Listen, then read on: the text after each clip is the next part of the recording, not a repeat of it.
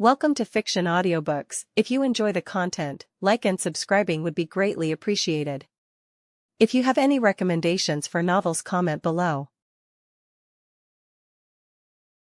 Please join my Patreon at https://www.patreon.com/fictionaudiobook. Chapter 300, Bellion. If you like this story, check out my other stories. Solo Leveling in Westeros. And you can get access to 3 more chapters or 7 more chapters if you want. // The battle escalated into something wordless and devastating. No speeches, no declarations, only instinct, will, and violence echoing through a world made of light and branches. Arthur drove himself upward through the canopy of the world tree, shadow wings snapping open behind him. Dozens of heavenly soldiers intercepted him, their armor gleaming like silver suns, weapons glowing with divine radiance. They didn't shout or cry. They simply moved, perfectly coordinated, perfectly expressionless, born for war. Arthur met them head-on. A soldier dove, spear aimed for his heart. Arthur flicked 2 fingers. Ruler's authority crushed the spear mid-thrust, bending it into a useless curl of metal before hurling the soldier backward with invisible force. Another approached from behind, sword raised high. Arthur twisted midair, his shadow blade cutting a clean arc, slicing through the soldier's helmet and face in a single silent stroke. No hesitation or mercy. Another formation descended in a tight diamond pattern, synchronized so precisely they might as well have been a single organism. Their lances glowed brighter, charging for a simultaneous burst. Arthur clenched his fist. A massive shadow construct like a 6-pronged iron wall materialized around him. The energy lances struck it, exploding into ripples of dark mist. The wall cracked, then shattered, but it bought him the second he needed. He surged forward. His blades carved through their formation, movement so fast the air exploded. Wings were severed, armor split, bodies torn into light. A soldier grappled him from the side, trying to restrain his arms. Arthur dissolved his blade into mist and reformed it behind himself without turning, severing the soldier's spine in one brutal attack. Another group came from below, a spiral formation meant to overwhelm him. Arthur spun, extending both blades outward. Shadow constructs burst along the length of the blade's serrated extensions, snapping like jagged teeth. As he turned, the constructs shredded through the tight formation, bodies splitting apart mid-spiral, feathers and silver fragments scattering through the glowing air. The branches of the world tree groaned. The sky flickered from gold to violet as shadows and divine light collided. A soldier managed to clip his side with a blade of pure radiance. It scorched through his shirt and sliced skin. Arthur was impressed for a moment, then he simply grabbed the soldier's wrist with ruler's authority, dragging him mid-flight into the path of his spinning blade. The soldier's wings were severed in one smooth stroke. For a moment, the wingless soldier fell silent, expressionless, staring up at Arthur with empty, newborn eyes. Arthur raised a hand. A massive shadow rifle formed in midair, the barrel long, sleek, carved from pure shadow. Mist curled off the edges. He aimed. Boom. The shot echoed through the entire dimension, a thunderous crack that shook the branches. The soldiers had vanished in a burst of mist, body collapsing into particles of fading light. Arthur dismissed the rifle, its form dissolving into shadow dust. The remaining soldiers swarmed him. Arthur flew downward, cutting through the onslaught, weaving between branches, blades flashing violet. Ruler's authority threw soldiers aside like weightless dolls, shadow constructs crushed helmets, impaled torsos, snapped wings. He used the world around him, bouncing off branches, diving through gaps, slashing upward from impossible angles. Every movement was sharp and beautiful in its brutality. His darkness swallowed their light. It was the purest kind of battle, silent, efficient and lethal. Arthur spun one last time, a spiraling arc that cleaved through 3 soldiers at once, sending them crashing down through the branches like falling stars. Then, utter silence. Arthur descended onto a wide branch, boots touching the bark with a soft thud. The air was thick with silver, gold, and violet particles drifting like snow. 2 more soldiers fell from above, hitting the branch behind him with heavy thumps, both dead, helmets cracked, wings limp. All around him the battlefield sprawled in eerie calm. Hundreds, thousands of heavenly soldiers lay scattered across the enormous branch and tangled roots. All dead. Arthur stood at the center of it all. His clothes were torn, slashed in places, blood streaked across his cheek, his ashen white hair was tousled from flight and combat, yet his breath deep was steady. His violet eyes glowed brighter than ever, pulsing with power and focus, casting a menacing sheen over his face. Shadows curled around his boots like obedient serpents. He didn't say a word. The remains of the heavenly soldiers were like an army that had died on sacred ground, not in violence, but in ritual. Something tugged at him. Not guilt or pride. He exhaled slowly. Then he closed his eyes. His shadow spread out beneath him, stretching wider and wider across the massive branch like a living sea of darkness swallowing the ground. His lips parted steady and absolute. Arise. The command rippled through the world. Shadows surged upward like pillars of black flame, swallowing the fallen bodies. The heavenly soldiers rose not in their divine gold and silver, but in pure obsidian armor, wings of dark light unfurling behind them. Their helms glowed violet from within, thousands of eyes shining with devotion and hunger. One by one, they kneeled. Not a word. Not a sound. Only the unified, thunderous weight of an army pledging itself to its king. Arthur didn't admire them. Didn't revel or even speak. He simply turned and began to walk, the shadows falling into line silently before melting back into the ocean of darkness beneath his feet, returning to him, becoming him. But then, a tremor rolled through the sky. He stopped. He felt it before he heard it. A strong pressure. A presence so immense it seemed to warp the realm. Arthur lifted his gaze. Far above, beyond the branches, beyond the golden glow, space twisted. Something tore through the sky at a speed that cracked the light itself. A streak of blinding radiance plummeted downward, splitting the air into a column of shimmering shockwaves. The wind spiraled. Arthur whispered, barely moving his lips. There he is. The figure descended like a falling star, four massive wings unfurling, each feather glowing with celestial fire. He struck the branch with enough force to shake the entire realm, bark splintering outward in a crater-like burst. He was towering easily 3 times Arthur's size. Armor thicker than the others. Design more intricate, and his presence was overwhelming. And in his hands, a colossal sword, heavy and jagged, but the blade flexed segments shifting like vertebrae, suggesting it wasn't just a sword. It was a whip and a chain, a weapon of brutal versatility and power. He planted the blade into the bark, the sound echoing like thunder. Arthur looked up at him, not intimidated, not awed. Simply recognizing something familiar. The figure's helmet hid his face, but Arthur could feel the intensity of the gaze beneath it. The pressure alone made the air tremble. A long silence stretched. Then Arthur smiled, slow and knowing. Belian. The massive figure's wings flared with radiant light, the world trembling with the weight of the name. Arthur's violet eyes narrowed, glowing like carved amethyst. He stepped forward unafraid, almost amused, as if greeting an old, inevitable enemy, or the greatest soldier his Shadow Legion would ever earn. For a long moment, Belian did not move. He simply stood there as if the entire realm was waiting for him to speak. Then his helm tilted downward, acknowledging Arthur. And a voice deep, resonant, and sorrow-tinged. Monarch of Shadows. Arthur's smile faded into something quieter, eyes sharp and curious. Belian slowly removed his blade from the bark, the ground groaning under the weight. The segments of the weapon rattled softly as the chain-like spine loosened. I have long awaited this moment, Belian said. His wings folded slowly, respectfully, though the aura radiating from him was still overwhelming enough to make the very air shiver. He lifted his head, helm pointing to the world tree above. This place, our birthplace, our cradle, our purpose. It has watched every step taken in your ascent, Arthur Blackwynd. His voice softened. And I have watched with it. Arthur didn't interrupt. He let him speak, there was honor in his tone. Belian lowered his gaze again, and something like regret flickered in his tone. Understand this, if there were any path other than combat, any method for me to fulfill my duty without raising my blade against you. He paused, the tension in his wings betraying the sincerity of the words. I would choose it. Arthur's brows lifted slightly. You don't strike me as the sentimental type. Belian's shoulders shifted, not amused, not offended. Simply accepting. I am not, he said quietly. But I am loyal. He raised his weapon, the chain rattling, the blade glowing brighter as celestial energy gathered at its edge. And loyalty demands that I stand before you. Arthur's expression hardened out of respect. One warrior acknowledging another. Belian continued. I do not doubt my liege's choices. And I do not question the path laid before me. He leveled the massive sword whip at Arthur, 4 wings spreading in a radiant cross behind him. Which is why.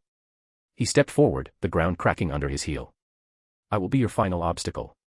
The words vibrated through the air, through the bark, through the light itself. Arthur rolled his wrist, Kamish twin blade forming in his palm, the violet glow sharpening in his eyes. Final obstacle, huh? Belian pressed his free hand to his chest, an ancient gesture of respect, of oath, of farewell. It has been my honor to stand here. Arthur smirked, voice low and dangerous. Let's make it memorable then. // If you like this story, check out my other stories. Solo leveling in Westeros. And you can get access to 3 more chapters or 7 more chapters if you want. Chapter 301, Arthur vs. Belian. If you like this story, check out my other stories. Solo leveling in Westeros. And you can get access to 3 more chapters or 7 more chapters if you want. //. Arthur rolled his neck once and tightened his grip on the Kamish twin blade, and Bellion lowered his massive, shifting weapon with the calm of someone who had walked through 1,000 wars and forgotten none of them. Neither talked, nor taunted. Bellion moved first. He came forward in a straight line, wings tensing, the air trembling under the force of his acceleration. Arthur met him head-on. Their blades collided, the impact throwing ripples through the ground, cracking the stone beneath their feet. Sparks sprayed around their locked weapons like scattering stars. Arthur's arms flexed from the pressure. Bellion leaned in, wings unfolding further, his strength a steady, immovable weight. When they broke apart, dust and wind rushed back into the vacuum they left behind. Bellion's voice was calm, almost reflective. Such strength. Arthur smirked. You say that, yet you still hit like someone trying to flatten a planet. There was no reply. Bellion surged again. Arthur ducked as Bellion's weapon stretched mid-swing into a whip, the edge slicing where his head had been a heartbeat ago. He pivoted under it, dragging his blade along the sword whip's shaft, metal scraping metal in a shower of golden sparks. Bellion didn't pause. His weapon collapsed and reformed instantly, turning into a sword once more aimed straight for Arthur's ribs. Arthur parried with a twist of his wrist, flame crackling up the twin blade's length. The clash pushed them apart again. Arthur rolled his shoulder, absorbing the ache. Not bad. Bellion's wings opened wider, casting a long, dark silhouette across the ground as if the sky itself bowed to him. I expected nothing less from the one the monarch chose. Arthur inhaled, then struck first. The twin blade carved through the air in a blazing arc, a crescent of fire and shadow energy aimed to split Bellion down the middle. Bellion met it with his blade to shield the attack, the same weapon, reshaped in a blink absorbing the blow with an echoing boom. Arthur stepped into the clash, spinning the second end of the twin blade upward in a killing line. Bellion leaned back, the strike slicing inches from his throat. His weapon broke apart into a segmented whip that cracked through the battlefield like lightning. Arthur sliced the whip mid-flight. Bellion's wings pulsed. The whip stitched itself back together. Arthur snorted. Show off. Bellion's tone was steady, respectful even as they fought. This is the role I was given. And you are the one I must test. Arthur's jaw tightened. Flame crawled up his arm. I know you can do more than this. He launched forward. Bellion met him in an explosion of movement, Arthur a blur of shadow and precision, Bellion a wall of disciplined fury. Arthur slashed, stabbed, spun, his attacks fast enough to set the air alight. Bellion deflected every strike with the ease of a soldier who had never once wasted motion. But Arthur saw it. A small shift in Bellion's footing. A half-second adjustment, a moment that wasn't perfectly controlled. He was being pushed. Arthur's grin sharpened. Bellion's weapon elongated into a double-ended spear.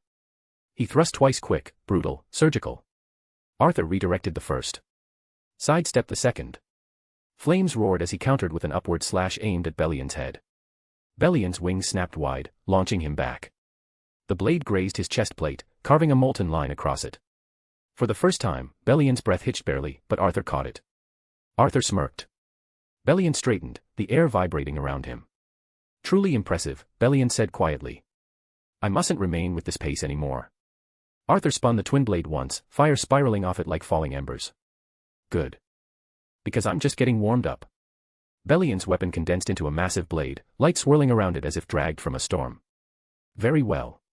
They crashed together again, harder, faster, their movements blurring as steel and shadow and fire carved through the world tree around them. Just the pure, brutal language of skill and will, clashing so violently that the very sky beneath the world tree trembled. Bellion's blade shifted again into something thinner and fluid. Arthur caught it immediately, the way the metal loosened, like a river giving up its banks. Thinking of switching styles? Arthur muttered. Bellion didn't answer. The weapon unraveled mid-swing, snapping out like a living chain of silver, coils of divine metal flashing through the air faster than lightning. Arthur twisted, twin blade moving on instinct, deflecting once and twice. Then the whip did something wrong. It didn't bounce away. It wrapped. The metal flowed around Arthur's twin blade, coiling tighter, tighter, until it hardened instantly. Not a weapon anymore. A clamp. Arthur's grin faltered the slightest bit. Bellion yanked. Not just pulling the blade but pulling Arthur with it. Arthur dug his boots in, shadows cracking the ground behind him as he resisted, muscles burning, but Bellion twisted his wrist, rotating the hardened whip at an impossible angle. Arthur's grip broke. The twin blade flew from his hands, torn cleanly from him as if the air itself rejected his hold. It spun through the sky, fire still burning along its length, before Bellion ripped it away into his own orbit. For a moment, everything stilled. Arthur looked at his empty palms. Then up at Bellion. And laughed once, low and impressed. That was clean. His ring pulsed. Shadows surged, stretching out toward the stolen blade. Bellion was already moving. He didn't give Arthur the chance. The whip hardened again, snapping back into a massive sword as Bellion slammed down on him like a meteor. Arthur barely leaned aside, the blade shearing through air where his skull had been. A follow-up came instantly. Arthur raised a hand, ruler's authority flaring. Bellion's foot crushed into his ribs. The impact launched Arthur across the battlefield, smashing through stone grown from the world tree's bark. He skidded, twisted, caught himself. Bellion was already there. Relentless. Arthur rolled under another strike, then with speed step pushed up into a sprint, shadow flashing beneath him. No time for tricks, he muttered. He dropped his hand. The shadows withdrew. Arthur surged forward barehanded. And Bellion understood. He discarded his sword, breaking apart into shards of light that vanished as Bellion stepped in, wings folding tight to his back. He raised his fists. The air changed. The Divine General and the Shadow Monarch, no weapons. No distance. Just them. Bellion threw the first punch. It came like a thunderbolt. Arthur barely shifted, the strike grazing his cheek instead of smashing through it, but that was enough to snap his head sideways. Pain flared. A thin line of blood slipped from the corner of his mouth. Bellion didn't slow. A second punch. Arthur blocked with his forearm. A knee. Arthur raised his leg, stopping it inches from his body. Bellion twisted mid-motion and drove his elbow down. Arthur took it on his shoulder, boots grinding through the ground. The sheer physicality of it was brutal. Bellion's next swing connected. His fist slammed into Arthur's jaw. The impact cracked the air. Arthur's head snapped back, body lifting off the ground for a fraction of a second before he landed hard, skidding back across shattered bark and stone. For a heartbeat, Bellion stood tall, breath steady, eyes never leaving him. Then Arthur wiped the blood from his lip. Rolled his neck once. And charged. He didn't dodge. He met Bellion head-on. They collided like two titans' fists, elbows, knees, raw impact and precision. Arthur hammered his knuckles into Bellion's ribs. Bellion answered with a crushing backhand. Arthur ducked low, drove his shoulder into Bellion's chest, forcing him back a step. Only a step. Your body has adapted beyond expectation, Bellion said, voice steady even as he traded blows. Arthur smirked. Not enough it seems. Bellion swung again. Arthur slipped inside it. And moved. He pivoted, grabbing Bellion's shoulder, using his momentum instead of fighting it, and then his leg snapped upward. A brutal arc of motion. Perfect and savage. His heel connected with Bellion's neck. The shockwave cracked the ground beneath them. Bellion flew. His massive form was hurled backward, crashing into a colossal branch of the world tree, the impact splintering divine bark and sending fragments raining through the golden haze. The entire battlefield trembled. Arthur stood still, chest rising, breath slow and controlled again. Blood ran down his jaw, but his eyes. Violet, bright and more alive than ever. He rolled his wrist once, eyes locked on the figure buried in the broken branch. Come on, he said quietly. Don't tell me that took you out. // If you like this story, check out my other stories. Solo leveling in Westeros. And you can get access to 3 more chapters or 7 more chapters if you want. Chapter 302, The Monarch and the First Blade. If you like this story, check out my other stories. Solo leveling in Westeros. And you can get access to 3 more chapters or 7 more chapters if you want. // Bellion landed back in front of Arthur, his wings flared wide, not just spreading, they were extending, their edges stretching farther than they physically should have been able to. Divine markings along his feathers ignited. Arthur watched with him. He felt it, that shift. The way Bellion's energy changed. So you were hiding even more strength, Arthur muttered under his breath. Bellion's voice came like an echo carried on wind. I owe you everything, honest, Monarch of Shadows. Then he vanished. Not a blur. Not a teleport. He simply removed the distance. The instant Bellion reappeared, his fist was already at Arthur's face. Arthur tilted his head half an inch. The punch grazed his cheek instead of pulverizing it. The air detonated behind him. Arthur stepped forward mid-dodge and drove his shadow-clad fist toward Bellion's ribs. Bellion crossed his forearm. Impact. The shockwave ripped across the branch, tearing a trench through ancient bark and sending a storm of glowing leaves spiraling into the endless sky. Arthur pursued.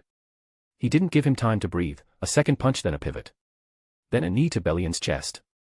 A shadow-constructed heel dropping from above. Bellion blocked 2, deflected 1, twisted around the 4th and retaliated with a backhand slice from his morphing blade as it snapped into its whip form mid-swing. Arthur's enhanced vision flared. Time stretched. He saw the trajectory before it finished forming. He stepped into it instead of away. Ruler's authority pulled. The whip veered half an inch. Just enough. It nicked his shoulder instead of cleaving his neck. Arthur's violet eyes sharpened. Good. He grabbed the hardened section of the blade mid-whip, shadows wrapping around his hand like a lock.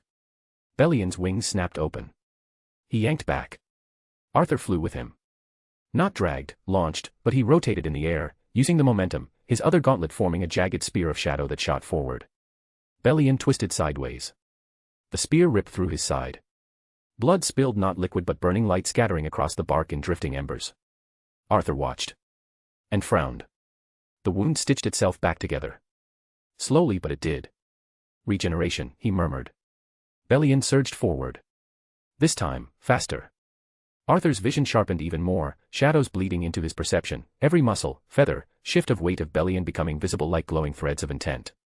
Arthur wasn't just reacting now. He was reading him. Right shoulder leads. Left wing compensating. Center of gravity raised. He stepped in before Bellion finished the motion. A left hook to the sternum. Bellion gasped in pain and in surprise. Arthur didn't waste it. He raised his palm. Ruler's authority flared. The air around Bellion compressed like invisible walls, gravity folding for just a fraction of a second. Arthur used that fraction. He drove both gauntlets into Bellion's torso. Once. Twice. A third time, sending him skidding back across the branch like a comet. Bellion planted a heel, sparks of light roaring around his feet as he stopped himself, then lunged again. Their collisions became constant. Relentless. Each impact shattered pieces of bark the size of mountains. This part of the world tree was a battleground now. Arthur struck high. Bellion ducked, responding with a brutal upward knee that cracked Arthur's jaw. Arthur's head snapped sideways and instead of stepping back, he rotated with the momentum, rolling low, driving his heel into Bellion's knee joint. Crack. Bellion staggered. Arthur caught his shoulder and launched him straight up. He rose after him at super speed. In midair, Arthur forged a web of violet-black constructs, chains, spikes, weightless shards and hurled them all at once. Bellion tore through half. Deflected 3. Let one spear pierce his thigh. He didn't slow. That's when Arthur realized. He's not just healing. He saw it clearly now. Every wound. Every impact. That slow regeneration wasn't a weakness. It was a record. His body was learning but not exactly adapting the way Doom or Hell does. Bellion was feeling the pain of Arthur's attacks. Arthur felt something tighten in his chest. Respect. Bellion is a very experienced fighter, but that's not surprising. Thousands of movements laid over thousands of years. Ashbourne's shadow. His blade. His general. Arthur ducked another slash and countered, grabbing Bellion by the back of the neck. Their foreheads almost touched. Bellion's glowing eyes met his. Arthur's violet burned harder. He's been fighting since. I don't know how long. A brutal headbutt cracked against Bellion's helm. He didn't even flinch. Instead, he smiled faintly. And drove his knee into Arthur's ribs. Arthur grunted, skidding back. Breath steady. Blood trailing from his lips. He wiped it away with his thumb. Damn, he muttered, eyes locked on Bellion. Now I get why you were his first soldier ever. Bellion straightened, wings expanding again. The tree trembled. The sky darkened. And now, Bellion answered, rolling his shoulders back, light cracking through his armor. This is all the strength I have. Arthur's aura surged. Shadows howled around him. He smiled. I'm honored. Bellion was on him in a heartbeat, blade carving a silver arc toward his throat. Arthur slipped aside like smoke, the edge grazing nothing but air. Another strike came, then another, and another. Bellion's sword moving so fast it became a streak of light, a storm of slashes meant to overwhelm Arthur. Arthur only smiled. A quiet, wrong amusement, like he was watching a game he already knew the ending to. Bellion's jaw tightened. He pivoted, wings flaring to stabilize his momentum, and his strikes intensified. Horizontal cleave. Reverse cut. Thrust aimed straight for the heart. Each one cleaner, faster, more desperate. Arthur flowed around them. He bent backward, torso folding at an impossible angle to let a blade pass a hair above his face. He stepped inside another strike and let it skim across his dark cloak. He twisted midair, his boots brushing Bellion's shoulder as he passed by him like a shadow tearing loose from a body. "You're dodging quite well," Bellion said through clenched teeth, spinning with another overhead strike. "That's usually how you avoid getting hit," Arthur replied, lightly. The ground shattered beneath their feet with every near contact. Bellion's breathing grew heavier from exhaustion and from pressure, from the simple fact that Arthur wasn't breaking. Enough of this. Bellion's wings snapped out fully, light flaring along the feathers as celestial energy surged through them.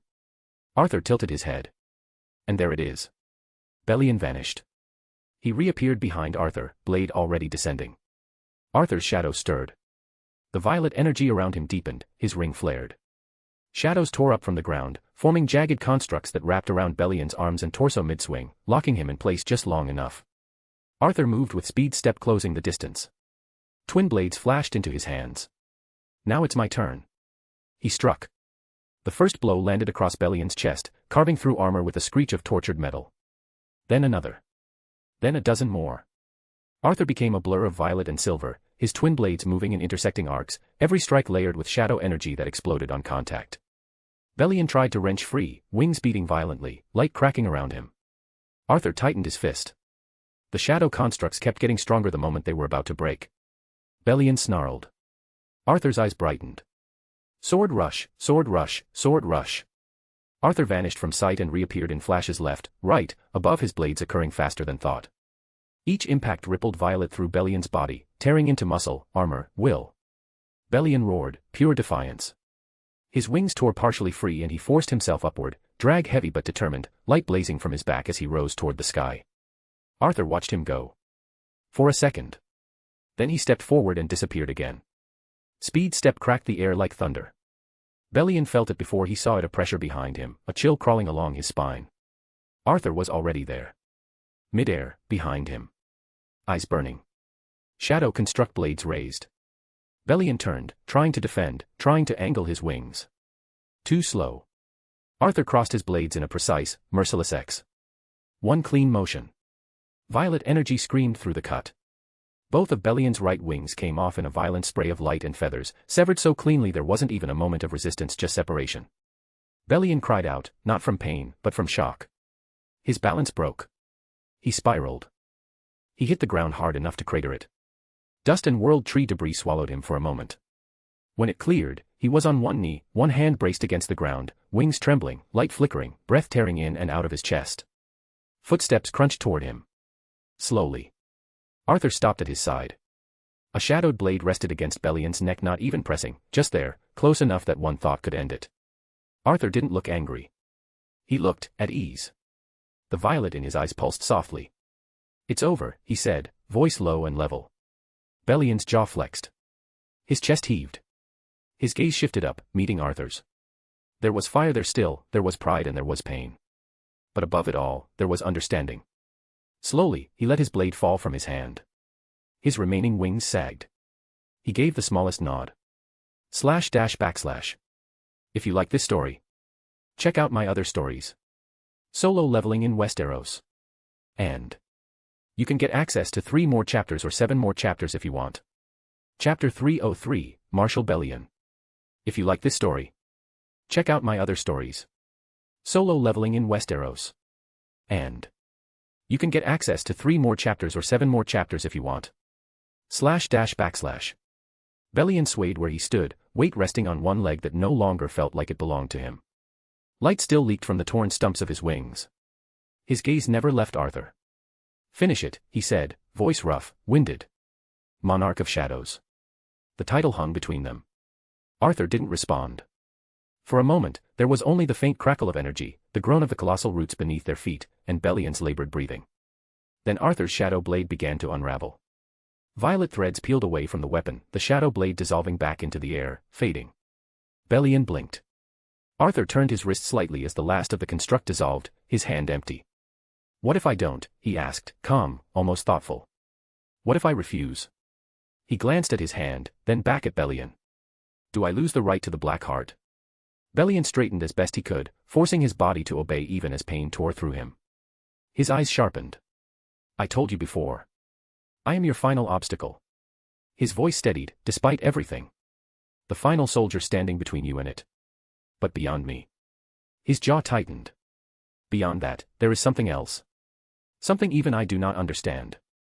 Only the previous monarch knew. Arthur's lips curved into a faint smile. I assumed as much, he said.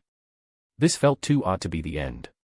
His gaze drifted past Bellion, up through the colossal roots and luminous branches twisting into the sky. If you're the last soldier, then logically, what waits beyond isn't just another test. His eyes narrowed faintly. I thought it might be him. Ashbourne. A pause. But that feels too obvious. He walked past Bellion, boots crunching against the fractured ground, as if already searching for a door only he could sense. Bellion watched him, confusion threading through his exhaustion. You're not going to finish me, he asked. Arthur stopped, but didn't turn. I don't feel like it. Bellion frowned. The wind stirred his tattered wings again. He took a step after Arthur. Then, what was the point of this? His voice sharpened. If my strength wasn't enough to push you, then I will rise again and fight until it is. Arthur finally looked over his shoulder. You misunderstand, he said quietly. You are one of the strongest beings I've ever fought. He exhaled through his nose, gaze shifting upward again. Your strength isn't the problem. Arthur gestured subtly to the world around them, the roots, the air, the golden sky that felt too real to be an illusion. The problem is this, he said. The system. The stage. The illusion of choice. He looked back at Bellion. Tell me, is this place real? Bellion didn't hesitate. It is. Arthur's expression tightened, just slightly. The smallest fracture in his composure. So I was right. He exhaled, slower this time. These aren't simulations. Not constructs. His eyes darkened. I'm being thrown into actual worlds, real locations. A pause. I suspected it. But I kept telling myself I was overthinking it. He turned more fully toward Bellion now. One last thing, he said. All of you should be dead, how are you still alive? Bellion's gaze softened, though his body shook beneath it. With his power, death is a trivial obstacle, he answered. Our original bodies are long gone. Dust. Memory. His fingers tightened around his sword's hilt. But he granted us new vessels. Mortal forms made to endure. To bleed.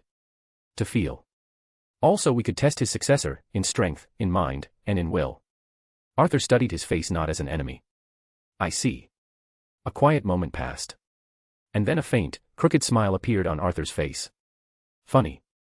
He tilted his head slightly. You answered all of that so easily, and you're not even bound to me yet. Bellion's eyes widened just a touch. Yet, he echoed. There was a strange calmness that washed over him then. He stepped back. The sword in his hand trembled with resolve. Arthur watched him, sensing the shift too late. Bellion. Metal and light moved. Bellion drove his own blade inward, directly into his chest. Straight through the center. A sharp, dull sound followed, steel-piercing flesh and aura and vessel alike. Arthur's eyes snapped wide. You. He surged forward instinctively, hand outstretched, but Bellion stopped him with a slight shake of his head. Blood, glowing faintly, spilled between the gaps of the armor. Bellion sank to one knee, coughing, breath breaking apart. But he was smiling. Not in relief or madness. In something like pride. I was the first, he said, voice breaking but steady with meaning. The first to kneel, the first to ask him, to make me his soldier. Arthur froze, staring at him. Bellion looked up, meeting his eyes one last time. So that I could stand beside him, not under him. His breathing grew thinner, more strained. To fight for his noble cause, to carry his will. His body trembled. And now. He swallowed hard. Now I have seen yours. Arthur's jaw clenched. Bellion's voice weakened. And I choose again, he whispered. Not because of what I'm, not because of his order, but because I have witnessed you. His sword slipped from his hand, clattering softly against the stone. I pledge myself, once again. He rasped, his strength draining fast. To you. The greatest fragment of brilliant light, and the monarch of shadows. The words barely had sound now. As your eternal sword, and shield. His body gave in. Bellion collapsed forward, face first into the fractured ground, wings finally going still. The light faded. Silence swallowed the battlefield. Arthur stood there, unmoving. For a long time. His fingers curled slowly. Arthur was too stunned to speak. He knelt beside Bellion, not as a monarch, or a higher being, just as someone acknowledging a warrior's final choice, and the world strangely quiet around him. Bellion's massive frame lay still, armor cracked, two of his wings torn, yet there was a strange dignity in the way he rested, like a knight who had chosen his final battlefield. Arthur exhaled slowly. You know, he murmured, tilting his head, it would be pretty funny if I just walked away right now. A small, crooked smile pulled at his mouth. Beat the Grand Marshal, don't extract his shadow after pledging his loyalty, and move on. A terrible thing to do. Silence answered him. Arthur lowered his palm to Bellion's chest. The smile faded, replaced by a menacing look. But I'm not gonna deny you that final request. His eyes opened fully glowing, vivid violet. Shadow rippled outward from his hand and legs. Arise. The word echoed. Bellion's corpse darkened instantly, shadow swallowing metal, flesh, and light alike. The ground beneath them shuddered as a vast, black aura surged upward, not violent, not wild, but heavy with authority. From that darkness, a figure rose. Tall. Four-winged. Armor now forged of shadow and void, etched with violet lines that pulsed. His face was still Bellion's, but smoothed into something ageless, no longer weary, no longer in pain. He knelt immediately, lowering his head and planting one fist to the ground. My monarch, he said, voice deep and clear, no longer strained. Arthur looked at him for a long moment. Then a slow, proud smile formed. Bellion. He reached out and rested a hand on the shadow's shoulder. Bellion bowed his head further under the touch, not in fear, but in complete, chosen loyalty. You might have been Ashbourne's Grand Marshal, Arthur said, his voice carrying through the still air, but you'll find there's a little competition here. Violet light flickered in his eyes. You'll have to prove yourself worthy of that title. Bellion didn't hesitate. I will not disappoint you. His tone held only certainty. Arthur gave his shoulder a slight squeeze. I know you won't. He turned from him then, cloak of shadow shifting behind him. The world tree responded. A thunderous creak rolled through the air as a massive branch thick as a mountain ridge extended toward him. The bark split slowly, revealing something embedded within. A pulse. Soft at first, then unmistakable. Thump. Black light shone through the cracks, not dull, it was alive. Arthur's expression sharpened. So this is it, he murmured.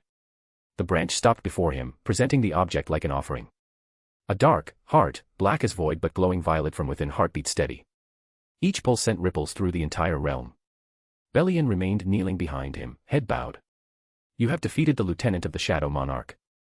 The world tree is offering the black heart. Arthur looked at it for a moment. The black heart, he said quietly, eyes burning violet, about damn time. // If you like this story, check out my other stories. Solo leveling in Westeros. And you can get access to 3 more chapters or 7 more chapters if you want. Chapter 304, The Choice. If you like this story, check out my other stories. Solo leveling in Westeros. And you can get access to 3 more chapters or 7 more chapters if you want. // Arthur brushed his thumb once over the surface of the heart before lifting it free. It pulsed like flesh, but there was something else to it. The branch recoiled as though relieved to be rid of it. A system prompt unfurled before his eyes, not appearing so much as engraving itself into the air. To claim the black heart, you must lay down your living heart upon the altar before the god of death. Let the world tree stand witness in silence. And slay the serpent that coils around its throne. Only then shall the soul of death and the heart of shadow beat as one. The words lingered like a curse whispered. Arthur didn't breathe for a moment. Right, he murmured. No reaction. No fear. He closed his hand around the heart and shadow swallowed it into his system inventory. The world snapped. Branches dissolved into light. The golden sky folded inward. The wind disappeared. When his vision returned, he was standing in Raven's room at Titan's tower. Soft candles flickered. Books sat stacked in uneven piles. The air was still, heavy with incense and quiet magic. Arthur exhaled slowly. So level 10 is where I'm supposed to surrender my own heart, he said to himself, voice low, almost amused. In exchange for that one, and also there seems to be a challenge right after it. He looked around, not surprised to be there, but not comforted either. Well, at least I have it now. He lifted his hand, calling the interface open. A new line waited for him like a door he wasn't sure he wanted to touch. Legacy Shadow Legion Dungeon, level 10 available. Arthur stared at it for a long, motionless breath. Level 1 to 9 had given him soldiers. But this wasn't a test of strength. This was a choice. He let the window fade and leaned back against Raven's desk, eyes half-lidded. Clearly the system, and Ashbourne want me to think about this, he muttered. His voice wasn't fearful. Just thoughtful. Outside the tower, waves crashed faintly against the island, life continuing without knowing anything of this had happened somewhere. Arthur closed his eyes. He could end it now. Finish it, but surrendering his heart was an option he didn't consider. Not even for power. Not even for destiny. Arthur opened his eyes again, glowing faint violet in the dim room. I'll decide soon, he murmured. Just the calm of someone standing at the edge of a door only he could open. And knowing that once he stepped through, nothing about him would ever be human again. Arthur's phone buzzed, the vibration cutting through his thoughts. He frowned. His phone almost never rang unless something was on fire in his estate, exploding, or named Kara. He answered without checking the screen. The second the call connected. Where have you been? Arthur physically flinched, holding the phone a few inches away from his ear. Kara, what the hell? Oh, now you pick up, she snapped, breathless, furious, and very much alive. You've been gone for a week, Arthur. A whole week. I've been calling, texting, yelling. Diana kept nagging me. What is with her and her weird ancient god invitation anyways? Arthur blinked. Then blinked again. Why are you mad at me for that? Oh, don't you dare act confused, Kara fired back. You disappear into some creepy dimension, don't tell anyone when you'll return, and I'm over here thinking you're dead or turned into shadow dust or... I don't know, married to an Amazon. Arthur sighed, rubbing the bridge of his nose. I don't really care about her invitation, he said calmly. I'm not obliged to obey her gods. There was a beat of silence. I thought you wanted to go with her, Kara muttered, quieter this time, accusing, but softer. Arthur's lips curved into a slow, wicked smirk she couldn't see but definitely felt through the phone. Are you worried about me, he drawled, or about Diana? There was a sharp inhale. Then click. The call ended. Arthur stared at his phone for half a second before laughing under his breath, low and amused.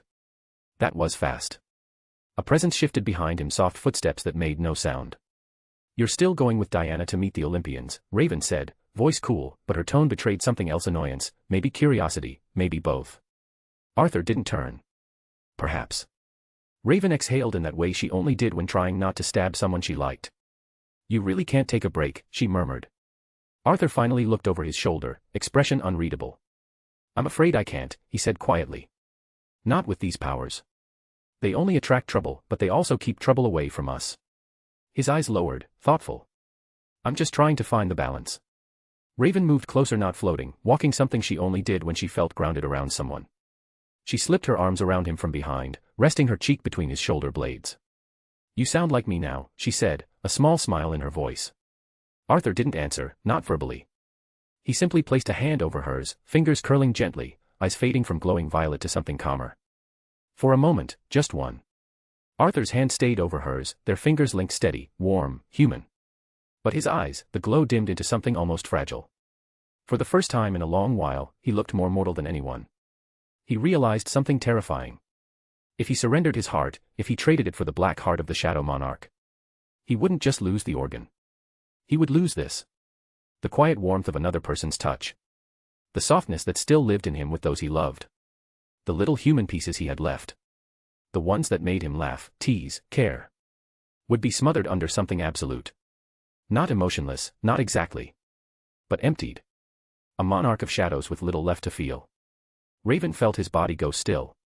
She stepped back from the embrace, studying him carefully, eyes narrowing beneath her hood. Arthur, she asked softly. What's wrong? He didn't answer at first. He sat down on her bed, elbows on his knees, head lowered, not defeated, but uncertain in a way she had never seen. I really don't know, Ray, he said quietly, voice stripped of its usual confidence. Raven sat beside him without hesitation. She leaned in and pressed a gentle kiss to his cheek. Her hand slid over his, her thumb brushing across his knuckles. That doesn't sound like you, she murmured. Something is clearly wrong. Arthur met her eyes.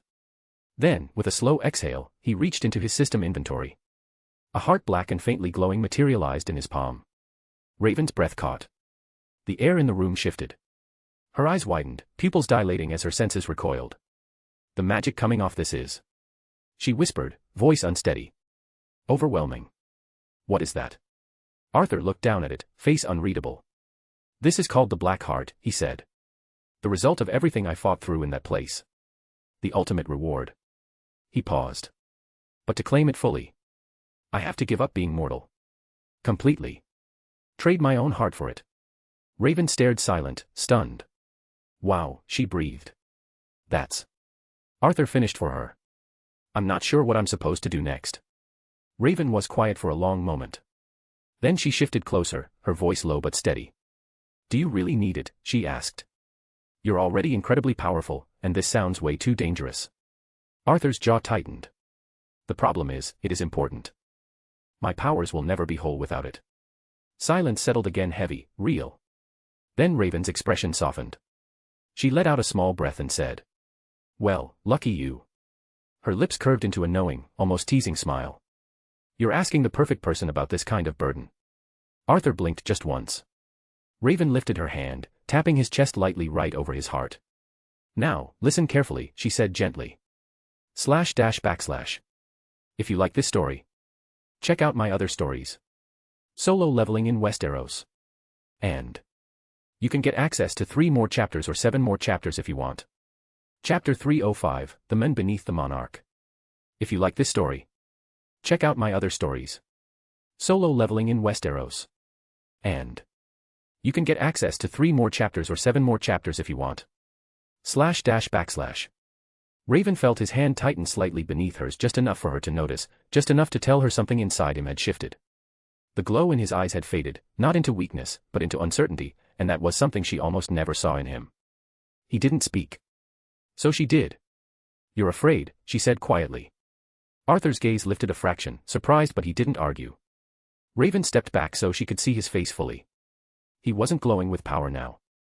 He just looked human. Almost painfully so. You think that if you give up your heart, as you said, she continued, you'll lose whatever pieces of yourself are still warm. Her voice softened. The small things. The things that make this life feel real. Arthur's jaw tightened, just barely. Raven took a slow breath. I spent my entire life trying to keep myself from becoming something I never wanted to be. Controlling every emotion, because if I slipped just once, I could destroy everything. Her eyes lowered briefly. I wanted to feel human more than anything. To be normal. To choose how I lived, instead of being shaped by what I was born from. Arthur listened in silence, but something in his expression shifted, like her words were peeling armor away he didn't know he still wore. Raven lifted her eyes again. So believe me when I tell you this, losing your heart doesn't take away your humanity. Her voice was calm, steady. You lose your humanity when you decide you don't need it anymore. Arthur looked at her fully now, no smirk, no mask, just the weight of what she'd said settling into him. Raven moved closer, their shoulders brushing. You're terrified of becoming empty, she said. Of turning into something that doesn't care, doesn't feel, something that can't love. Arthur inhaled slowly, not dramatic, just real. And I understand that, she added. Because I lived that fear my entire life. Her hand slid over his again, fingers threading gently. But ask yourself something, Arthur. She waited until he met her eyes. Are you really the Shadow Monarch, the one that commands the shadows and even death, the one that everyone fears, she said softly. Or are you just a man still convinced he's one choice away from losing himself? The words hung there, not harsh, not cruel, just true. Arthur's breath stilled. Raven continued, voice lowering to something warm yet still firm. You helped me face my father. You helped me prove that I'm more than the darkness I was born from. I wield power that could end the world, but it doesn't own me. She leaned in slightly. I own it. Arthur blinked slow, almost stunned. It's not the heart that claims you, Raven said. You claim it. Silence washed over the room, deep and unmoving. And if you think an item or a piece of power decides whether you'll still care about us. Her voice softened to almost a whisper, then maybe you didn't deserve it or us in the first place. Arthur stared at her, every defense he had ever worn falling away like dust. For a moment, he didn't look like a king or a weapon or a walking force of death. He looked like someone who had forgotten how to breathe. Then, slowly, he lifted his hand and touched her cheek, not with hunger or urgency, but with a gentleness that felt impossibly rare for him. He leaned in and kissed her. Not as the Shadow Monarch or some unstoppable force. Just as Arthur. When he pulled back, his forehead rested against hers, his voice lower than she'd ever heard it. I have, he murmured. A great woman by my side. Raven's lips curved not into her usual smirk, but something softer. Good, she whispered. Try to remember that. Arthur sat there for a moment longer, then something shifted in his expression, not dramatic, just certain. A quiet resolve. I know what I should do now, he said. His voice wasn't loud. Raven watched him rise from the bed, and she stood with him, their hands brushing briefly. There was a faint smile on her lips, the kind only she ever made, only for him, small, subtle, and real. Glad I could help out, she said. Arthur exhaled through his nose, almost amused. I'm gonna go see what the Olympians want, he continued, rolling his shoulders as if settling back into himself. And then, when I return, I'll go and finish this little ordeal. Raven nodded once, approval soft in her eyes. Now you sound like the Arthur I know. He smirked. Terrifying and emotionally unavailable. She nudged him with her shoulder. No. Stubborn and annoyingly confident. Arthur was about to say something back when Raven suddenly shifted her stance, arms crossing, gaze narrowing not in irritation, but in thought. But first, she said, I have one request. Arthur raised an eyebrow. Should I be worried? Raven didn't answer immediately. Instead, she stepped closer, her expression surprisingly serious for exactly 3 seconds. Let's have some fun, she said. Arthur blinked. Fun. It's been a while, Raven replied, we haven't gone out anywhere in, well, forever. And you're not in a hurry, right? For a moment, Arthur just stared at her because of all the things he expected from Raven that was not on the list. Then he smiled, slow and genuinely entertained. I do have time, he said. But now you don't sound like Raven. Are you sure you don't want to stay in your room and pretend the outside world doesn't exist? She narrowed her eyes in mock offense. Wow. You make one request and suddenly you're getting bold. Arthur raised both hands. I'm just saying this is dangerously out of character. I might need photographic evidence. Before he could finish the sentence, Raven grabbed his hand. A portal of shimmering violet opened behind her, silent, elegant, and absolutely not giving him a chance to reconsider. Too late, she said, pulling him forward. Let's just go. Arthur barely had time to laugh before the portal swallowed them both, leaving the room empty, the air still warm where they'd been standing. They stepped out of the portal into light, not sunlight, but neon. The ground beneath them wasn't soil or stone, but a smooth, metallic street pulsing with faint circuitry, like the entire planet was wired and breathing. Towers stretched into the sky, stacked with glowing platforms and shifting holographic signs in languages Arthur didn't recognize. Airships drifted overhead, their engines humming low. The sky itself was the strangest part, a red sun, huge and dull, hanging low enough that the entire city bathed in crimson haze. Arthur took a slow look around, violet eyes reflecting neon and smoke. Interesting place. The smell was a mix of ozone, hot metal, and some kind of alien spice. Crowds moved past them, creatures with chrome plating instead of skin, elongated heads with glowing eyes, others floating instead of walking. Music vibrated through the metal under their feet. Before Arthur could say more, Raven snapped her fingers. Dark magic rippled over both of them, silent and seamless. Arthur glanced down. His coat had shifted into a sleek, dark long coat reinforced with metallic lines tracing along his arms and spine almost like circuitry. His boots looked armored, and the shadow ring blended into a mechanical-looking gauntlet. His ashen white hair was pulled slightly back, giving him a sharper, almost augmented look. He raised an eyebrow. I look like I was manufactured. Raven didn't answer at first, mostly because he was too busy staring at her. Her outfit had transformed into a deep violet and black, asymmetrical coat that split at the waist, the inside lined with glowing runes like circuitry made of magic. Tight black pants tucked into knee-high boots, silver chains wrapped loosely around her belt. Her top was a fitted, sleeveless cut with dark mesh along the shoulders, and her lipstick had darkened almost black. A perfect blend of goth and cyberpunk, dangerous and magnetic. Arthur blinked once. I mean, you look hot, don't get me wrong, but is this necessary? Raven shrugged, already walking forward. Not really. Different aliens come to this world all the time. Humans are rare, but no one asks questions unless you look boring. Arthur followed, hands in his pockets. So where exactly are we going? A party, Raven said, deadpan. With no earthlings. Except for us. Arthur almost stopped walking. A party. Raven let out the flattest sigh. Yeah. I almost forgot. I did promise her after all. Arthur's eyebrow rose higher. Her. You'll see.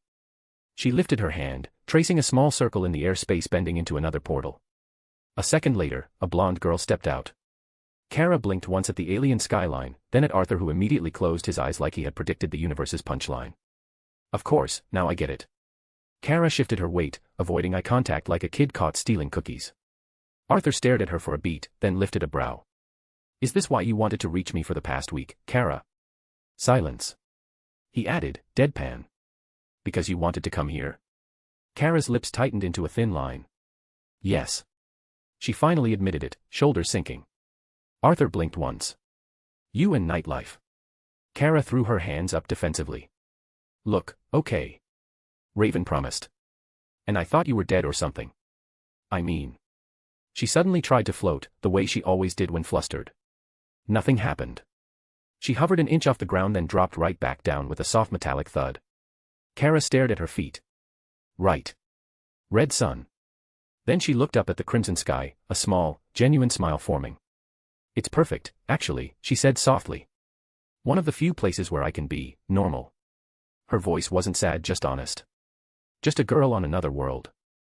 Then she finally turned and saw Arthur and Raven properly. Kara burst out laughing. Oh my god, you two look ridiculous. Arthur looks like someone welded armor onto a trench coat and Raven looks like she's about to headline a goth rock concert.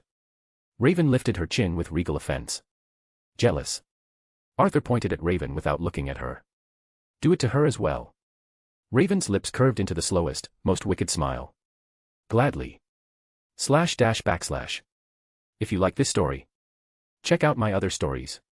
Solo leveling in Westeros. And you can get access to 3 more chapters or 7 more chapters if you want. Chapter 306, Cosmic Night Out. If you like this story, check out my other stories. Solo leveling in Westeros. And you can get access to 3 more chapters or 7 more chapters if you want. // Raven raised her hand, dark magic spiraling like ink in water. Kara's eyes widened. Wait. Raven, don't you dare. Too late. A pulse of violet magic rolled over her. When the glow faded, Kara looked down at herself. Her clothes had shifted into a sleek sleeveless black crop top with glowing blue circuitry veins tracing across it, paired with fitted dark pants and metallic boots. A cropped jacket hung off one shoulder, silver accents catching the neon light. Her hair was tied up in a high messy ponytail with a streak of electric blue running through it. She looked like a supermodel who could also steal a starship. Kara froze. I look awesome. Raven smirked. You're welcome. Arthur crossed his arms. This is not the reaction I wanted. He sighed. Arthur didn't even get a chance to finish processing the situation before Kara lunged at him. Both hands grabbing his wrist with zero hesitation. Let's go now, she practically sparked with excitement, eyes wide like a kid who just spotted a carnival. Arthur blinked. Raven walked past them at a calm, unbothered pace. Yeah, we should get going, she said dryly. Before we draw more attention. Miss Sunshine here is about to explode. Kara shot her a glare. I am not. Her voice cracked from how excited she was. Arthur sighed, but there was the faintest hint of a smile. All right, he said. Let's see if this is any different from Earth parties. Raven glanced over her shoulder, lips twitching. Oh, trust me, she said. It's very different. They walked through the neon-lit street until they reached a towering structure. A building that looked grown rather than built. Its metallic surface pulsed softly, shifting colors with the base trembling from inside. Holographic patterns slid over the walls like liquid symbols, rearranging endlessly. At the entrance stood a guard. 9 feet tall, reptilian skin mottled silver blue, 4 arms folded across his chest. His eyes were black and luminescent, no pupils, and his jaw split slightly when he breathed, revealing rows of needle-like teeth. Kara's smile froze. Arthur's eyes narrowed just a little. Neither said a word. The guard extended a massive palm toward them without speaking. Raven reached into somewhere. It wasn't clear if it was her pocket or reality itself. And handed over a thin shard of glowing obsidian etched with runes. The guard scanned it, the symbols flashing across his eyes. Then stepped aside silently. Kara leaned toward Arthur, whispering. I don't even know what that was. Arthur muttered back. More importantly, what did you just hand him? Raven adjusted her new cybergoth jacket casually. A pass, she said. I've been here before. Arthur blinked. With the Titans. No, she replied, walking ahead. Alone. It's easier for me to blend in. No one questions a half-demon. Arthur nodded once. Right. Inside. The world erupted. The ceiling wasn't a ceiling at all, but a translucent dome showing a swirling alien sky streaked with plasma clouds and drifting starships. The floor rippled like liquid metal beneath their steps but held solid. Music vibrated through the air, deep, resonant, almost physical. Tables floated. Species of every kind mingled, some crystalline, some furred, others shifting forms like smoke. Arthur scanned the room, taking it all in with quiet focus. Raven walked like she belonged there. Kara's jaw dropped. Then she pointed. Across the room, standing on a raised platform surrounded by cheering aliens was a green lantern. Not Hal. Not John. Some random lantern performing what could only be described as an interstellar party trick. Constructing massive glowing shapes with his ring to the beat of the music. Kara slapped a hand over her mouth. No way, she whispered. Serve and protect my ass. She whipped out her phone faster than she ever drew heat vision. I have to take a picture of this. Arthur watched her snap several photos. She laughed so hard she bent forward. This is too funny. I'm sending this to Hal. Raven raised an eyebrow. Kara grinned, still tapping her screen. Oh, this is nice. The music shifted into something low and pulsing, lights drifting like neon smoke across the ceiling. Kara was already halfway across the floor before either of them realized she'd vanished. Arthur watched her with a raised brow as she grabbed a glowing drink from a passing floating tray, bright blue, fizzing, absolutely suspicious. She sniffed it once. Well, bottoms up, she muttered, and took a mouthful. The effect was instant. Her eyes widened, face turning red, then she doubled forward with a strangled wheeze. Why does it feel like my soul is on fire? Raven didn't blink. It's carbonated. Kara slapped her chest, still choking on air. That was not carbonation. That was demonic carbonation. Arthur took the glass from her before she could test fate again. Careful now, he said, tone casual but amused, you can actually get drunk here, don't forget. Kara's eyes sparkled, too excited for someone 2 seconds from spontaneous combustion. Oh my god. Do you know what this means? I can't break anything.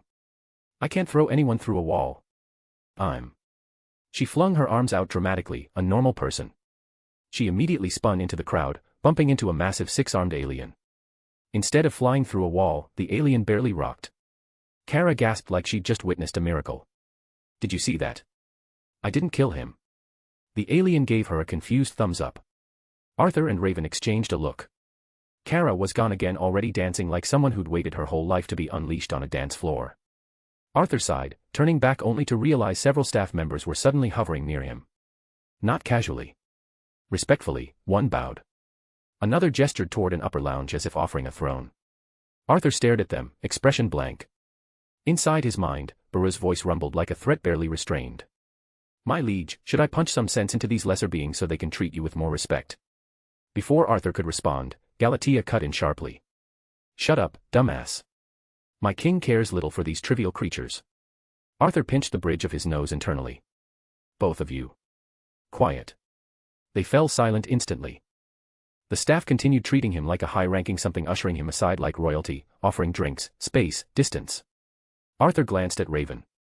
She shrugged, sipping something dark with the casual elegance of someone who had done this 100 times. They're not reacting to you, she said. They're reacting to me. Arthur blinked. Meaning? Raven looked away, almost embarrassed. They know me here. Right, Arthur said slowly. As Raven.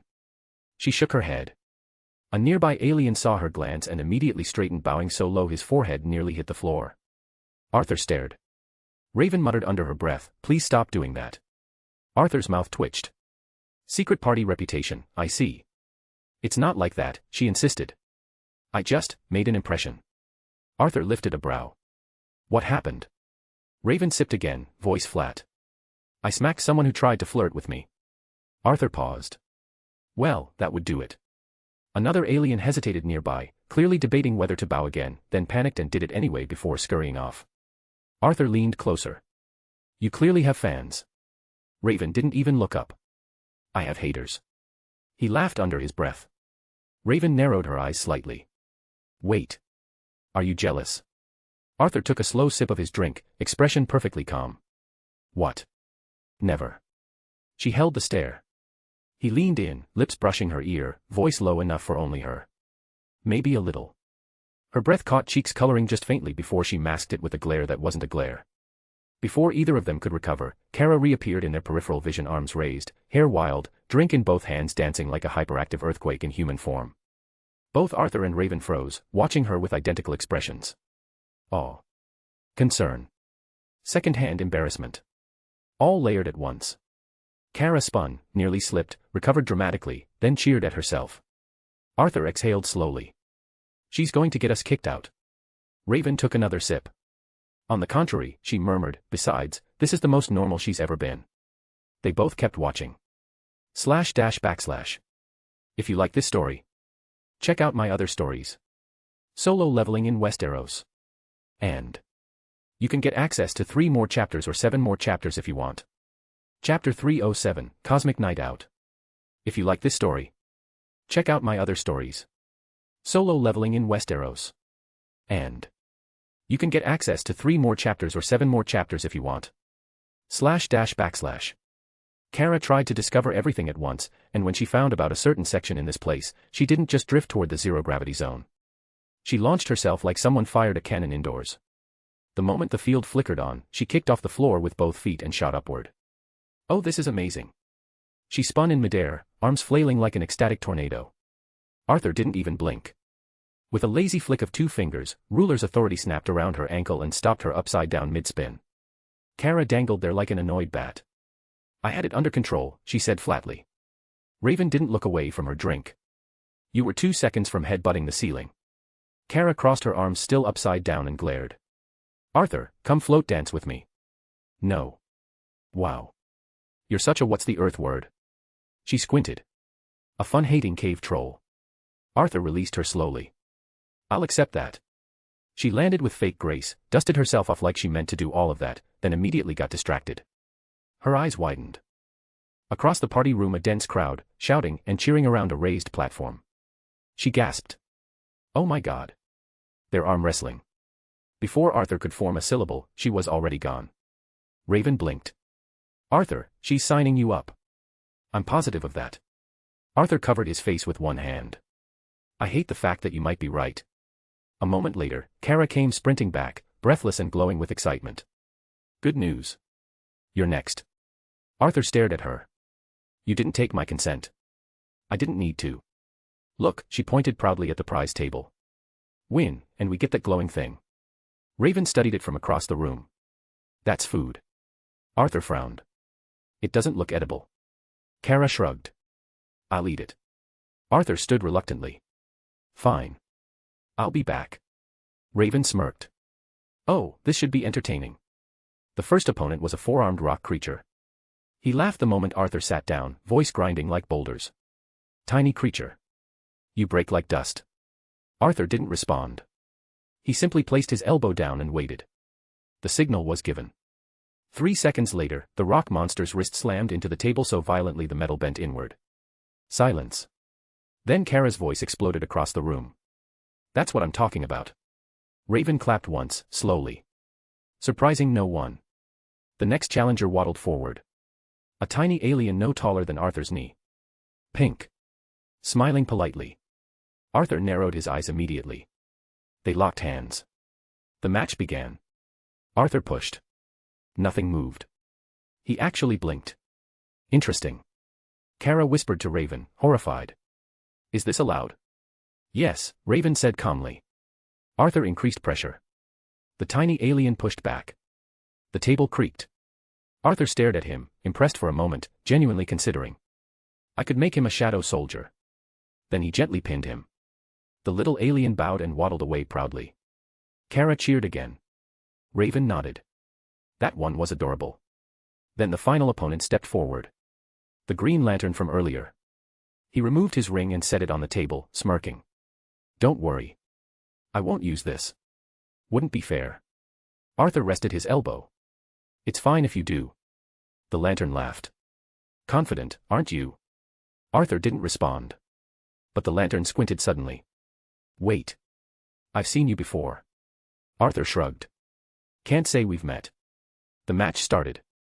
The lantern gritted his teeth, pushing with everything he had. Arthur didn't move an inch. The ring on the table began to glow, reacting to its bearer's panic. The lantern hissed through clenched teeth. My damn ring, just cooperate. Arthur knew that the lantern was secretly using his power ring, so his own shadow ring pulsed once. Soft and invisible. The Green Lantern's ring instantly went dead, light snuffed out like a candle. He stared at it in horror. What? Arthur spoke calmly. Your ring needs charging, it seems. Kara punched the air. Break him, Arthur. Raven added, perfectly monotone. Emotionally, not physically. Arthur ignored both. He slammed the lantern's hand through the table with a single decisive movement. The lantern collapsed forward, groaning. The crowd erupted. Kara practically threw herself at Arthur, wrapping her arms around him. I knew you'd win. Raven stood behind them, arms folded. At least now we know those muscles aren't decorative. A staff member handed Arthur the glowing prize. He stared at it. I'm still not eating this. Kara snatched it and took a bite without hesitation. I said I would. Kara took another triumphant bite of the glowing thing, whatever it was. She chewed once. Twice. Her smile slowly died. I don't feel that good. Arthur didn't even turn his head. I did say it didn't look edible. Kara blinked, swaying. I think I'm gonna. She slapped both hands over her mouth. Raven calmly slid a trash bin toward her with telekinesis. Do it in there. Not on us. Kara staggered off, mumbling something tragic in Kryptonian. Arthur exhaled through his nose. This girl. But before he could take a single step, someone blocked his path. A woman tall, elegant, skin shimmering like liquid silver. 3 eyes, all glowing gold. Her voice purred like music. You fought magnificently, she said, breathlessly awestruck. Such strength is extremely attractive. Arthur blinked. Raven's drink froze midair. The alien stepped closer, fingers brushing his arm. I would like to offer you a bonding ritual, she said softly. A union of compatibility and power. You would be honored. Arthur opened his mouth. Kara, despite being on the verge of vomiting, charged like a drunk missile. Oh hell no. But Raven moved faster. She grabbed Arthur by the collar, pulled him and kissed him. Not a quick, polite one. A full, deliberate, mine kiss. Arthur stiffened, but he grabbed her as well. The party hall went silent. Even the music seemed to stop. Raven pulled back slowly, looking directly at the 3-eyed woman. Too late, she said calmly. He's already claimed. The alien froze. Oh. The woman's eyes widened all 3. My apologies, she said quickly, bowing. I did not know he was bonded already. She backed away and disappeared into the crowd. Arthur stared at Raven. You realize you just threatened someone with romance. Raven's cheeks flushed, barely visible, but there. It worked. Raven then folded her arms. For your information, here in this planet, kissing someone means that bonding ritual she just mentioned already done. Completely. Irreversible. Arthur leaned in slightly, voice low. But we did actually perform that ritual. Raven's composure cracked instantly. Her eyes widened and she looked away faster than her blush. I didn't mean, it's just, shut up. Before Arthur could tease her further. Kara appeared in front of them. Completely flushed. Completely unsteady. She pointed at both of them accusingly. We did, all of us. She repeated dramatically. Arthur and Raven stared. Kara, Arthur said slowly, are you drunk already? I think that thing you just ate is. Kara blinked at him, swaying. Maybe. Raven covered her face with one hand. How did she? Oh right. Kara raised her finger proudly. Red Sun. My home planet, you know, lovely times, and immediately sat down on the floor like gravity betrayed her. Arthur sighed and rubbed his temples. Fantastic. She's out of it. Raven looked at him, deadpan. We should carry her. Arthur looked at Kara snoring. Then at Raven, still flustered from the kiss. And finally accepted his fate. I've survived demons, intergalactic power ring users and Kryptonians, he said quietly. But this may actually kill me. Raven smiled just a little. You'll manage. Kara suddenly sat up, pointed at Arthur in heroic declaration. You are my favorite human. My one and only. Then passed out again. Arthur stared. Raven took a slow sip of her drink. Bonding ritual complete, she murmured. And Arthur had no comeback. // If you like this story, check out my other stories.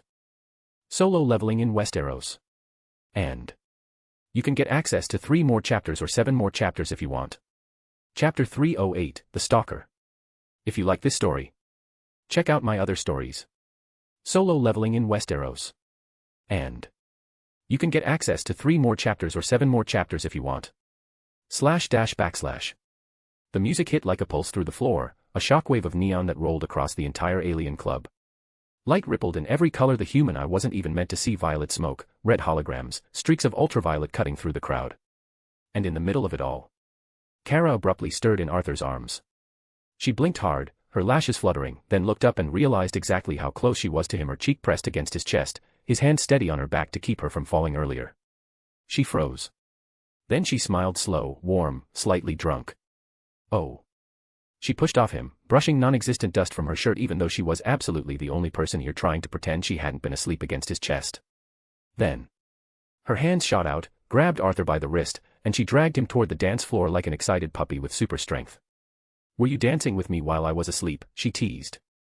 Arthur followed with the resigned calm of a man who had accepted defeat before battle. No. I just kept you close. Unless you wanted these aliens stepping all over you. Kara grinned, still slurring slightly. Come on, Shadow Boy, dance with me. Arthur planted his feet. I don't dance. Too late. She dragged him and aliens cheered instantly. They assumed this was a challenge. Several even began placing bets. Arthur stumbled, caught himself right before hitting a floating projection, then glared mildly as Kara twirled around him, laughing. And Raven. Raven simply facepalmed and walked after them. She approached them, passing the DJ, a tall, thin alien with crystalline skin, 3 arms, and an entire galaxy swirling inside translucent eyes. He slid his hands over his floating soundboard, weaving light and sound like he was painting with lasers. He winked at Raven. Raven did not wink back. She simply narrowed her eyes like she was trying to decide whether he deserved to be vaporized today. On stage, Kara continued spinning Arthur in circles, literally dragging him by the wrist like a cyclone of blonde chaos. Arthur, dizzy and clinging to dignity, subtly used Ruler's authority to stabilize the space around him, forcing the air to push back against her momentum just so he wouldn't faceplant. Inside his head.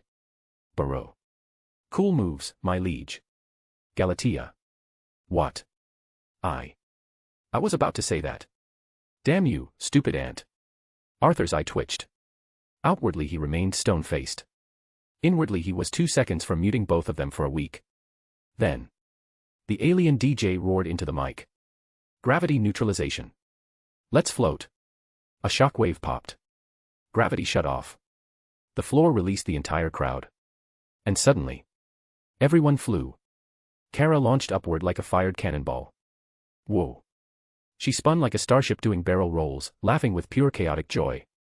Raven floated gracefully, arms crossed, used to it just shifting her weight like she was gliding through water. Arthur floated perfectly still. Arms at his sides. Expression flat. I refuse to participate in this, can't we just go somewhere else, he muttered. Raven drifted near him, her hair floating. She smirked, pushing herself forward with one small movement of her fingers. She reached out a hand toward him. You're allowed to have fun, you know, she murmured. Take my hand. Arthur eyed the floating chaos. He eyed the cheering aliens. He eyed Kara slamming into a floating booth and ricocheting back into air, yelling YEAHHHHHH. He sighed. But then he reached out. Not for her hand. But for her waist. He pulled Raven toward him, smooth and controlled, guiding her into a slow zero-gravity spin. Their bodies drifted close, their foreheads almost touching, her breath mixing with his in the warm neon haze. Raven's eyes widened slightly. Heat flushed across her cheeks, barely visible. Arthur whispered, happy now. Raven swallowed. Perhaps. Kara zipped past them upside down, spinning wildly with her hair everywhere. YEAHHHHHHH, she screamed, then added, this is amazing. Arthur and Raven shared a look. A silent, mutual. She's absolutely drunk. But Arthur didn't complain. Because for once. He was actually enjoying the nonsense. The music shifted like a slow exhale. From neon chaos to something soft, liquid, warm. A low rhythm pulsed through the air, and the lights dimmed into cool violet waves. Arthur and Raven drifted down with the rest of the crowd as gravity gradually returned. His arms still rested around her waist, her palms still on his chest. No words, just motion, gentle, unhurried, nothing like battle or blood. Raven tilted her head up, smirking faintly. Look at you, she murmured. Dancing. In public. With me. He huffed a quiet laugh. Too late for me to back down now. Her fingers traced the edge of his jaw. Her eyes calm, cutting, amused, held his like she was reading every thought he wasn't saying aloud. But as he turned with her in a slow step, his vision sharpened, effortlessly. The world broke into layers. Color. Heat signatures.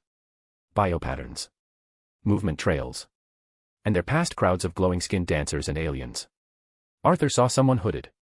Half shadow, half spotlight. Face hidden. Coat unmistakably earth-styled, or close to it. A swagger almost rock star in posture. The moment Arthur's gaze touched him. He turned away. Immediately. Arthur didn't tense. Didn't pause. He simply continued to dance, Raven still pressed against him. Inside his skull. I think I know that guy. Not a threat yet. But a thread. A loose one. A watching one. He leaned down near Raven's ear, voice low and smooth. Let's get a drink. Sit for a moment. She glanced up, intuitive, perceptive, but didn't question it. Sure. They stepped out of the crowd and into the metallic bar stools near a floating countertop. A bartender with 6 arms, bioluminescent freckles, and eyes like molten chrome greeted them with a nod and handed over drinks that fogged at the rim. Raven sipped hers, exhaled softly. It's good. Try it. Arthur took the glass. System notification flickered behind his eyes like a pulse of code. Harmful substance detected. Neural toxin neutralized. Harmful effects cleared. He swallowed anyway. Surprisingly. It tasted like frost and fire. He liked it. And behind that taste, something else. Someone followed us here. Or someone expected us. I'll find out. He felt it like a thread tugged in the background. That hooded figure wasn't casual. He was waiting. Before he could think deeper, Kara slammed into him from behind. He barely had time to steady the drink. Kara wrapped her arms around him like a vine, cheek pressed into his shoulder, hair in his face. "I-like-it-hissongggg," she declared to the universe. Arthur caught her automatically, one arm around her back before she slid off the stool. She climbed oozed into his lap, half sitting, half sleeping, hugging him like a superpowered koala. Her hair spilled everywhere, gold and soft, a hurricane of sunshine and alcohol. Arthur blinked through it. "How are you this drunk?" Raven, who was elegantly sipping her drink, answered dryly without looking up. "Because she currently has the alcohol tolerance of a toddler. No powers. No yellow sun-powered Kryptonian metabolism. No sunlight to burn it out either." Kara groaned into Arthur's neck. "Show up." She attempted a glare. Failed spectacularly. Then buried her face deeper into him. Arthur's hand found her back automatically steady, grounding. Raven watched them over the rim of her glass, eyes soft in a way she'd never admit. Arthur didn't say it aloud. But he felt it. Power, chaos, and warmth all in one. 2 women he cared about. And a mystery in the room. The music continued slow and dreamlike. The crowd a blur of alien color. Kara's heartbeat slow against his chest. Arthur's gaze was no longer on either of them. His vision cut through the haze of neon and bodies. Through masks. Through shadows. Through crowds. He found him again. The hooded figure half-turned, pretending to be just another face in neon haze. But this was someone trained, someone trying not to be noticed. Someone who knew exactly who Arthur was. Arthur's expression did not shift. He simply exhaled and let his eyes burn violet. "I'll find out who that person is," silently. He lifted a hand slightly, almost casual. Kara, draped over him, barely stirred. Raven pretended not to notice, though her eyes sharpened at the edge. Then Arthur spoke quietly, power threaded through every syllable. "Come out. //." If you like this story, check out my other stories. Solo leveling in Westeros. And you can get access to 3 more chapters or 7 more chapters if you want. Chapter 309, The Bounty on the Shadow Monarch. If you like this story, check out my other stories. Solo leveling in Westeros. And you can get access to 3 more chapters or 7 more chapters if you want, //. Kara was half melted across Arthur's chest, loose-limbed, warm, and blissfully unaware of the tension strangling the air around him. A droplet of drunken drool slid down his shirt. She giggled in her sleep. Arthur didn't move. He just exhaled, slow and quiet. And when he whispered, "Come out," he wasn't talking to the crowd. A ripple of shadow peeled off his feet like ink breaking away from water. It slithered across the floor, thin as smoke, unnoticed by every eye in the room except one. Raven's. Her gaze flicked down, then to Arthur, sharp as a blade. "You just sent one of your shadows," she murmured, not accusing, simply aware. Arthur finally looked at her, lips curling faintly. "You've become very perceptive." She swirled the alien drink in her glass, violet reflections dancing across her black nails. "I don't know whether I got more perceptive," she said softly, "or if that shadow ring you gave me is sharpening me. I feel things more clearly. Patterns. Intent." Her eyes slipped sideways to him. "It's like I can sense you moving even when you're silent." Arthur's smile grew, approving. "Well, that's a good thing." "A terrifying thing," she corrected, but she didn't sound worried. More, intrigued. Kara made a noise that could only be described as blorp and smeared her cheek further into Arthur's shirt, still drooling, still asleep or close enough. Arthur gently wiped her mouth with a thumb, voice lowering. "There's someone here." Raven didn't freeze, didn't widen her eyes. She just straightened her posture. "You trust your instinct, and I trust you," she said. "Not a question." Arthur nodded once. I think we're being watched. Raven's reply was simple and immediate. Then we watch back, I can figure out who is that person. She didn't even glance at the crowd because if Arthur noticed, then nothing she saw would be surface level anyway. Kara mumbled again, words slurred into mush. I like the song, the glowy sandwiches. Arthur and Raven exchanged a look and they just sighed. Some time ago in distant space, apocalypse. Apocalypse, a world that knew no dawn. Its skies bled molten red, forever burning beneath black clouds that churned. Fire spilled through the cracks of the planet like veins, lava rivers snaking across endless fields of nothing. Towers of brutal stone rose like jagged spears against the horizon, carved from agony and conquest. The air tasted of ash and iron. The ground trembled beneath the endless march of parademons, winged horrors of flesh and machine, screeching with hunger, their eyes lit. And at the highest point of that desolate throne world stood the palace of Darkside, a fortress, its walls pulsed faintly with energy, like a heartbeat that belonged to an eternal, inevitable being. Inside that fortress, beneath pillars sculpted from the bones of conquered kings, the great ruler stood. Darkside. Motionless. Unshaken.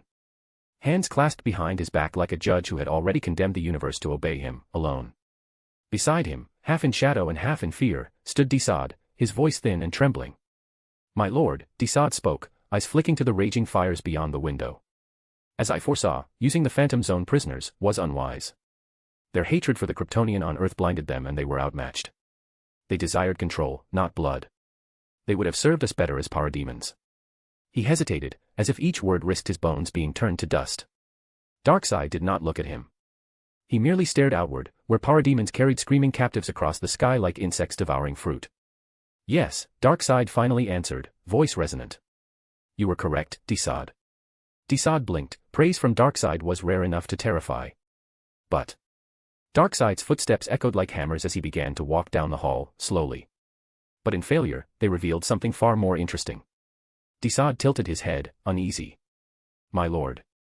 Darkside turned, eyes glowing like twin red eclipses. The one that killed the Kryptonians. The words were slow, every syllable heavy enough to crush Desaad's soul. And not with struggle. He did so, ever so easily. Desaad blinked, stunned. Then you do not speak of the Kryptonian who resides on Earth? Darkside's voice lowered, almost thoughtful. No, Desaad.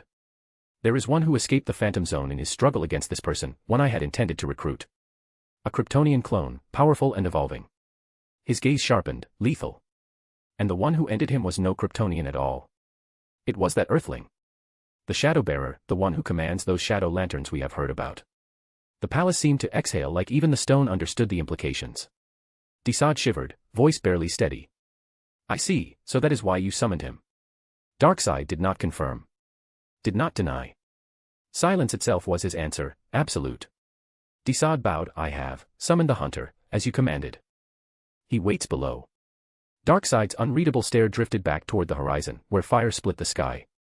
Good. Desaad hesitated, then dared to speak. My lord, if I may. Do you truly believe he is suitable for such a task? He is unstable. A creature of chaos. He bows to no throne. Darkside did not raise his voice. He didn't need to. He does not need to bow, he said simply. He only needs to kill for me. The palace trembled, either the world quaked or reality itself did. And from below, walking through fire as though it were mist, a man approached. Broad. Armored. A chaotic bounty hunter whose name was whispered in fear across systems. Darkside smiled, barely perceptible, but enough to chill Apocalypse itself. He is mad, Darkside said, voice cold. But he completes what he accepts. Always. Desaad bowed again. It shall be done, my lord. Darkside's eyes burned brighter. Let him hunt the shadow of Earth. The night on that alien world had begun, loud music, neon, gravity-flipping chaos. But now outside that party place, the city felt alive in a different way. Quiet hum of speeders gliding overhead, holographic signs rippling across buildings, violet mist rising from vents like the world itself breathed electricity. Arthur walked calmly through it all. With Kara snoring on his back like a knocked-out koala. Her arms loosely around his shoulders, cheeks mushed against the back of his neck, drooling slightly. Raven hovered beside him, with a faint, amused curl at her lips. Arthur spoke first, low, thoughtful. My shadow returned a report. I know who the Watcher was. Raven's eyes flicked toward him, interest blooming. And he vanished moments after we noticed him, Arthur continued, adjusting Kara as she slid dangerously sideways. Which means he's cautious. Experienced. Kara mumbled something into his neck that sounded like, "No more spinny." Arthur ignored it. Raven asked quietly. "Did your shadow see his face?" "Yes, and I got more than enough." Arthur's tone sharpened. "There's only one man across the stars who looks like that: white skin, biker jacket, chain, engine exhaust on his scent. It's that damned bounty hunter." Raven stopped walking. "Lobo." Arthur nodded once. Raven blinked slow, disbelieving. "That Lobo. The very one." She stared at him like he had just told her the sun tasted like soup. "Arthur, Lobo is banned from heaven and hell." Arthur's expression barely shifted. "I know. He annihilated his own species for fun. I know. He once sold his soul 3 times to 3 different demons and argued with all of them when they tried to claim him." Arthur sighed. "Okay. I don't think I know about this one. Isn't that Constantine, though?" Raven threw her hands up. "Probably. I mean, why are you so calm?" Arthur adjusted the sleeping Kryptonian like she weighed nothing. "Because panic won't make him disappear." A faint smirk tugged at his mouth. "And I might actually enjoy the challenge." Raven stared at him. "You're insane." "Possibly." They resumed walking through neon streets bathed in violet light. Kara shifted on his back, mumbling. "Told you I can dance." Arthur exhaled through his nose like a man questioning his life choices. Raven watching him, fondness, worry, admiration all tangled together. "So," she said quietly. "A deathless bounty hunter. Cosmic biker. We're on his radar." Arthur's eyes shone faintly violet in the cyberpunk glow. "Yes, but I'm pretty sure he is here for me alone."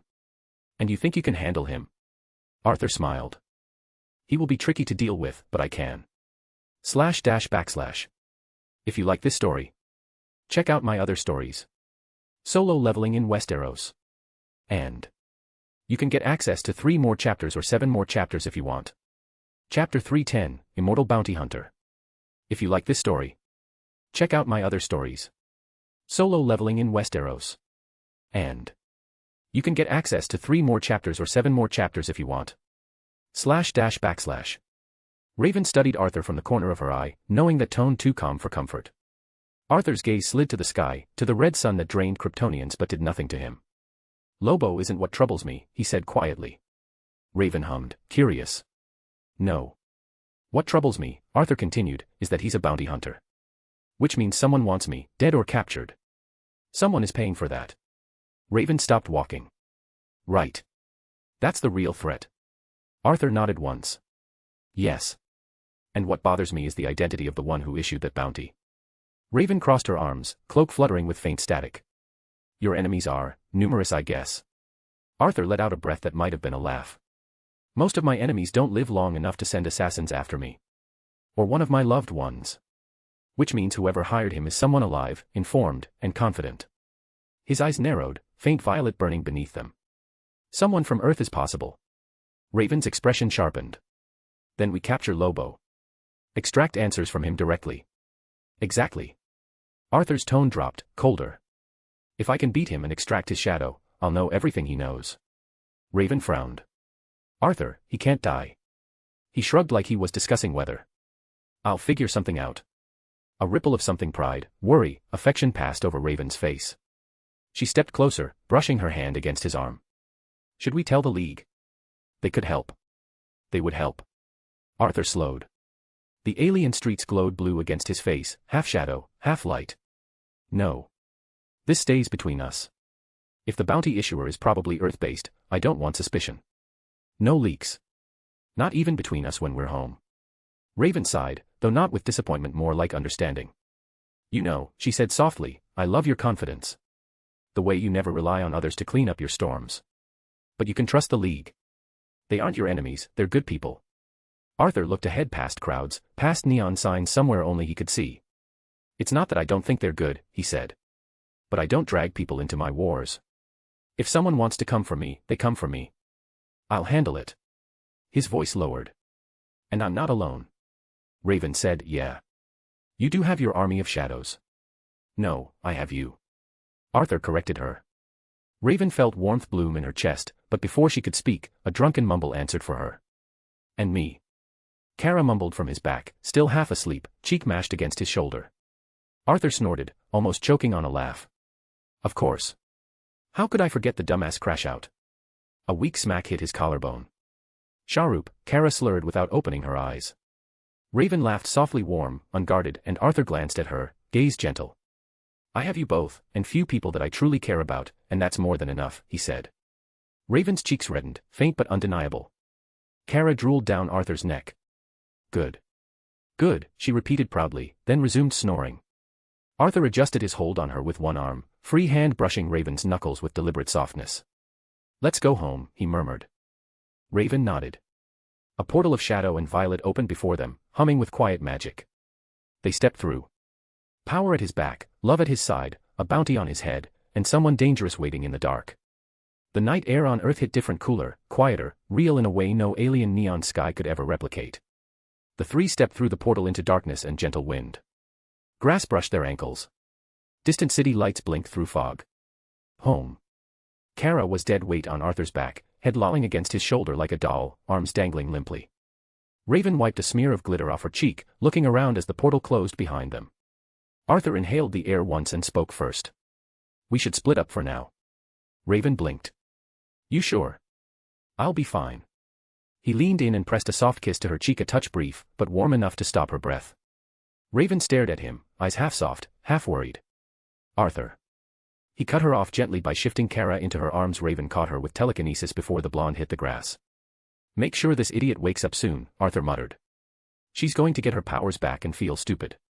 Raven couldn't help the laugh that escaped her. I'll get her home. Arthur shook his head. Not my estate. Titan's Tower. Stay with your team for now. Raven's expression changed. Not anger, just understanding, but a bit disappointed. Oh, so you're just making sure we're not in your way. He met her gaze head on. No. I'm making sure you're both safe. Away from anything unexpected. Then, lower, honest in a way few ever heard. This will also help me know if he's after me, or someone else. Raven narrowed her eyes, not fooled, just acknowledging. Right. She opened a portal with a flick of her hand, violet runes circling into a flat disk of swirling shadow. Kara levitated beside her like a floating drunk ghost. Raven paused before stepping in. Be careful. Arthur nodded once. I will. She stepped through, portal closing like a held breath. Arthur exhaled, long and slow. She's too smart to play for a fool. We both know he's coming for me. The shadows behind him stirred deep, cold, rippling like ink. A figure emerged, tall and regal, eyes glowing with purple flame. Marshal Hell. Arthur didn't turn, just spoke. You'll watch over Titan's Tower. From afar. Hell bowed his head, fist to chest. I will see the task done. His voice carried devotion, hunger for service like a sword begging to be drawn. Am I permitted to eliminate all who approach? Arthur sighed. Kryptonian instincts. He finally faced him. No. Only notify me if that person appears there, and then engage if you must. Hell nodded. Understood, my king. He shot upward, vanishing into the clouds in a streak of violet-black energy. Arthur stood alone beneath the sky. Troublesome to instruct, he muttered, rubbing his temple. But useful. A portal cracked open beneath his feet, the shadows swallowing him whole. Home called. Gotham, Arthur's estate. When Arthur stepped through the shadows, quietly, the polished floors reflected the soft lamplight, the familiar scent of old books grounding him after an alien party. He had barely taken 2 steps when George, impeccable as ever, stood waiting with a calm, almost knowing expression. His white gloves immaculate. Welcome home, Master Arthur. I should inform you that. Arthur cut him and exhaled softly. Thank you, George. I'm going to rest for a bit, He stopped. His gaze shifted past George. A woman sat upon the velvet sofa near the fireplace, posture flawless, presence unmistakable. Dexter the cat was in her lap, purring loyally as she stroked his fur with the elegance of someone born to command respect without speaking a word. Arthur froze. George cleared his throat delicately. That, my lord, was precisely what I was about to tell you. Arthur whispered the word more than spoke it. Mother. She lifted her head, composed, graceful, unmistakably proud and stern all at once. Arthur. She rose from the sofa, gown flowing, eyes sharp as polished silver. She studied him for half a moment. Well. One word loaded, disappointed, expectant. A mother's judgment wrapped in aristocratic silk. Arthur rubbed the bridge of his nose. I assume this is the part where you remind me that I never call. I do not need to remind you of what you already know, she replied, voice smooth as wine, but it would not kill you to check in with your family. We believed you dead 3 times last week alone. Arthur coughed. To be fair, one of those times was valid. George muttered with dignified resonance. She has a point, sir. Arthur shot him a look. George merely bowed with polite indifference. This is not a good time to visit, mother. Arthur thought silently, keeping his composure perfectly still. Her eyes drifted around the estate before returning to him. And where are Rachel and Kara? I was under the impression they resided here with you. Arthur answered evenly. They're not home. Raven is with her team in Jump City. She narrowed her gaze, curious and dangerous, like she was connecting dots too quickly. Did you too? No, it's not like that. Arthur cut in swiftly, hands raised. She simply has responsibilities. Titan's business. His mother took that explanation with a slow nod, though her eyes still gleamed with mischief. Well. That means there is still hope for grandchildren, I assume. Perhaps soon. Arthur stared. George carefully choked back a laugh behind a cough. Mother, no. And we are not married. That option will have to wait several universes. She smiled, the kind of smile that meant she heard not now, but translated it internally to eventually. Dexter hopped off her lap and strutted toward Arthur like a little herald, meowed once, then sat at his boot. His mother folded her hands with noble poise. I will be staying for a few days. Arthur blinked. Of course you will. George inclined his head with perfect sophistication. I shall prepare the guest wing at once, madam. Dinner will be served shortly. She nodded gracefully, then turned to Arthur, voice gentler now, though no less commanding. It is good to see you again, my son. Properly. Alive. Standing before me, and not on a screen or rumor. Arthur softened, just slightly. It's good to see you too, mother. Even if the timing was terrible. Even if a cosmic bounty hunter was on his trail. Even if the black heart pulsed like destiny in his inventory. For a moment. He was simply someone's son. And as much as he didn't want to admit it, Arthur did not dislike it. // If you like this story, check out my other stories. Solo leveling in Westeros. And you can get access to 3 more chapters or 7 more chapters if you want. Chapter 311, His Strongest Weakness. If you like this story, check out my other stories. Solo leveling in Westeros. And you can get access to 3 more chapters or 7 more chapters if you want. // Arthur hadn't expected peace to feel this strange. He stood beside George, just having returned, and his mother still sat in the living room behind them, poised, elegant. The realization that she was really there still felt unreal. She gestured lightly with her hand, chin raised. I have an idea. Instead of standing here, let us prepare dinner, she said, as though she hadn't just shattered Arthur's entire composure minutes prior. George straightened. Allow me, madam. It will be no trouble. But Lady Blackwynd shook her head. No, George. We will do it together. Then her eyes slid to Arthur, sharp but softening. And you, my son, will assist us. Arthur blinked. Me. A faint amused smile curved her lips. Yes. You. She turned and walked toward the kitchen like it was final decree. Even Dexter trotted after her like a tiny lion obeying its queen. Arthur followed slow, resigned, and for the first time in a long while his hands were not wrapped around weapons, but vegetables, knives dull with domesticity instead of blood. George chopped, measured, followed them. Lady Blackwynd worked beside him, sleeves rolled carefully to her elbows, movements elegant even here. Arthur took cues silently, eyeing her hands, mimicking the cutting rhythm she taught him when he was barely tall enough to reach the counter. George spoke as he placed herbs into a simmering pot, voice warm and dignified. Master Arthur, you should know that the lady may be of esteemed standing, but she has always insisted on preparing meals personally for you and young Master Adam. Even when the staff offered, she preferred her own hand. Lady Blackwynd gave him a gentle but firm glance. You need not flatter me, George. I flatter no one, George replied without breaking rhythm. I merely remind him of truths he forgets. Arthur exhaled through his nose something almost like laughter. I haven't forgotten. I know, mother. And I appreciated it then. I still do. She paused mid-motion. Her fingers stilled on the cutting board before she turned toward him fully. She reached up and held his face with one hand, guiding his gaze down to hers like she used to when he was small and stubborn. I know the burden you carry now, she said softly. Power unlike anything anyone could have fathomed. I saw heroes on TV fight and return from battle broken, bloodied, leaving ruin in their wake, and I resented them. The destruction, the loss, the way they expected the world to simply endure all of that constantly. Her voice trembled, but her posture never faltered. But when I first found out that you, my own son, wields powers just like them. She drew a breath, unsteady, painful, honest. I finally felt the terror their families must feel. And pride. And a strange safety I still cannot name. As if the world still stands because my son stands, because he always keeps fighting despite the odds. Arthur's fingers tightened around the counter edge. She continued, her eyes glistening but unwavering. So when you keep distance, when you carry this alone. Her hand slid to his cheek, warm, human, grounding. I understand. Truly. Because love and care takes many shapes, and this is yours. Then she wrapped her arms around him.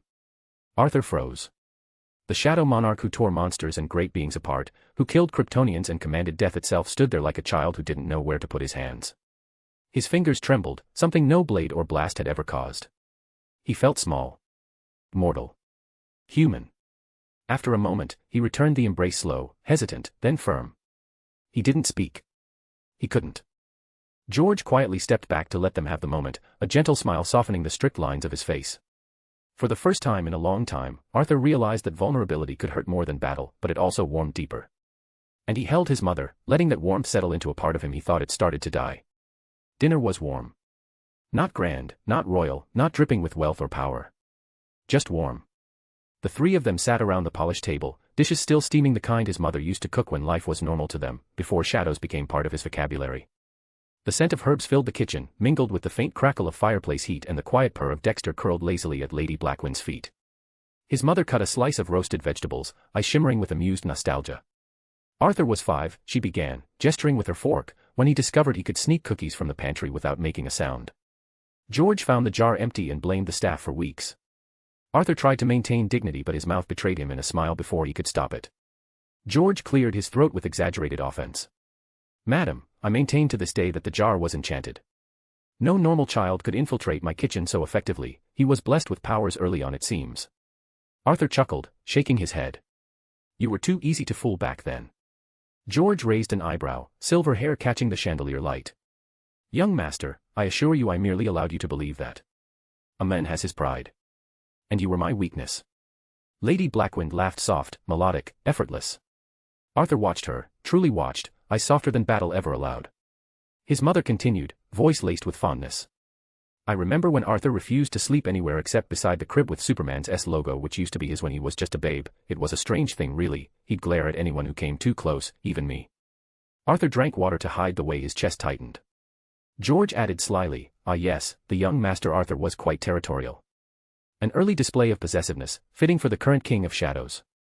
Arthur threw him a glare, but the corner of his mouth twitched upward. They ate. They spoke. They laughed like a family unburdened by destiny. But beneath it all, Arthur's mind never rested. His soldiers lurked unseen, flowing like ink through the backyard, lining rooftops, curled beneath moonlit hedges. Silent. Watchful. Blades waiting to be drawn at a thought. And Arthur felt all of them. Their presence pressing against his senses like phantom hands tugging at his attention. Inside, he held 2 conversations, one spoken, one internal. If Lobo comes tonight. He is chaotic, so it might happen. His grip on the fork tightened just slightly. No tremor. No fear. Just calculation. A bad time to visit, but mother will not leave without suspecting something. I can't move her, not without breaking this moment. So I'll guard her. Guard this. If he breaches the perimeter, I'll end it quickly. No spectacle. No collateral. I won't let destruction touch this room. He cut a piece of bread, placed it on Lady Blackwind's plate. She smiled, unaware of the war he quietly is preparing for. How strange it is, she mused, to see you like this. Come. Home. Her eyes softened. It suits you, Arthur. He met her gaze, and for once didn't look away. It's nice, he admitted. I forget sometimes. To live, she asked gently. He nodded. George lifted his wine with dignified flair. Even kings should rest, once in a century. Arthur rolled his eyes. I've been home for 30 minutes, George. A historic victory nonetheless. His mother laughed again, and Arthur let the sound sit inside him, warm and unfamiliar. These were things the Black Heart might one day take from him. He knew it, and he feared it. That's why for now, he wanted to feel it. He ate with them. Talked. Listened. As king, not a monarch. Outside, shadows crawled along the estate walls like loyal wolves, flying in the skies and surveyed the orbit. And Arthur allowed himself to breathe with his family, for it was worth guarding with both hands and every shadow he owned. // If you like this story, check out my other stories. Solo leveling in Westeros. And you can get access to 3 more chapters or 7 more chapters if you want. Chapter 312, Lobo. If you like this story, check out my other stories. Solo leveling in Westeros. And you can get access to 3 more chapters or 7 more chapters if you want. // The night settled gently over Arthur's estate. Lanterns flickered along his garden's pathways, the air cool and quiet except for distant Gotham City sounds at night. After dinner, they moved here to the garden, a place Arthur rarely sat in but felt strangely right to be in tonight. Leaves rustled under moonlight. His mother sat with a soft dignity on the cast-iron bench while George poured tea. Arthur leaned back on the stone railing, arms folded, eyes softening as he saw something most people would never see. Shadow soldiers tending the flowers. Like silent gardeners, spectral figures pruned roses with black shears, carried watering urns made of ink, one even chased off a raccoon with a hiss of violet flame. In the darker corners more waited, like wolves in tall grass. Lady Blackwynd watched with quiet astonishment. "They look alive," she murmured. "Obedient, this is far beyond mere magic." Arthur's lips curved faintly. "Well, because it's not magic, Mother. It's something much, much more than that. They're my security. My blades, shields and my walls, they are a big part of my life now." She nodded slow, graceful as a queen. "I'm already accustomed to Blade and Galatea, especially her, brilliant creature she is, but this." Her eyes traced the legion of living night. "This is a lot to understand." Arthur inhaled slow, deep and stared at the sky. His pupils thinned, glowing violet like twin dying stars. His mother caught the shift immediately. "Your mind is elsewhere," she spoke gently. "Even now, surrounded by peace." Arthur forced a smile, not the real kind. "Just work. Something I need to handle." His mother didn't believe him. "A mother never does." "Do you wish for me to leave then?" He opened his mouth to say no, then he froze. Eyes sharpened, jaw tensed. How did? A streak of burning fire tore across the clouds. Not falling from the heavens. Driving. Laughing. Coming straight for him. A flaming bike, engines howling like hellhounds. On it white skin, red eyes, wild hair trailing him. Lobo. And behind him Arthur's shadow lanterns being ragdolled through the air like toys. Lobo cackled across the sky. "Ha ha ha. Men. Ya shadow freak, I brought the party to you." Arthur blinked once. Is he actually this suicidal? Lady Blackwynd rose to her feet, startled but poised. George set his teacup down casually. "Master Arthur," George murmured, "that is not a bird." His mother whispered, "What on earth?" "Don't worry," Arthur said simply. His shadow ring blazed bright, and a dome of black night burst outward, swallowing the entire estate in a cathedral of shadow. The garden vanished inside it, protected under a barrier like a frozen eclipse. Arthur didn't hesitate. He summoned two. The ground cracked. Shadows spiraled upward like monoliths forming from ink, and from them emerged Belian, tall and regal with 4 wings of violet light, and Barreau, chittering and twitching like a predator eager to taste battle. Both knelt in one motion. "My liege. What are your orders?" Arthur did not raise his voice. "Escort my mother and George to my base below. Guard them. No one lays a finger on them." Belian bowed deeply. "At once." He turned to Barreau with smug authority. "Come, Aunt." Barreau twitched with offended pride. "I do not take orders from you, 4 wings." Arthur exhaled, pinching the bridge of his nose. "I will settle the Grand Marshal matter later. For now you both serve me. Carry out the task." Barreau stilled, then nodded bitterly and obeyed, guiding Arthur's mom and George toward the hidden entrance beneath a tree. His mother paused at the threshold. Looked at him, really looked. "What is really happening, Arthur?" He met her gaze. "No lies. No excuses. Another Tuesday," he said lightly. "Another villain in need of discipline." Her eyes softened with worry and pride. "You've never been a good liar, son. But I trust you." She stepped into the dark with the shadows. George followed, pausing just long enough to incline his head. "I shall ensure everything below is in order. Do not drag this out, Master Arthur." Arthur managed a small smile. "I won't." Then the ground shook. Lobo was seconds away. Arthur turned toward the flaming sky, eyes glowing like a god of night preparing to kill a star. The bounty hunter arrived. The sky split with fire and profanity. Lobo hit Arthur's shadow barrier like a meteor skipping off glass. The dome rang, a sound sharp enough to make the air tremble, sparks of black and red hissing across the sky. The Charnian reeled back on his space bike, boots kicking the air like he wanted to fistfight gravity itself. Then he threw his head back and laughed. A roar loud enough to scare thunder. "Hey Night Princess. You gonna hide behind a magical condom or you gonna step out and bleed like the rest of us?" Arthur didn't blink. His voice was calm. Almost bored. Gladly. The barrier dissolved like ink dissolving in water. And Lobo came through. He didn't slow down, he didn't steer. He aimed his cosmic hog straight into Arthur's home. The crash was carnage, pillars split like bread, tiles shattered, the peaceful koi pond exploded into glittering shards, steam and debris rising. Arthur stared silently at the crater. At the flaming wreckage. At the fact that one section, precisely one, was now rubble. He hit the bath. His eye twitched. That was a good bath. Rubble shifted. Brick became motion. Smoke became silhouette. And then Lobo walked out. Dragging a chain as tall as a lamppost, grin wide enough to cut someone. His jacket was smoldering, his hair charred at the ends, one eyebrow missing entirely. He didn't mind. "Well, I'll be dipped in radioactive yak piss," he whistled, strolling across the garden like he owned it. "Ain't every day you see a shadowman in a tailored jacket. Shame really. You look like the kind of bastard I could share a keg with. That's why I didn't get you back on Neon Planet 6. One of my favorite spots, great drinks, terrible bathrooms. You fit in nice." Arthur floated a foot off the ground, aura thickening into something that made the roses wilt.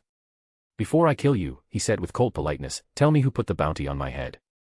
Lobo shrugged, rolling his neck until bones cracked like fireworks. "Can't say. Ain't been paid yet. And contract says keep my yap shut. But I'll give you a freebie." He leaned forward, eyes gleaming red. "He ain't pretty. Face like someone sandpapered a corpse. Real charmer."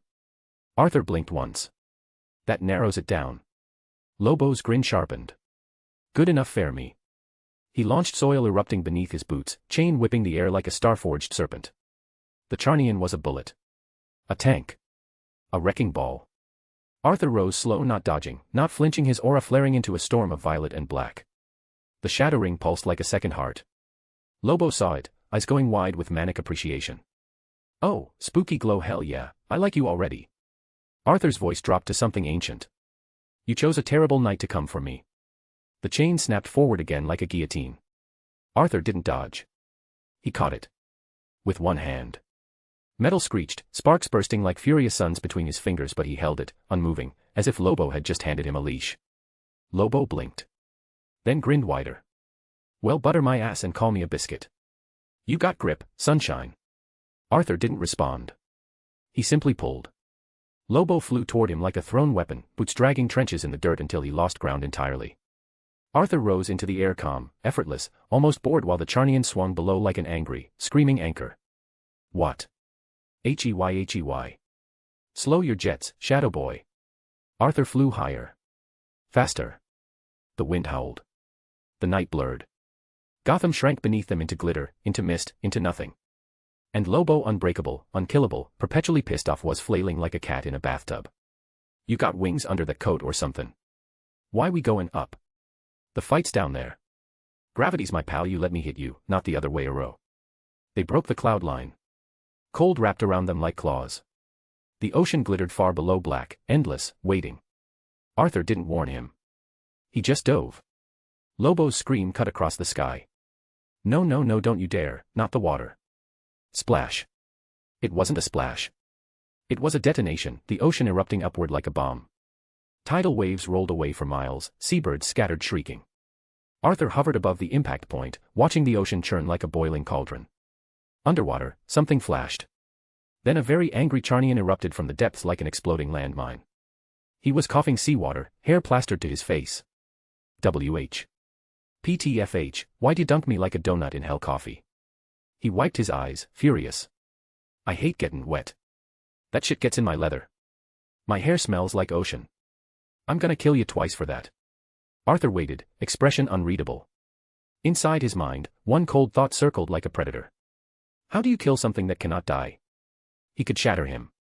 Decapitate him. Burn him. Crush him. Lobo would still eventually return. Arthur floated lower, eyes glowing at the currently swimming Lobo. Trying to kill you might be pointless, he admitted calmly. Lobo cracked a grin that could maim someone. Good. Fun's only fun if it lasts. // If you like this story, check out my other stories. Solo leveling in Westeros. And you can get access to 3 more chapters or 7 more chapters if you want. Chapter 313, Arthur vs. Lobo. If you like this story, check out my other stories. Solo leveling in Westeros. And you can get access to 3 more chapters or 7 more chapters if you want. // Arthur hovered over the rolling black waves, droplets sliding off his boots, shadows coiling around his shoulders like smoke. Below him, Lobo dog paddled angrily, hair floating like a drowned rock star, glaring up with the pure resentment of a man who believed water was a personal insult. Arthur crossed his arms. Lobo, do you really wish to fight me like this? You know you can't kill me, right? Lobo spat out seawater so hard it almost sounded weaponized. Who the hell decided that, huh? He barked. I didn't sign no paperwork saying I can't kill the spooky shadow dude. Arthur let out a long, weary sigh, the sigh of a man regretting every life choice that led to this exact moment floating over an unkillable alien moron. Arrogance and acting like you can do anything won't make you defeat me, Arthur said. So here's what I propose. Lobo stopped paddling, bobbing on the waves like a pissed-off buoy. His eyebrow shot up. I'm listening. You said the person who hired you isn't very pleasant to look at, Arthur continued. Damn right, Lobo said proudly. Ugly as a human with a rash. Is he from Earth? Lobo threw his head back and cackled, slapping the water. As if your kind can afford my services, he howled. Though. He waggled his eyebrows. I might work pro bono if I get to score a girl like yours. The black-haired one especially, woo-wee. Arthur's eyes narrowed. Fine, I'll get the answer soon enough. Lobo flashed him a fanged grin. That remains to be seen. Something in Arthur's vision flickered an incoming blur to his right. He barely leaned aside as Lobo's spacebike screamed through the air like a missile, missing Arthur's torso by inches. The Charnian wasn't done. He snapped his wrist, and his chain shot out with a metallic whip crackle, hooking perfectly onto the handlebars. The moment it latched, the bike yanked him out of the sea, dragging him skyward like a feral fishing catch.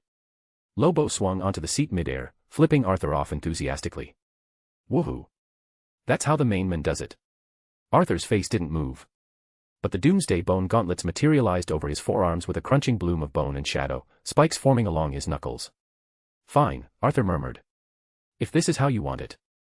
2 heavy plasma pistols materialized in Lobo's hands. He didn't even aim.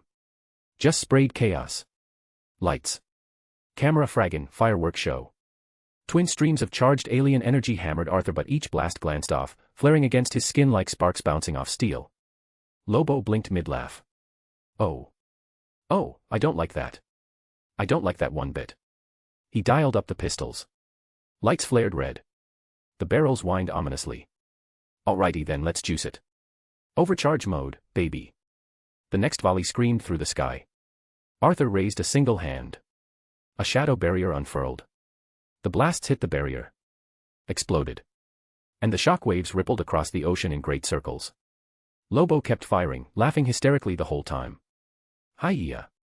Come on, Shadow Boy. Shake that little black hole heart of yours. Arthur, still floating, still calm, still annoyed. Annoying bastard. Lobo's grin widened, feral. Well, can you show me what you can do? And with that, the bounty hunter rocketed toward him again, howling, guns blazing, chains swinging. Fully prepared to die 1,000 more times. And Arthur was prepared to make sure he would. The sky became a battleground, bright streaks of plasma cutting through darkness while 2 figures collided again and again, each impact shuddering the clouds themselves. Arthur didn't even try to hide the irritation in his eyes. Lobo, however. He looked thrilled. Now that's what I'm talking about, the Charnian roared as he fired a giant cannon that looked suspiciously like it was stolen from a warship. Stand still so Uncle Lobo can turn you into confetti. Arthur blurred. The blast tore through clouds instead, exploding somewhere over the ocean with a thundering boom. Arthur reappeared behind Lobo, violet eyes glowing as he threw a punch, doomsday bone gauntlet cracking through Lobo's ribs. Lobo's spine bent at an angle no biology should allow. Gahhhh. He spat blood and grinned through it. You hit like my granny's hover chair. Try harder. A chain wrapped around Arthur's wrist mid-swing. Lobo yanked, dragging Arthur down toward his bike. Arthur simply rotated midair, the chain twisting around his arm like a leash, and then... wham! He pulled Lobo clean off the bike and slammed him downward. They crashed through a floating billboard, scattering glass everywhere. Lobo's arm tore off on impact. "Oh, frag it," he barked as he grabbed his own detached arm mid-fall. "Gimme a sec." The arm reattached with a disturbing sound. Arthur raised a brow. "I didn't know that's how your regeneration works." "Nah, my arm is fried, I'll regrow a new one later on, also flattery won't get YA out of this smackdown." Lobo pulled out a guitar. He shredded a chord. And the guitar unleashed a concussive sonic blast that shattered the air. Arthur's shadow barrier snapped into place. The sound crashed over it like a wave hitting a mountainside. Then Arthur shattered the barrier, deliberately sending shards of shadow darts flying toward Lobo. They pinned Lobo's jacket to the sky itself. Lobo blinked. "Okay, now that's just cheatin', dot." He tore himself free, ripping half his jacket in the process, and launched upward with jet boosters strapped to his boots. "Alright, round 2. The main man's just gettin' warmed up." He fired twin wrist lasers. Arthur bent backward midair, the beams whizzing past him and slicing a cloud clean in half. Arthur flicked 2 fingers. Ruler's authority seized Lobo mid-flight and hurled him upward like a rag doll. Lobo tumbled, cackling the whole way. "Woohoo! Throw me harder." Before he could stabilize, Arthur was already above him, appearing like a strike of shadow lightning. He axe-kicked Lobo straight downward. Lobo cratered into his own space bike and hit the shore. The bike exploded. "Ow!" Lobo groaned from the smoking wreckage, half his face missing. It reformed moments later. He grinned with new teeth. "You broke my bike. That'll cost you extra." Arthur deadpanned. "Oh no. I'm terrified." Lobo pulled out another weapon, this time a giant bazooka etched with alien runes. He fired. A glowing net of pure plasma came screaming toward Arthur. Arthur raised a palm. Shadows burst outward like wings, then folded, slicing through the net like tissue paper. The remnants wrapped around Lobo instead, exploding in his face. Damn it. His hair caught fire. He patted it out aggressively. Note to self, don't point that one this way. Arthur was suddenly right in front of him. Shadow energy coalesced around Arthur's arms, purple lightning flickering across bone gauntlets. Arthur punched. The shockwave turned the shore into a mess. "Oof, nice one." Lobo howled, tumbling, regenerating as bone cracked back into place. He swung his chain like a flail, sparks flying. Arthur caught it mid-swing. And pulled. Lobo flew forward uncontrollably. "You really don't stay down," Arthur muttered. "Damn right." Lobo barked proudly. "The main man doesn't do down unless it's with someone's hot sister." Arthur punched him again. "Dumbass," he said calmly. Lobo tumbled backward, laughing even as blood sprayed in gleaming red arcs. He wiped his mouth, still grinning. "This is fraggin' amazing. Come on, Shadow Boy." Arthur's boots touched the wet sand, violet light radiating from his eyes. "You're unbelievably annoying." Lobo stared at the stars for half a second, then burst into loud, delighted laughter. "Bah! And you're entertainin'. Been ages since someone lasted this long against the main man." Arthur lifted his hands.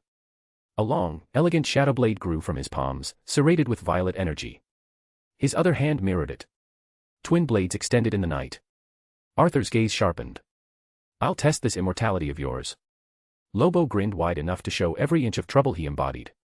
"Oh, that's the spirit, Shadow Boy." He cracked his neck loudly, stood up, and casually flipped his guns into position. His fingers brushed the triggers with affection. "You want to carve me up?" Lobo winked. "Be my guest. // If you like this story, check out my other stories. Solo leveling in Westeros. And you can get access to 3 more chapters or 7 more chapters if you want. Chapter 314, The Dark Knight's Plan. If you like this story, check out my other stories. Solo leveling in Westeros. And you can get access to 3 more chapters or 7 more chapters if you want. // The Batwing hovered high above the Gotham coastline, silent as a phantom, cloaked in stealth mode. Below, the shoreline detonated with shockwaves, Arthur and Lobo clashing again, 2 forces tearing through the night. Batman stood in the dim cockpit, his eyes narrowed as he watched Arthur slam through another barrage of plasma gunfire, Lobo laughing like a madman. A faint crackle came through the comms. "Alfred, Master Bruce, your vitals have spiked. Is everything all right?" Batman didn't look away from the chaos unfolding below. "Alfred," he said calmly, "remind me, when was the last time that fellow showed up on Earth?" There was a pause, then Alfred's tone sharpened with recognition. Lobo, the bounty hunter, it has been quite a long time, sir. If memory serves, he fought Superman. Exactly, Batman murmured. On the screen, Arthur hurled a shadow-empowered strike that split the ocean in two for a moment. Lobo responded by firing a cannon the size of a motorcycle engine. And Superman, Bruce continued, had a bounty placed on him by an unknown party. We never uncovered who issued it. Alfred's voice softened, a hum of concern. Indeed. And Lobo only departed once he believed he had completed the job, if I recall. Superman had to fake his death to stop him. Batman's jaw tightened. That's the one. Below, Arthur caught Lobo midair, slammed him through a stone jetty, and buried him in debris. The immortal Charnian climbed out laughing, spine cracked sideways, healing instantly. Alfred hesitated before asking, quietly. Are you suggesting Mr. Blackwynd has a bounty on his head as well? Batman's eyes narrowed, white lenses dimming like shutters. It's the only reason Lobo would show his face here again. His voice was low, analytical, but there was an undertone of something else. Alarm. Below, Arthur's aura flared violently, violet shadow peeling across the sky like a rift. Lobo cheered louder, delighted. Alfred exhaled softly through the comm. Are you planning to assist him, Master Bruce? Bruce didn't answer immediately. He watched Arthur, floating like a dark god, twin blades flashing. He watched Lobo, insane and unstoppable. And he watched the coastline, the destruction, the pressure waves, the raw force shaking Gotham's borders. Finally, Bruce said quietly. That was my initial plan. Alfred's tone shifted. But. Batman's fingers curled slightly on the control panel. But this. He watched Arthur tear through a blast that should have disintegrated him. Is not a fight I can insert myself into right now.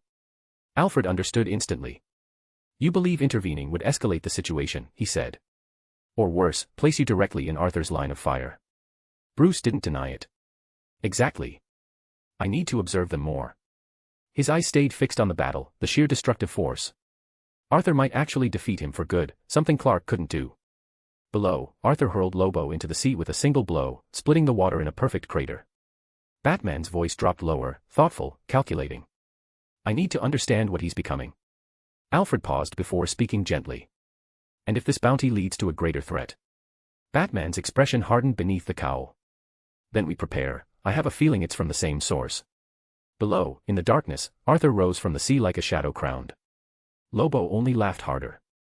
The Batwing stayed silent, hidden in the dark night, was watching a war he was not yet ready to step into. Arthur hit the ground first. Then he dragged Lobo through it. He carried the Charnian by the throat like a misbehaving dog, flew low across the docks, and hurled him straight through the rusted wall of an abandoned Gotham warehouse. The metal screamed, folded inward, and Lobo bounced 3 times before coming to a stop. Arthur landed a heartbeat later. And unleashed hell. Shadow erupted around him. Fists the size of trucks, dozens of them, raining down so fast the air cracked like thunder. Boom, boom, boom, boom, boom. Lobo ate every single hit. Body snapping, bones cracking, skull denting, organs turning to jelly and still laughing. Ha, ha ha ha ha ga, holy frag. This is great. Arthur didn't stop. A final colossal punch cratered the entire warehouse floor, swallowing the Charnian in a pit of pulverized concrete. Silence. Dust drifted. The shadows receded. Arthur stepped forward and found Lobo lying there. Blood everywhere, holes through his chest, half his jaw missing, and all of it rapidly knitting itself back together. Arthur sighed. What am I supposed to do with you now? You're not even as strong as one of my marshals. Lobo's half-regrown mouth twitched. One of your what now? Arthur smiled, dangerous, amused. You'll see. He didn't raise his voice. Doom. A ripple passed behind him. And then a massive shadow rose from his feet. Doom emerged. The shadow of Doomsday, towering, spiked, glowing with violent violet light. Every breath sounded like a furnace. Every step made the ground tremble. Lobo stared at him. Then blinked. Oh, frag me sideways. Doom lunged. The warehouse shook as the monster crashed into the Charnian, grabbing him by the spine and slamming him through the concrete floor. Once, twice, a third time. Each hit like a meteor strike. Arthur simply stepped back, sat on a broken crate, and crossed his arms. Doom was beating Lobo so hard the building's foundation begged for mercy. Arthur muttered to himself. Should I incinerate him completely?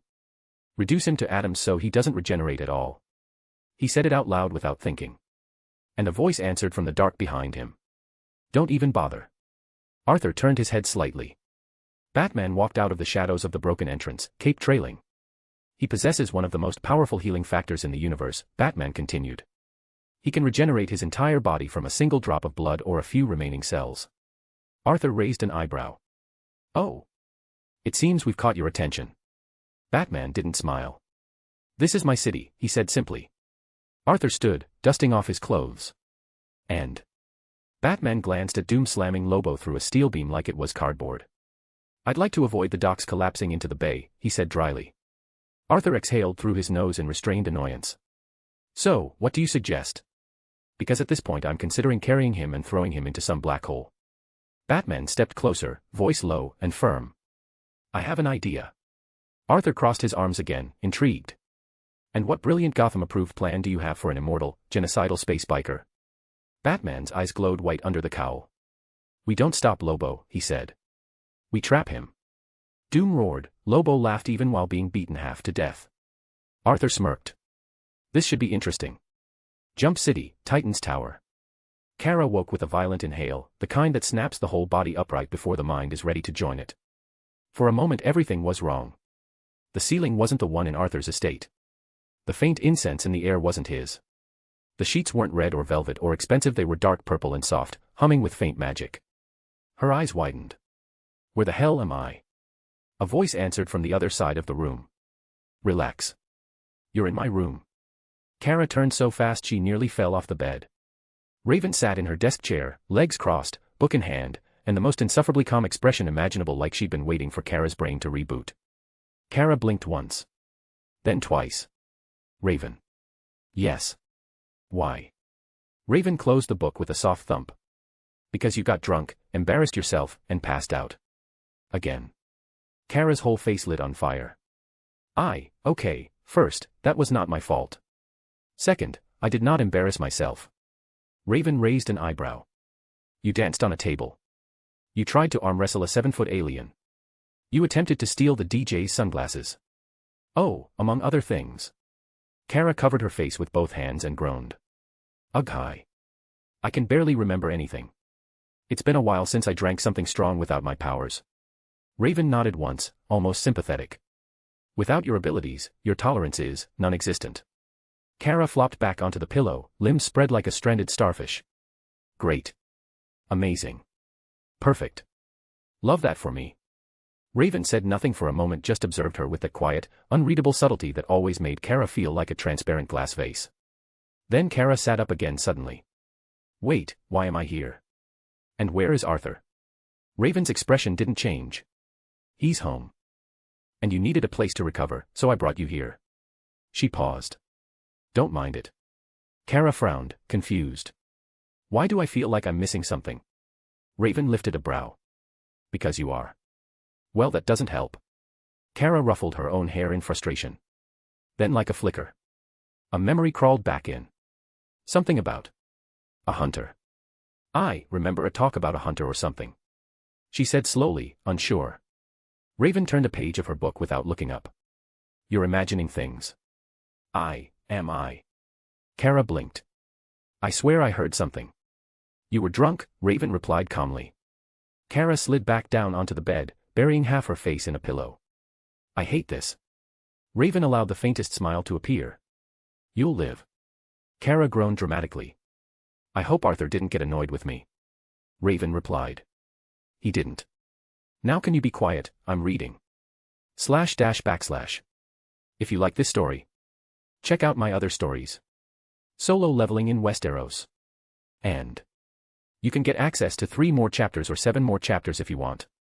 Chapter 315, The Main Man in a Box. If you like this story, check out my other stories. Solo Leveling in Westeros. And you can get access to 3 more chapters or 7 more chapters if you want. // The warehouse was already half collapsed, craters punched into concrete, gashes carved into steel beams, scorch marks everywhere. Doom had slammed Lobo through something load-bearing. Smoke curled toward the night sky. Gotham's docks flickered in the distance, unaware of the chaos happening right beside them. Arthur and Batman exchanged a final look. Batman's voice was low and certain. I'll get the chamber in the Batcave prepared. Arthur raised an eyebrow. You're sure that'll be enough to restrain him? Batman didn't hesitate. I'm positive. Arthur exhaled through his nose, shaking his head lightly. All right. I'll be there shortly. Give me a signal once it's ready, I'll teleport there with him directly. Batman handed him a compact, matte black communicator small enough to fit between 2 fingers. Encrypted channel. Only I can receive it. Arthur tucked it into a shadow pocket. Good. Stay safe on your way out, Doom can be chaotic. Batman gave the barest nod and stepped back into the shadows, swallowed instantly without a sound. Arthur turned to the real battlefield. Doom was still mauling Lobo, each punch cracking bone, bending metal, sending chunks of debris flying across the broken warehouse. Lobo, now missing half his gear and half his face, still laughed through the blood. What is this thing you conjured, Shadow Boy? Lobo spat a tooth, then another. Ugly bastard, hits like my grandma after she got resurrected as a zombie recently, shame. I had to put her down again. Arthur smirked. One of my many soldiers. Loyal and relentless. And capable of destroying you in a straight fight. If you weren't immortal, you'd have been paced by now. Doom answered with another crushing blow to Lobo's ribs, sending the Charnian skidding across the floor like a skipping stone. Arthur walked toward him, calm and collected, contrasting the chaos around them. Lobo rolled onto his back, somehow still grinning despite having half a torso. You got a fun house of horrors in ya, kid. Real decorative. Arthur crouched beside him, eyes glowing faintly violet as he inspected the brutalized body. Then he paused. His gaze sharpened. Well, Arthur murmured. Nice try, Lobo. Lobo blinked. Huh. Arthur flicked his fingers. A small ping of shadow magic resonated from the ragged stump of Lobo's missing arm. You hit it. It's torn off and you threw it somewhere while Doom was beating you senseless. Arthur tilted his head. Trying to reconstitute yourself from that piece once we leave you alone or capture you. Lobo barked a laugh that ended in a cough and a spray of blood. Smart-ass bastard. None of this was in the damn contract, that bastard left out some important details. Arthur's eyes narrowed. What bastard? Lobo rolled his head to the side, spit blood, and grinned. None of your damn business. Arthur straightened, expression flattening. Doom. Doom stopped mid-swing, turning with glowing violet eyes. Arthur lifted his chin toward Lobo. Continue. Doom dragged Lobo up by the hair and resumed pummeling him with renewed enthusiasm. Arthur narrowed his eyes for a moment, searching his vision, shifting into a deeper spectrum. Like peeling back layers of reality, tracing threads of heat, energy, and life. In the collapsed western wing of the warehouse. A faint flicker. Small. Wet. Pulsing. Lobo's severed arm, it was more like half a torso along with it. Arthur closed his eyes and smiled. There. He snapped his fingers. Shadows rippled outward. A moment later, a towering figure emerged from Arthur's shadow tusk, the high orc shaman, wearing shadow furs and bone ornaments that rattled as he bowed. My king. You summoned me. Arthur pointed. Incinerate the entire area. I don't want so much as a drop of his blood left intact. Evaporate everything. Tusk grinned a wide, tusked smile glowing with inner fire. With pleasure. He raised the orb of avarice, now pulsing with fueled hellfire. The air warped. The temperature soared. Flames began devouring the very oxygen as the orb ignited. A colossal wave of hellfire erupted outward, flooding the warehouse and several surrounding lots in scorching, hungry flame. Would turn to ash instantly. Steel glowed red-hot. Lobo's severed limb shriveled in a blink, vaporizing completely. Lobo, still being held down by Doom, sniffed once and groaned. Ah, come on. That was my favorite arm. Arthur folded his arms, watching the inferno dance across shattered concrete. Well. That should stop your regeneration tricks. Lobo glared up at him with one eye, the other still reforming. You're making this real personal, Shadow Boy. Arthur smiled faintly. Not really. Behind them, the comm device Batman handed him blinked once signal received. The chamber was ready. Arthur stepped forward, shadow ring glowing. Now, he said quietly, let's head somewhere, shall we?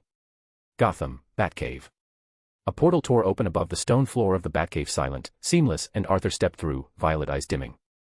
The air shifted behind him, and a compact sphere of pure shadow drifted after him like a floating black sun. Batman was already waiting at the foot of the massive Batcomputer, cowl lowered in that familiar, unreadable stare. He took one look at the hovering shadow orb. That's a bit small for Lobo, Batman said. Unless. Arthur scratched the back of his ashen white hair, a rare gesture of sheepishness. Yeah, that's his head inside, he admitted. Literally what's left of him. Batman's eyes narrowed behind the lenses. You're aware that. I know, Arthur cut him off calmly. I made absolutely sure not a single drop of his blood remained there. Batman's silence carried the weight of approval and suspicion. Good, he finally said. Bring him here. Arthur flicked a finger, and the shadow orb dissolved, revealing a half-reformed Lobo head suspended in a stasis-like grip of dark tendrils. Batman pressed a control, and a containment unit rose from the floor, a reinforced cube of transparent alloy interlaced with metallic circuitry and glowing suppression glyphs. Arthur arched a brow. That looks dramatic, he said dryly. Are you sure this is enough? Batman tapped a console, sealing the cube with magnetic locks. I'm not planning to keep him here forever. He'll regenerate inside this chamber, and once he's whole enough to talk, we'll get answers about this bounty of his. Arthur crossed his arms. You sound confident he can't escape. Batman turned slightly, cape shifting. He can't escape this. Arthur eyed the container again, not convinced. I'm not sure about that. But I'll leave it to you, Bruce. I've got something else to handle. Batman nodded without looking away from the chamber. Arthur turned toward a swirling shadow portal but paused. You're not going to tell the League about this, are you? Batman didn't answer immediately. Then the edge of his mouth not quite a smile. Depends. Arthur let out a quiet, amused breath. Fair enough. He took another step toward the portal, but Batman spoke again. And one more thing. Arthur looked back, expectant. Batman's tone dropped to dry annoyance. Pull back that shadow Joker of yours from Gotham streets. The level of psychological damage it's inflicting on criminals is... No chance, Arthur said immediately, smiling. Batman glared. Arthur gestured lightly. Bruce, come on. Crime rates are at an all-time low. You should thank me. I'm not thanking you for unleashing a nightmare duplicate of the Joker to patrol the streets, Batman said, voice flat as stone. Arthur shrugged. He gets results. Batman stared. Arthur stared back. Finally, the Shadow Monarch chuckled, flicked his wrist, and a portal of swirling darkness rose behind him. See you around, Batman. Batman grunted, whether in acknowledgement or irritation, Arthur couldn't tell. Arthur stepped backward into the shadows, vanishing in a ripple of violet light. The Batcave fell silent again. Only the containment chamber hummed softly, and inside it, the severed head of Lobo began to grow teeth. // If you like this story, check out my other stories. Solo leveling in Westeros. And you can get access to 3 more chapters or 7 more chapters if you want. Chapter 316, Gate of Olympus. If you like this story, check out my other stories. Solo leveling in Westeros. And you can get access to 3 more chapters or 7 more chapters if you want. // Arthur stepped out of the swirling shadow portal and onto the cracked sidewalk of Gotham. The night air here always smelled faintly of rain, exhaust, and something metallic. He adjusted his coat, glanced once at the alley behind him, then pulled out his phone. He scrolled to a number labeled simply D. Prince. The line rang once. Twice. Then Arthur. Wonder Woman's voice, warm and composed, with that touch of regal expectation. I was beginning to wonder if you intended to call at all. Arthur smirked faintly, walking past a flickering neon sign and the distant echo of police sirens. I told you I'd contact you when things settled. And did they? Diana asked, almost knowingly. Arthur sighed. Well, I just finished fighting an immortal bounty hunter who got hired to kill me. Also spent a night partying on a distant world with a drunk Kryptonian. So technically, yes. Things settled. There was a moment of silence. Then, that was a joke, I assume. Diana's tone wavered between amusement and disbelief. Arthur walked under a street lamp, its light bending slightly around him. I wish it was. She exhaled somewhere between a laugh and a sigh. You truly attract the strangest circumstances, Arthur Blackwynd. You even attracted the eyes of the gods. Not on purpose, he muttered. Of course, she replied dryly. Arthur's eyes glowed faintly violet as he scanned the sky out of habit. So, where are you right now? Athens, Diana answered. Where else would a daughter of Themyscira prepare for a meeting with Olympus? Arthur hummed. Fair. Diana's voice softened slightly. Are you certain you want to go through with this? You can still take your time. Meeting the king of the gods is not a trivial matter. I'm not exactly trivial myself, Arthur replied calmly. So yes. I'm ready. Very well. Then come. Send me the exact location. No need, she said with a smile in her voice. Anywhere near the Acropolis will do. I'll know the moment you arrive. Your presence is difficult to miss. Arthur smirked. Same to you. Then I shall wait. Diana paused, tone dipping into something like anticipation. Try not to bring any immortal assassins with you. No promises, they are technically part of me, he said. She laughed softly. Arthur. Yes. Hurry. He closed his eyes, shadow rippling at his feet. Be there in a minute. This fast, she teased. Are you planning to outrun the wind?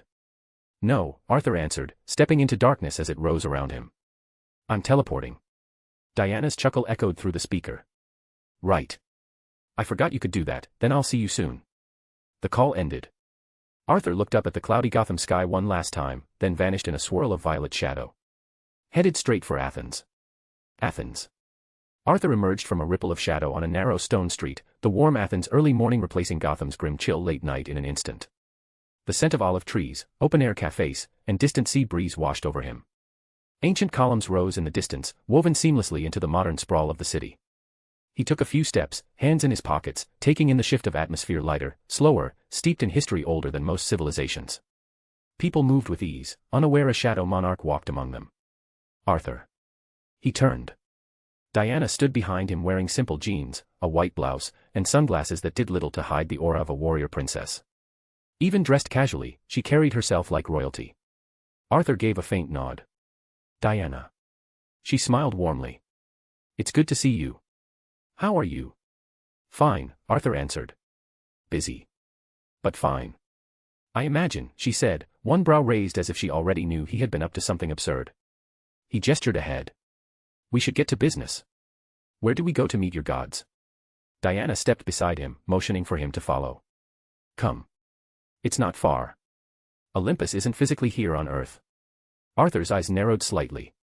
Explain. Olympus is a dimension layered beside Earth, she said as they walked past a cafe terrace and down a small stone alley. Not above us, not in the sky, more like, beside reality. The gods maintain gateways hidden across the world. Closed unless they choose to open one. Arthur hummed thoughtfully. Gateways. There's one in Themyscira, she continued, one in Atlantis, and one here, in Athens. Interesting, Arthur said. Diana glanced at him sidelong. You don't seem to care. I'll be honest with you, Diana, Arthur replied calmly. I'm curious about what Zeus wants. As for the gods themselves, their lore, their shrine politics, I couldn't care less. Diana chuckled softly. I expected as much. Arthur continued, and knowing Zeus, I doubt this is a friendly talk. Everything I've heard paints him as someone who doesn't move unless something bothers him. Diana's expression shifted. She didn't deny it. But don't worry, she said. It's just a summon. The gods haven't done anything like this in ages. Zeus rarely involves himself in mortal matters anymore. Arthur stopped walking for a moment. That's exactly why it's suspicious. Someone who never interferes suddenly asking for a meeting. He looked ahead. This isn't a normal summon. Diana slowed, her expression flickering with doubt for a moment before she masked it.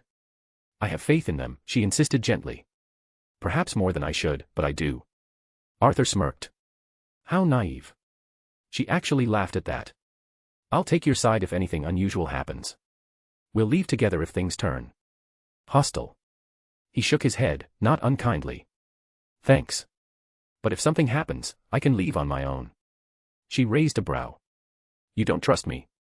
I do, Arthur said. But I don't intend to drag you into whatever politics your gods want to play. Diana placed her hands behind her back and walked forward again, her voice warm but firm. Arthur, you're not dragging me anywhere. If anything, I'm the one dragging you there as a messenger. I chose to bring you. And I'll choose to stand with you if I must. Arthur didn't respond, but his faint smile said he heard her as they continued walking. They reached the Parthenon. It was morning here in Athens, tourists milled about, cameras clicking, guides speaking, footsteps echoing on ancient stone. To them it was a monument, a relic. To Diana, it was a door. Arthur stood beside her, hands in his pockets, violet eyes taking in the worn pillars and cracked steps. So this is where the gateway is. Not exactly here, Diana said, lowering her sunglasses. Deep beneath it lies a chamber. A secret entrance used only by the Amazons and the gods. She stepped forward lightly, her posture straighter, reverent. Once we step inside, the path will open. After that, Olympus awaits. Arthur tilted his head, activating his enhanced vision. Immediately the Parthenon peeled back layer by layer, stone, dust, earth, until he saw it. A chamber buried far below, circular, lit by something that wasn't light. It pulsed faintly. That's impressive, Arthur admitted. People never found it. Oh, they did, Diana smirked softly. Archaeologists mapped these ruins many times. But the gateway only reveals itself to divine blood or those invited. To mortalize it simply, eroded stone and dust. Convenient, Arthur said. And fair enough. Diana stepped toward a less crowded corner of the ruin, placing her hand against a seemingly ordinary slab. She looked back at him. Arthur, she said gently, are you ready? He nodded once. Let's go. The ground trembled just a shiver, subtle enough no tourist noticed. A seam split across the marble under their feet, revealing a narrow stairway descending into darkness. They moved down together. The deeper they went, the quieter the world became. No footsteps above, no distant chatter, only the brushing whisper of Diana's boots and Arthur's steps. Stone walls around them shifted subtly, carvings appearing where none had been before, depictions of gods, wars, feasts, punishments. Arthur's eyes flicked over them, but he said nothing. You've been here before, he observed. When I was young, Diana replied. My mother brought me once to show me the gateway. I was not allowed to cross. She exhaled slowly. Today will be my first time stepping into Olympus through this gateway. Arthur raised a brow. Your first time to go to Olympus using this one? Yes, she admitted.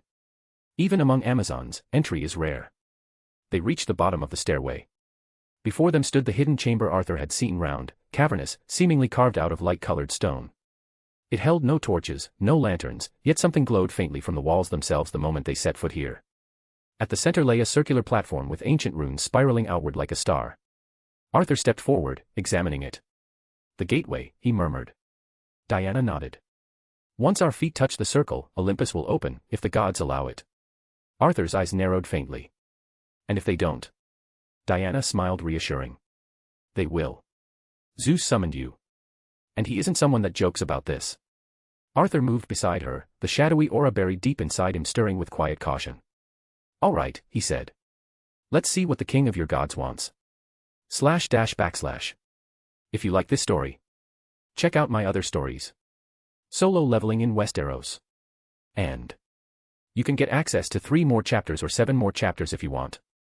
Chapter 317, Mount Olympus. If you like this story, check out my other stories. Solo leveling in Westeros. And you can get access to 3 more chapters or 7 more chapters if you want. // One moment Arthur and Diana stood inside the hidden chamber beneath the Parthenon, the next, gravity inverted, air thickened with warmth, and the stone beneath their feet dissolved into shimmering gold. The doorway of light did not open so much as unfold, peeling reality apart. They stepped through. And Olympus welcomed them. The sky above was not blue but a radiant, living canvas, swirls of rose gold, molten sunlight pouring in gentle waves, streaks of silver drifting like clouds that weren't clouds. Mountains floated, suspended by nothing, their peaks crowned with waterfalls that flowed. Gardens of impossible colors glowed with their own light. Great temples of marble and gold rose from the mist like memories of a world totally untouched by time. Arthur stopped for a moment. His breath left him in a low exhale. This is Olympus. Diana smiled, proud and reverent in a way Arthur had never seen before. Beautiful, isn't it? Welcome to Olympus, she said softly. For once, Arthur didn't hide his awe. His enhanced vision caught things the mortal eye couldn't, energy flowing like rivers through the air, divine beings moving in the distance, the structure of this dimension more complex than any system-built realm he had ever entered other than the World Tree realm. It's impressive, he admitted. Some call it the cradle of the gods, Diana said. Others call it a myth. But myths usually have a core of truth, and here it is. Ahead of them rose a staircase carved from gold and white stone, spiraling upward toward the heart of this heavenly city. Arthur and Diana began to climb. Waiting for them at the top, leaning casually against a pillar as if the scenery bored him, was a man in gleaming white robes trimmed in gold. Sandals winged at the ankles. A youthful face, too handsome, too smug, eyes that glittered with mischief and superiority. Hermes. He straightened immediately when he saw Diana. Welcome, sister, he said warmly, then turned his eyes to Arthur, and his voice cooled. And you as well. The mortal named Arthur. Arthur's jaw flexed, though he didn't scowl. His hands remained in his pockets. He simply inclined his head. The neutrality of the gesture clearly annoyed Hermes, who narrowed his eyes as though trying to figure out what kind of mortal dared not bow. Hermes sniffed. Well then. Come. I'll escort you to the throne room, Zeus is waiting. He turned sharply and walked ahead, not checking whether they followed. Arthur and Diana moved behind him. Hermes glanced back with a smirk. I heard you were summoned some time ago. You sure took your time. Arthur met Hermes' gaze without flinching. I took my time, he said calmly. Is that a problem?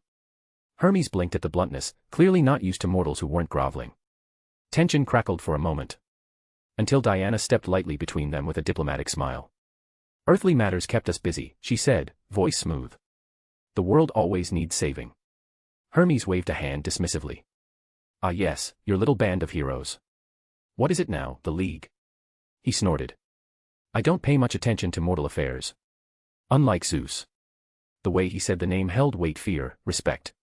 Hermes leaned closer to Diana, lowering his voice just enough to be dramatic. He says he does not interfere, Hermes murmured, but listen well, sister, he watches everything. Diana's expression didn't change. I know, she said quietly. Arthur's eyes flicked toward her curiously. Hermes straightened, clapping his hands once. Well then. Let us not keep the king of Olympus waiting.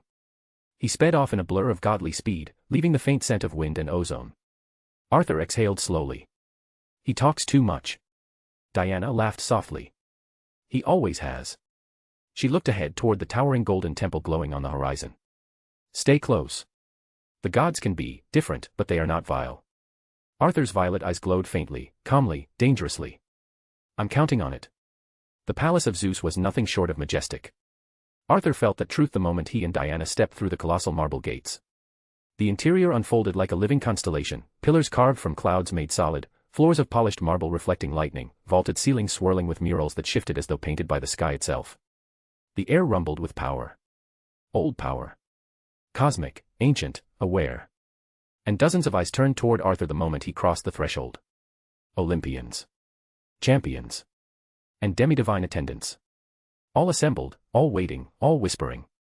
Athena stood near a column with her awl perched on her shoulder, studying Arthur as though he were a puzzle she was already halfway through solving. Aphrodite leaned forward slightly, amused, lips curling in a slow smile that could start wars. Hercules' massive, bronze skin crossed his arms with a grunt that could have meant respect or annoyance. Arthur felt every gaze but didn't bow, didn't stiffen, he simply observed, violet eyes cool. Diana felt the shift in the room and leaned closer. This is more gods than I expected, she whispered. Is this normal? Arthur murmured back.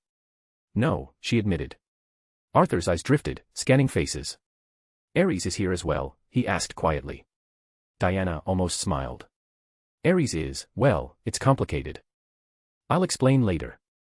Before Arthur could question further, Hermes swept forward, his sandals stirring gusts of wind as he approached the raised dais where Zeus sat on his throne. The king of the gods sat like a force of nature, broad-shouldered, silver-bearded, eyes flickering with living lightning. Beside him, Poseidon stood like a tide made flesh, long hair cascading, trident in hand. To Zeus's other side sat Hera, regal and untouchable, her presence colder and sharper than the marble she rested on. Hermes bowed deeply. Father. I bring the Amazon. Your daughter Diana and the mortal Arthur Blackwynd, as summoned. Diana stepped forward and bowed her head respectfully. Father. Zeus did not respond. Just silence. A heavy silence that made even the air hold its breath. A faint flinch touched Diana's features, small, almost imperceptible, but Arthur saw it. Then Zeus rose. Slowly. Lightning crawled up his arms, cracking through the air, brushing the edges of his throne like hungry serpents of light. His gaze fixed on Arthur. The throne room dimmed. Even the gods leaned in. Zeus's voice rolled like thunder. The mortal, who wields death. The title was pronounced. A truth spoken aloud. Arthur didn't bow. He simply met the king's gaze, eyes glowing faintly violet.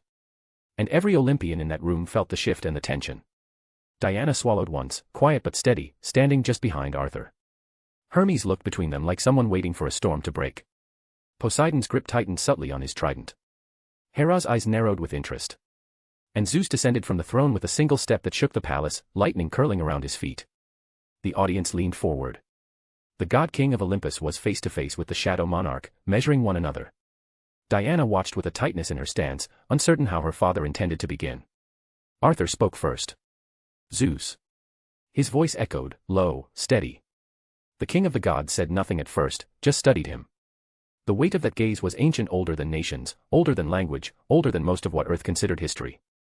Then Zeus did something no one expected. He extended a hand. A simple gesture. A mortal gesture. A handshake. Arthur blinked, actually caught off guard. Around them, Olympians were also surprised. Hercules raised an eyebrow, Athena and Hera's lips tightened suspiciously as if trying to discern the motive behind such a gesture. Zeus's eyes sparked, his voice rumbling lightly with amusement. Well. Arthur hesitated. Zeus added, tone edged with dry challenge. Are you going to leave me hanging? This is how mortals greet one another, is it not? Arthur exhaled through his nose. He reached out and clasped Zeus's hand. A spark of lightning jumped between their palms, enough to sting, enough to test, but Arthur didn't flinch. Zeus smiled faintly. Welcome to my humble abode, Arthur Blackwynd. He turned back toward his throne. Arthur followed with calm eyes that hid a rising vigilance. Diana stepped beside him, whispering softly. He's being cordial. That's a good sign. Arthur murmured without looking away from Zeus. If you say so. Zeus reached his throne, placed a hand on its armrest, and looked back at Arthur. You must be wondering why I summoned you. Arthur nodded once. Yes. Then Zeus spoke, his voice filling every inch of Olympus. It concerns us. Olympians, and you. Zeus continued, eyes glowing brighter. The one who carries darkness unfamiliar to this world. The one whose power reaches into the realms of death itself. // If you like this story, check out my other stories. Solo leveling in Westeros. And you can get access to 3 more chapters or 7 more chapters if you want. Chapter 318, Arthur vs. Olympus. If you like this story, check out my other stories. Solo leveling in Westeros. And you can get access to 3 more chapters or 7 more chapters if you want. // Lightning crawled silently along the marble ribs of the palace as Zeus stepped fully into his role, not as Diana's father, not as a host, but as the king of the gods. I have noticed your powers, and your actions on earth, Zeus said, voice echoing as though the sky itself were speaking through him. You wield great strength. Your existence has stirred ripples across dimensions, across this pantheon, across realities.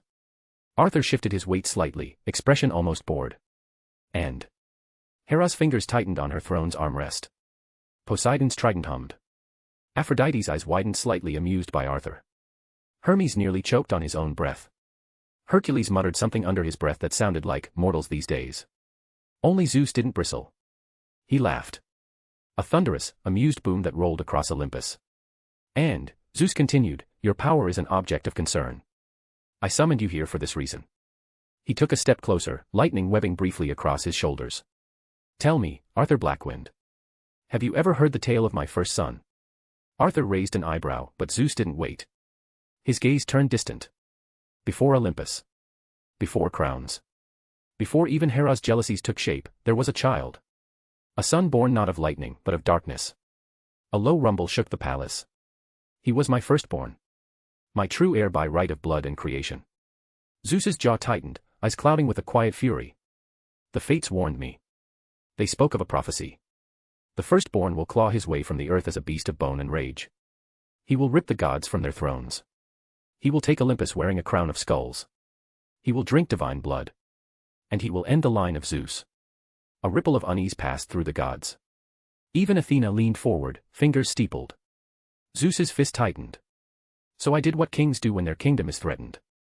His voice dropped, soft and dangerous. I cast him from Olympus. Buried him in the depths of the world. Erased him from memory, so I would not have to face him. He lifted his chin. That is how I prevented our doom. Diana stood stone still, her face somewhere between disappointment and grim understanding. Arthur blinked once. Cool story. What does this have to do with me? Hercules actually stepped forward, puffing up like he expected a brawl. Hera's nostrils flared. Zeus didn't react to the tone. Instead, Hera's voice cut through the air, sharp as a blade. Another prophecy surfaced. The room fell silent. Every god in earshot turned toward her. Hera's gaze swept Arthur with a cold look. A great darkness will rise and swallow Olympus. One who wields the power of death shall slay the gods. And unleash chaos through the pantheon.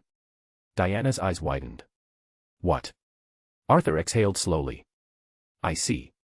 His tone remained disturbingly calm. So you brought me here because you think I fit that description. Zeus nodded once. It remains to be seen. But until we verify. His eyes glowed an electric blue. You shall remain here. In custody. For Olympus's safety. Diana stepped forward sharply. Father, wait. But Zeus wasn't addressing her. Arthur laughed. A short, deep, dangerous laugh. A laugh that made several gods straighten. A laugh that didn't belong to someone intimidated. Arthur's violet eyes ignited. The shadows in the hall bent toward him. Don't you think, Arthur said slowly, that trying to imprison me is exactly how you make that prophecy come true? Gasps. A few gods reached for their weapons. Hermes took a step back. Athena's eyes sharpened. Hercules cracked his knuckles, eager for a fight. Aphrodite whispered, he's bold. Arthur stepped forward, chin raised slightly. Here's the thing, god of no one. The words hit the chamber like a thrown spear. Even Poseidon drew a sharp breath. Hera stood up half from her throne. Hermes mouthed, oh boy, silently. Zeus's aura thickened, but he did not strike. Arthur's voice dropped to a cold rumble. I will not accept being detained. And if you try to bind me, I am more than happy to show you just how real your fears can become. Shadows swirled. Violet fire flickered in his pupils. Zeus's lightning answered. Two storms stared each other down. Every god in Olympus waited for the first strike. And Diana stepped between them, hand raised, voice steady but shaking. Arthur. Father, enough. Hercules suddenly moved first. Not a warning. Not a word. Just impact. A blur of muscle and divine rage slammed into Arthur's side, sending him crashing through a marble pillar that exploded into dust and stone shards. Diana lunged. Hercules, stop. But she was too late. Hercules brushed past her like she was a breeze. Arrogant mortal, he spat, cracking his knuckles as he turned toward the settling dust. He shot Zeus a confident nod. I'll drag him before you, father. It's a waste of breath to reason with creatures like. He froze. A violet flash split the dust cloud. Then came the sound. Crack. Arthur's fist slammed into Hercules' chest so hard that the god's pupils shook in his skull. The blow hurled him backward like a meteor, smashing him through a golden column. Gasps rippled through the hall.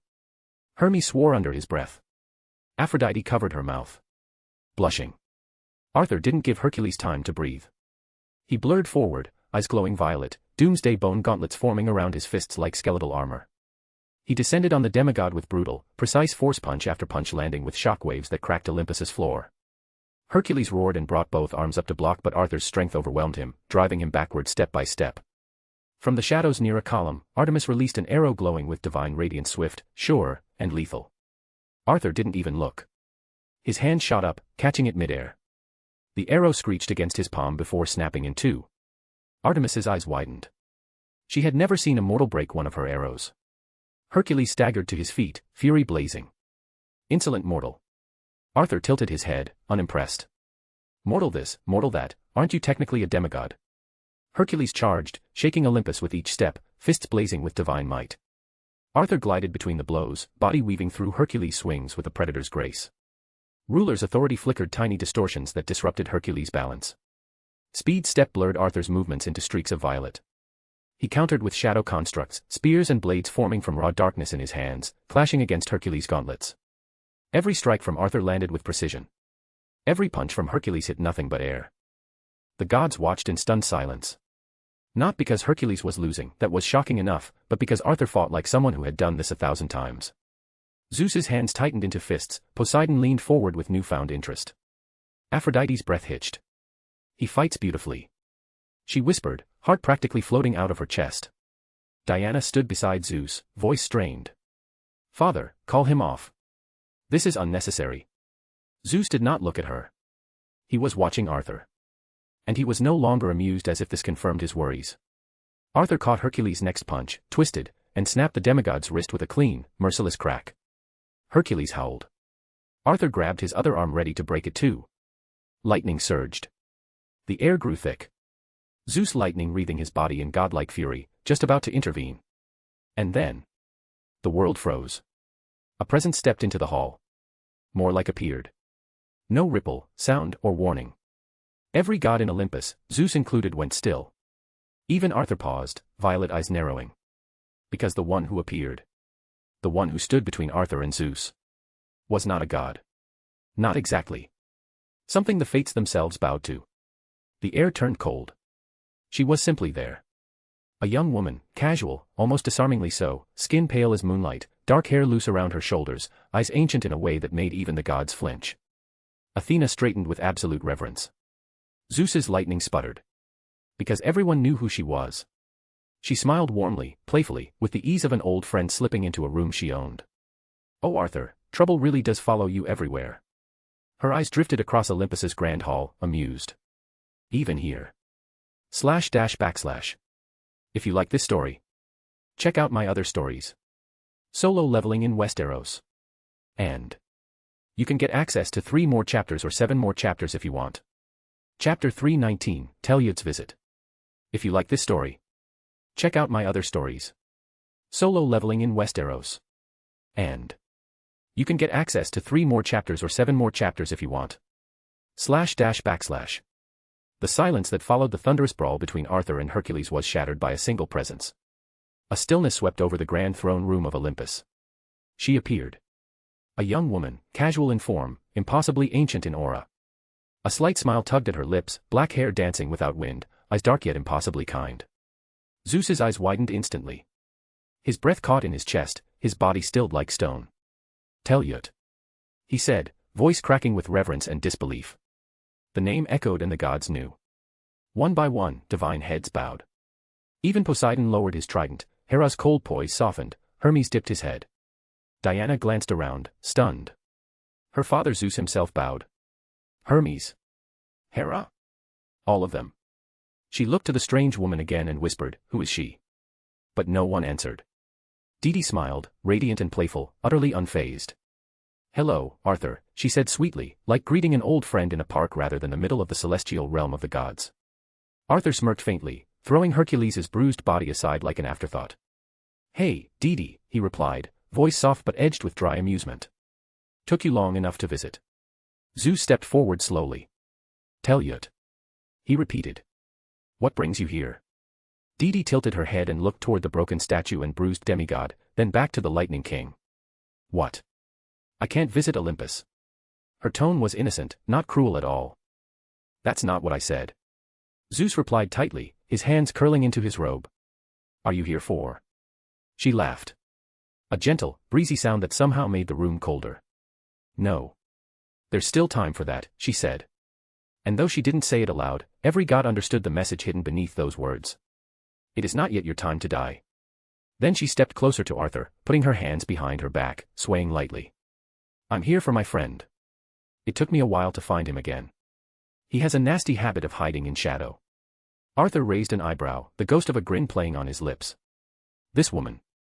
Diana stared at him, still dumbfounded. The men who traded blows with gods, laughed in Zeus's face, knew someone who could silence Olympus. Didi turned to Zeus again. "So. Trouble, What's going on?" Zeus opened his mouth, but "I've got it," Arthur said instead, raising a hand. "Out of respect for you, Didi, I'll stop. No need to turn this place into a crater." She beamed at him. "Good boy. Always knew you were the reasonable one." Arthur nodded. "I try to be, it turns out gods can be unreasonable." "I'll accompany you back," she said suddenly, brushing a stray strand of hair behind her ear. "There's something I need to tell you." Arthur gave her a sidelong look. "Important?" She smiled but didn't answer. Zeus didn't move. Poseidon said nothing. Hera's lips were sealed. Even the arrogant Hermes dared not breathe. Arthur turned to Diana. "You coming too?" Diana blinked, her voice finally returning to her. "Yes." Yes."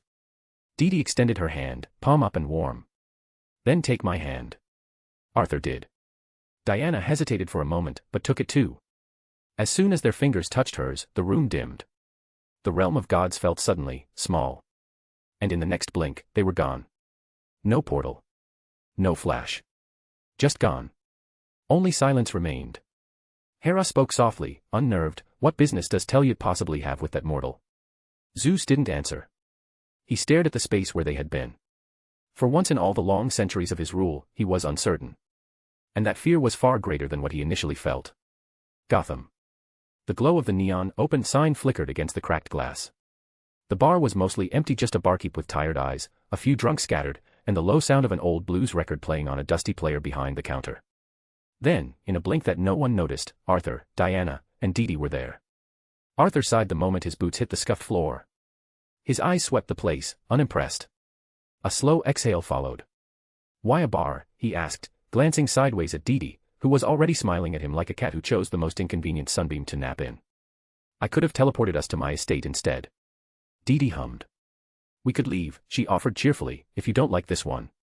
It's not that I don't like it, Arthur muttered, running a hand through his pale, ashen-white hair. It's just. He paused. I've had my fill of bars lately. Dee laughed, light and playful.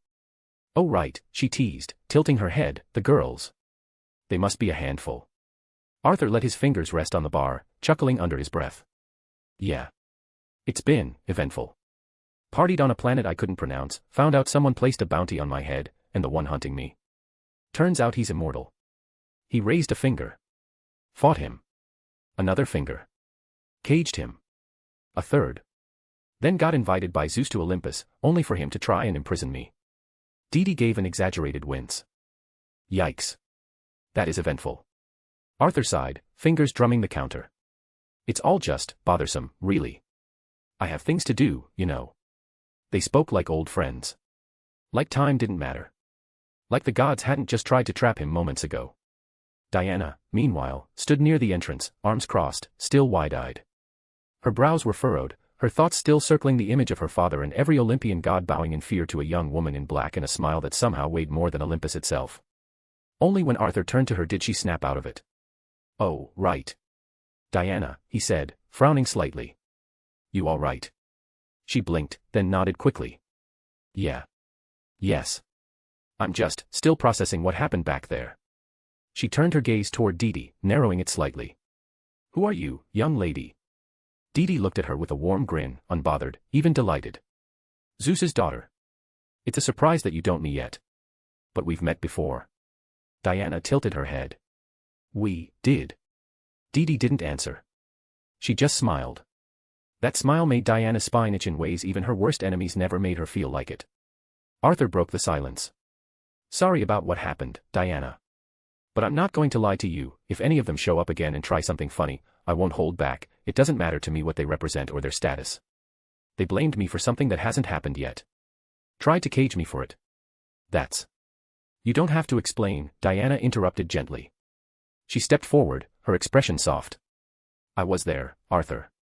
I saw it. My father, all of Olympus, they were in the wrong. Deeply. She glanced away, ashamed. I'll return to Themyscira. There are things that must be discussed. Truths that need to be challenged. She turned toward the door, pausing only once more to look back. Please accept my apologies on behalf of the gods. I'll try to make things right. Arthur looked at her, then glanced at Dee beside him. He offered a faint smile, just enough to show he meant it. You don't have to apologize, Diana, he said. I know what you represent, unlike them. Diana smiled back, a bit brighter now. Take care, Arthur. And with that, she stepped out and in moments, she took to the skies, her silhouette vanishing into the Gotham night. Dee watched her go, then turned back toward Arthur as she slid onto one of the bar stools beside him. She's a good person, she said softly. With a troublesome family, Arthur muttered, ordering a drink with a glance. Dee giggled. The barkeep didn't even blink as 2 glasses of something old and smoky were set before them. They clinked their glasses gently. Arthur exhaled, finally letting the weight of Olympus slide off his shoulders. Well, he said, looking over at her. I appreciate you showing up when you did, you saved the petty Greek gods from me and all but. He turned his body slightly, facing her more directly. Why did you come and find me, Dee? Dee swirled her drink once, eyes reflecting something. Oh, confident, aren't you, she teased, then took a sip. But yes. I suppose you would have prevailed eventually. Would have been messy though. Lots of broken furniture. Screaming. Lightning. Arthur tilted his head. Don't stall, Dee, just say what you want to say. She smiled. I came because this concerns you, Arthur. And them. Arthur's expression shifted. His fingers tightened slightly on the glass. Them. Dee turned on the stool, facing him fully now. And with eyes as ancient as the end, she spoke. You see, Arthur. She said, voice calm, almost gentle. Their time is about to end. // If you like this story, check out my other stories. Solo leveling in Westeros. And you can get access to 3 more chapters or 7 more chapters if you want. Chapter 320, Written Beyond Gods. If you like this story, check out my other stories. Solo leveling in Westeros. And you can get access to 3 more chapters or 7 more chapters if you want. //. The bar's lights flickered over Arthur's face as he stared at Dee, unblinking, violet eyes faintly glowing under the shadows of his lashes. Are you saying, he began slowly, that the gods of Olympus are about to die? I mean, I made sure not to kill Hercules. Dee burst into laughter, light and soothing. Oh, Arthur, she grinned, leaning an elbow on the counter. No, silly. It's not because of you. She took a sip of her drink before continuing with that same sunny tone. You see, they think themselves above mortals. Beyond fate. Eternal. Untouchable. She twirled her glass lazily. But nothing escapes its ending. Everything ends. Even them. Arthur absorbed that without a twitch. Dee's expression softened, not pity or sadness. Zeus wanted to lock you up because of a nightmare, she said. A vision he had. Something dark and powerful wielding death, taking Olympus, toppling gods, ending their line. She looked directly at him now, eyes shifting into something endless. It wasn't just a nightmare, she whispered. It was prophecy. Arthur remained still. Only his fingers tapped once on the counter. And, Dee continued, lifting a single finger, Zeus wasn't wrong about the power he saw. She placed that finger gently against Arthur's chest. Yours. Arthur's jaw tensed. And he raised an eyebrow. I can control myself, he said quietly. I'm not going to kill the gods unless they threaten my life or the people around me. Dee's smile widened, soft, playful. Arthur, she crooned. I said you'll claim them. I never said you'd kill them. He blinked just once. Then she continued with a tone that carried the weight of cosmology yet sounded like a bedtime story. Mortals and gods love believing destiny can be rewritten. That if you peek at the ending, you can turn the pages differently. A pause. But even the choice to defy destiny is part of destiny. The very act of resisting it is what ensures it comes true. Arthur stared at her. You're saying his attempt to prevent the prophecy was meaningless? She hummed, pleased. Now you're catching on. Arthur leaned back, exhaling through his nose. He mentioned another old prophecy. Dee raised her glass in a little toast to his intelligence. There it is. Arthur scoffed lightly. I'm not taking part in their problems. Dee clinked her glass against his. You won't have to, she said. Nothing will stop what's already coming anyway. No matter what choices they make, the conclusion is already written. Arthur studied her. How serene she looked saying this. How casual. Destiny. He murmured, looking away. Dee tilted her head. Speaking of destiny. She tapped her glass against his shoulder. You're not fully in control of your abilities yet, are you? Arthur's violet eyes narrowed. How do you know that? Dee smiled soft, almost shy for half a second. Because, she said lightly, you're not as strong as me yet. Arthur raised a brow, caught off guard. You're saying. She slid off the stool, stretching as though the conversation meant nothing. I'm not suggesting anything. Yet, she said with a faint blush creeping over her cheeks. Arthur stared. She walked toward the exit, hands behind her back. We'll meet again soon, she said sing-song, once you're fully in control of your power, Arthur Blackwynd. Then she turned one last time, smiling that impossible, ageless smile. Monarch of Shadows. She vanished like a breeze leaving the room. Arthur let out a long breath. Strange as ever. He looked back down at his drink, swirling it once. But what she just told me is. Arthur's base, night. The underground training arena pulsed with quiet menace, floors marked by scuffed footprints, claw marks, and streaks of violet energy. The ambient lighting was dim, but not from lack of light, it was the shadow mana itself that darkened the space. 3 powerful shadows circled one man. Galatea, glowing faintly with Kryptonian might and enhanced shadow regeneration, snarled as she launched herself with breakneck speed, her fists shimmering with raw energy. Quick, the speedster, zigzagged around them in shadow red-tinted trails, trying to land pressure strikes from blind angles.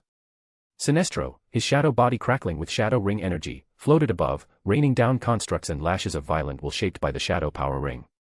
And in the center. Martial Igris stood unmoving, obsidian armor etched in violet, cape fluttering without wind. His demon king longsword shimmered with blue lightning, and his eyes glowed with calm violet look. Then they attacked. Galatea aimed a flying knee, quick blurred behind Igris with a double-speed feint, and Sinestro summoned a colossal spiked mace that descended like a comet. Igris moved out a pivot. A parry. A blur of swordplay so precise it bordered on dance. Galatea's strike was deflected with the flat of his blade. Quick was caught mid-speed step, a hand on his throat as Igris slammed him into the arena wall. Sinestro's construct shattered before it even landed, sliced in half by an upward arc that sent him crashing into the ceiling. All within 6 seconds. They rose groaning, healing through endless shadow regeneration. But if they were living, they'd be dead. Galatea dropped to one knee. Damn it all, she muttered, frustration etched in her voice. I don't feel like I'm improving at all. A low voice echoed from the shadowed balcony above. Arthur stood, arms crossed, cloak swaying gently, his violet gaze sharp. You are improving, he said. All of you. The trio looked up. Arthur descended slowly, shadows forming steps beneath his boots.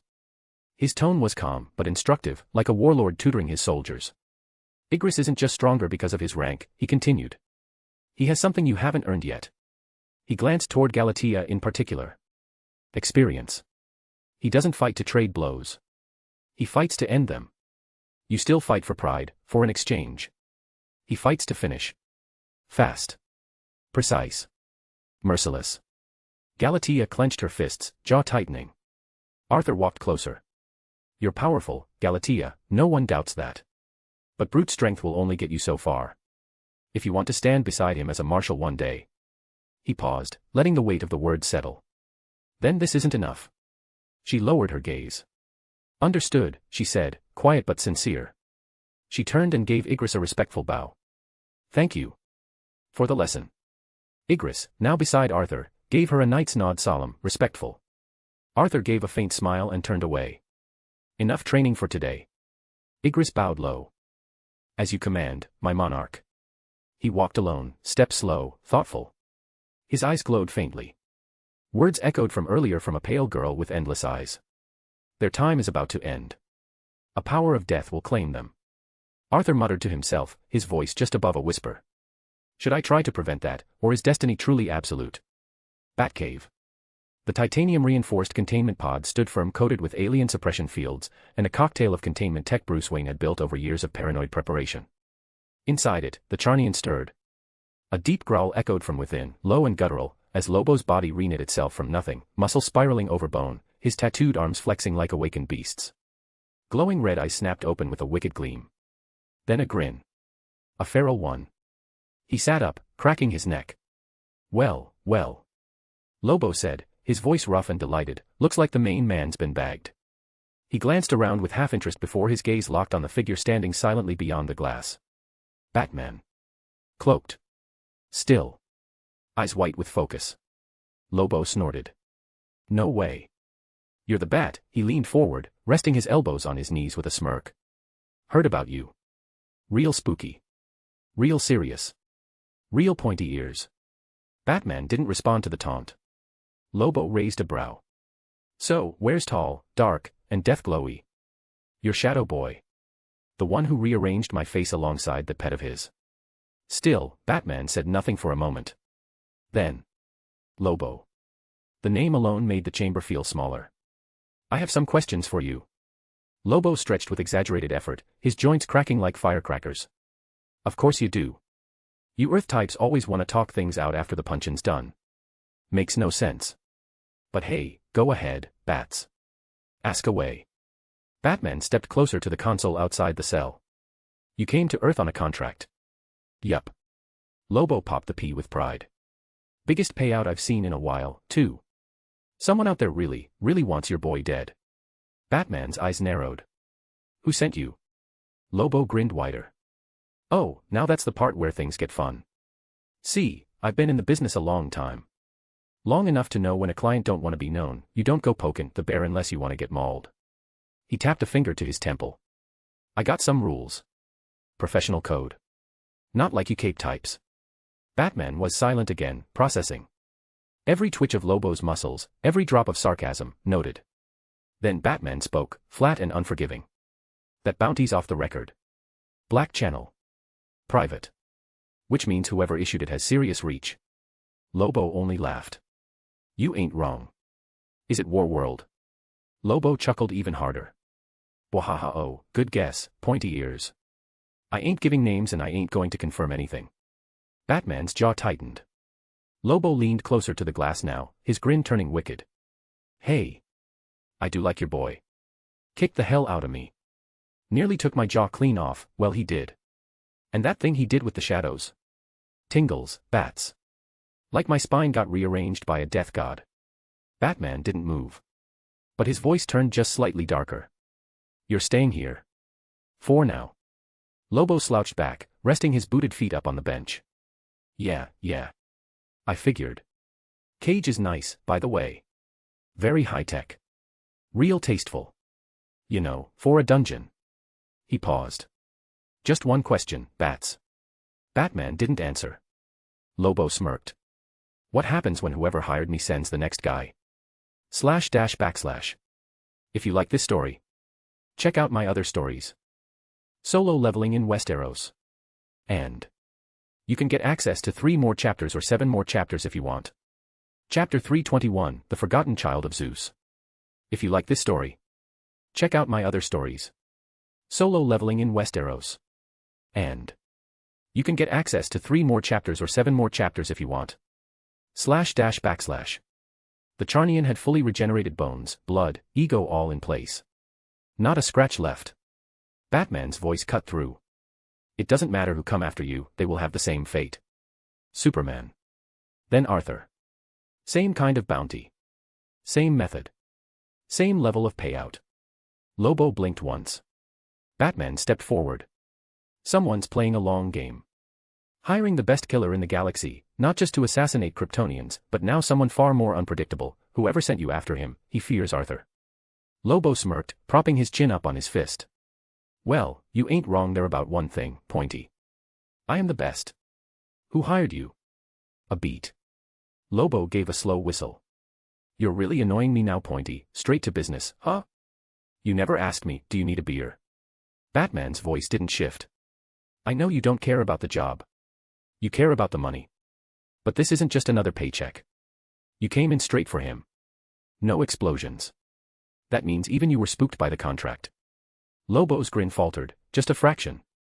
Then it returned, sharp and deflective. TCH. You really are the detective. Gotta admit I am impressed, but no, the one who hired me didn't mention certain things, like the monstrous Shadow Titan thingy. Batman narrowed his gaze. Tell me who it is. Or the next time Arthur meets you, I won't be there to stop him. Lobo's amusement dropped like a stone. Is that a threat, Bats? It's a fact. Batman's voice dropped into something even colder than usual. He doesn't pull punches. He doesn't stop at containment.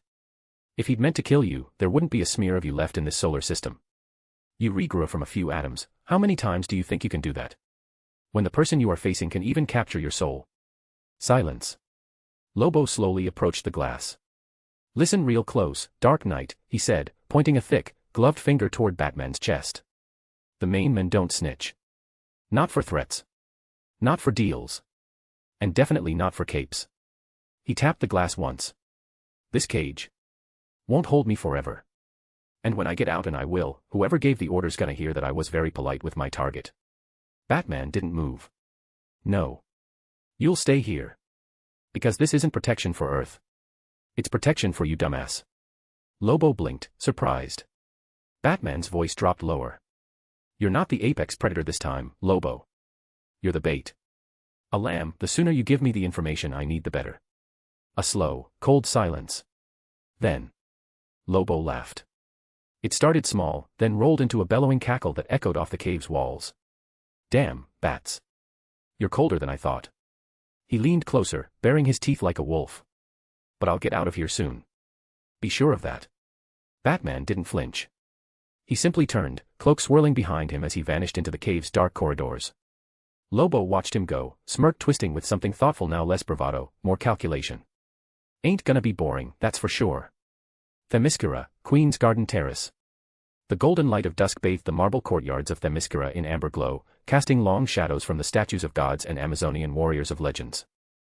Diana, Princess of Themyscira, stood at the edge of a wide terrace, her arms crossed, her brows furrowed in a storm of thought. The crashing of waves far below could not drown the turbulence inside her. Queen Hippolyta approached from behind. You are troubled, my daughter, Hippolyta said softly. I felt it the moment you returned. Diana turned slowly, still grappling with the words. I was tasked to bring someone to Olympus, she began. By my father. Hippolyta's face barely twitched, but something in her jaw tightened. And what did he want? To imprison that someone, Diana said bitterly. A man. A mortal, yes, but not an ordinary one. He was innocent, and yet, he was treated like a weapon waiting to be used, or feared. Hippolyta stepped closer, her hands clasped before her. Zeus has always acted to prevent chaos, she said calmly. When visions come, when omens appear, he must act. Such is his burden. Diana's eyes flared with emotion. And what of justice, mother? What of mercy? He tried to shackle a man based on a prophecy. A nightmare. Prophecies are not mere dreams, Hippolyta replied. You of all people know the power of fate. The gods walk a narrow path between catastrophe and control. Diana's tone darkened. Control, she echoed. Is that what Olympus has become? A throne of tyrants reacting to fear? I stood there, mother. I saw it in their eyes. They were condemning something that didn't happen. Hippolyta was quiet for a long moment. The rustling leaves filled the silence between them. You are speaking of Arthur Blackwynd, you did mention him before, another warrior that you were impressed with, just like the Kryptonian, the queen finally said. He is the one with the shadow powers, I understand their fears. Diana nodded. Yes, he defended himself only after Hercules struck first. And still, even then, he held back. He could have done more. He didn't. Hippolyta's eyes drifted to the distant horizon. The gods are not kind, Diana. They never were. They rule by fear and order. That is how Olympus has endured for millennia. And maybe that is the problem, Diana whispered. Maybe enduring isn't the same as living justly. The words hung in the air like thunderclouds. I know my father is powerful, she continued, but I also know that power wielded without accountability becomes rot. Something is coming, mother. I can feel it. You speak with passion, Hippolyta said, turning back to her daughter. But be careful. You are a bridge between two worlds. Speak out too loudly, and you may find yourself exiled from both. Diana stepped forward, her voice steady. Then I'll stand alone if I must. But I will not be complicit in injustice. Not even from Olympus. The queen of the Amazons regarded her daughter, warrior, champion, and now a woman burdened with truths no one wanted to hear. There was pride in her gaze. And worry. You are your mother's daughter, Hippolyta said at last. Then softer, almost reluctantly. And your father's. Somewhere deep in an unconed desert. The sun hung in the sky, beating mercilessly on the cracked earth below. No life stirred for miles, just waves of heat and an oppressive silence that seemed eternal. But beneath that dead, scorched crust, something moved. The wind shifted. The sand trembled. Then an eruption. A colossal burst of sand and stone tore upward in a geyser of fury, sending dunes cascading outward in shockwaves. The very earth groaned. From within the crater, surrounded by rising black smoke and licking red flames, a figure emerged slowly. Not crawling. Ascending. A man, if he could still be called that. His body was charred and smoldering, black as coal and cracked like volcanic glass. Molten gold pulsed beneath the surface of his skin, glowing through the cracks like veins of pure divine rage. Black hair tangled with flame drifted behind him. His eyes solid, glowing red radiated something far older than madness. Older than pain. Hatred given form. He rose from the pit. His feet touched the edge of the crater. The wind howled. He looked up to the sky. At the sun. And he whispered. I have waited for this, for thousands of years. He stepped forward onto solid ground, smoke coiling off his shoulders like a cloak. The desert itself backed away, heat fleeing the greater fire now walking its surface. They treated me, as a thing. Do you understand? His voice grew louder, speaking to himself, each word filled with anger. Not as a child. Not as a son. But a curse. A prophecy. Left to die. Alone. Buried deep in a pit of sand and silence. My birth, condemned. By the very ones who created me. He raised his head, eyes fixed on a sky far above the clouds. Mother. Father. His fists clenched, the molten gold surging under his skin with a violent pulse. You cast me out at birth. You feared what I might become. The ground cracked beneath his feet. And now. I am what you feared. The wind screamed louder now, spiraling around him. The clouds above darkened, even though no storm had been summoned. It took me millennia. Alone. Forgotten. In agony. He stepped into the sun's full light. His body blazed a silhouette of heat and vengeance. But I did not die. He extended his arms, energy surging, black and crimson, pulsing out a surge that shook the desert around him. The sky quaked. I was remade in flame and fury. A twisted smirk carved itself across his charred lips. And now. I rise. He launched upward with an explosion of dark energy, rocketing toward the heavens in a trail of black fire. I'm coming for you, Olympus. I'm coming for all of you. He vanished into the sky, the crater left behind smoldered in the earth. The forgotten firstborn had returned. // If you like this story, check out my other stories. Solo leveling in Westeros. And you can get access to 3 more chapters or 7 more chapters if you want. Chapter 322, The Firstborn. If you like this story, check out my other stories. Solo leveling in Westeros. And you can get access to 3 more chapters or 7 more chapters if you want. // Olympus. The marble pillars of Olympus trembled with the soft rumble of shifting storm clouds, an omen that Zeus's mood was far from calm. At the center of the throne room, the king of the gods stood with his back turned, staring into the roiling sky beyond the balcony as if trying to see the nightmare again. Hera, Poseidon, and Athena waited behind him, their expressions tight. A single lightning bolt cracked through the heavens. Only then did Zeus finally speak. I saw our end. His voice was low, ragged around the edges, nothing like the thunderous certainty he usually wielded. In the dream, no, in the vision, he corrected himself grimly, I saw Olympus burning. Gods falling. Our temples collapsing to ash. His hand tightened around the golden rail until it warped beneath his grip. Hera took a step forward, jewels shimmering like muted stars against her skin. Husband, tell them the little you shared with me. He turned toward them, and even Athena, the one who never flinched, felt a cold shiver slip down her spine at the look in her father's eyes. I saw a figure, he said. A being wreathed in darkness, walking among our corpses. Death itself answered to him. His jaw worked. He took us one by one, without fear, or mercy. Poseidon's brows drew together, sea-green eyes narrowing. And you believed this being to be the mortal? The one called Arthur. Zeus's shoulders tensed with remembered shame. I acted on fear. He inhaled sharply. I sought to imprison him, to contain what I did not understand. Similar to a mistake I did long ago. Hera touched his arm gently, her voice soft but firm. You did what a king must. If Olympus is threatened, if our children, our legacy, our dominion are at stake, then any precaution is justified. Zeus didn't answer immediately. His gaze flicked toward the far corner of the chamber, the place where Telyut, the personification of death, had appeared as effortlessly as stepping through a doorway. But Telyut herself came for him, Zeus said, voice hollow. She stood beside that mortal. I fear that's a bad omen as well. Athena exhaled slowly.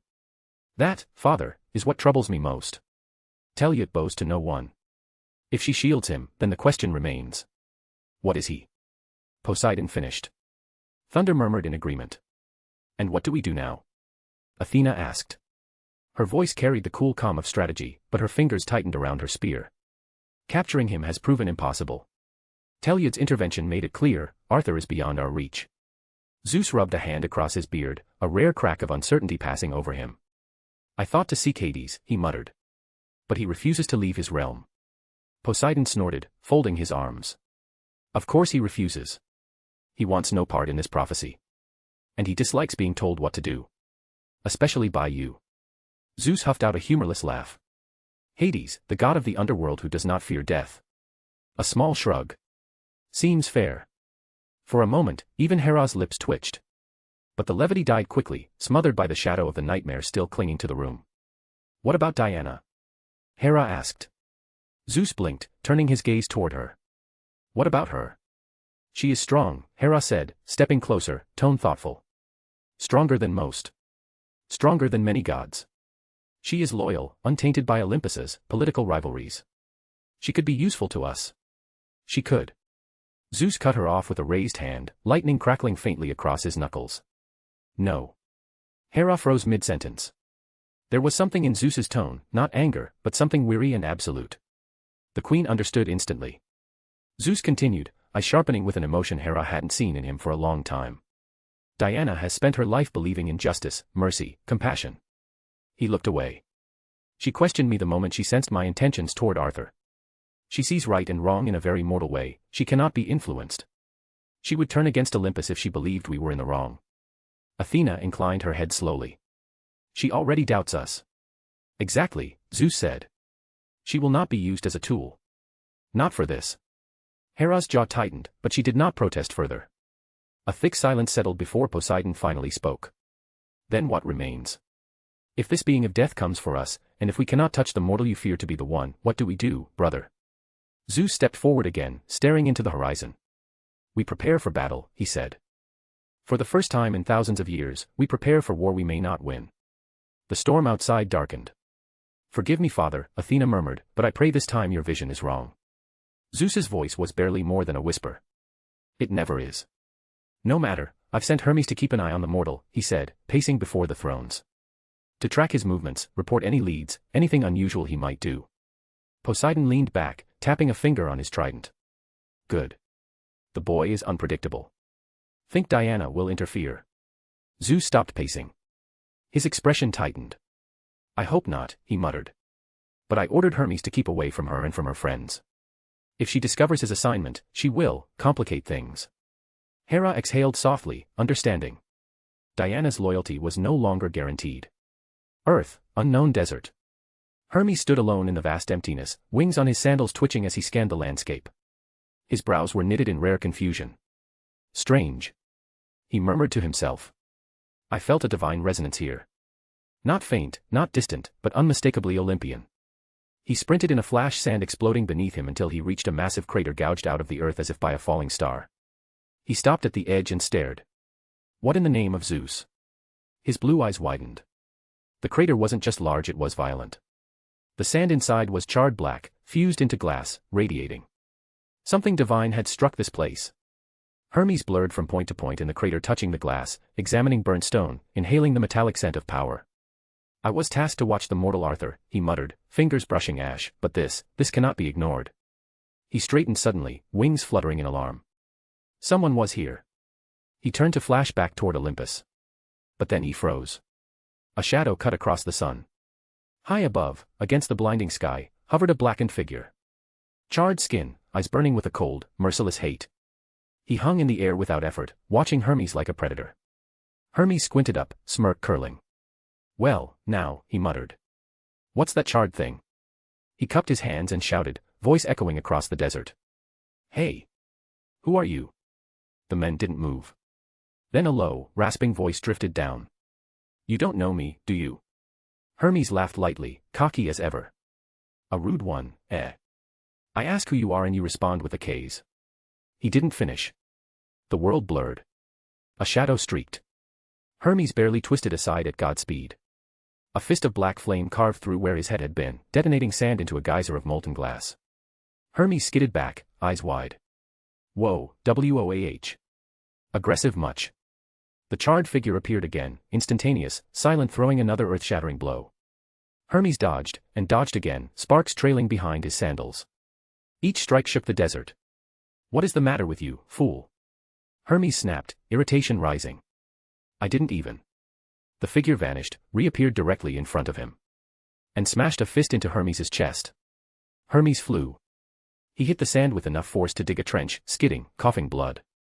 A dark aura rolled off the attacker, thick and suffocating, the smell of burnt flesh and hatred permeated the air. The figure descended, steps crushing the scorched sand underfoot. Of course you don't know me, he said, voice filled with venom so old it sounded fossilized. Why would you? Our father never bothered to give me a name. Hermes choked, lifting his head just enough to see those burning eyes. So. The figure hissed, standing over him like a living executioner. You may call me, the firstborn. Hermes's blood-smeared lips parted, horror dilating his pupils. So, it's you. He whispered. The firstborn smiled, a terrible smile, cracked and broken. Your kingdom forgot me, he said softly. And now. I will return the courtesy. // If you like this story, check out my other stories. Solo leveling in Westeros. And you can get access to 3 more chapters or 7 more chapters if you want. Chapter 323, Devourer of Gods. If you like this story, check out my other stories. Solo leveling in Westeros. And you can get access to 3 more chapters or 7 more chapters if you want. // Sand erupted as Hermes tore himself from the ground in a blur of light, blood flicking from his lips, wings on his heels flaring wide as he vanished and reappeared a dozen times in the same moment. He skidded to a halt atop a jagged dune, chest heaving, eyes locked onto the charred god below. All right, Hermes said, wiping crimson from his mouth with the back of his hand, forcing a grin that didn't quite hide the tension in his eyes. We started off wrong. Let's reset. You punch like Ares on a bad day, and I talk. The firstborn vanished. Hermes's instinct screamed. He twisted sideways, barely avoiding a downward hammer fist that collapsed the dune beneath him. Hermes flashed behind the firstborn, driving a glowing kick into his spine. The firstborn didn't budge. Hermes' eyes widened. The charred god turned slowly, sand sliding off his shoulders like ash from a pyre. Still talking, the firstborn growled.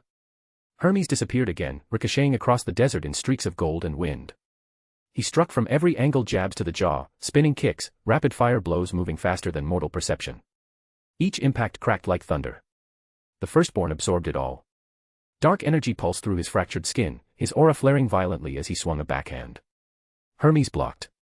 The collision detonated outward, shockwaves flattening dunes for miles. Hermes slid backward, boots carving trenches, arms trembling. Okay, he muttered, breath sharp. I see now. How Apollo vanished. The firstborn lunged. Hermes flashed forward, met him head-on fist to fist. They collided at god speed, trading blows so fast the air ignited. Sand fused into black glass beneath their feet. Hermes ducked, spun, landed a glowing knee to the firstborn's ribs. Crack. The firstborn snarled, grabbed Hermes mid-motion and hurled him through the air like a meteor.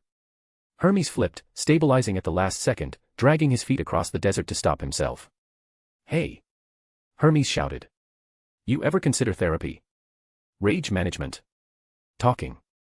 The firstborn was already there. A brutal elbow smashed into Hermes' jaw. Hermes flew again, blood spraying across the sand. He twisted, vanished, reappeared behind the firstborn, breathing hard. Listen to me. Hermes snapped, frustration bleeding through his bravado. I didn't know about you. None of us did. Only Zeus ca. The firstborn's eyes flared. Silence. His roar shook the sky. He surged forward, faster than before, far faster. Hermes barely kept up now, dodging by instinct alone, speed straining to its limit. A punch grazed his side, tearing through divine flesh like paper. Hermes screamed, tumbling, barely catching himself midair. Listen here, firstborn. Hermes shouted, desperation edging his voice. He fears what you are. But this won't fix anything. The firstborn caught him by the throat. Hermes froze. The charred god lifted him effortlessly, dark aura swallowing the light around them. He feared me, the firstborn whispered, voice low and venomous. So he tried to erase me. Hermes struggled, his energy growing weak. You don't have to do this. The firstborn slammed him into the ground. The impact cracked the desert floor open like an earthquake. Hermes lay in the crater, gasping, vision blurring. The firstborn descended slowly, shadow stretching across the broken god. I was his first mistake, he said coldly. And I will be his last. Hermes forced himself to look up, blood streaming down his face, eyes wide with realization. You're going to Olympus. The firstborn raised his fist, dark power coiling around it. I will be Olympus. The punch came down. The desert did not explode. It opened. The firstborn's fist had gone clean through Hermes' torso, dark power compressed into a single, obscene moment of silence. Divine light flickered wildly around the wound. Hermes' breath hitched. His eyes went unfocused. For a heartbeat, neither of them moved. Then the firstborn pulled his arm free. Wet sound. Light spilling, blood and godhood pouring into the sand. Hermes collapsed forward, knees striking the glass desert, hands clawing weakly at the hole in his chest that refused to heal. He laughed. A broken, choking sound. Hey, Hermes wheezed, blood bubbling at the corner of his mouth. Guess I finally ran out of road. The firstborn loomed over him, aura boiling, eyes burning. Hermes looked up at him, vision swimming. May you be cursed, he spat weakly. May whatever you are rot from the inside out. The firstborn didn't flinch. Didn't even blink while looking at the dying Hermes. I'm already cursed, he replied, voice calm now, dead calm. And my curse? His lips twisted into something close to a smile. Is Zeus. Hermes coughed hard, crimson splattering the sand. His fingers trembled as he tried and failed to push himself back. The firstborn raised one hand slowly, dark energy coiling around his fingers like living shadow. Hermes' eyes sharpened just a little, a last spark of clarity forcing its way through the pain. Wait, he rasped. The firstborn paused. Hermes swallowed, voice barely more than breath. It was you. A shaky inhale. You who killed Apollo, wasn't it? The desert wind whispered through the silence. He vanished a long time ago, Hermes continued, eyes glassy, unfocused. No body. No echo. Just, gone. The firstborn's smile spread wider. Yes, he said softly. I killed him.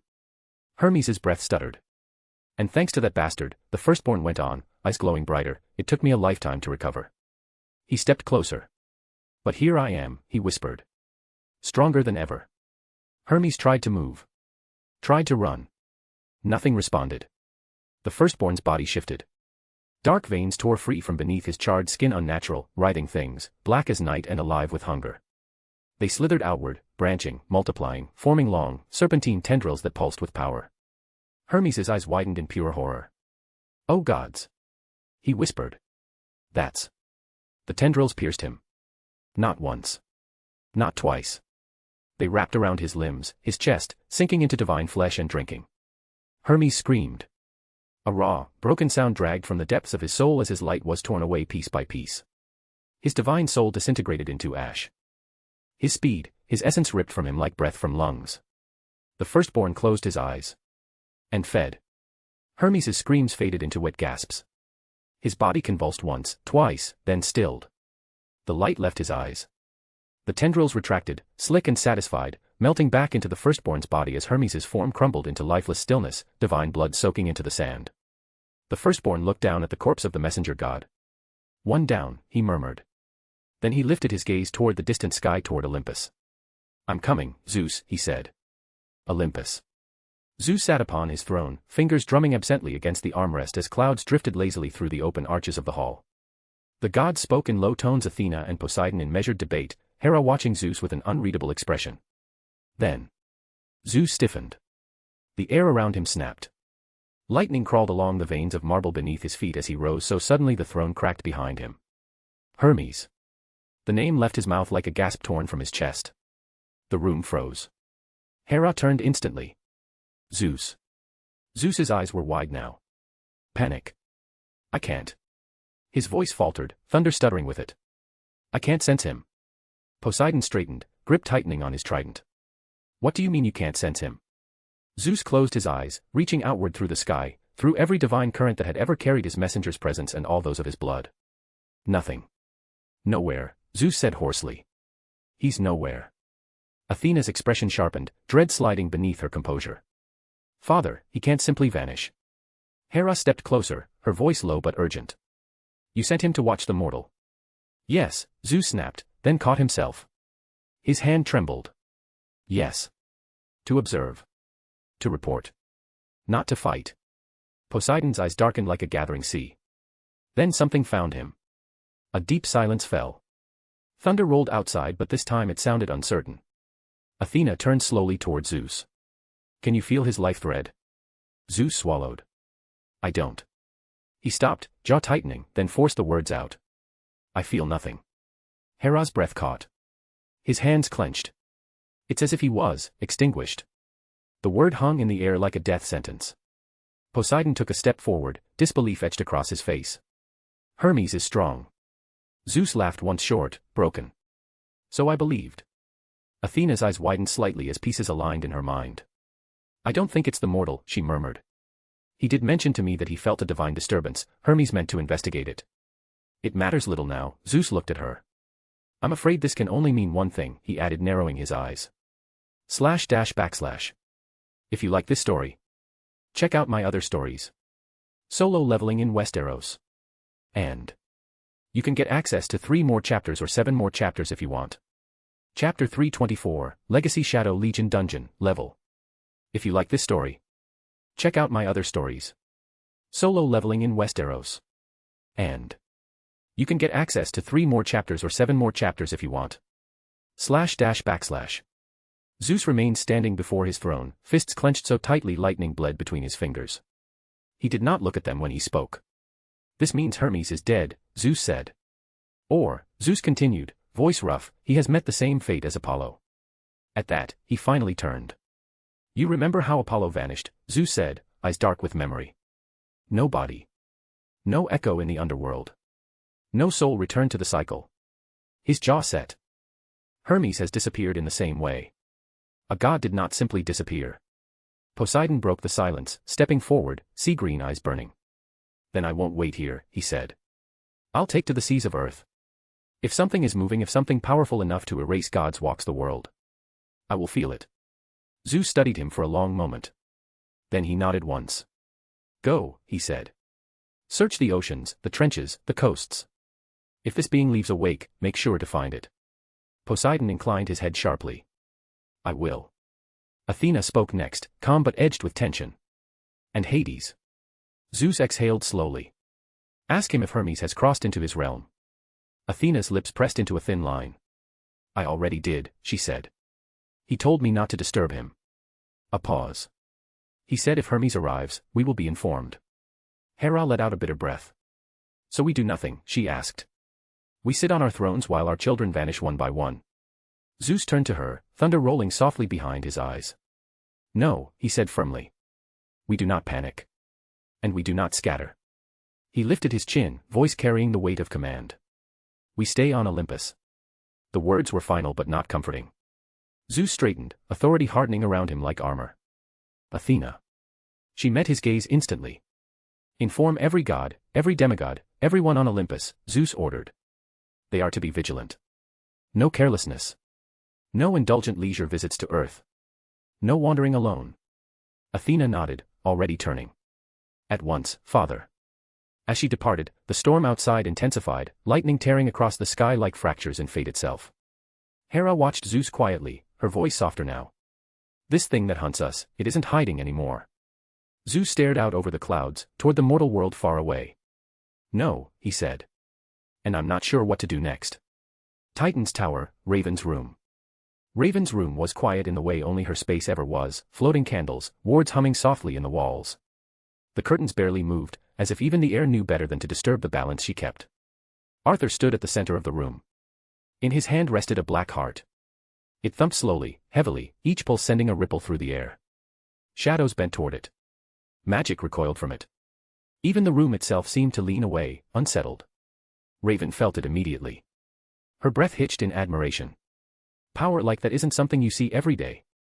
She stared at it, violet eyes faintly glowing. Not the first time you've shown it to me, she said quietly, and I still can't believe something like this exists.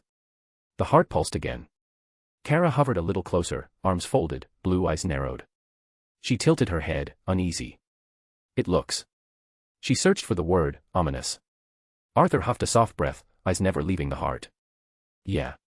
That's a fitting description. He closed his fingers slightly around it, shadows curling protectively over his knuckles. And Raven, he continued, voice calm but resolved, just like I told you before. I've decided. Raven straightened, crossing her arms. She already knew. You're going back, she said. You're going to attach it. Claim it as your own. Arthur nodded once. Yes. For a heartbeat, Kara expected Raven to argue. Instead, Raven smiled small, real, proud. Go, she said simply. Then, softer, just make sure you return quickly. Arthur smiled back. Whoa. Whoa, WOAH, Kara suddenly cut in, stepping forward. Hold on. She pointed at the heart like it might explode at any second. Isn't this a bit dangerous? I mean, look at it. That thing does not look safe. And you're saying you're making this your own heart? Arthur glanced at her. It isn't. Kara blinked. That's it. That's your answer. But without it, Arthur continued, I'll never be whole. Kara frowned, her expression shifting, something earnest breaking through the frustration. You look whole to me. Arthur sighed, rubbing the back of his neck. I meant my powers. I know what you meant, Kara shot back quickly. Her voice softened despite herself.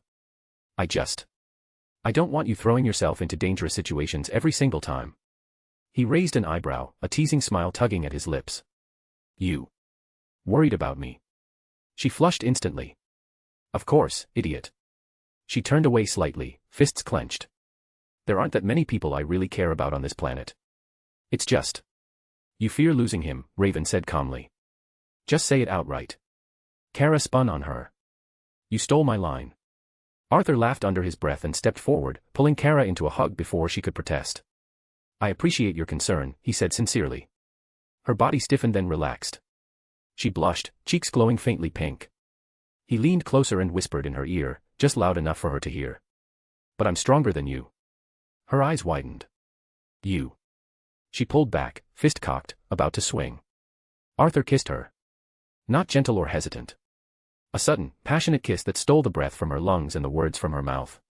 Kara froze, then melted into it, hands gripping his cloak before she realized what she was doing. Raven turned away, sighing. Thank me later. They finally broke apart, breaths close, foreheads nearly touching. Arthur smiled softly. This will be nothing, just wait a bit. I'll be back. With a wave of his hand, a key tore open space itself. A portal bloomed in the middle of Raven's room, dark, deep, endless. The entrance to the dungeon pulsed like a wound in reality. Arthur stepped toward it. He didn't turn back. This will be the last time I enter this place, he said quietly. Then, after a pause. If I take too long, my shadows are still here. They'll follow your commands. In case something happens. A beat. And I'm sure something will happen. Kara frowned, confused. Wait, what? What do you mean? Raven crossed her arms. I'll explain it to you. Arthur turned around one last time. His eyes glowed violet, shadows rising behind him like a crown. He smiled, not reckless, or afraid but certain. I'll be back, he said, voice carrying power and promise. As a true Shadow Monarch. Then he stepped into the portal. And the darkness closed behind him. The moment Arthur crossed the threshold, the world collapsed inward. Shadows sealed behind him like a closing jaw. For a fraction of a second, there was nothing, no ground, no sky, no sense of direction, only the sensation of falling without movement, of being judged by something vast and ancient. Then the system spoke. Legacy Shadow Legion Dungeon, Level 10. Condition to access the altar. Defeat the serpent that guards, dwells, and gnaws upon the roots of the world tree. Arthur exhaled slowly. The ground solidified beneath his boots, black, twisted wood fused with stone, veins of ancient bark running like fossilized arteries through the terrain. Massive roots coiled everywhere, thicker than city towers, descending endlessly into the abyss below. Arthur's eyes narrowed. So this is it, he muttered. He was standing at the depths of the world tree, it might as well be called the abyss. A place no mortal was ever meant to see. It was pitch black, true black, the kind that swallowed sound and distance alike.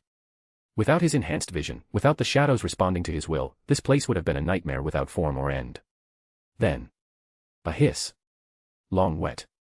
Echoing. Arthur's hand flexed instinctively.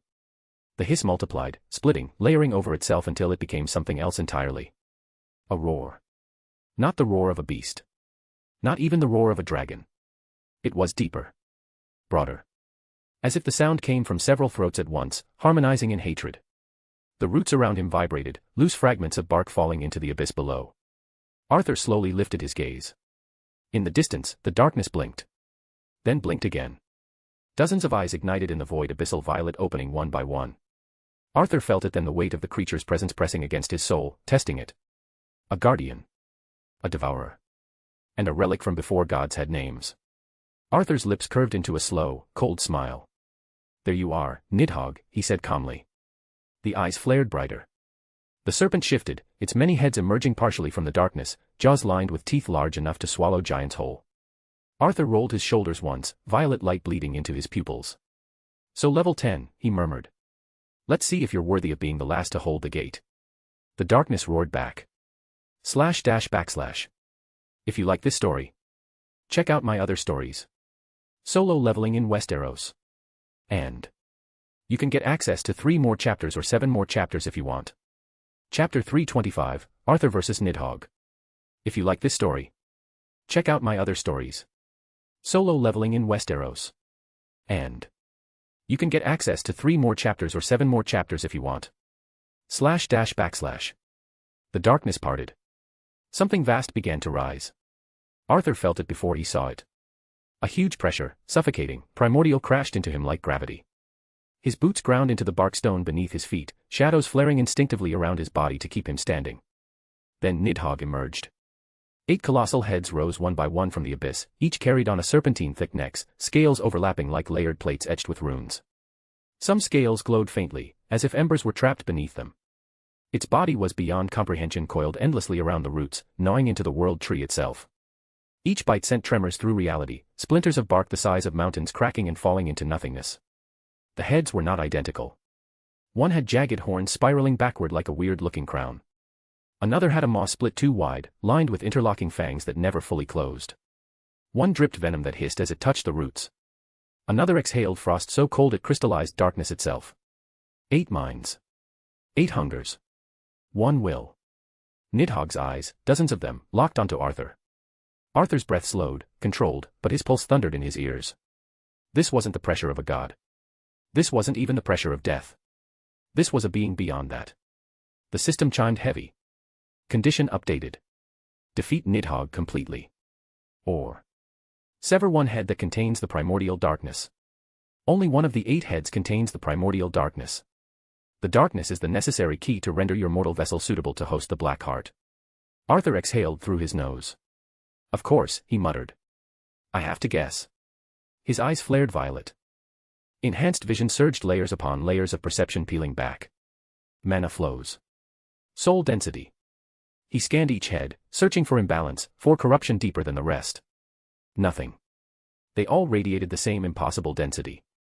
The very same. Whatever the primordial darkness was, it was buried perfectly away from the grasp of any sort of supervision. Arthur's jaw tightened. Not that easy, huh? He said quietly. Nidhogg answered. All 8 heads drew back. And screamed. It wasn't sound alone. It was conceptual violence.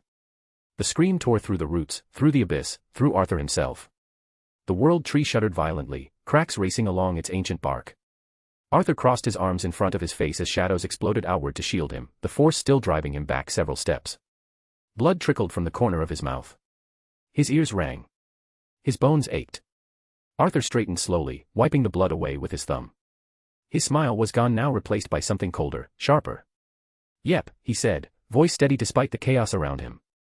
This isn't going to be easy.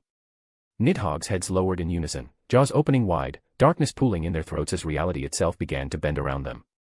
Arthur let the shadows rise. Let the dungeon feel his intent. Come on then, he murmured, violet eyes burning brighter.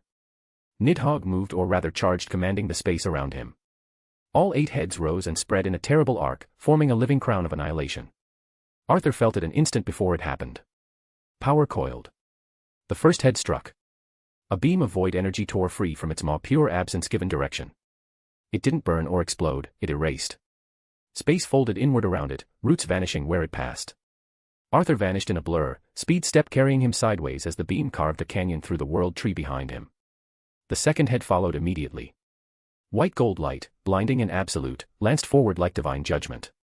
Arthur skidded, planting his foot, shadows snapping upward as he raised a construct blade. He split the beam in 2. Light got divided as shadow cleaved through it, the halves detonating on either side of him and showering the abyss with burning fragments. The third head roared. Black fire, thick, viscous, crawling with screaming faces, flooded the air. Arthur thrust both hands forward, shadows surging outward and forming a spiraling vortex. The fire was dragged into it, compressed, then hurled back into the darkness where it detonated uselessly. The fourth head opened its jaws. Frost poured out burning cold. The roots it touched cracked and died instantly. Arthur slammed his heel down, shadows hardening beneath him, anchoring his body as he phased partially out of the blast, the frost passing through his afterimage instead of his flesh. The fifth head spat venomous lightning, jagged arcs that hunted in midair. Arthur's shadow ring glowed as he raised his hand, shadow constructs forming floating barriers that intercepted the bolts, grounding them violently into the roots with thunderous cracks. The sixth head unleashed a gravity pulse, invisible but crushing. Arthur grunted as his body was slammed downward. He bent his knees, muscles screaming, then forced the pressure aside with ruler's authority, redirecting the crushing force into the ground beneath him. The bark stone exploded into fragments, but he remained standing. The seventh head inhaled. Arthur didn't wait. He surged forward, flying towards it, his dark cloak snapping, shadows forming a spear in his hand as a sound-based blast erupted behind him so violent it shattered roots and sent shockwaves rippling through the abyss. Arthur rode the edge of it, barely escaping as the blast chased him. He landed hard, boots skidding. 7 attacks. 7 narrowly avoided deaths. His breathing was heavier now. Then, the eighth head moved. Arthur felt it too late. No roar or charge. Just a pulse. A wave of something wrong, a blend of shadow, corruption burst forward. Arthur threw his right arm up instinctively, shadows forming into a barrier. Too slow. The blast hit. Pain exploded. Arthur was hurled backward, crashing through twisted roots before slamming into the barkstone floor. His barrier shattered like glass. Smoke rose from his arm. He rolled once and stopped on one knee, clutching his right hand. The shadows around it flickered. His hand was burned badly. His veins glowing faintly violet as if resisting total annihilation. Blood dripped, sizzling where it hit the ground. Arthur stared at it for half a second. Then he looked up. Nidhogg loomed closer now, massive heads descending, jaws dripping with power, eyes fixed on him with a cold look. Arthur clenched his teeth, forcing his hand to steady.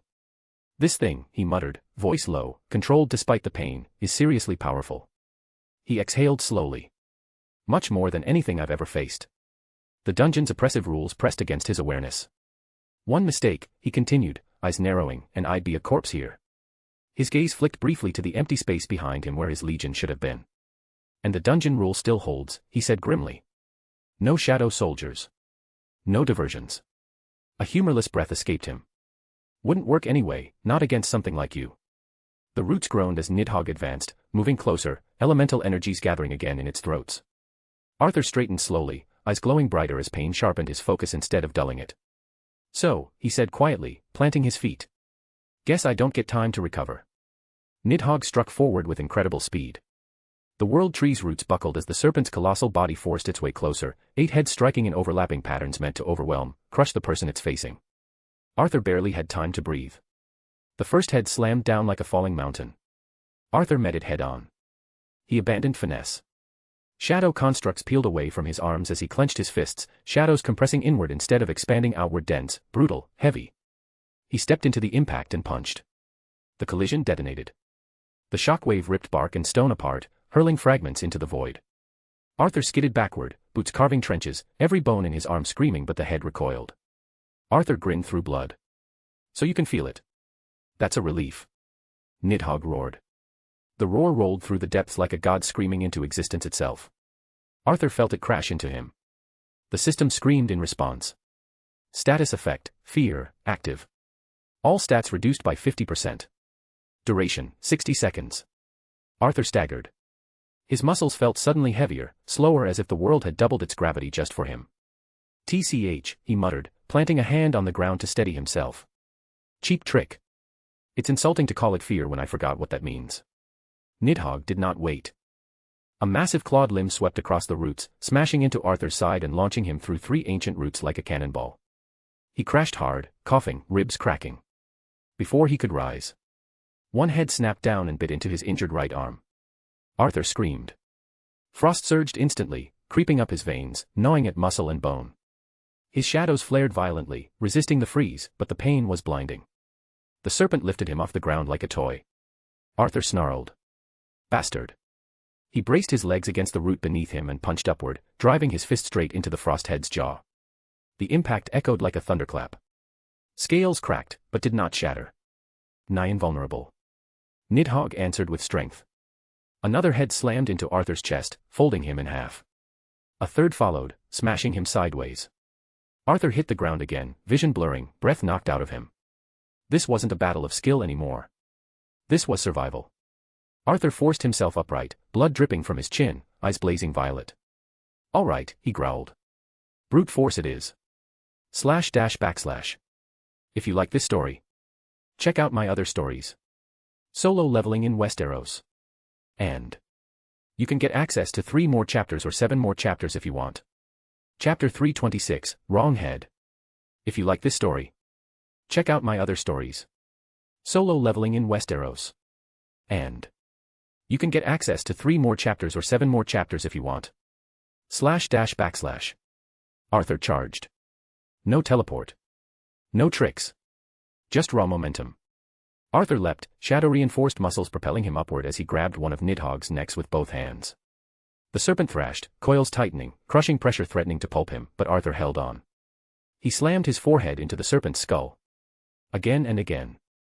Each impact sent ripples through the head, but Nidhogg barely slowed. Another head struck Arthur's back, biting deep. Venom flooded his system. And did nothing. Arthur's resistance burned it away as fast as it entered. Shadows erupted outward. Not blades. Not spears. A guillotine formed around the frosthead. Violet and Shadow fused together, screaming as Arthur poured everything he had into the construct. If not for the endless energy supply from Central Power Battery back in Cord, this construct alone would have made his Shadow ring screaming for charge. His arms trembled. The fear debuff still weighed on him. Nidhogg thrashed violently, other heads smashing into him, cracking ribs, ripping muscle. Arthur screamed in fury. Come on. He brought the guillotine down. The blade bit. For a moment, nothing happened. Then. Crack. The frost head separated from the body in a geyser of dark blood and frozen energy, crashing into the roots below. Nidhogg roared in pain, the sound shaking the abyss itself. Arthur was thrown backward, tearing free as the frost released its grip. He hit the ground hard, rolling, clutching his arm as blood poured freely. He laughed once, breathless, exhausted. Got you. Then he felt it. Nothing changed. Arthur's smile faded. He looked up. 7 heads remained. And the power was still there. Damn it, wrong one, he muttered. Nidhogg's remaining heads reared back, their fury now sounded worse. Arthur dragged himself upright, pain screaming through every nerve, eyes burning brighter instead of dimmer. Guess I'll have to keep cutting, he said hoarsely. Arthur clenched his jaw. Shadows surged from the shadow ring, flowing like liquid night over his injured hand. They hardened, layered, locking into place, an articulated cast of shadow, reinforced at every joint. Arthur flexed his fingers. The construct responded instantly. This will do, he muttered. Nidhogg did not give him time to admire it. The serpent attacked. 7 heads struck at once.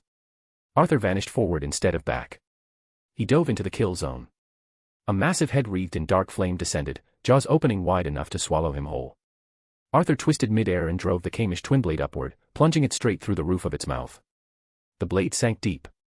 Black fire erupted outward, engulfing Arthur completely. Arthur shielded himself with ruler's authority but did not let go. The flames burned hot, eating everything in its path. The head did not stop. It thrashed violently, smashing Arthur against the roots, trying to shake him loose. This blade is deep enough to reach your brain. Arthur snarled through clenched teeth. You should be dead. A second head slammed into his side, venomous lightning tearing across his body, nerves screaming. Seems beheading you is the only option here. Arthur was thrown clear, crashing hard, rolling twice before skidding to a stop on one knee. Smoke rose from his shoulders. His shadows flickered, but held. Nidhogg advanced. Coils tightened. Roots shattered beneath its weight. The serpent exuded immeasurable strength. Arthur stood slowly, violet eyes blazing. 7 heads, he said to himself, breathing heavy. And every one of them could wipe out a monarch, it seems. The serpent roared. Arthur felt the pressure again, that ancient presence pressing down on his spine, daring him to kneel. He didn't. Shadows surged outward, not forming weapons this time, but structures. Arthur sprinted forward as shadow pylons erupted from the ground behind him, curving inward mid-charge. The head spewing venomous lightning fired again. But the lightning struck the constructs instead. Arthur snapped his fingers. The pylons collapsed inward, forming a rotating shadow cage around the lightning head. The energy rebounded inside, chaining back onto itself, frying scales from within. The head shrieked. Arthur leapt. The dark flame head surged to intercept him, fire roaring. Arthur twisted, shadows forming a counter-rotating spiral shield around his body, compressing the flames instead of blocking them. He slammed both hands forward. The compressed fire detonated backward into the serpent's own neck. Nidhogg recoiled. Arthur landed atop a root, chest heaving. So that's it, he muttered. You shrug off blades, but shadows shaped by my will. He smiled grimly. They hurt. Nidhogg answered with brutality. 2 heads struck simultaneously, one crushing downward, the other snapping sideways. Arthur raised his shadow-cast arm, reinforcing it instantly. The impact shattered the ground beneath him, but he held barely. Bones screamed. Arthur pushed back, roaring, and drove his knee into the underside of the crushing head. The force sent shockwaves rippling through the roots. He didn't give it time to recover. The shadow ring flared. A massive circular construct formed around both the dark flame head and the lightning head, interlocking shadow arc spinning faster and faster, tightening like a closing maw. Arthur thrust both hands forward. Don't look up, he said. The construct collapsed inward, forcing both heads together. And then a blade formed between them. One blade. One drop. Arthur poured everything into it, fury, focus and will. The blade came down. Both heads were severed in a single catastrophic strike, crashing into the abyss below in a storm of shadow, fire, and lightning. Nidhogg howled this time in genuine pain. Arthur staggered backward, dropping to one knee, breathing hard, shadows dripping from him like smoke. 2 more, still the wrong ones, he said hoarsely. 5 heads remained. Blood dark, poured from the stumps, sizzling where it touched the world tree. Arthur forced himself upright, eyes burning brighter than ever. What a monster! He said quietly, staring up at the colossal serpent. He clenched his shadow-cast hand. But I'll pull through this. Nidhogg reared back, remaining heads gathering power. Arthur took a breath. And stepped forward again. Earth, Atlantic Ocean. The sea felt him before the sky did. Across the world's oceans, tides hesitated. Waves slowed, and ancient things lurking in the deep stirred uneasily as if a long-forgotten name had been spoken again. Poseidon emerged. No storm crowned his arrival. No lightning split the heavens. The clouds simply parted. He stood above the water, trident resting lightly against his palm, eye scanning the horizon, not the surface, but the air itself. Hermes never truly vanished. That was what the others never understood. The messenger god did not simply move. Even when airborne, even when running across clouds, he left behind faint, razor-thin shears of divine energy. And when Hermes ran on water, as he preferred to, the sea remembered him. Poseidon raised his trident. The ocean answered. Not with waves, but with memory. The surface beneath him darkened, turning mirror-smooth as currents reversed themselves, flowing backward in silence. Ripples unraveled. Foam sank back into the deep. The sea rewound not time itself, but impression. Poseidon's gaze sharpened. There.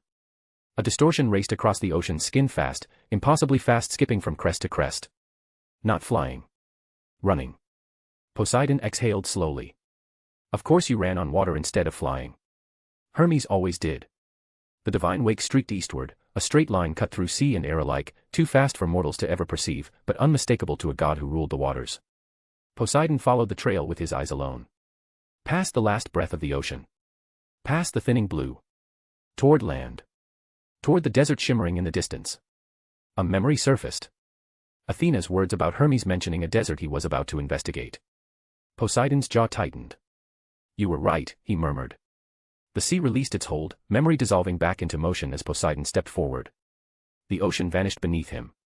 The desert greeted him with silence and heat. At the heart of it lay a crater. Not the kind left by meteor or bomb, but something far more man-made or god-made. Glassed sand spiraled outward in unnatural patterns, fused into blackened arcs that still faintly glimmered with residual divine energy. Poseidon descended slowly, boots touching sand. His trident hummed. He knelt at the crater's center. There were signs of combat everywhere if one knew how to look. Scorch marks that were not fire. Fractures in the earth that spiraled inward instead of outward.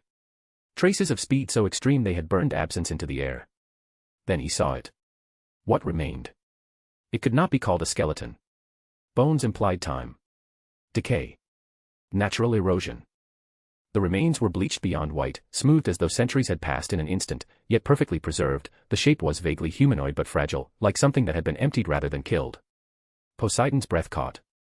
There, half buried beneath the remains, were the sandals. Winged. Cracked. Scorched. One wing bent backward at an impossible angle, the divine metal dulled, ancient runes eroded as though time itself had gnawed at them. Poseidon reached out, fingers hovering just above them. He didn't need to touch them. He knew. These unmistakably belonged to the fastest god to ever live. Poseidon's eyes widened, sea-green irises darkening as realization struck him. Hermes. The word left his lips as a whisper. Only the wind passed over the crater, carrying grains of sand across the remains of a god. Poseidon straightened slowly, trident tightening in his grip. Whatever had happened here was not the work of the mortal Arthur, that much he knew. And that truth frightened him even more. // If you like this story, check out my other stories. Solo leveling in Westeros. And you can get access to 3 more chapters or 7 more chapters if you want. Chapter 327, Arthur vs. Nidhogg. If you like this story, check out my other stories. Solo leveling in Westeros. And you can get access to 3 more chapters or 7 more chapters if you want. // Time had broken down here. Arthur no longer knew how long he'd been fighting. Minutes. Hours. An eternity measured in pain and will alone. The battlefield in the World Tree told the story his body could no longer deny. 7 severed heads lay scattered across the abyss, wedged between the roots of the World Tree. Dark blood bled endlessly, sizzling as it ate into bark older than creation itself. Bark of the tree lay shattered everywhere. Arthur used more strength than he had ever used. And still, only one head remained on Nidhogg. The one using gravity. The worst of them, as it gave Arthur during his fight more trouble than anything else. Arthur stood, barely. His armor was critically damaged for the first time, torn apart piece by piece. His cloak hung in tatters, soaked through with blood that wasn't all his own. One eye was swollen shut. The other burned violet, dimmer than before, flickering as if struggling to stay awake. His right arm, still bound in that shadow-cast brace, trembled violently. The construct had cracked, fractures of darkness spiderwebbing along it. His legs shook under him, muscles screaming, threatening to fold. He had done it. By some cruel joke of fate. He had beheaded every wrong head. Arthur let out a hoarse, broken laugh that turned into a cough halfway through. Blood spilled from his mouth, splattering onto the root beneath his boots. "This is a bad joke," he muttered weakly. "You'd save the worst for last. But not in this case. I messed up." Nidhogg loomed before him. 7 heads gone. Its body torn, scarred, bleeding. And yet, it did not look weaker. If anything, it looked patient. The remaining head tilted slightly, its presence bending the space around it. Gravity warped, and the serpent's colossal tail drew back. Arthur's instincts screamed. The tail whipped forward. Arthur forced himself to move. He dove not fast enough. The tail missed him by inches, but the wind of the strike was enough. The pressure slammed into him like a mountain, lifting him off his feet and hurling him across the battlefield. He crashed into one of the world tree's massive branches. Hard. The impact cracked bark. Arthur slid down, leaving a smear of blood behind him, coughing violently. His vision blurred, stars bursting behind his eyes. He tried to push himself up. And failed. He dropped back to one knee, breathing ragged, chest barely rising. The world swam. For the first time since he'd put it on. The shadow ring flickered. Just once. Arthur's breath hitched. "Damn it," he whispered. His fingers curled weakly against the bark, responding slower than they should, like tired limbs refusing to obey. He lifted his head, forcing his eye to focus on Nidhogg as it advanced, each movement bending reality around it. The pressure alone felt like it might crush his heart. Arthur swallowed. His voice was barely audible now. "I'm losing consciousness." His knees threatened to buckle. 7 heads gone. Every wrong choice made. One last gate standing. And the Shadow Monarch was standing on nothing but stubborn refusal to fall. The gravity around him tightened. Nidhogg drew closer. For a moment, it looked like Arthur would fall. Then he stood perfectly. Not because his body obeyed him, but because he refused to lose to a monster. Blood ran freely down his face, dripping from his chin to the roots below. His chest heaved, every breath a struggle. One eye was swollen shut, useless. The other burned violet, sharp, furious. Shadows gathered around his right hand. They did not flow gently this time. Darkness compressed, layered, sharpened, forming a long, brutal blade of shadow, its edge uneven and alive, pulsing with Arthur's will. It looked less like a weapon and more like an extension of himself. Arthur lifted it with a shaking arm. "I will kill you, be sure of that," he said hoarsely, each word scraped from his throat. "And move forward." The shadow ring flared. An aura of shadow energy erupted outward, explosive and absolute. It rippled through the roots of the world tree, the ground trembled. Nidhogg's remaining head lifted higher. The gravity around Arthur spiked. The air thickened, crushing down on him like invisible hands trying to force him to kneel. Roots groaned. Stone cracked. Arthur's knees bent. He took a step forward. Then another. Each movement felt like walking through a collapsing star. "Yeah," Arthur muttered, blood bubbling at his lips. "You're the worst one." The gravity head roared. The sound didn't travel, it pressed. Arthur felt his organs shift, his bones scream as the force tried to implode him from the inside out. He staggered, shadow blade digging into the ground to keep him upright. Then Nidhogg struck. The head lunged, jaws snapping, gravity folding inward around them. Arthur threw himself sideways, the pull ripping chunks of ground free where he had stood. He rolled, came up on one knee, and threw his shadow blade. The sword warped mid-flight, stretching, splitting into 3 jagged lances that stabbed into the serpent's neck. They heard it. Nidhogg recoiled, roaring, gravity fluctuating violently. Arthur didn't let up. He surged forward, shadows reinforcing his legs as he leapt straight into a crushing gravity well. His body slammed downward midair, bones creaking. He punched through it. Shadow energy detonated from his fist, tearing a hole in the gravity field just long enough for him to pass through. He landed hard on Nidhogg's neck, boots sinking into scale. Arthur raised the shadow blade. And the gravity head slammed him point blank with a condensed singularity. Arthur flew. He crashed through 2 massive roots, coughing blood, vision exploding into white noise.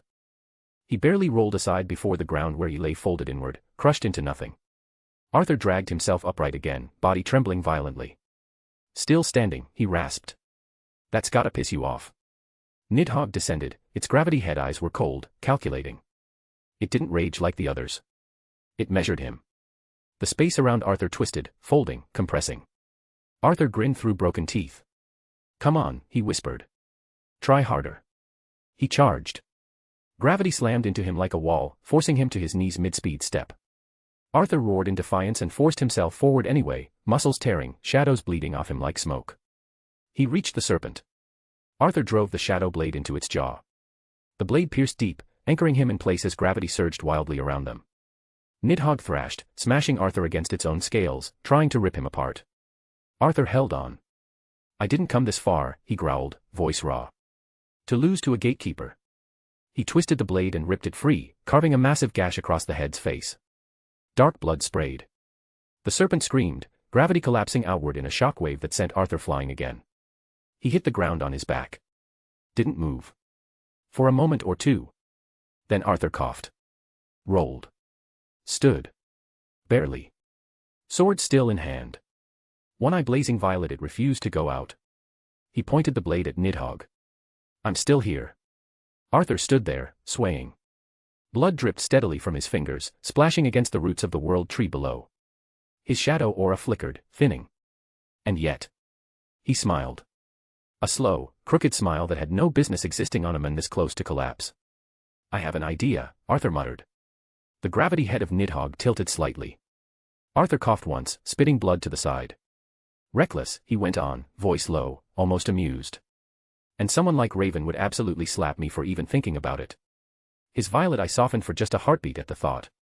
Then hardened. But. Arthur's fingers loosened. The sword of darkness dissolved, fading into nothing. Like a shadow peeling away into smoke and sinking back into his body. The sudden absence of the blade made him feel naked, exposed, horribly fragile. Nidhogg reacted instantly.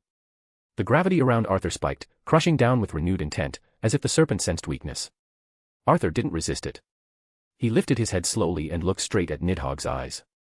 Arthur straightened, forcing his spine upright despite the crushing force.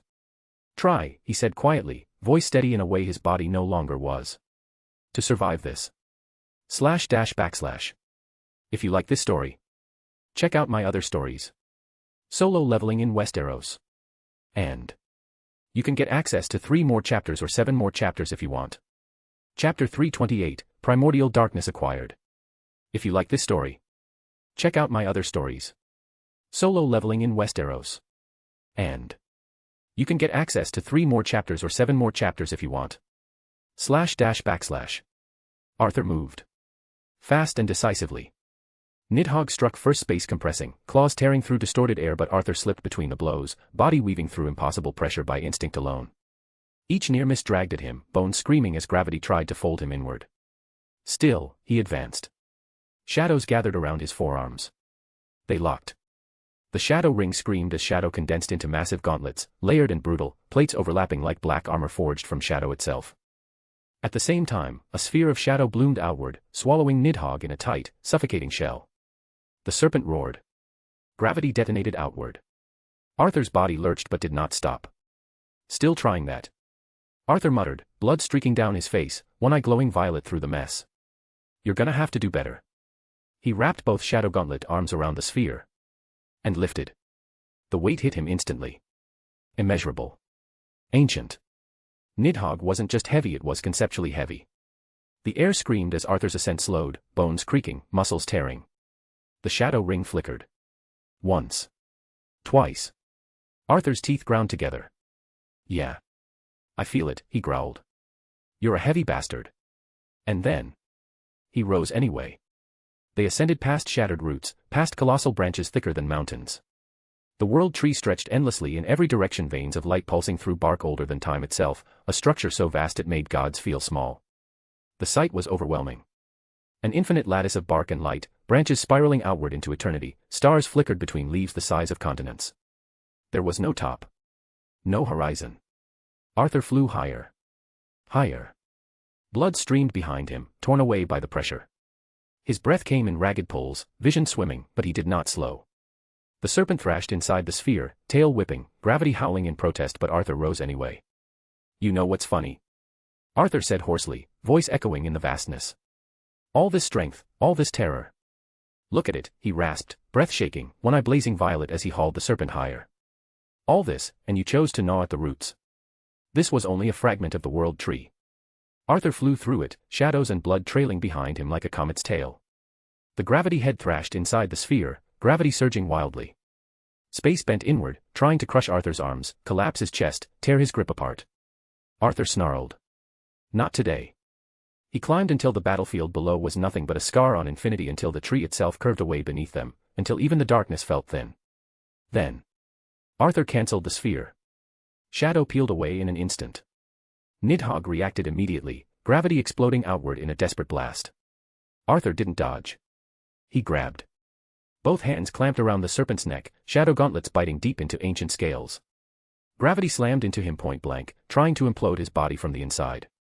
Arthur's smile widened. Bloody. Feral. Totally unhinged. What's wrong? He asked quietly, violet eye burning brighter than ever. You look scared. And he was right. In Nidhogg's eyes, those ancient, hateful eyes, something new appeared. Panic. Arthur rotated midair, twisting them both until the endless canopy of the world tree inverted beneath them. Then he let go. Not of Nidhogg. Of restraint. They plunged.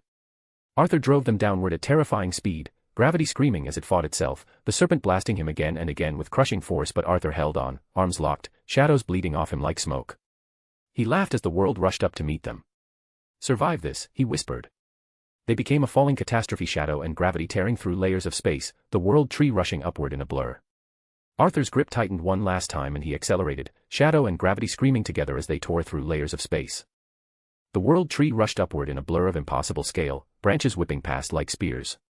Nidhogg thrashed wildly, gravity going berserk, but Arthur used it, riding the force, letting it add to the descent instead of resisting it.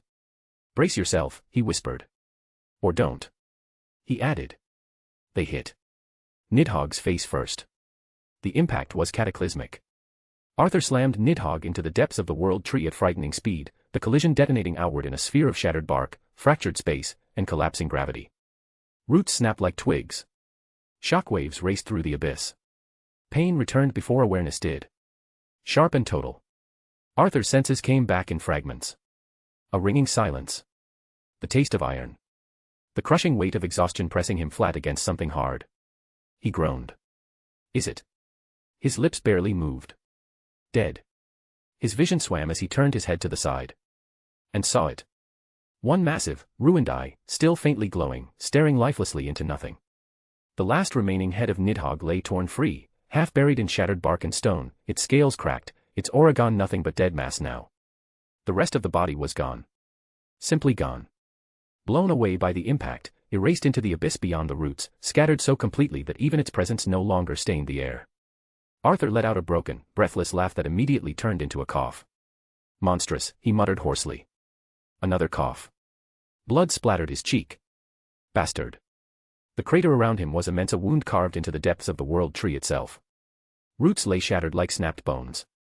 Arthur lay there for several seconds longer than he should have. Then somehow he rolled onto his side. His body protested violently. Every nerve screamed. His vision blurred in and out, darkness creeping at the edges. He pushed himself up inch by inch, muscles barely responding, shadows sluggish and thin. When he finally stood, he almost fell again. He staggered forward, emerging from the massive crater like a ghost crawling out of its own grave. Blood ran freely down his face, soaking into torn clothing. One arm hung useless. His breathing was shallow, uneven, every inhale was a conscious effort. The shadow ring flickered weakly. Then the system's notification sound rang. You have killed Nidhogg. You have obtained the primordial darkness. Access to the sacrificial altar, granted. Arthur stopped walking. He blinked slowly, processing the words through the haze. Right, he murmured. He swallowed, throat raw. The altar. His head dipped forward slightly as if even holding it up was too much. Gotta. He whispered to himself, taking another unsteady step, get to the altar now. He made it exactly 3 more steps. Then his legs gave out. Arthur pitched forward, hitting the ground face first with a dull thud. The world tilted, blurred, and finally went dark. The depths of the world tree fell silent once more. And the Shadow Monarch lay unconscious at the threshold of ascension. Darkness did not take Arthur gently. It swallowed him whole. There was no ground beneath his feet. No sky above. Just an endless, quiet void. Arthur drifted there, awareness dim, body absent, and yet he still felt weak. Not injured or bleeding. Just empty. Spent down to the marrow of his soul. Then a voice. low and calm. Arthur. The sound did not echo, yet it seemed to come from everywhere at once. Arthur stirred. "Huh," he muttered, his voice sluggish, distant. "Where am I?" The darkness shifted. From it, footsteps emerged. A figure walked toward him, a knight. Clad in shadow-forged armor, black as the void, edges sharp yet regal. Violet light burned steadily from his helm. Ashbourne. He stopped a few paces away. "You realize what you just did," Ashbourne said. Arthur tried to straighten. Found he couldn't. Even here, his strength felt drained, like something fundamental had been wrung out of him. He frowned. "I killed the serpent," Arthur said slowly, as if confirming it to himself. Ashbourne's eyes burned brighter. "You defeated a being," he said, "stronger than a monarch." Arthur let out a dry, humorless breath. "Yeah," he replied weakly. "It sure felt like it, that thing was unbelievably strong." Ashbourne stepped closer. "When all you were required to do," he continued evenly, "was sever one of its heads." Arthur laughed. A quiet, broken sound that barely carried. "Destiny really made a bad joke with me this time." Silence followed. Then Ashbourne spoke again, softer now. "That was not destiny." Arthur looked up at him. Ashbourne raised a gauntlet hand. Shadows shifted, and the void around them subtly changed, as if revealing layers Arthur hadn't noticed before. "You were tested as usual," Ashbourne said. "And you chose excess." Arthur blinked. "Excess? You did not seek the easiest path," Ashbourne replied. "Nor the most efficient. You fought until nothing remained. You erased the threat entirely." Arthur swallowed. "It tried to kill me." A pause. "Yes," Ashbourne agreed. "And you responded by proving something far more dangerous than strength." Arthur frowned deeper. "And what's that?" Ashbourne's gaze bore into him, ancient and knowing. "That when pressed," he said, "you do not settle for survival." Arthur felt something tighten in his chest. "You always seek the end." The word lingered. Arthur looked away. "Someone I know would tell you that's a bad trait." Ashbourne tilted his head slightly. "That someone is correct," he said. "And yet, that trait is why you stand where others would have fallen." Arthur was silent for a moment. Ashbourne regarded him quietly. "You have claimed primordial darkness," he said. "You have made your mortal vessel suitable for what comes next, now the choice is yours." Arthur closed his eye. "Good," he murmured. "For the first time." Ashbourne smiled. "Rest," he said. "You will need every fragment of yourself when you wake." // If you like this story, check out my other stories. Solo leveling in Westeros. And you can get access to 3 more chapters or 7 more chapters if you want. Chapter 329, The Right of Succession. If you like this story, check out my other stories. Solo leveling in Westeros. And you can get access to 3 more chapters or 7 more chapters if you want. // Ashbourne's voice followed him out of the void. Not clearly. "Remember this," he said, his words stretching thin, dissolving like smoke caught in wind. "What you carry now is not power alone." Arthur tried to focus. "What?" he muttered, the sound barely forming. "Say that again." The voice faded further, distant now, like thunder heard from another world. "It will remember you. We shall talk one last time when you..." Then. Silence. Arthur's eyes snapped open. He lay on his back among the roots of the world tree, ancient bark pressing cold and uneven beneath him. For a moment, he didn't move, lungs dragging in air like it was something new. His vision sharpened slowly. Violet light burned faintly at the edges. He turned his head.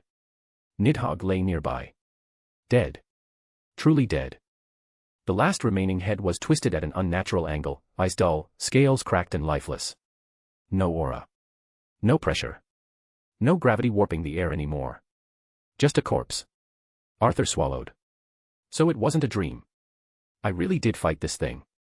He rolled to his side, groaning softly as pain flared, but it didn't overwhelm him this time. He pushed himself up, legs trembling, then stood. Barely. His clothes were torn to rags, soaked in blood and things he couldn't name. His body ached in places he didn't even have words for. But beneath the damage, something had changed. He was still weak. But not empty. Arthur ran a hand through his hair, fingers shaking slightly. "What did he say in the end?" he muttered.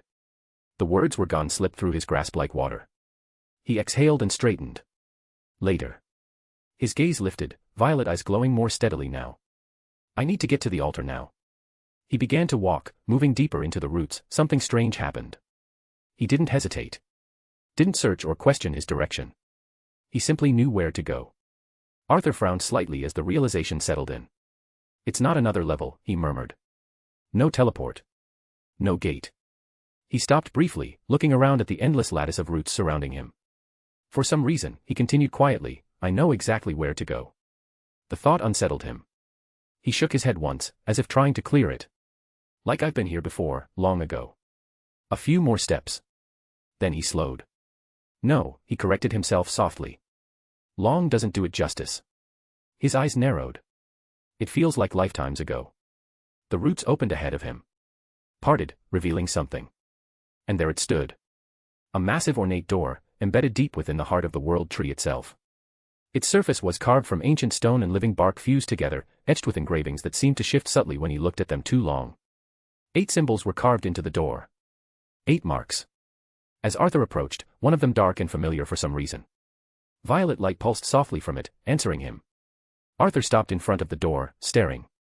8 symbols, he said under his breath. A breath later. 4 8 monarchs. The glowing symbol flared brighter. The door responded. With a deep, resonant sound that echoed through the roots and beyond, the massive structure began to open, stone grinding against stone, ancient mechanisms awakening after epochs of silence. Arthur stood tall despite the pain, violet eyes fixed forward. He stepped forward as the door opened fully. And the door closed behind Arthur with a sound like a mountain settling into place. There was only darkness. Then. Fire. One by one, massive torches ignited along the walls, their flames burning not orange but a deep, ancient violet mixed with blue. The light rolled outward in waves, revealing a hall so vast it made the depths of the world tree feel cramped by comparison. Arthur stopped at the threshold.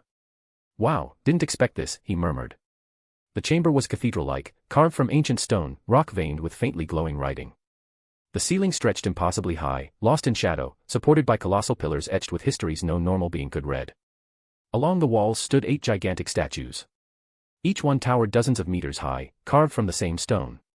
Their faces were stern, alien, regal beings that were not mere beings, but concepts given form. Monarchs. Between them stood other statues, still enormous compared to Arthur, though smaller than the 8 figures holding instruments, blades, chains, and sigils. Not monarchs themselves, but executors, heralds, remnants of an older order. Arthur slowly turned in place, taking it all in. The monarchs, he said quietly. That much is clear. One statue caught his attention immediately. Not because it was larger but because it was familiar. At the center of the 8 stood a figure split cleanly down the middle. The right half was unmistakable. A shadow knight, that armor sculpted, jagged yet regal, cape flowing. Violet light burned faintly from carved eyes. A king of shadows, unmistakable and absolute. The left half was something he didn't expect. 3 radiant wings spread behind it, stone feathers carved with incredible detail. In its hand rested a long spear, elegant and terrible, its tip pointed downward in solemn restraint rather than threat. Shadow and light. Monarch and ruler. Death and authority, united in a single figure. Arthur felt his chest tighten. He didn't need to say it. Ashbourne, he said softly. The name echoed, not aloud, but within the hall, as if the stone itself acknowledged it. At the center of the chamber lay the altar. It was circular, raised slightly above the floor, carved with concentric rings of symbols that pulsed faintly as Arthur approached. At its heart rested a stone slab, smooth and ancient, with a message carved deep into its surface. The system chimed. Sacrificial altar. A rite predating the gods. Description. All candidates who reach this place must abandon the self they were. To inherit primordial darkness is to sever mortality, hesitation, and limitation. Only those who surrender what they are may become vessels for what they must be. Lie down. Be unmade. Claim destiny or let it claim you. Arthur stared at the words. He let out a quiet breath. Yeah, he muttered. I never enjoyed this kind of messages anyways. He stepped onto the altar without hesitation and lay back against the cold stone, arms spreading slightly at his sides. The surface felt unnervingly warm. Arthur stared up at the dark endless ceiling, violet eyes calm despite everything. I know where this is going, he said evenly.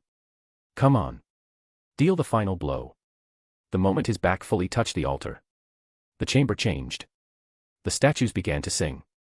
Not with mouths but with resonance. A deep, layered choral sound filled the hall, voices overlapping in a language older than fear itself. Ominous and majestic, mournful and triumphant all at once. The sound vibrated through Arthur's bones, through his shadows, through something deeper still. Arthur narrowed his eyes. Hopefully they are not singing for my funeral, he muttered. He didn't move. Just stared upward, as if this were another grim inconvenience in an already absurd day. Then. Stone moved. Arthur's gaze snapped forward. The statue of Ashbourne lit up. Violet light flooded its eyes, then traced along the divide between shadow and light. Stone cracked deliberately as the figure stepped forward. 1 foot. Then another. The sound shook the hall. The statue descended from its pedestal, spear in hand, wings of stone and shadow casting long, converging silhouettes across the altar. The singing rose higher. Arthur watched it happen. As the statue of Ashbourne advanced, the air around Arthur ignited not with heat, but with shadow. Darkness poured over him like black fire, licking across his body, coiling around his limbs, flooding his chest and throat. It felt alive. Hungry. And yet. It did not burn. It did not harm him. It recognized him. Arthur lay there, breath slow, violet eyes reflecting the towering figure above him as the shadows wrapped tighter, heavier, until his body was half submerged in living night. The singing of the statues deepened, voices overlapping into something almost mournful now. The chamber trembled not violently, but as if acknowledging an old rite. Ashbourne stopped at the altar. Up close, the statue was overwhelming. One half Shadow Knight, jagged and absolute. The other half radiant angelic ruler, wings spread in eternal restraint, spear held not like a weapon, but like a verdict. The statue raised the spear. Arthur's jaw tightened. This is going to be painful, he whispered. The spear came down. Fast and deadly. It pierced straight through Arthur's chest. The impact was devastating. Stone and authority drove through flesh and bone alike, shattering ribs, pulverizing his sternum, punching clean through his heart. The force of it lifted his body slightly off the altar before pinning him back down. Arthur gasped. Blood exploded from his mouth in a violent spray, splattering across the altar's runes. His eyes flew wide, breathing wasn't an option anymore, as pain pure, absolute consumed everything. He tried to move. Nothing answered. His limbs were dead weight. His shadows froze mid-flicker. The world narrowed to the spear embedded in his chest and the overwhelming pressure crushing his existence inward. Arthur's jaw clenched hard enough to crack teeth. Is this? He tried to say. The words died unfinished. His vision blurred violently, violet light dimming, edges dissolving into darkness.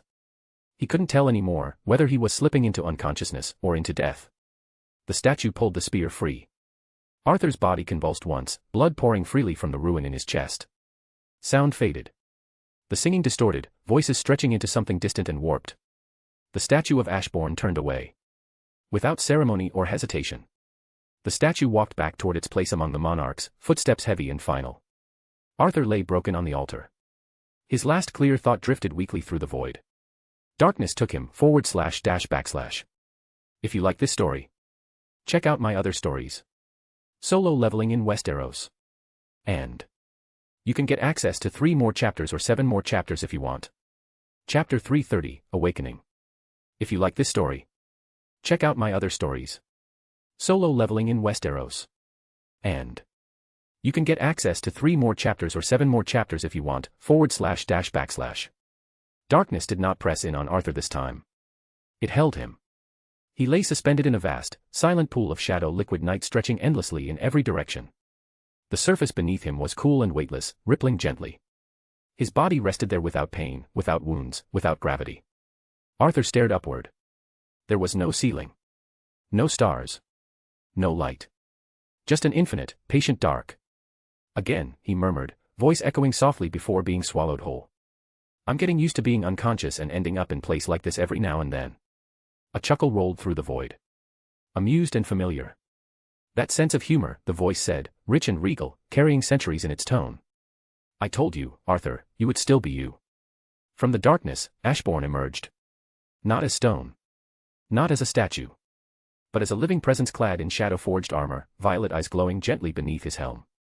He walked across the surface of the darkness as if it were solid ground, each step sending faint ripples through the pool. Arthur turned his head slightly, studying him. I don't think anything changed, Arthur said honestly. I don't feel anything yet. Ashbourne stopped a few steps away. That is because the change is not a sensation, he said calmly. It is an awakening. Arthur snorted quietly. Did I really have to get stabbed in the chest like that? Ashbourne laughed, a genuine, warm sound that echoed strangely in the void. Such is the right of succession, he replied. You had already proven yourself worthy of my power. There was never anything to fear. Arthur's gaze drifted back into the darkness. It wasn't fear, he said after a moment. It was uncertainty. I can't see the future. And that's starting to annoy me for some reason. Ashbourne tilted his head. You are annoyed because you can't see the future. An interesting way to live, the feeling of not knowing the outcome, what the next hour holds for us, he said. But I know that isn't what really troubles you. Arthur exhaled slowly. Both of them spoke at the same time. It's the world around me. Arthur blinked and looked at him in surprise. Me. Ashbourne nodded once. Do not be surprised, he said. We were always the same. He raised a hand and removed his helmet. Arthur froze. Staring back at him was his own face. Older, perhaps. Sharper around the eyes. Lines earned through eternity rather than years. Ashen white hair fell freely around his shoulders, and those same violet eyes piercing, knowing, met Arthur's gaze without hesitation. Same face. Same presence. Same soul. Arthur laughed softly, shaking his head. I get it. Ashbourne smiled. This shall be the last time we ever meet, he said. Arthur's smile faded just slightly. Death. Ashbourne shook his head.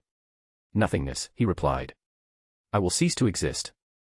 I'm death and death cannot claim me, there is no afterlife for us. He turned, looking out into the endless dark as if seeing his entire existence laid bare. I was a ruler, Ashbourne continued, voice becoming distant and reflective. I served order. I believed in balance. I was betrayed. His gaze hardened. I became a monarch. I fought. I conquered. I spared when I could. And in the end. He looked back at Arthur. It all felt meaningless. Silence lingered. A torch must be passed down, Ashbourne said simply. He stepped closer. Arthur rose from the pool of darkness, standing opposite him. Ashbourne placed a hand on Arthur's shoulder solid, grounding. I will pass down everything, Ashbourne said. All that I know. All that I was. Every memory. Every truth. Arthur felt it then, a pressure building behind his eyes, not painful, but vast. The moment you wake, Ashbourne continued, you will understand. You will gain awareness of all that exists, and all that once existed. Arthur swallowed. You'll know what to do, Ashbourne finished. You are me, after all. Ashbourne's hand tightened slightly. A passage to the chaos world will open, he warned. When you wake, the others will notice you. You will no longer be hidden. Arthur nodded slowly. I suspected that, he said. The moment I stepped into the world tree, I knew it was real. He hesitated. Can they cross to my earth? They can, Ashbourne replied. Unless you stop them.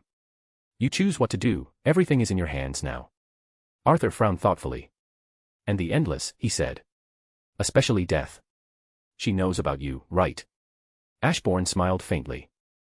We are outside their authority, he said. Beyond their grasp. She knows. And now, you will know as well about them and the others. A pause. The Dream Lord sought you too, Ashbourne added mildly. They are nosy.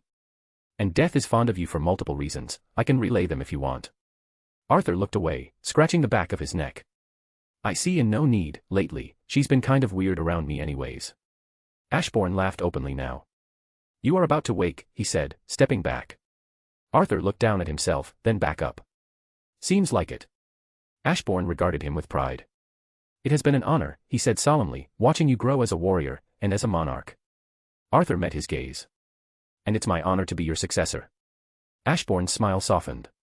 You still don't get it, do you? He said gently. I'm. You, Arthur finished, smiling.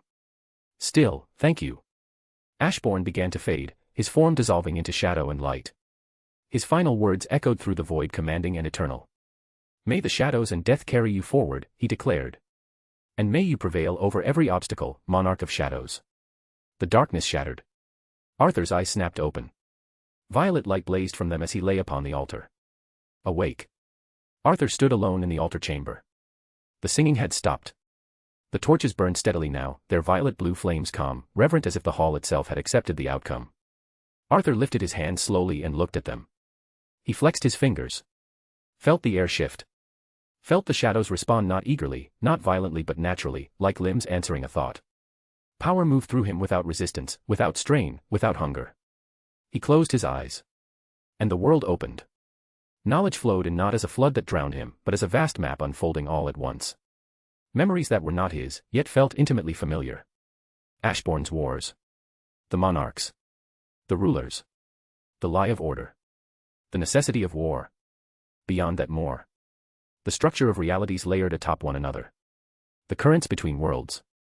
The way cosmic authorities observed, interfered, withdrew. He felt the endless not as gods, but as forces constrained by rules even they did not write. Arthur exhaled slowly. I feel like myself, he murmured, eyes still closed. But at the same time, not. The knowledge settled. His mind did not fracture. His soul did not rebel. It accepted. Arthur opened his eyes and placed a hand against his chest. There was no wound. No blood. No rupture.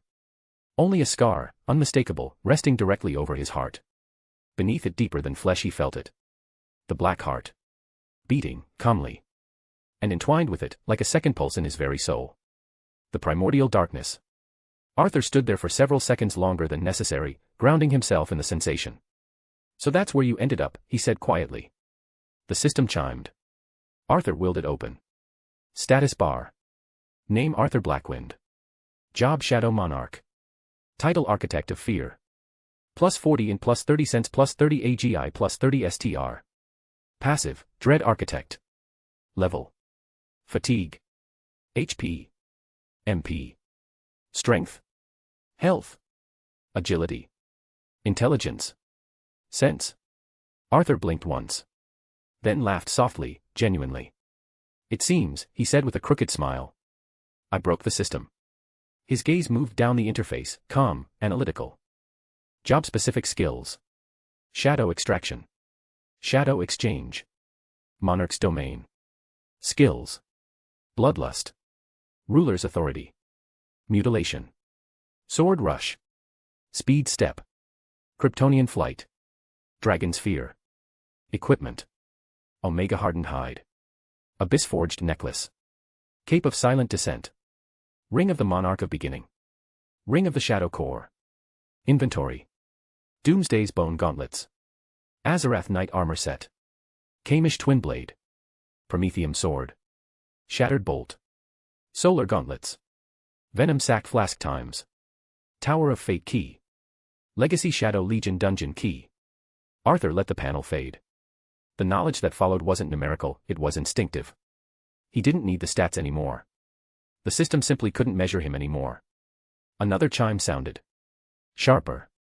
He opened it. New item acquired. Key to the Chaos World. Arthur's expression shifted. So that door is open now, just like Ashbourne mentioned, he murmured.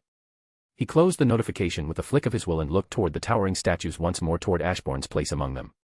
Not yet, Arthur said calmly. That campaign will have to wait a little bit. Arthur Blackwynd turned away from the altar, a Shadow Monarch truly awakened, and the universe had just felt it, // If you like this story, check out my other stories. Solo leveling in Westeros. And you can get access to 3 more chapters or 7 more chapters if you want. Chapter 331, Olympus, one death at a time. If you like this story, check out my other stories. Solo leveling in Westeros. And you can get access to 3 more chapters or 7 more chapters if you want, // Gotham, Arthur's estate. The television flickered. Smoke-filled streets. Sirens. Aerial footage shaking as the camera tried and failed to capture the scale of destruction. The anchor's voice cut through the chaos, strained and visibly shaken. This is not a drill, she said, standing before a massive screen filled with looping footage of Athens in ruins. What you are seeing behind me occurred less than 12 hours ago in the heart of the city. The footage zoomed in. A crater. At its center lay what was left of a man, if it could still be called that. A skeleton, drained clean. No flesh. No blood. Just bone, scorched black at the edges, frozen in a posture of agony. The screen cut to shaky phone footage. 2 figures clashing. One was massive, muscular beyond human limits, radiant with raw physical power. The other. Black. Charred and demonic. It moved like a phantom. Our sources confirm, the reporter continued, swallowing hard, that eyewitnesses observed the darker entity physically overpowering the larger combatant before appearing to drain him. Entirely. The fight itself destroyed nearly half the surrounding district. Her voice wavered.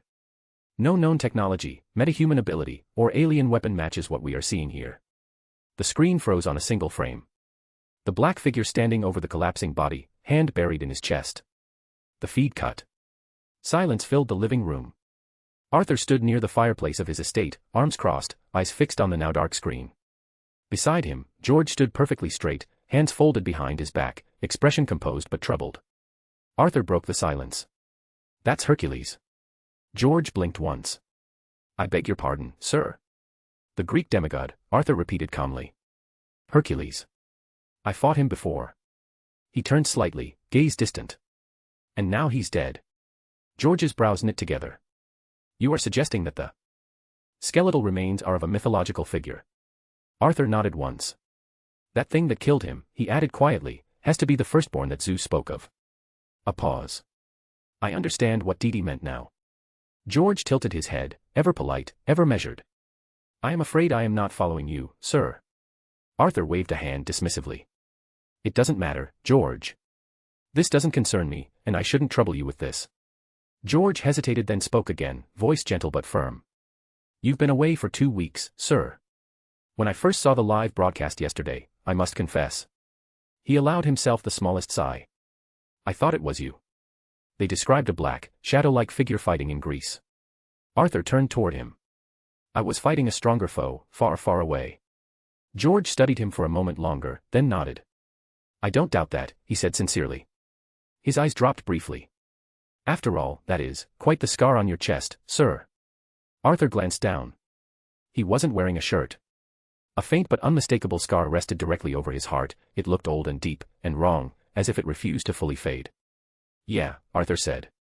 It didn't fully heal. A beat. But there's a reason for that. George raised an eyebrow. May I ask what manner of foe you fought, sir? Arthur smiled, small and amused. Nothing too crazy, he said. Just a creature from myth. One that gnaws on a sacred tree the size of the universe. George stared at him for a second. Then gave a polite, indulgent smile. Very funny, Master Arthur. Arthur chuckled. Then. The air shifted. Space rippled behind Arthur like disturbed water. 3 figures appeared in the living room without warning. Arthur didn't turn. George, however, did. His eyes widened just slightly. Kara stood there first, fists clenched, blue eyes sharp and worried. Beside her, Raven hovered inches above the floor, cloak unmoving, eyes glowing faintly with arcane awareness. And behind them. Batman. Arthur finally turned. Huh, he said calmly. Didn't expect this. Batman's voice came low and controlled. We need to talk. Arthur looked at the 3 of them, then back at the dark television screen. All right, he said. But first. Kara didn't finish the sentence. She launched herself at Arthur, arms wrapping around him in a tight, unapologetic hug that nearly knocked him off balance. Where have you been? She demanded into his shoulder, voice half angry, half relieved. Arthur blinked once then relaxed, one arm coming up to steady her. What do you mean where? He said lightly. You already know. Raven watched the exchange with a faint, knowing expression. I told you, Kara, she said calmly. Time flows differently depending on the dimension. Sometimes it's orderly. Sometimes it's chaotic. Be thankful it was only 2 weeks, and not much longer. Kara pulled back, frowning. I thought it would take 2 days. At most. Arthur gave a tired smile. Yeah, so did I. Raven stepped closer now, her eyes narrowing not at his face, but at his body. What's with the scars? Arthur glanced down just as her gaze lingered on the faint huge bite mark near his shoulder, then drifted lower, stopping at the more obvious scar over his heart. Kara noticed too. Hey, she said quietly. Yeah. What did you fight that left that? Arthur laughed once, short and dismissive. Nothing. As Raven raised an eyebrow, Arthur leaned closer and whispered under his breath. Did you forget you brought bats with you? Raven rolled her eyes. Yeah. Right. Batman, who had remained silent until now, crossed his arms. Dimensions. Enemies, he said evenly. You seem quite busy. Nothing you should worry about really, Arthur replied without hesitation. Batman nodded once. Right. Not my concern. He moved toward a chair and sat, but the moment passed quickly. George, who had been standing nearby with his usual composed posture, exchanged a brief glance with Arthur. Batman's gauntlets clicked. A holographic display flickered to life. This, Batman said, is my concern. Images appeared, grainy footage, satellite shots, security feeds. Craters. And at the center of each, a drained skeleton. 2 more incidents, Batman continued. Same signature as the one that happened in Athens. Arthur's expression didn't change.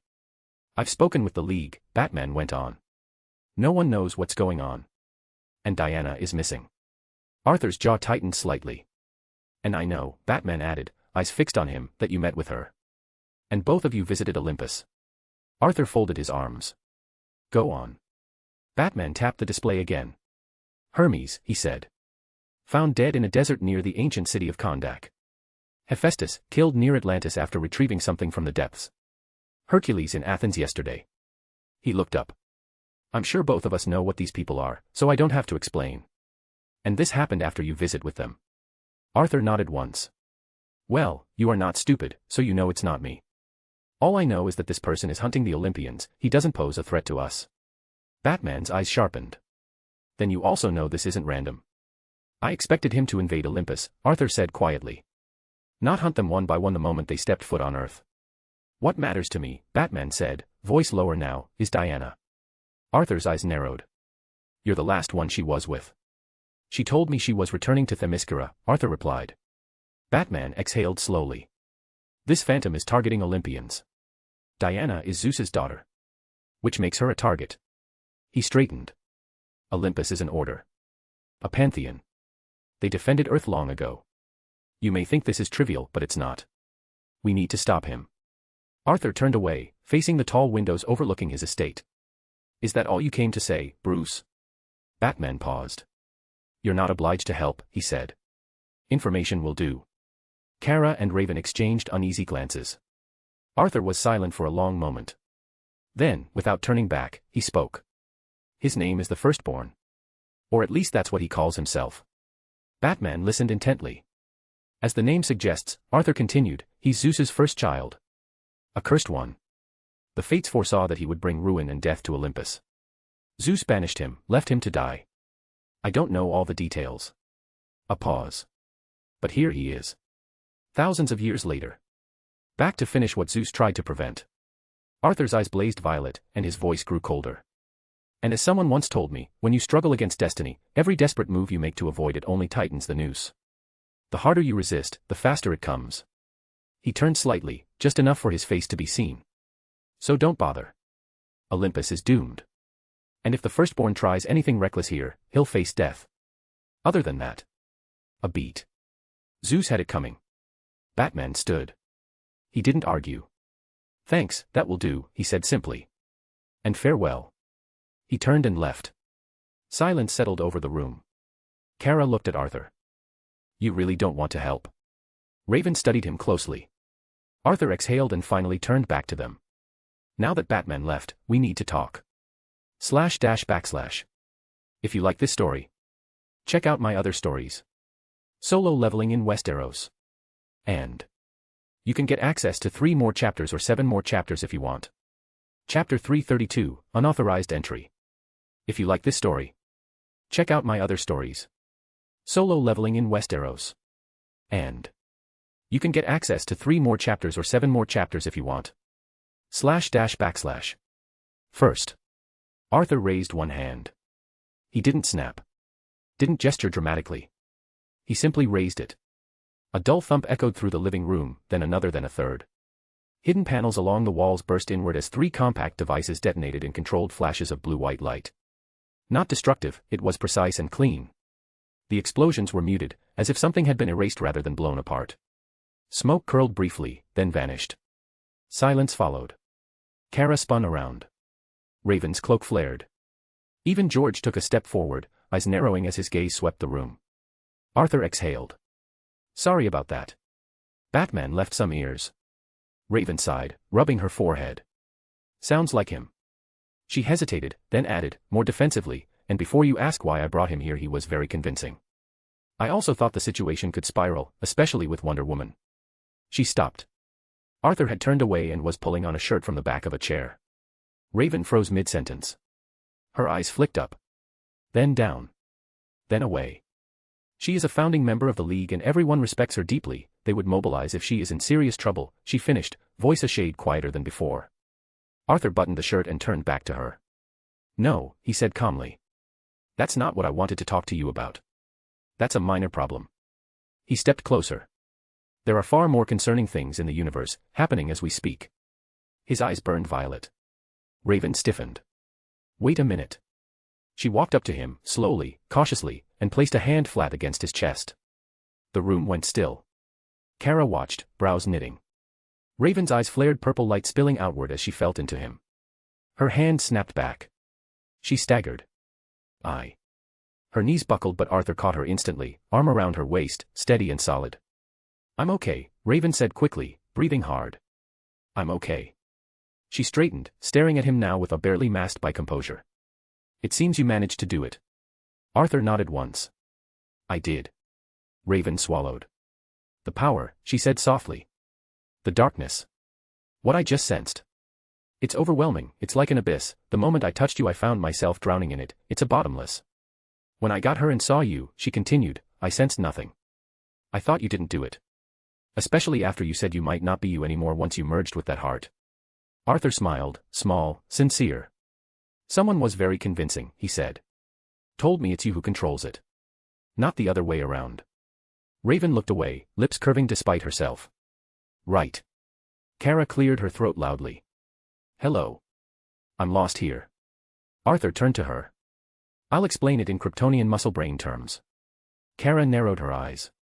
Arthur raised a finger. Another. Another. Stronger. Another. Shadows. More powerful. More control. More abilities. Kara snapped. Speak normally. I'm not retarded. Raven burst out laughing. Arthur did too. Okay, he said, holding up his hands. Short version, I'm fine. Better than fine. He sobered. Listen. I will help Diana if she's truly in trouble. I'll even fight all of Olympus if it comes to that. His voice hardened. She stood up for me in front of her own father, just for that reason I will help her.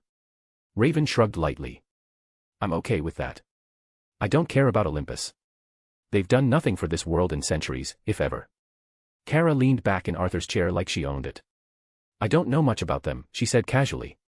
But I'll stay here. Arthur blinked. Stay here.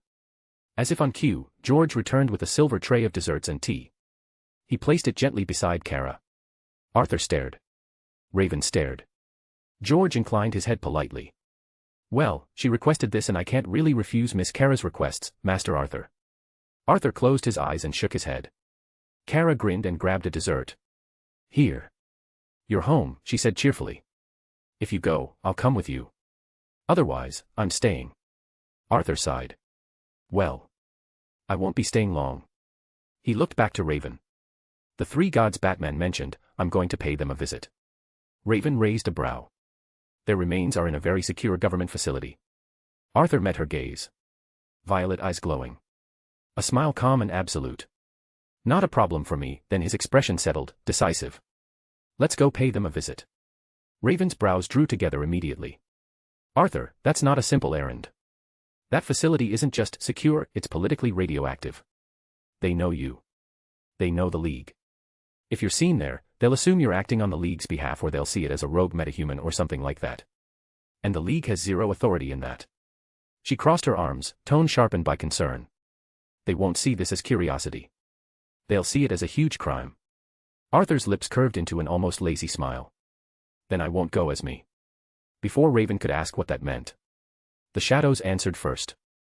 The lights flickered, darkness folded inward from the corners of the room like liquid velvet, wrapping around Arthur's frame. It didn't surge chaotically, it assembled, plate by plate, layer by layer. Black armor formed sleek, elegant, and regal. Violet lines ignited along the armor's seams like veins of starlight, pulsing softly.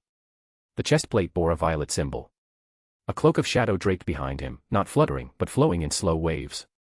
Then the helmet formed. Smooth. Knightly. Otherworldly.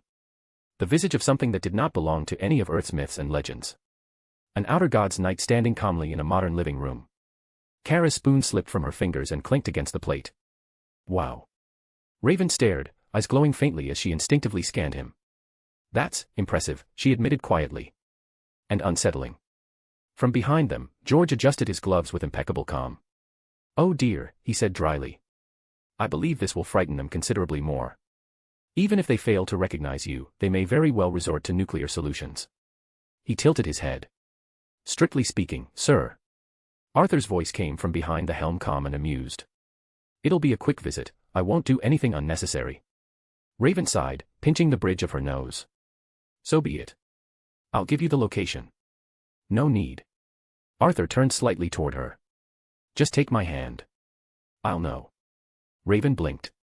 Mind reading. Is this one of your new abilities? The helmet dissolved into shadow, peeling back to reveal his face, ashen white hair, eyes glowing violet, a faint pressure in the air around him.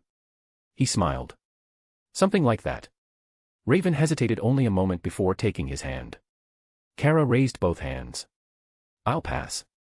I'm not good with disguises. Raven shot her a look. I think we established that some time ago. Kara turned away, cheeks pink. Hey. Arthur chuckled softly.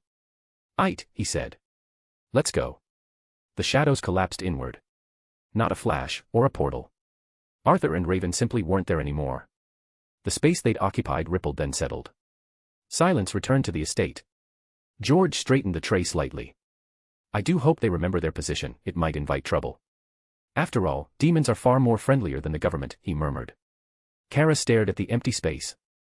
Now I regret not going. // If you like this story, check out my other stories. Solo leveling in Westeros. And you can get access to 3 more chapters or 7 more chapters if you want. Chapter 333, Arise, Gods of Olympus. If you like this story, check out my other stories. Solo leveling in Westeros. And you can get access to 3 more chapters or 7 more chapters if you want. // Arthur and Raven simply stepped into existence in the middle of a sterile white corridor, lights overhead, polished floors reflecting their bodies. Suddenly every camera turned towards them. In the security control room 3 levels above, monitors lit up at once. What the hell is that? A technician leaned closer to the screen. The feed showed a towering, black-armored figure standing perfectly still, violet lines faintly pulsing across his body. He looked celestial. Beside him hovered a hooded woman whose outline shimmered subtly, her features blurred by controlled sorcery. That's not a metahuman signature, another voice said. No ID. No entry logs. The room erupted. Sound the alarm. Now. Red lights snapped on. Sirens screamed through the facility. Raven exhaled slowly, unimpressed. That was fast. Arthur's helmet tilted slightly, as if he were listening to something beyond sound. His gaze unfocused, not scanning corridors, but its very depths. There's magic here, he said calmly. Faint and old. His head turned toward the east wing. The remains are still resonating, it's this way. Raven nodded once. Then lead. They lifted off the ground, shadows bending beneath Arthur's feet as gravity gave up its claim. They moved through the facility like specters, silent, direct, unstoppable. The first squad met them at an intersection. Unknown entity halt, a soldier shouted, weapon shaking slightly despite training. This is a restricted area. Gunfire erupted. Automatic rifles screamed. Muzzle flashes painted the corridor gold. The bullets hit Arthur. And stopped. They flattened, twisted, and dropped harmlessly to the floor as if embarrassed by the attempt. What the? Is it wearing armor or is that skin? Raven raised a hand lazily, deflecting a stray round with a ripple of violet energy, eyes glowing faintly beneath her hood. Arthur didn't even look at them. He passed through the barrage like a walking eclipse, shadows trailing behind him, gaze fixed ahead. The soldiers felt it then, it wasn't pain or fear. Pure pressure. They started to sweat, breathless and weak. Fall back, someone yelled. Fall back. They did. Raven flew beside Arthur, cloak fluttering as alarms wailed around them. This will turn into an incident, she said dryly. They'll call the League to ask about this. If they haven't already. It's fine, Arthur replied. She glanced at him. You say that a lot for someone causing this much chaos. They stopped before a massive, reinforced door steel with warning signs, guarded by a dozen armed personnel. Stop right there, the lead guard barked. Not another step. Raven sighed. I'll handle it. She lifted both hands. Dark violet sigils bloomed in the air. The guards collapsed in unison, guns clattering to the floor as sleep claimed them instantly, bodies lowered gently by gravity rather than slammed down. Arthur stepped forward. The door exploded. Metal screamed as shadows wrapped around the frame and tore it open with force, peeling it aside like paper. Inside. A vast laboratory. White coats froze mid-motion. Tablets slipped from trembling hands. Someone whispered. "Is that an alien?" "Please wait," another breathed. "Don't kill us." Arthur stepped inside. "Leave," he said calmly. They ran. Scientists bolted for the exits, some tripping over chairs, others glancing back in terrified awe. They fled through the ruined doorway without a single protest. Raven watched them go, then looked back at Arthur. He hadn't moved. But the cameras did. Every lens in the room shattered at once. Screens went black. Consoles sparked. Equipment died as if smothered by an invisible hand. Raven's eyes widened slightly. "I didn't even see you cast anything." Arthur lowered his hand. "Well, my powers aren't exactly magic, you know that already. Maybe I'll learn a thing or two from you." Shadows spilled outward from his feet, climbing the walls, sealing the ceiling, forming a vast dome of living darkness that swallowed the lab whole. The alarms died. Signals vanished. The world outside ceased to exist. "Nothing enters," Arthur said quietly. "And nothing sees what we do here." Raven swallowed, then nodded. "Yeah," she muttered. "Let's get on with this. Fast." Arthur turned toward the heart of the lab, toward the faint, lingering echoes of divinity. Right. The lab was colder than the rest of the facility. Tables of reinforced steel lined the chamber. Thick glass partitions stood shattered or half-melted where Arthur had passed. And on 3 central slabs lay what remained of gods. Pieces, their bodies no longer whole. Ash-blackened bone. Suspended in containment fields. A massive, broken frame once capable of wrestling monsters now reduced to something dissected and measured. Raven slowed beside Arthur, her boots touching the floor without a sound. "They're fast," she said quietly, eyes narrowing as she took in the equipment, the needles and all the tech they prepared for experimenting. Arthur's armored helm turned slightly, violet lines along his armor pulsing once as he observed everything at once. "Yeah," he replied. "As they should be." He stepped closer to the nearest table. "This world's filled with monsters," he continued, voice calm, almost reflective. "And people like us. If normal folk don't adapt, don't move fast, they get crushed. Or erased." Raven glanced at him, her expression tightening. "You're saying we're monsters?" Arthur didn't deny it. He didn't hesitate. "To them. Yes." He looked down at the remains. "And they're not wrong. To them we're tame, until we're not. One mistake. One loss of control. Cities burn. People die. They know that." His tone carried no pride, no shame. Just fact. "So I don't blame them for this." Raven's jaw clenched. She turned her eyes back to the tables, to the fractured divine remnants beneath containment fields. "I understand survival," she said. "I just don't like experimenting on living things." Her voice softened. "Or their corpses." Arthur stopped in front of the central slab. His presence alone caused the instruments to tremble. "It might be wrong to say," he murmured, eyes glowing brighter now, violet burning through the lab lighting, "but I need them in the form of corpses." Raven exhaled slowly. "Okay, necromancer," she muttered. "Do your thing." Arthur didn't raise a hand. He simply spoke. "Arise." As if reality itself buckled. The air compressed, thick and suffocating, pressing down on Raven's shoulders so hard she instinctively braced herself. Shadows poured from the remains, swallowing everything around them in shadowy darkness. Containment fields shattered. The remains trembled. The pressure intensified until even Raven's breathing slowed, her magic instinctively flaring just to keep her standing. 3 figures rose. Not stumbling. Not struggling. They emerged fully formed, kneeling the instant they took shape, shadows like smoke around their forms like cloaks. Hermes, though now forged of shadow and violet light, head bowed in reverence. Hephaestus broad and solid, his forge-scarred frame remade in dark majesty, eyes glowing faintly beneath a heavy brow. Hercules towering even on one knee, power restrained but unmistakable. All 3 struck the floor as one. "My monarch," they said in unison. The pressure eased slightly. Raven stared. She had seen this before. Many times. And it never got easier. "It feels even more ominous now," she thought, swallowing hard. Arthur studied them, violet eyes narrowing. "I expected the gods to be stronger than this," he said. "Seems it has something to do with the firstborn and the way he killed you." Raven felt the weight of that statement settle into her bones. She looked at the kneeling shadows, then back at Arthur. "These." she said slowly, incredulity bleeding through her composure. They're weak to you. Not exactly, Arthur replied. They'll grow stronger with me. A pause. Still. I expected more. Hercules lowered his head further.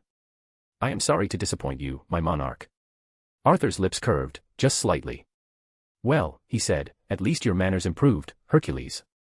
The shadow let out something between a huff and a humbled laugh, still kneeling. Arthur stepped back, shadows already receding. It's fine, he continued. In the world of eternal slumber you'll train there. With the others. All three bowed deeply. As you command, monarch. They dissolved into Arthur's own shadow, vanishing as if they had never been there at all. The lab felt empty afterward and too quiet. Raven exhaled, rolling her shoulders as the lingering pressure finally lifted. World of eternal slumber, she asked, crossing her arms. That sounds a bit too grim. Even for you. Arthur turned toward her, helm retracting, revealing pale skin and ashen white hair drifting as if caught in a wind that didn't exist. His violet eyes softened, just a fraction. It's easier to show than explain. Raven studied him for a long moment, then sighed. Of course, keep it a mystery. I said I'll show you later, I promise. Arthur said. She gave him a look. You'd better. // If you like this story, check out my other stories. Solo leveling in Westeros. And you can get access to 3 more chapters or 7 more chapters if you want. Chapter 334, World of Eternal Slumber. If you like this story, check out my other stories. Solo leveling in Westeros. And you can get access to 3 more chapters or 7 more chapters if you want. // The corridor outside the lab looked like a war zone. Floodlights burned white against a dome of absolute black, the darkness so dense it swallowed light instead of reflecting it. The barrier stood perfectly smooth, a hemispherical void, its surface rippling faintly like oil. Gunfire echoed without pause. Keep firing, someone shouted over the din. Rifles barked. Heavy caliber rounds slammed into the dome and vanished without a sound. No sparks, no ricochet, no impact. Missiles detonated against it in controlled bursts, blooming into fireballs that were instantly eaten by the darkness. Nothing passed through. Nothing even marked it. What the hell is that thing made of? A soldier yelled, lowering his weapon as his magazine clicked empty. It's not magic, our sensors can't pick anything. Another answered shakily, staring at the readings scrolling uselessly across his visor. It's not any known energy either, what the hell? A squad of armored personnel shifted uneasily, fingers tight on triggers, expecting the worst to happen. From the rear, a tall figure pushed forward, calm amid the chaos. His uniform was pristine despite the alarms, a tactical coat reinforced at the shoulders. The patch on his chest read ARGUS. The colonel stopped just short of the black dome, hands clasped behind his back as he studied it with narrowed eyes. Status, he said evenly. No breach, sir, an officer replied, swallowing. No response to kinetic, plasma, sonic, or experimental weaponry. Thermal readings inside are non-existent. Non-existent, he repeated. And the intruders? Still inside. 2 of them. One's the knight, in a black armor. The officer hesitated. The seems like a female. Magic-based. High level. Graves exhaled slowly through his nose. I see. A nearby lieutenant looked at him sharply. You know who this is, sir? The colonel didn't answer right away. He watched the dome, the way it pulsed faintly. Black armor, he said at last. Not tech. Not alien. Not demonic, at least not fully. His jaw tightened. There's a few individuals who fits that profile. A murmur rippled through the troops. Who? Someone whispered. I have no clue. Can't say the names, the colonel cut in. Not yet. Now focus on your target. He turned to the comms officer. Contact the Justice League. Priority channel. Tell them we have an unidentified hostile, or ally, depending on their answer, just lead with the word ally first operating inside a restricted ARGUS black site. The officer hesitated. Sir, the League doesn't have jurisdiction here. The colonel's eyes flicked toward him. Neither does this intruder, he said flatly. And yet here we are, they might know what's going on. Another explosion bloomed uselessly against the barrier. The soldiers flinched as the darkness swallowed it whole. What's he even doing in there? Someone asked. If he wanted us dead. We'd already be dead, the colonel finished. The dome suddenly shuddered. Not from impact but from within. The gunfire stopped. Every weapon lowered just a fraction as the black surface began to thin, unraveling like smoke. Shadows peeled away in slow spirals, lifting upward and dissolving into nothing. Light rushed back in. The dome was gone. Silence fell. The colonel raised a hand. Hold. The lab beyond stood open. Intact. Too intact. Other than the shattered equipment and the containment units. The remains on the central slabs lay exactly as they had before, undisturbed, unaltered. And there was no one inside. No Black Knight. No mage. Nothing. A soldier stepped forward, voice barely above a whisper. They're gone. The colonel stared into the lab, his reflection faint in the glass. Of course they are, he muttered. He clenched his jaw, then straightened. Search, he ordered sharply. Full sweep. They might have left something behind. A trace. A signature. Anything. Troops surged forward, boots echoing as they flooded the lab. The colonel remained where he was, eyes still fixed on the empty space where the darkness had been. Black Knight, he said quietly. His fingers brushed the ARGUS patch on his chest. It sure smells like the League is involved in this, whoever that person is, they know. Gotham, Arthur's estate. The air in Arthur's estate cracked softly. Shadows rippled. Then. Arthur and Raven stepped out of nothing, darkness peeling away from them. They arrived to chaos. Kara was midair, wrestling with Dexter the cat. Well, stop scratching me. Hey. No, Dexter, that's not a toy. The cat hissed, Kara yelped, and the two spun across the living room in a mess of limbs and until Kara finally landed on the couch, Dexter perched triumphantly on her shoulder. The moment Kara noticed Arthur and Raven, she froze. Adjusted her posture. Smoothed her hair. Placed Dexter gently beside her. Oh, she said brightly. You guys are back. Arthur and Raven exchanged a look. Yeah, Raven said flatly.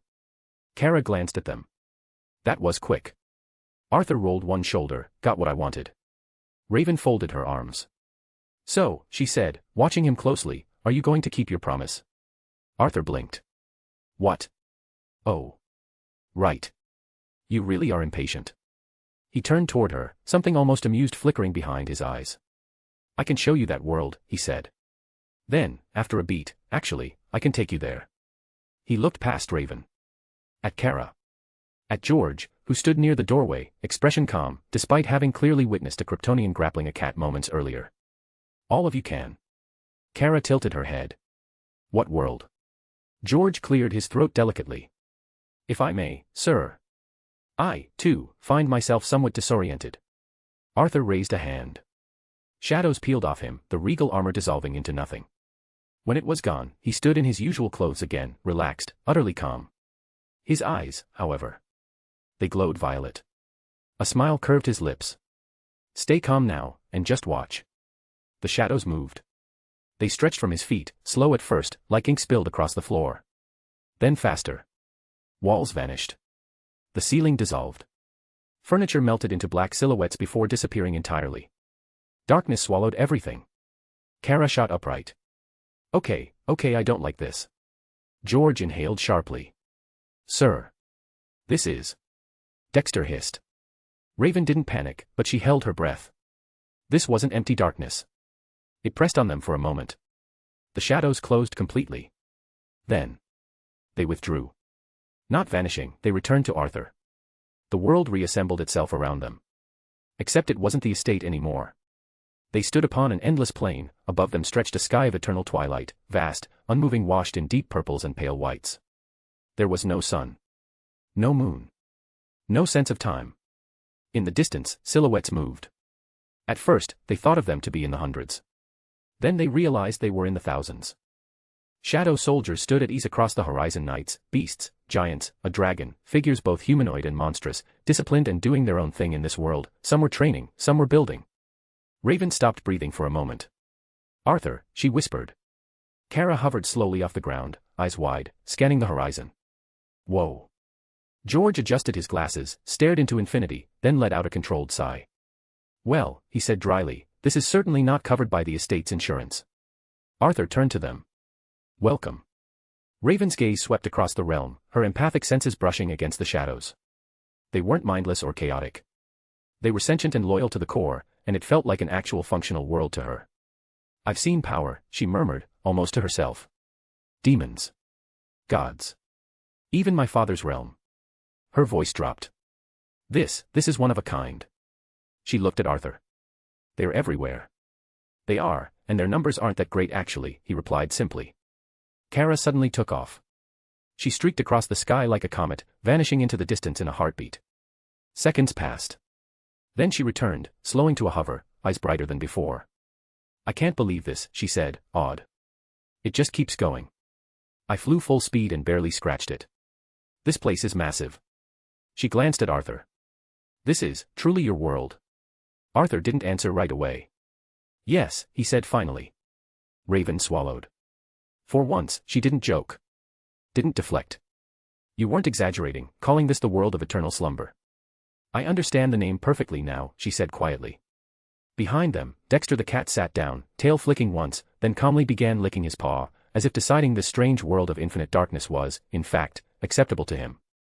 // If you like this story, check out my other stories. Solo leveling in Westeros. And you can get access to 3 more chapters or 7 more chapters if you want. Chapter 335, Olympus in Flames. If you like this story, check out my other stories. Solo leveling in Westeros. And you can get access to 3 more chapters or 7 more chapters if you want. // The twilight of the realm pulsed softly, purple and white clouds unmoving above an army of shadows. Raven stood beside Arthur, her cloak fluttering though there was no wind. She folded her arms, eyes lingering on the endless ranks of shadow soldiers on the titanic figures half lost to the horizon, on banners of living darkness that bore no sigil. This kind of power, she said quietly, could corrupt men. Gods included. Arthur laughed. Amused. I think so as well. Raven turned her head toward him. You'd be surprised how many would trade their souls for a fraction of this. Arthur crossed his arms, violet light flickering faintly in his eyes. I think I already got rid of a person like that some time ago. She studied him, searching for irony. Finding none. But seriously, she continued, tone sharpening, are you not satisfied with the numbers you have right now? Arthur didn't answer immediately. He looked out across his world. Across the infinite darkness that bent to his will. They're strong, he said at last. Disciplined. Loyal. But yes, it's not enough. Raven frowned. Enough for what? For what's coming. He gestured outward not at the shadows, but at something far beyond them. There are threats out there, Arthur said. Great ones. Beings that don't play at hero or villain. Entities that don't care about worlds unless they're stepping stones. His voice lowered. Even as I am now, some of them would be a serious challenge. Raven's brow furrowed. You're talking like someone who's seen the board from above. There's a balance, he continued, and it doesn't mean good versus evil. It's hard to explain, but there are beings who exist to break it, some by design, others by choice. He glanced at her. I'm one of them. Raven inhaled slowly. You're saying you'll break this balance first? Yes. She stared at him. Did you gain some sort of cosmic awareness while you were gone? Arthur scratched the back of his head, a sheepish smile cutting against the ominous glow in his eyes. Something like that. Then his expression softened, just a little. Now do you understand what I meant when I said the problem of Olympus, gods, and all are just a speck in this great universe? Raven exhaled. Kind of. Above them, a golden blur hovered. Kara floated upside down in midair, hands behind her head. Sue. I know this place is super cool and all, and it sounds like an amazing place to throw a party. But she righted herself. How do we leave? Arthur looked at her, amused. This place can be whatever I want it to be. It's a canvas. He spread his hands slightly. I'm the painter. Kara's eyes lit up. So if I get bored, I can summon anything. She grinned. Great. How about? I have an idea, Raven said suddenly. She leaned in, whispering something into Arthur's ear. His lips twitched. Then he smiled slow, mischievous. Right. Arthur raised one hand toward the unmoving twilight sky. The shadows recoiled. The sky burned. A red sun tore into existence overhead, vast and blazing, flooding the realm with alien light. Kara blinked. What, whoa. Her strength vanished instantly. She dropped. Arthur caught her without effort, one arm steady beneath her back. She stared up at the crimson sun, then at him, then at Raven. Very funny. Raven smiled faintly. You can drink now if you want. Kara groaned, then sighed. As tempting as that is. I want to help find Diana. We've already wasted too much time. Her voice softened. I don't want to see a certain look on Cal's face again. Arthur sighed. How noble. Still holding her, he tilted his head. I said I'd help her. Not her entire family. Kara smirked. Dear outer god, she said, tapping his chest lightly. You promised. Raven raised a brow. You sound like you know something. I do, Arthur said. I don't know her exact location, but Olympus is burning as we speak. Both women stiffened. There's a battle underway. A serious one. Diana is either out of sight or captured, but she's alive. That much I can guarantee. Raven nodded sharply. Good. Then do you know how to get there? We should alert the League, they can also help. No need, Arthur replied. There are gateways scattered across the world, but they're unnecessary now. Kara perked up. Why? Because I can tear a hole in reality and open dimensional portals with a simple thought. Not sure I understand that, but that's cool, Kara said immediately. Can we go now? Arthur huffed. Impatient girl. Nearby, George, who had somehow seated himself upon a conjured obsidian bench, rose gracefully. He had been conversing calmly with several towering shadow demons, who bowed politely as he turned. There is, George said thoughtfully, a certain appeal to this place, Master Arthur. Most impressive.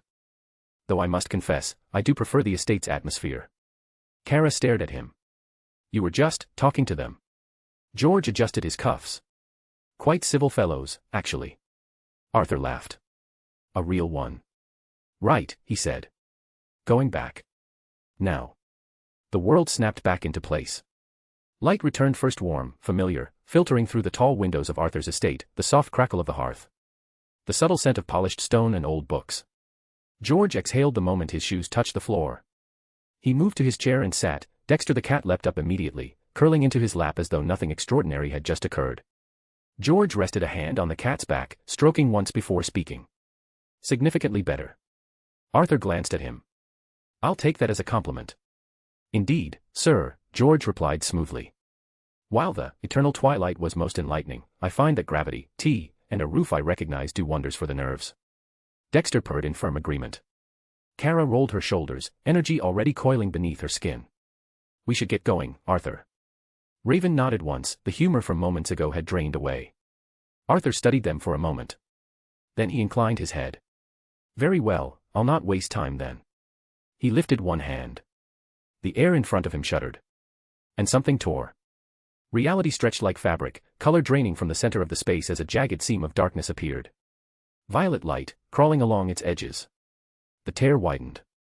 On the other side. Fire. Storms. Broken marble drifting in a sky split by lightning and ash. The scent of ozone and divine ruin poured into the room. Arthur's eyes glowed fully now, a deep, sovereign violet as the portal stabilized beneath his will.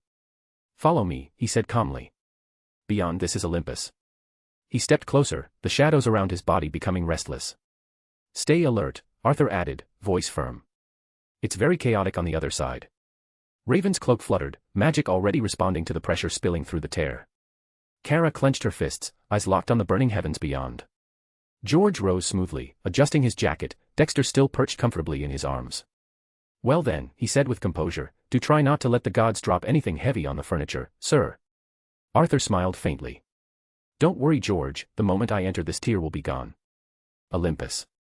Olympus was burning. Marble spires that had stood since the first dawn of worship cracked and collapsed, entire colonnades reduced to drifting rubble suspended in storm-racked air. Shattered plazas, and the sky itself seemed wounded, torn open by endless thunderheads churning with divine lightning. And at the heart of it all, one figure stood alone in the heavens above the peak of Mount Olympus. The firstborn. He hovered effortlessly, boots inches above the fractured summit. A dark, oppressive aura was radiating from him, resentment in physical form. It bled outward in slow, rolling waves, warping the air, crushing weaker beings to their knees without him even looking at them. All around him, they came. Gods. Demigods. Constructs of divine will. Beasts. Ancient guardians with wings of bronze and eyes of fire. Olympian soldiers clad in radiant armor, screaming prayers as they charged. None of it mattered. A fire-breathing colossus lunged first, jaws wide enough to swallow a temple. The firstborn flicked 2 fingers. The creature froze mid-roar, then imploded, its divine core crushed inward. A spear of pure light followed. The firstborn caught it barehanded. For a moment, the weapon resisted, then snapped like glass. He released the fragments, watching them fall with visible boredom. Is this what you've been reduced to? He muttered, voice carrying across the battlefield without effort. Throwing lessers and prayers at a problem you created. A chorus of rage answered him. Power surged. The sky darkened further as lightning gathered, real lightning, not conjured storms, but the wrath of Olympus itself. Thunder boomed so violently that mountains in the distance split apart. The firstborn slowly raised his head. Above him, the clouds spiraled, forming a vast, luminous vortex. A presence pressed down on the world ancient and absolute. He smiled. Father, he called out, spreading his arms wide as if welcoming judgment. //. If you like this story, check out my other stories. Solo leveling in Westeros. And you can get access to 3 more chapters or 7 more chapters if you want. Chapter 336, Firstborn vs Zeus. If you like this story, check out my other stories. Solo leveling in Westeros. And you can get access to 3 more chapters or 7 more chapters if you want. //. The firstborn's voice echoed through the sky, through the very land under him, every god still standing. Enough of this. Lightning flared, illuminating his face not by battle, but by centuries of exile and hatred. Stop hiding behind storms and servants, he continued, his tone sharp with contempt. I've already killed the fates you so dearly trusted. I've butchered most of our kin one by one. Below him, bodies gods lay broken among the ruins. I've made sure Olympus rot while you hide behind prophecy and fear. The storm answered with a deafening crack. A bolt of lightning thicker than a city tower, blinding white with veins of gold ripped through the sky, descending with apocalyptic force. For a fraction of a second, it seemed unavoidable. The firstborn's eyes narrowed. He vanished. The bolt tore through the space he had occupied, obliterating the mountain peak behind him in a cataclysmic explosion. Shockwaves rippled outward, flattening what little remained standing. The firstborn reappeared several dozen meters away, unharmed, dark aura flaring slightly as if irritated. He glanced back at the devastation, then up toward the storm. Coward. The word was soft. Disgusted. You always were, it seems, he added. Hiding behind fate, and other sacrifices. His gaze burned with rage. Olympus dies with you, he declared. And from its ashes, I will forge a new order, one not ruled by fear of destiny. The storm howled in answer and parted. A column of blinding light descended from the heart of the thunderclouds, stretching from the heavens to the peak of Olympus. Thunder followed it. And within that pillar stood Zeus. He was no longer the distant god of statues and prayers. This was the king of Olympus in truth, his form wreathed in living lightning. Every bolt in the sky bent toward him, feeding into his body like veins of pure power. His eyes burned white-hot. The firstborn looked up and laughed. A raw, humorless sound. So you finally show yourself, he said, drifting higher to meet him. I was beginning to think you'd let the storm fight me for you. Zeus's voice rolled across Olympus like an earthquake. Enough. One word. A command that had once ended wars. It did nothing. You dare return to my mountain, Zeus continued, lightning coiling around his arms like chained serpents, after the blood you've spilled. After defiling the order I forged. The firstborn's smile widened, teeth sharp in the lightning's glow. Order, he echoed. You mean fear. You mean prophecy. You mean throwing your own blood into the abyss because the fates whispered that you'd lose your throne. His aura flared, rage consuming him slowly. I've absorbed the power of every god I killed, he went on, voice rising with savage pride. Their essence. Their domains. Their fear when they realized you wouldn't save them because you only care about yourself. He leaned forward, eyes burning. I am stronger than ever. Stronger than you. Lightning exploded around Zeus as he raised his hand. You will die today, father. The word father was venom. I wanted to spare my siblings, the firstborn continued, circling Zeus like a predator, but they chose Olympus. And you are Olympus. Everything tied to you will suffer. His gaze flicked downward, toward the distant battlefield, toward hidden sanctuaries and fleeing figures. The Amazons, he added calmly. The mortals. Even her. Zeus's expression finally changed. For the first time. Rage. A thunderbolt formed in his palm, dense enough to bend space around it. You will not speak of her. The firstborn grinned. Don't act like you care, we both know you don't. Zeus hurled the bolt. The sky shattered. The firstborn vanished in a burst of dark distortion as the lightning tore through the heavens, carving a scar across the clouds and obliterating 3 distant peaks. He reappeared behind Zeus mid-strike, fist already moving. The impact landed like a meteor. Zeus was sent crashing through the sky, tearing through layers of storm, his body smashing into the mountainside below with cataclysmic force. Olympus trembled. Entire districts collapsed as shockwaves rippled outward. Before Zeus could rise, the firstborn descended after him, driving a knee into his chest and dragging him back into the air. Still hiding behind your lightning, he snarled, hammering Zeus with a barrage of brutal, God-shaking blows. Each strike carried not just strength, but dominance, raw, overwhelming physical power that cracked Zeus's divine armor and sent arcs of lightning out of control. Zeus roared and answered with a thunderclap point blank. Lightning engulfed them both. The firstborn screamed in pain and fury as divine electricity burned into his already scorched flesh, carving glowing wounds across his body. His aura flickered, smoke rising from his scorched skin. For the first time in his battles against the gods of Olympus, he bled. Zeus seized the opening, grabbing the firstborn by the throat and driving him downward, slamming him into the ground again and again, each impact reshaping the mountain. "You are still my son," Zeus thundered. "And you will kneel." The firstborn's eyes burned brighter. "No." He grabbed Zeus's wrist and crushed it. The sound was like mountains breaking. Zeus bellowed as the firstborn surged upward, shoulder-checking him through the storm and into the open sky. He followed with a devastating punch that caved in Zeus's chest, sending the king of gods spinning end over end, lightning spiraling wildly from his body. The firstborn hovered above him, breathing hard, wounds smoking as they slowly closed. "You ruled through fear," he said coldly. "Through fate. Through sacrifice that was never yours to make." He raised his hand, dark power condensing around it. "I will end your order and claim your throne." Zeus steadied himself, battered but unbroken, lightning flaring brighter than ever as he straightened. "Then come," he growled, eyes blazing. "And see what it truly means to challenge the king of the gods." They charged. Darkness and lightning collided and the sky buckled. Zeus staggered backward through the storm, one knee slamming into the broken marble of Olympus with a cracking sound. Lightning bled off his body in wild, uncontrolled arcs, carving trenches through the mountain and setting the ruins ablaze. His breath came heavy now. The firstborn descended slowly, rolled his neck once, flesh still smoking where lightning had burned him, then flexed his hand. "Look at you," he said softly, almost reverently. "The king of gods." On his knees. Zeus tried to rise. The firstborn vanished, then reappeared directly in front of him and drove his fist into Zeus's face. The impact detonated. A shockwave tore outward, flattening what remained of Olympus's upper sanctums. Zeus was hurled across the summit, skidding through broken stone before slamming to a halt at the edge of a colossal crater. He coughed, blood spilling from his mouth, his vision swimming. The firstborn landed before him and pressed down. Physically and existentially. The pressure crushed the air. Zeus's limbs trembled as if the sky itself had become too heavy to bear. His knee hit the ground again, this time it stayed there. For a heartbeat, there was silence. Then the firstborn spoke. "This is where prophecy ends," he said. Darkness rippled behind him and something emerged. A sword. It was massive, forged of blackened divine metal etched with runes that glowed a dull crimson glow. The blade's masterful craftsmanship screamed from every inch of it, perfection shaped by a god who understood destruction better than creation. Zeus's eyes widened.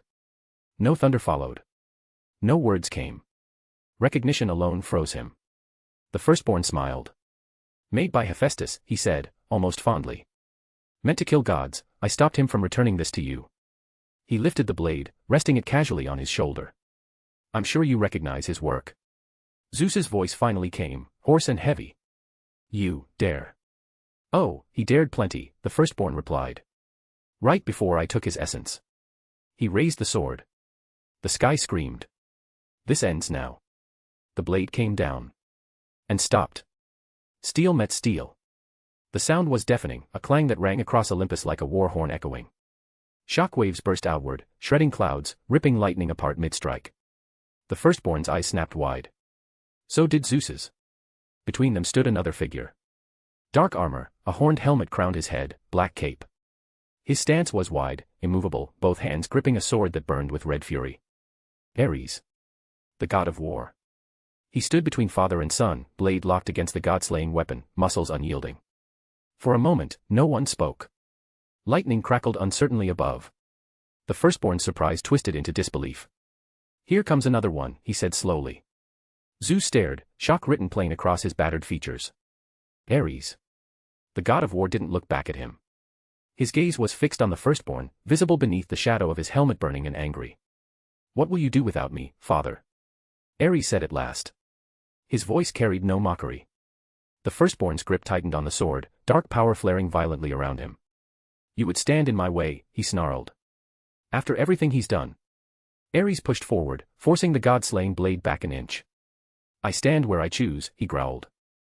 And Olympus will not fall today. Zeus watched them both, lightning flickering weakly around his hands. // If you like this story, check out my other stories. Solo leveling in Westeros. And you can get access to 3 more chapters or 7 more chapters if you want.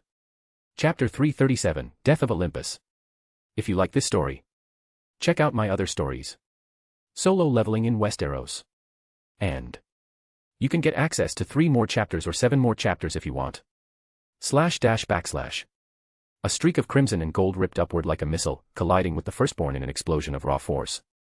The impact detonated across the plateau, shockwaves pulverizing what little remained of the broken columns. Ares burst through the smoke, boots skidding across fractured marble, double-bladed axe already spinning in his grip. He grinned. Blood ran down his cheek, his own, and his eyes burned brighter for it. So, he said, voice thick with exhilaration, lightning crackling along his armor, this is the thing trying to put a leash on Olympus. The firstborn answered by raising one hand. The air rumbled. A gravitational surge slammed into Ares, hurling him backward through 3 collapsed pillars. Stone vaporized on impact. Before the dust could settle, lightning answered lightning. A bolt the size of a tower descended from the heavens, splitting into a dozen spears mid-fall and slamming directly into the firstborn's position. The mountain shook. Then Zeus descended on him. His form was wreathed in blinding lightning coiling around his arms. His expression was grim. You always choose the loudest entrance, Zeus said, eyes never leaving the firstborn. Ares pushed himself up from the rubble, laughing as he rolled his shoulders. And you always choose the dramatic timing, if this thing is pushing you this far, you are getting old, father. He planted his axe into the ground, lightning surging from his hands into the weapon. The energy condensed, shaping itself into a second blade of pure crackling power along the opposite edge. Besides, Ares continued, eyes locked on their enemy, I couldn't miss this. The firstborn stepped forward. The ground beneath its feet liquefied, marble folding like clay before reforging itself. With every step, the pressure increased. Zeus raised a hand and the storm obeyed. A dome of lightning formed around him just as the firstborn struck. The impact was apocalyptic. Invisible force slammed into Zeus's shield, lightning exploding outward in a blinding flash. Zeus skidded backward, boots carving molten trenches through stone. Ares was already moving. He vanished in a thundercrack, reappearing midair above the firstborn, axe raised overhead. War, he roared and brought the weapon down. The blow landed with enough force to shatter a mountain. Energy constructs flared as the firstborn formed a blade of condensed void, catching the axe at the last second. The collision sent shockwaves rippling through the sky, clouds disintegrating into nothingness. Ares grinned wider, muscles straining. Good, he said through clenched teeth. You hit back. Lightning surged from his body, coursing through the axe, into the firstborn. The discharge was so intense it burned Ares himself, his armor cracking, flesh scorched, but he only laughed harder as pain fueled him. The firstborn snarled for the first time. He hurled Ares away with brutal force, spinning him through the air like a discarded weapon. Before Ares could crash, Zeus appeared beside him, grabbing his shoulder and arresting his momentum in a flash of light. They hovered together, suspended amid the storm.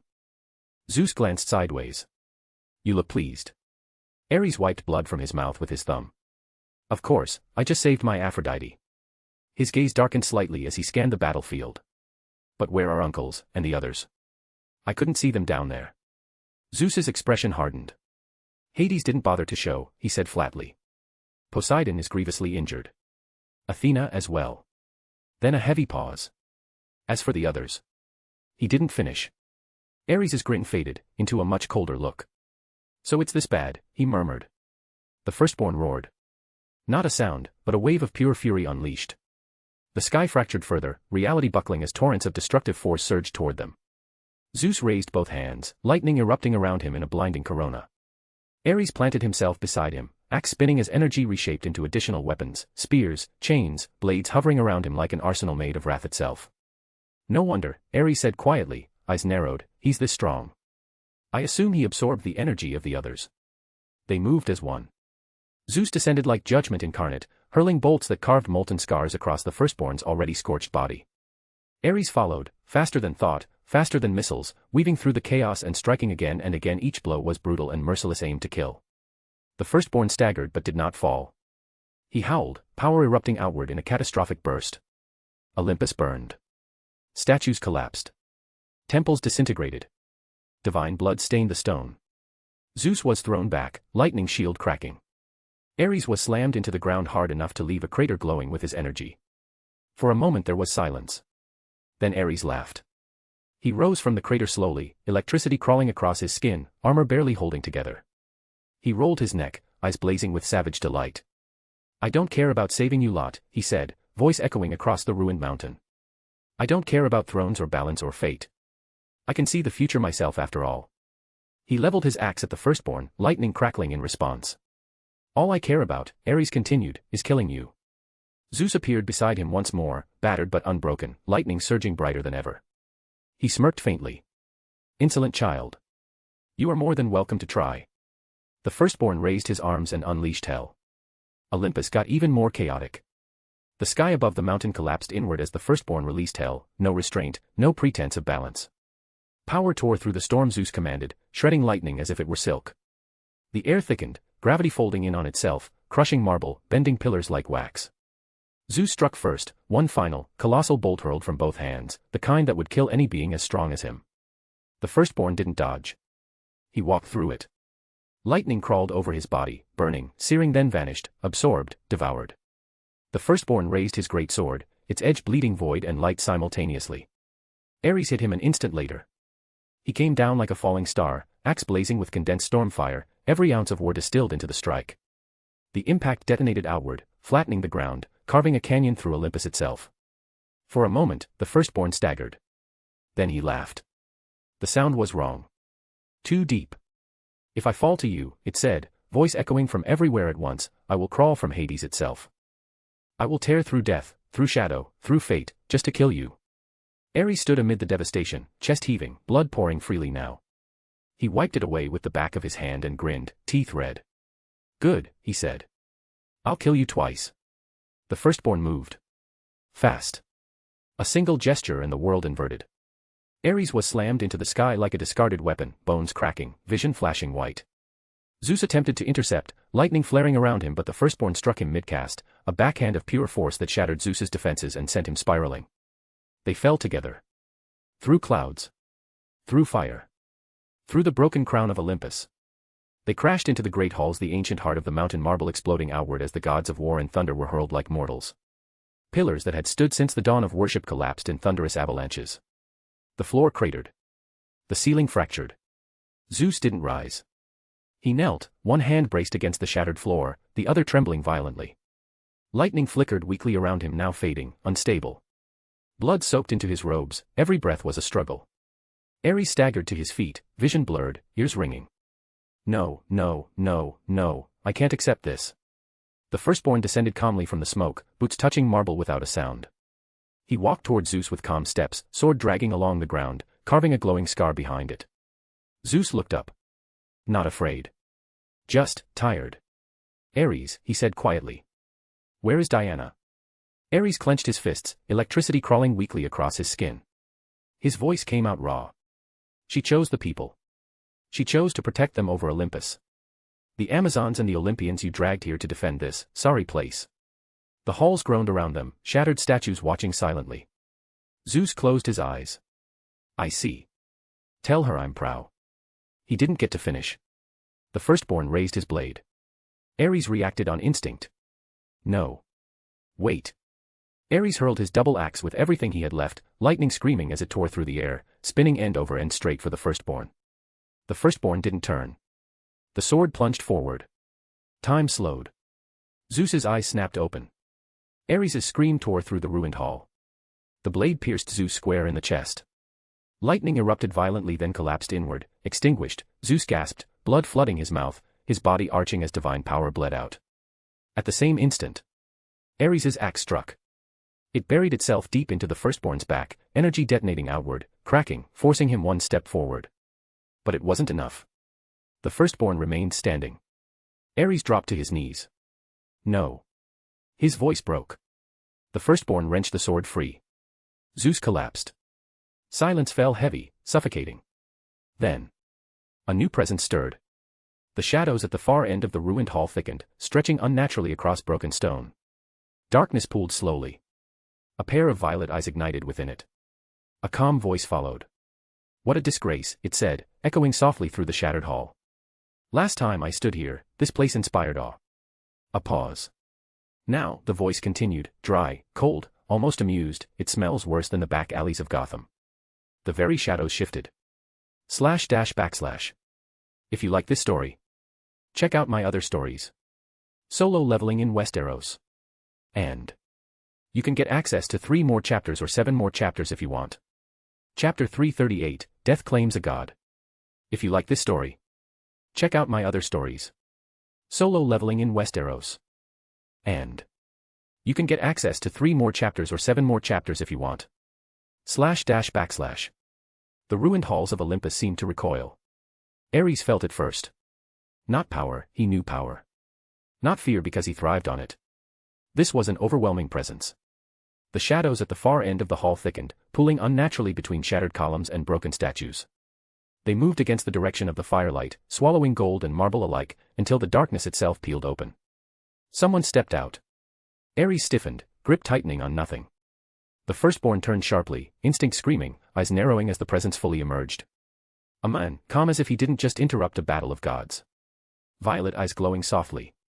For the first time since the slaughter began, the firstborn hesitated. The firstborn reacted on pure reflex, reaching back and ripping the double axe from his back, yanking it free as if tearing a thorn from flesh. With a snarl, he hurled the weapon across the hall. The axe vanished into rubble with a thunderous crash. Ares staggered, stunned not by the loss of his weapon, but by the disrespect. You. Ares turned fully toward the newcomer now, studying him, realization passing over his face. You're him. Arthur stepped fully into the ruined light. Ares' eyes widened slightly. The one Diana spoke of, he said slowly. The mortal who wields death. The firstborn shifted his stance, power flaring subtly around his body as it assessed Arthur anew. His gaze sharpened, ancient and predatory. Who, he demanded, voice low and resonant, who are you? Another one of his children. I cannot keep count. How many did he conceive after me? Arthur didn't answer immediately. Instead, the shadows surged. They flowed upward, wrapping around his body like liquid night, layering, shaping, hardening. Plates of black armor formed seamlessly, edged with elegant violet energy. A regal knight silhouette emerged, a helm settling into place, eyes burning brighter beneath it. When he finally spoke, his voice carried effortlessly through the shattered hall. Arthur said calmly, I'm the end of your story. Ares let out a short, incredulous laugh despite himself, eyes flicking over the armor, the aura, the way the shadows bowed to Arthur's presence. Mortal, he scoffed. Was that a joke, or does Diana have a twisted sense of humor? There's nothing mortal about you. Arthur didn't look at him. You can leave, he said simply. I'll take it from here. Ares' jaw tightened. He stepped forward, calling his axe back. It tore free from the rubble and slammed back into his grasp, lightning crawling along its edges. No, Ares said, eyes burning with war. I'll take my piece of him. Even if I have to go through you to do it. Arthur finally turned his head. Just slightly. That, he said, voice cool and certain, would be unwise. The air behind Arthur rippled. A presence manifested. From the shadows rose a knight tall, immaculate, violet eyes glowing beneath a long red mane helm. His armor gleamed darkly, edges sharp. Blood-red Commander Igris the Shadow Marshal. He knelt immediately, Demon King longsword planted, head bowed. Arthur didn't raise his voice. Make sure he doesn't interfere. Igris rose in silence. Ares' eyes widened not in fear, but surprise. A soldier, no. He grinned despite himself. Doesn't look like a mere soldier. The firstborn's gaze flicked between Arthur and Igris now, confusion turning into irritation. This was not how this was supposed to go. Igris moved. Faster than thunder.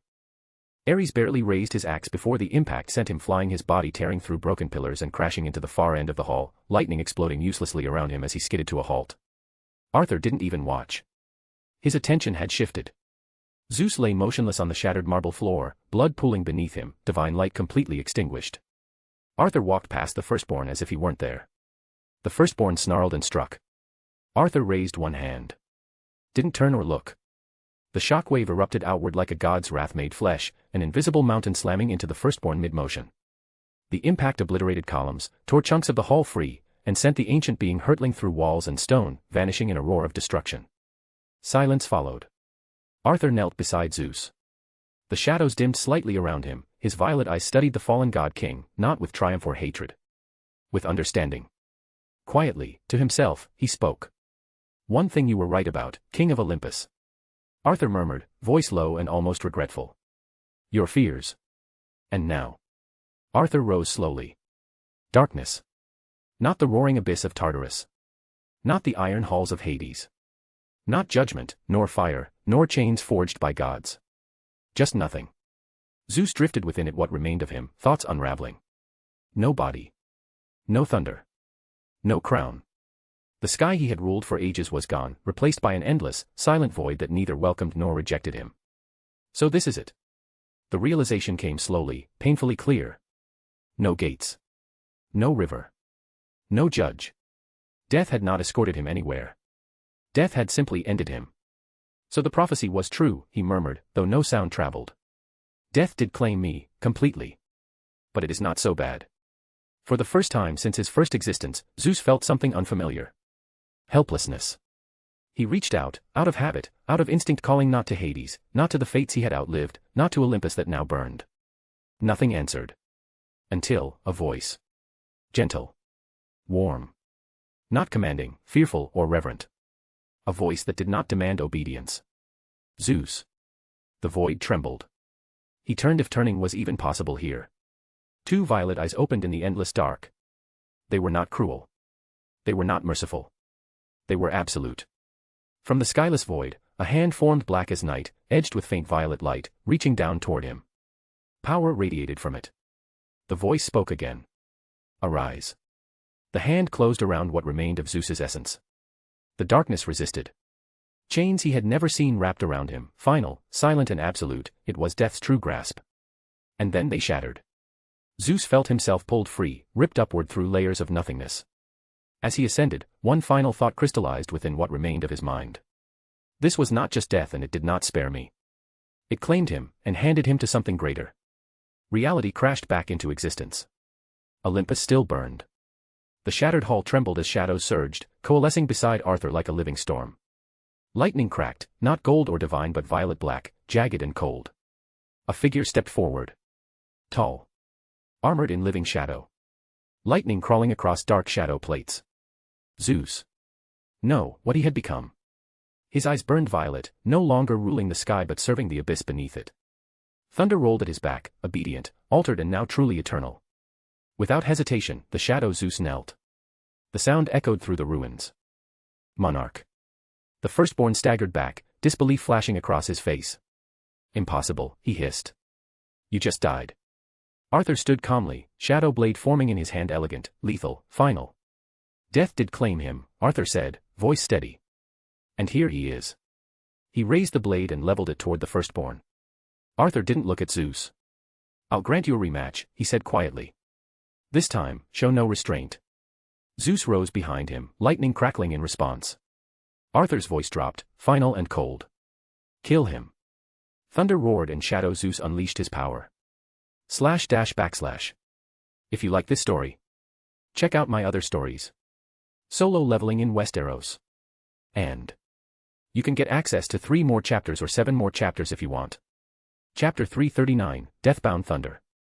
If you like this story, check out my other stories. Solo leveling in Westeros. And you can get access to 3 more chapters or 7 more chapters if you want. // Shadow Zeus vanished in a crack of violet thunder and reappeared above the firstborn, lightning already descending with him. The air bent inwards as he attacked. The firstborn barely had time to register movement before a column of black-violet lightning slammed into his chest and drove him backward through the clouds. The impact split the sky, shock waves rolling across Olympus in waves of sound and destruction. Broken pillars and shattered temples below were lifted from the mountainside and pulverized midair.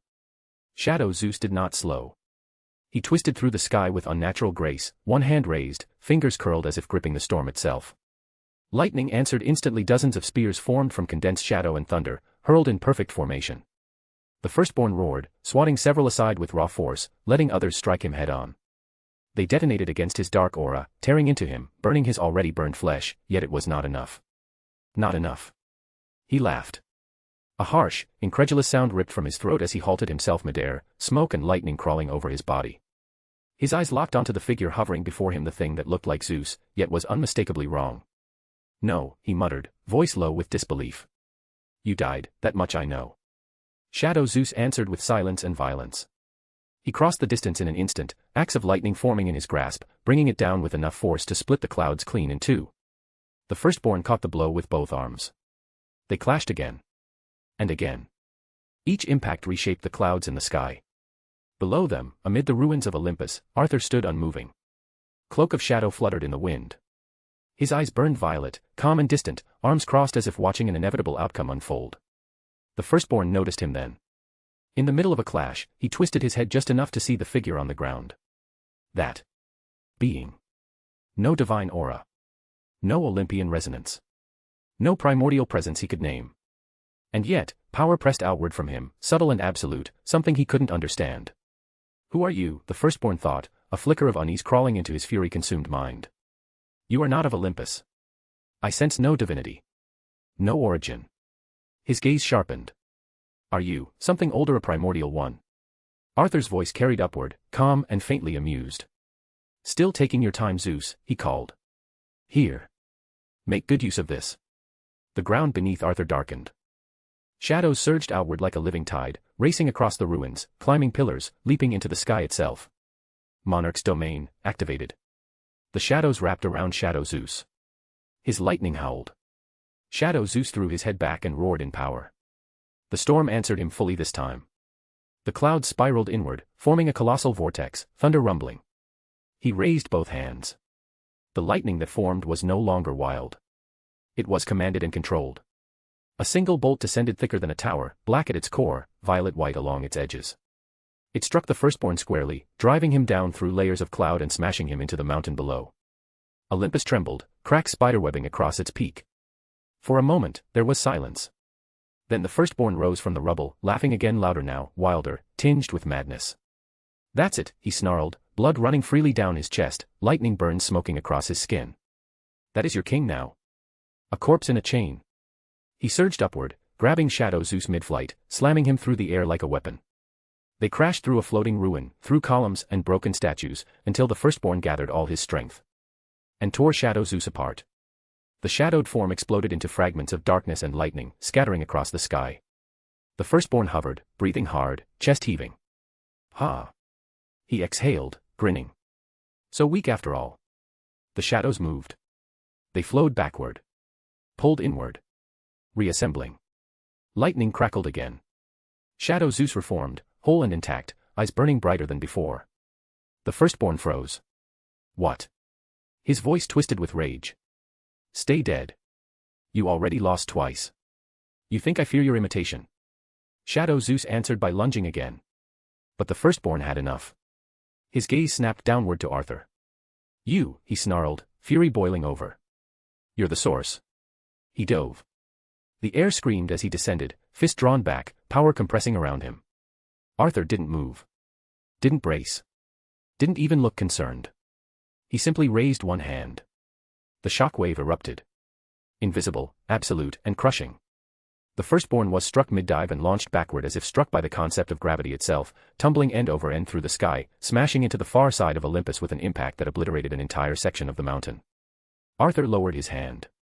His expression remained unchanged. High above, Shadow Zeus hovered, lightning coiling around him. The firstborn dragged himself from the rubble, teeth clenched so hard they cracked. Veins bulged, fury radiating from him in waves. You don't even fight me, he growled. You stand there and let your pet do it. Arthur watched him quietly. Shadow Zeus is weaker than he should be, Arthur thought, eyes narrowing slightly. Even empowered, he's not enough on his own. A translucent interface flickered open before his eyes. Item acquired, shattered bolt. Arthur paused. This is the second one, he murmured. The first came a long time ago. After Black Adam. Tower of Fate. The system pulsed softly. Merge available, shattered bolt X2. Proceed. Arthur smiled faintly. The system, even if I won't need it later on, he said to himself, it still has its uses now. Merge. The interface flared. Every sound across Olympus clashing, screaming winds, divine roars was smothered as if swallowed by a void, lightning freezing mid-arc, suspended like broken veins across the sky. Then the system spoke again. New item acquired. Thanatos Bronte. Death Thunder, the thunder that kills gods. Arthur's eyes narrowed slightly as the description unfolded. Thanatos Bronte is a shape-shifting divine armament, responding to intent rather than command. Thunderbolt form. A compact, jagged bolt of lightning. Violet lightning veins pulse within it, contracting instead of expanding. Spear form. A long, elegant spear, its blade shaped like frozen lightning. Violet arcs crawl along the shaft, sinking inward rather than spilling outward, as though the storm is being consumed rather than unleashed. When it changes form, there is no flash, only a brief distortion. Arthur's hand lifted. The weapon manifested. At first, it hovered in thunderbolt form, compact and jagged, violet lightning beating within it. The firstborn felt it instantly. His breath caught. That isn't Father's lightning. The weapon shifted. No glow. No transformation flare. And suddenly Arthur held a spear, long and refined, terrifyingly still. Violet arcs of lightning crawled across its surface only to vanish beneath the metal. Arthur smiled. A genuine one. This is a very good weapon, he said quietly. I might use it myself. Thanatos Bronte does not behave like thunder. When it strikes, it is no simple rumble. After every impact, destruction arrive. The firstborn staggered back midair, his survival instincts screaming. Even away from Arthur, the energy he felt from that weapon was wrong. Deathbound lightning. The violet lightning bypasses divine protections entirely. Immortality, blessings, regeneration, none of it fully applies. Wounds inflicted by Thanatos Bronte refuse to heal correctly. Godslayer conduction.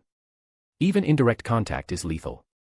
A god struck through armor, avatars, or divine construct still suffers the wound directly. There is no safe distance from death's thunder. Arthur lifted the spear. Then, without ceremony, he threw it. There was no sound.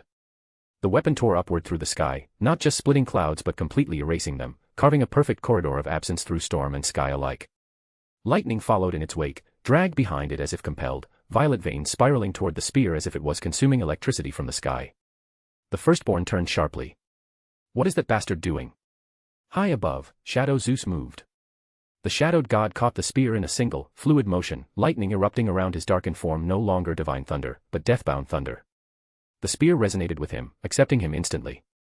Arthur looked up, hands slipping into his pockets, violet eyes calm. All right, he said, utterly relaxed amid apocalypse, we've wasted enough time. His gaze hardened. Make this quick. // If you like this story, check out my other stories. Solo leveling in Westeros. And you can get access to 3 more chapters or 7 more chapters if you want. Chapter 340, The Firstborn's Fate. If you like this story, check out my other stories. Solo leveling in Westeros. And you can get access to 3 more chapters or 7 more chapters if you want. // The firstborn hovered amid the tempest of Olympus, a storm of raw power surrounding him, yet something about the presence before him made the wind still. Shadow Zeus stood opposite him, the spear of Thanatos Bronte in hand, arcs of violet lightning crawling along its shaft. Its form shifted seamlessly, compacting into a thunderbolt and exploding outward again. Arthur's calm violet gaze followed from below, arms crossed, a silent conductor of this symphony of destruction. The firstborn snarled, voice roaring, what is this? This is not divine energy I recognize. Shadow Zeus moved first, darting forward. The spear's tip split into the jagged thunderbolt form midair, launching a bolt that twisted and writhed as it cut through the clouds. Unlike normal lightning, the bolt ignored air resistance, ignored mass, ignored defense, it found the cracks in the firstborn's movements with terrifying precision. The firstborn twisted, dodged, tried to strike it mid-flight with a backhanded slash. The bolt bent around his attack. Each attempt to evade was slower than before, as if the very flow of time was being subtly manipulated by this weapon.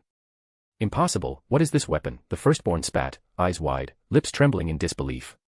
Shadow Zeus didn't pause. With a movement that was more a thought than an action, the spear extended into its long elegant form, arcs of lightning traveling along its length. He thrust, slamming it into the firstborn's midsection. The impact didn't explode in a storm of light, the sound vanished, but the firstborn was thrown back as if the mountain itself had struck him. Curses. The firstborn gritted through clenched teeth, staggering in midair. Even my senses, they fail me. Shadow Zeus followed, flipping midair with the spear snapping back into its thunderbolt form. He unleashed a flurry, bolts lancing out in impossible, twisting arcs. Each bolt struck in succession, tearing across the firstborn's defenses, ignoring everything, slicing through his aura, leaving extra burns that refused to heal. The firstborn found himself desperately blocking, parrying, yet every strike tore at him in a way no god's regeneration could remedy. Shadow Zeus pivoted, letting the weapon melt into a long spear once more. He spun, slamming the shaft horizontally. Violet arcs spiraled outward in a wide, deadly fan. The firstborn tried to rise above, to crush him with pure brute force, but the arcs shifted midair, wrapping around him, leaving him staggered and unbalanced. This is unreal, unacceptable, the firstborn growled, fury and awe mixing in his voice. I have never faced such humiliation. He faltered mid-word, a lightning bolt of Thanatos Bronte slamming past him and carving a massive crater in the clouds behind. Arthur watched from below, violet eyes glimmering. It's working better than I expected. Shadow Zeus leapt, striking like a spear that knew no mercy. The weapon shifted again mid-flight, crackling, the jagged thunderbolt embedded in the firstborn's shoulder, yet he didn't cry out. Instead, he roared, tearing the bolt free and swinging a strike that shook the heavens. But Shadow Zeus moved fluidly, spear spinning, ducking and weaving, the violet arcs dancing around him. Every attack was choreographed, perfect. The firstborn found his brute force met with a weapon that didn't just hurt, but anticipated, redefined, and punished his every motion. I can't, this isn't possible.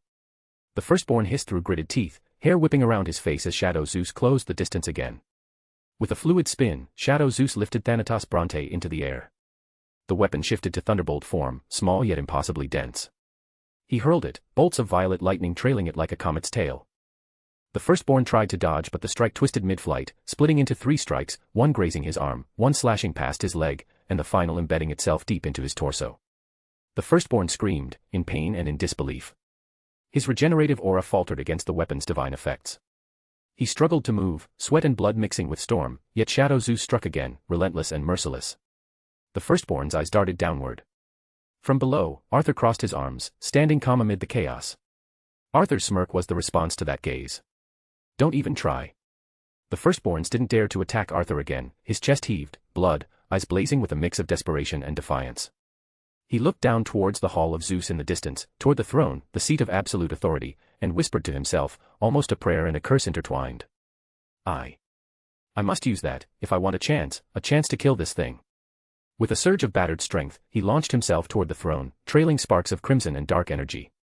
The remnants of Olympus shook beneath him. Shadow Zeus pursued, silent and unyielding, spear in hand, lightning veins crawling along its shaft. Arthur's calm violet gaze followed from below. A soft sigh escaped him, almost amused. So, he wants to use that. How desperate is he? The firstborn landed heavily, shaking the ground, crumbling stone and twisted marble beneath him. He collapsed onto the throne, blood dripping from his mouth, staining the ornate seat, yet a twisted smile curled on his lips. He who controls the throne of Olympus, he rasped, voice echoing like fractured thunder, controls the universe. Arthur appeared beside him in a sudden flicker of shadow, a calm contrast to the firstborn's chaos. He laughed. I don't know who lied to you and told you that, Arthur said, violet eyes glinting, but, no. While it gives you certain extra abilities, it's not remotely enough to touch my weakest shadow soldiers, let alone the universe. The firstborn's hands crackled with stolen energy, and in a display of power, he muttered an incantation. The very flesh of Mount Olympus seemed to writhe and pulse, twisting and reforming into a nightmarish, fleshy parody of its former self. Towers bent like sinew, columns bulged like arteries, and the palace itself seemed to breathe. Arthur's violet eyes scanned the abhorrent transformation, a small smile forming at the corner of his lips. Not much of a decor artist, are you? This is too much red, he quipped, his calm mocking tone cutting through the oppressive chaos. The firstborn froze, widening his eyes, voice filled with frustration. I just cast a power limitation spell on you, he growled, trying to seize back control, his fingers trembling with dark magic. Arthur tilted his head, letting the words sink in. And, do you feel that I got weaker? He asked, a violet glimmer flaring in his eyes. No. Not at all. Shadow Zeus landed next to Arthur, spear in hand, its purple arcs crackling. The firstborn's eyes widened in instinctive fear, an ancient, primordial terror awakening in him. Arthur's voice was calm, cold, inevitable. Give it up. The firstborn's lips parted, but no words came. He tried to stand, to summon the stolen powers he had amassed, but Shadow Zeus was already moving. The spear of Thanatos Bronte shifted in Shadow Zeus's hands, morphing into a long, elegant spear in a fluid motion. With a single, perfectly timed step forward, Shadow Zeus drove the spear straight through the firstborn's heart. The firstborn's eyes widened, the primordial fear anchoring him in place. His powers flared violently, but the spear did not waver, did not bend, did not fail. The violet arcs of lightning ran along his body. Pain, rage, disbelief all converged in his gaze as he slumped forward slightly in the throne. His voice, hoarse and breaking, issued a curse that echoed through the shattered halls. You will not, you, abomination. I will fall, and you will burn, your shadows, your soldiers. All of it will burn. Arthur's lips curved into a faint smile. Shadow Zeus withdrew the spear, the violet lightning dissipating, leaving the firstborn trembling, broken, and utterly defeated in his seat of illusions before falling face first utterly dead. Arthur's violet gaze swept over the throne hall, calm and absolute, and he whispered, more to himself than anyone else. I guess she was right after all. The flesh of Mount Olympus began to recede back into stone, the storm above calming slightly. Shadow Zeus stood silent beside him, a sentinel of judgment, while Arthur's gaze lingered on the fallen firstborn. The air shifted. A rush of wind swept through the ruined hall as two figures descended from the open sky behind Arthur. Kara touched down first, boots cracking fractured marble, her cape fluttering before settling. Raven followed, hovering a moment longer before lowering herself gently to the ground. For a second, neither of them spoke. Kara's gaze moved from the broken throne, to the body on the ground, then to the silent shadow standing nearby. Raven felt it more than she saw it. The lingering echo of death, the unnatural feeling left behind when something ancient and powerful was forcibly ended. Her brows knit slightly, eyes darkening as she looked at Arthur's back. Is it over? Raven asked quietly. Arthur didn't turn right away. He looked once more at the firstborn, at the god who brought death and destruction to Olympus, the one who had believed himself untouchable, eternal, inevitable. Then Arthur exhaled, slow and steady, as if letting go of something heavy. Yeah, it is, he said simply. //. If you like this story, check out my other stories. Solo leveling in Westeros. And you can get access to 3 more chapters or 7 more chapters if you want. Chapter 341, Death's Consort. If you like this story, check out my other stories. Solo leveling in Westeros. And you can get access to 3 more chapters or 7 more chapters if you want. //. The ruined throne hall lay quiet now. Cracked marble stretched like spiderwebs beneath Arthur's boots, the air still carrying the faint residue of violet lightning and extinguished divinity. Shadow Zeus stood immobile nearby, a silent executioner awaiting no further orders. Arthur asked. Diana left Olympus, didn't she? Raven glanced at him, then nodded slowly. I spoke to her before she did. Her voice softened, touched with something close to respect. She didn't want to be part of this.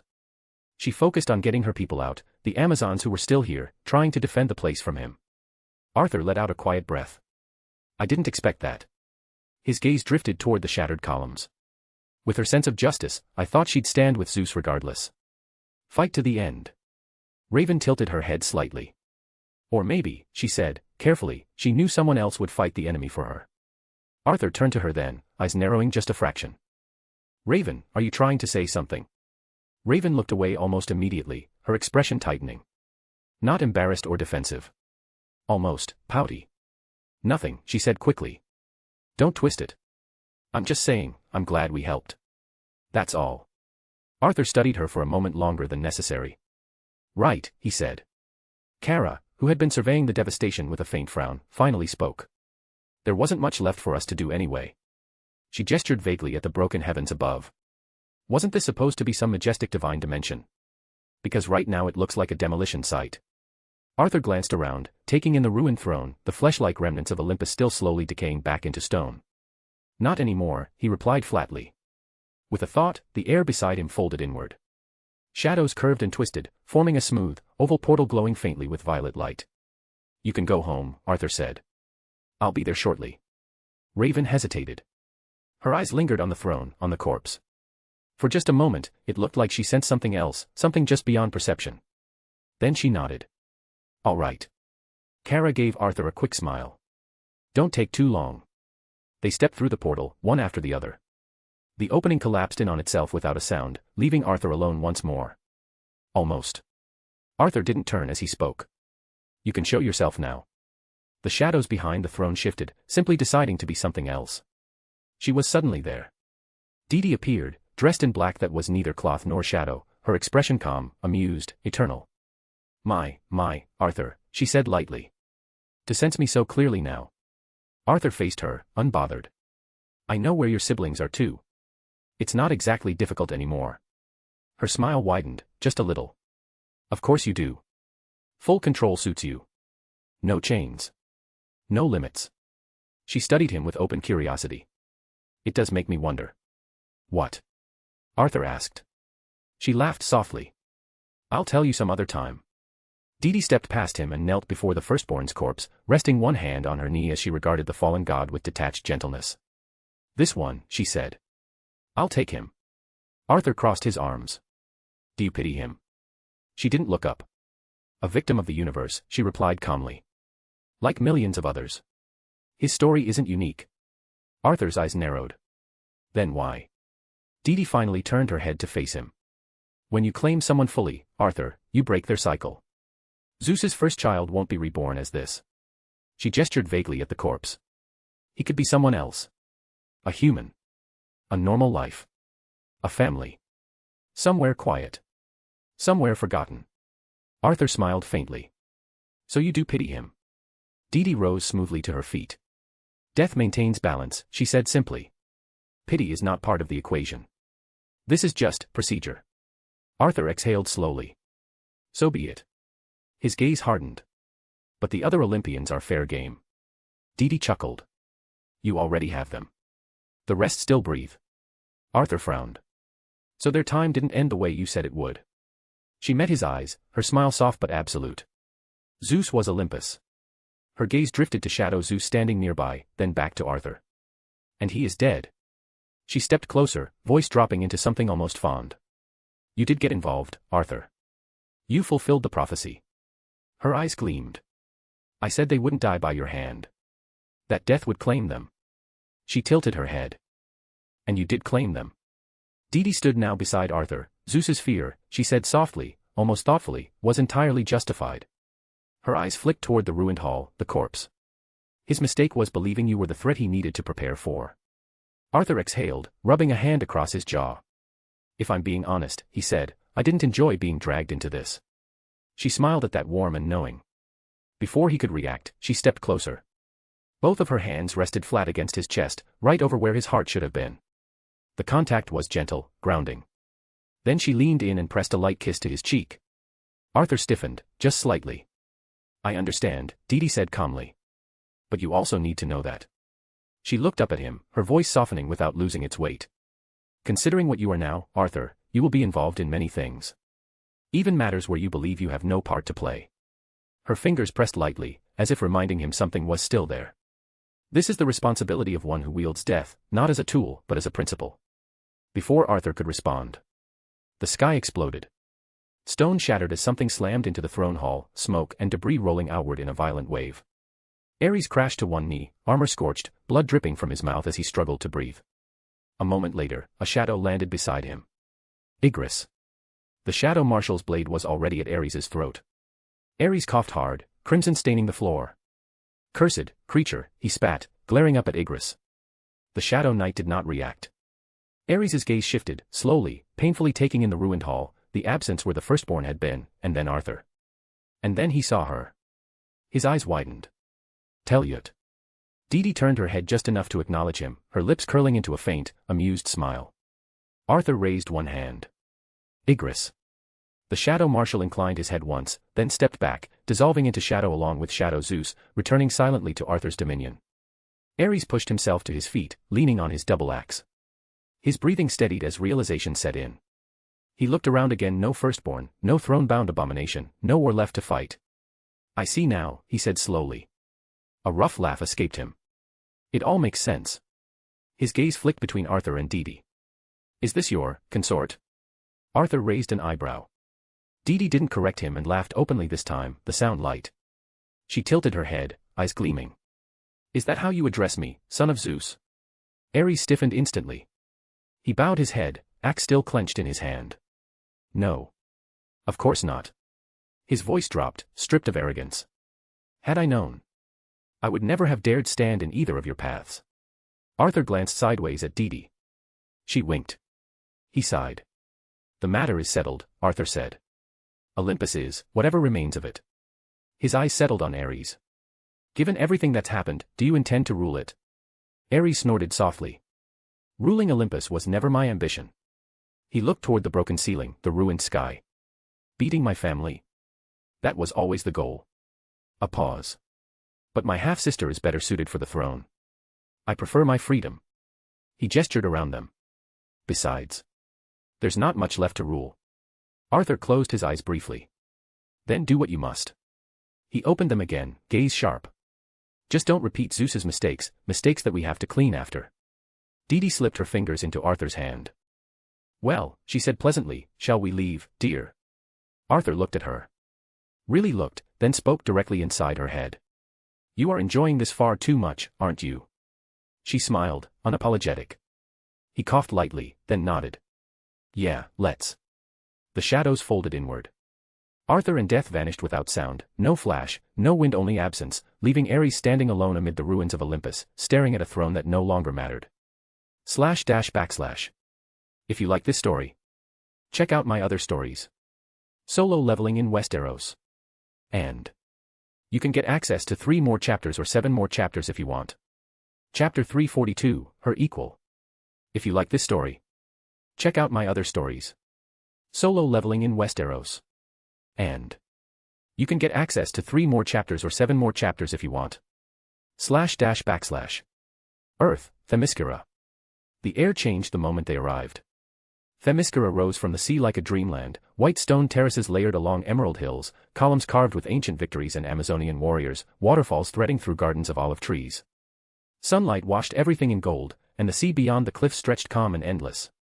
Arthur and Dee walked side by side along a marble path worn smooth by centuries of bare feet and armored strides. Here, the image of Olympus was gone. Dee inhaled slowly, eyes drifting over the city. A sanctuary, she murmured. Built to endure long after gods forget themselves. Her gaze slid toward Arthur.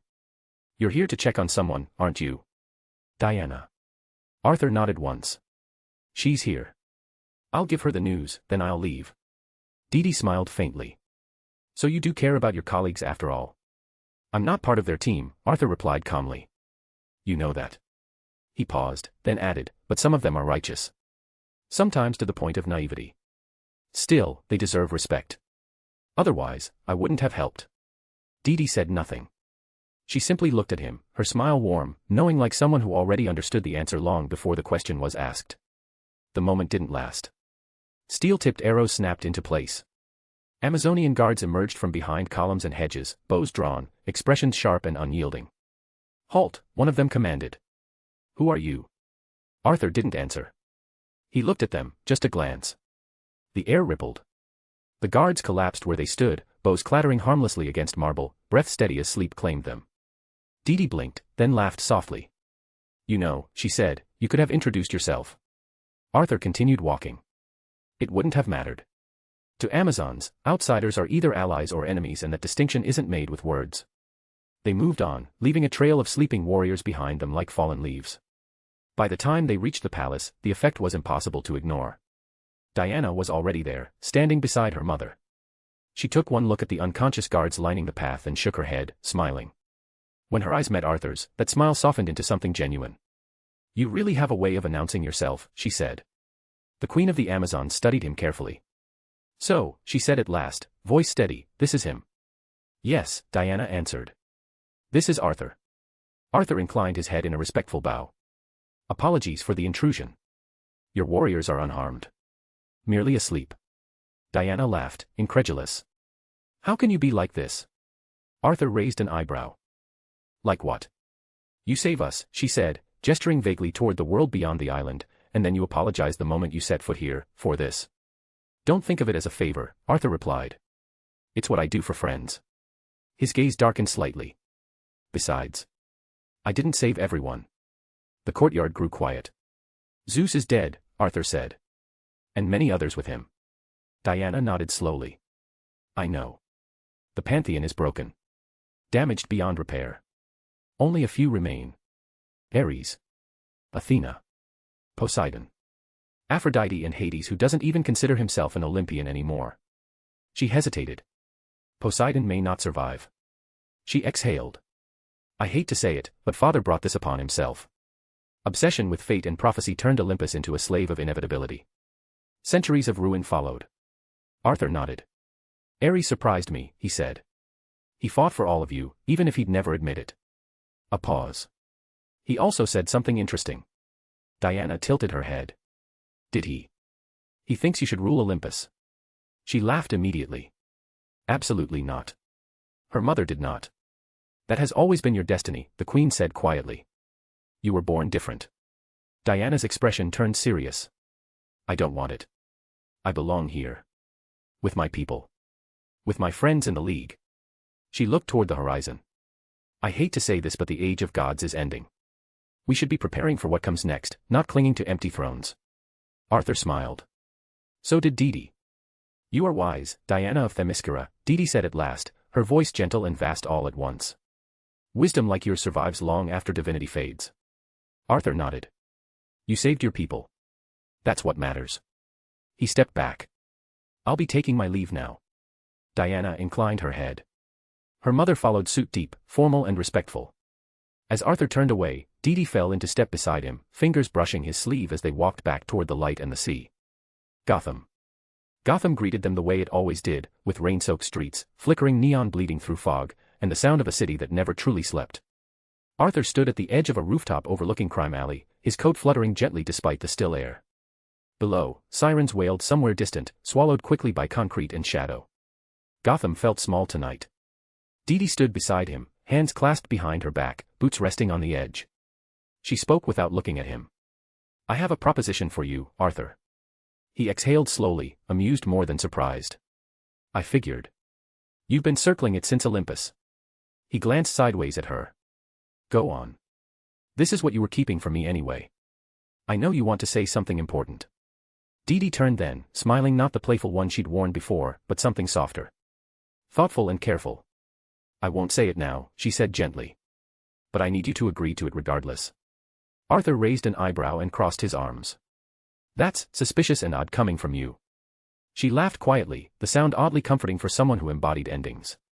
It's because if you can do this, she said, voice lowering, then I'll understand something very important. He waited. And very terrifying, she added. Arthur blinked. Terrifying to you? That made her pause. For just a heartbeat, Death of the Endless looked uncertain. Yes, Didi said. If you can do this, then you'll be my equal. Her eyes met his, black reflecting violet. If not, perhaps something even greater.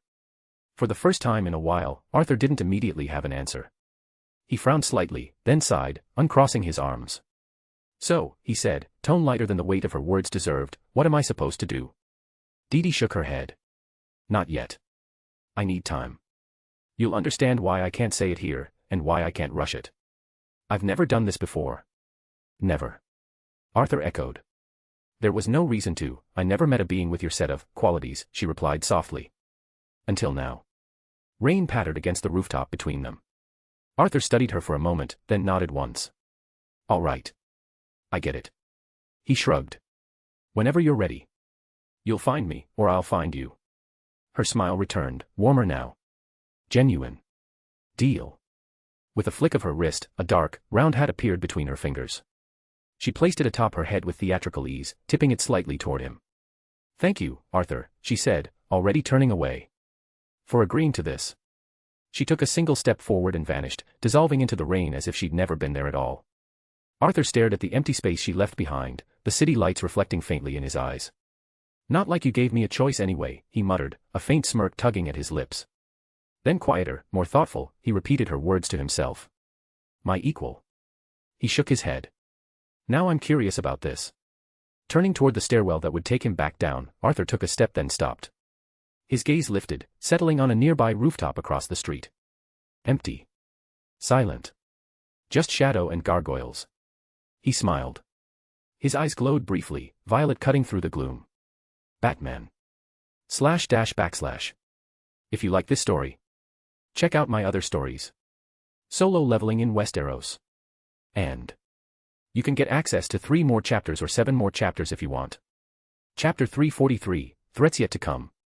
If you like this story, check out my other stories. Solo leveling in Westeros.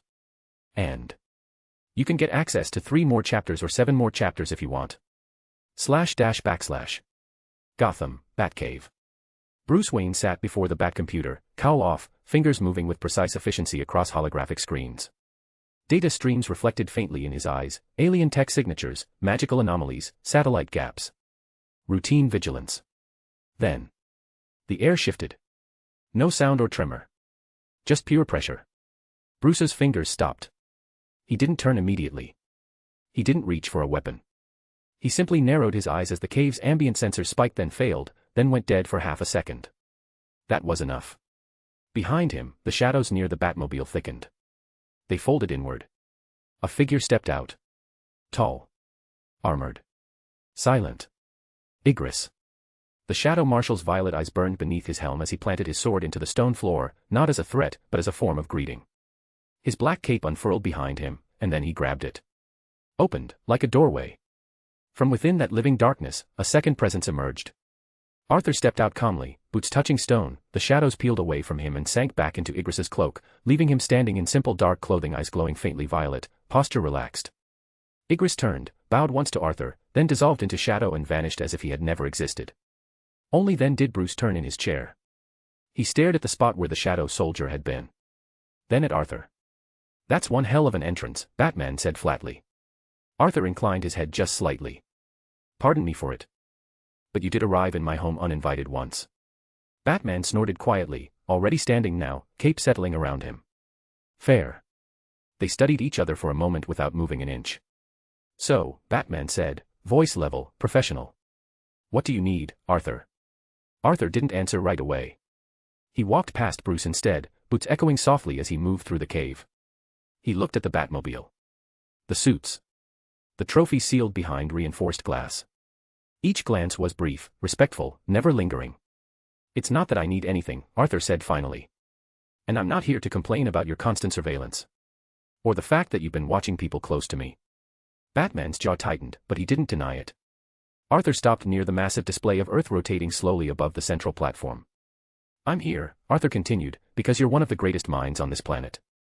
And I have something to say, call it a request if you may." Batman crossed his arms. "I'm flattered," he said dryly. Arthur turned back to face him. "I may be going to attract enemies to Earth," he said plainly. "Serious ones. Unpredictable ones." Batman didn't interrupt. "I'll be giving you instructions," Arthur went on. "On how to fight them. What you can fight. What you must not. When to engage, and when to run." Bruce's eyes sharpened.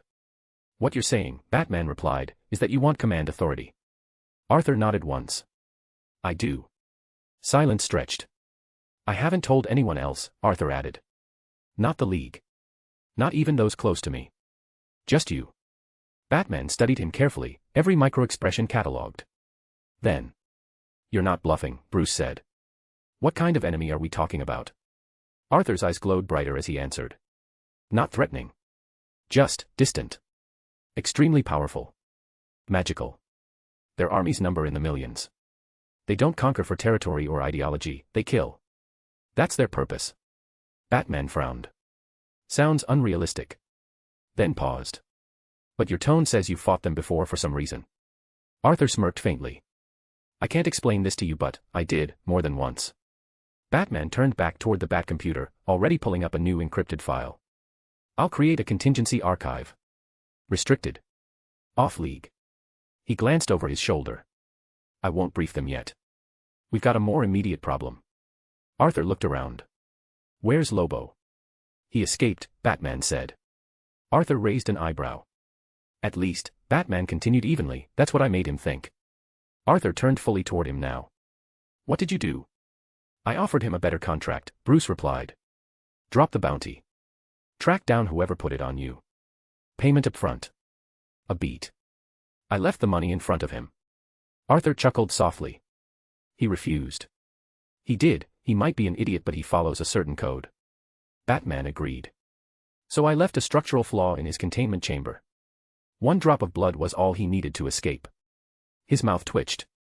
"He took the money and left anyway." Arthur sighed. "No matter. I put a tracker in his blood," Batman added. "Mr. Terrific Design." Arthur shook his head slowly. "That won't be necessary." Bruce's eyes narrowed. "You already know." Arthur's expression hardened, violet eyes sharpening like blades. "There are only a few beings who would want my head badly enough to hire Lobo," he said. "And only one arrogant enough to believe it would work." Batman straightened. "I've got 3 suspects. None of them are Earth-based." Arthur met his gaze. Darkside. The Batcave seemed colder suddenly. Batman didn't speak for several seconds. Then, quietly. That explains everything. That is the most likely suspect, Batman added, but I anticipated he wouldn't make a move after the last time. Arthur's brow creased slightly. Just a fraction. Enough to show interest. Last time. Batman's fingers paused over the console. For a moment, he didn't look at Arthur at all. A long time ago, he said. Boom tubes opened across the globe. Not an invasion, an incursion. Parademons. Organized, expendable, aggressive. His jaw tightened almost imperceptibly. Darkseid soldiers. The Batcomputer shifted, projecting ghostly blue images into the air, winged silhouettes screaming through firelit portals, cities framed in alarm and chaos. We beat them back, Batman continued. Every team. Every asset. Afterward, we traced their origin. Apocalypse. These were scouts, Arthur, not an army. Measuring response time. Power thresholds. Psychological resistance, all in all he wanted to know how strong Earth is. Arthur folded his arms slowly, leather creaking softly. His expression darkened with realization. And that, he said quietly, is how Superman made him cautious about this world. Batman finally turned, meeting Arthur's gaze. Exactly. There was no pride in his voice. Only fact. Shortly after, Batman went on, Lobo showed up. Contract hit. Target was Superman. We didn't know, of course, who put that bounty back then. His mouth curved into something humorless. We didn't beat him. We redirected him. Misdirection and deception. That's how we made him leave. Arthur exhaled through his nose, a faint sound halfway between a sigh and a laugh. And you tried to connect it back then. I did, Batman said. But there were too many variables. Intermediaries. False trails. Darkseid doesn't always pull the trigger himself. His voice hardened. Now. With you in the equation. There's no ambiguity left. He faced Arthur fully now, cape shifting as he turned. Superman made him wary, Batman said. You clearly made him fearful as well. Arthur's violet eyes flicked briefly across the cavern over the Batmobile resting like a predatory animal, over the suits encased in glass. Then he looked back at Bruce. I can deal with him, Arthur said calmly. But that won't be the end of it. Batman didn't interrupt. He simply waited. What do you mean? He asked.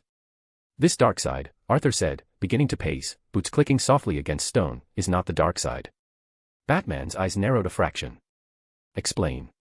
Arthur walked slowly, hands clasped behind his back now. Kill him, Arthur continued, and another will rise. It might be a different face. But be sure it will be the same will. Same tyranny. Same equation. He glanced over his shoulder. He's an avatar, Bruce. A projection. A manifestation of something far older and far more fundamental. Batman said nothing. His silence was heavy, analytical. You can burn Apocalypse to ash, Arthur went on. Shatter its forges. Break its armies. And you'll call it a victory. His smile returned, faint and knowing. But you won't have ended him. Not really. He stopped walking. The shadows around him rippled. Arthur turned fully now, violet light igniting in his eyes, blazing and deep. Unless, he said softly, you destroy the source. Batman's cape stirred as if caught by a breeze that didn't exist. The true Darkseid, Arthur continued. The idea. The constant. The thing that exists beyond flesh and throne. His lips curved upward just a little more. That's the only way to get rid of this problem. Batman studied him, mind racing through contingencies that didn't yet have names. You're talking about killing a cosmic principle, he said.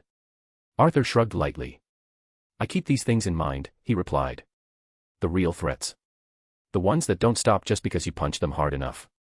One of my goals, Arthur said, voice calm, almost pleasant, is to end him. Not the Avatar. Not the Warlord.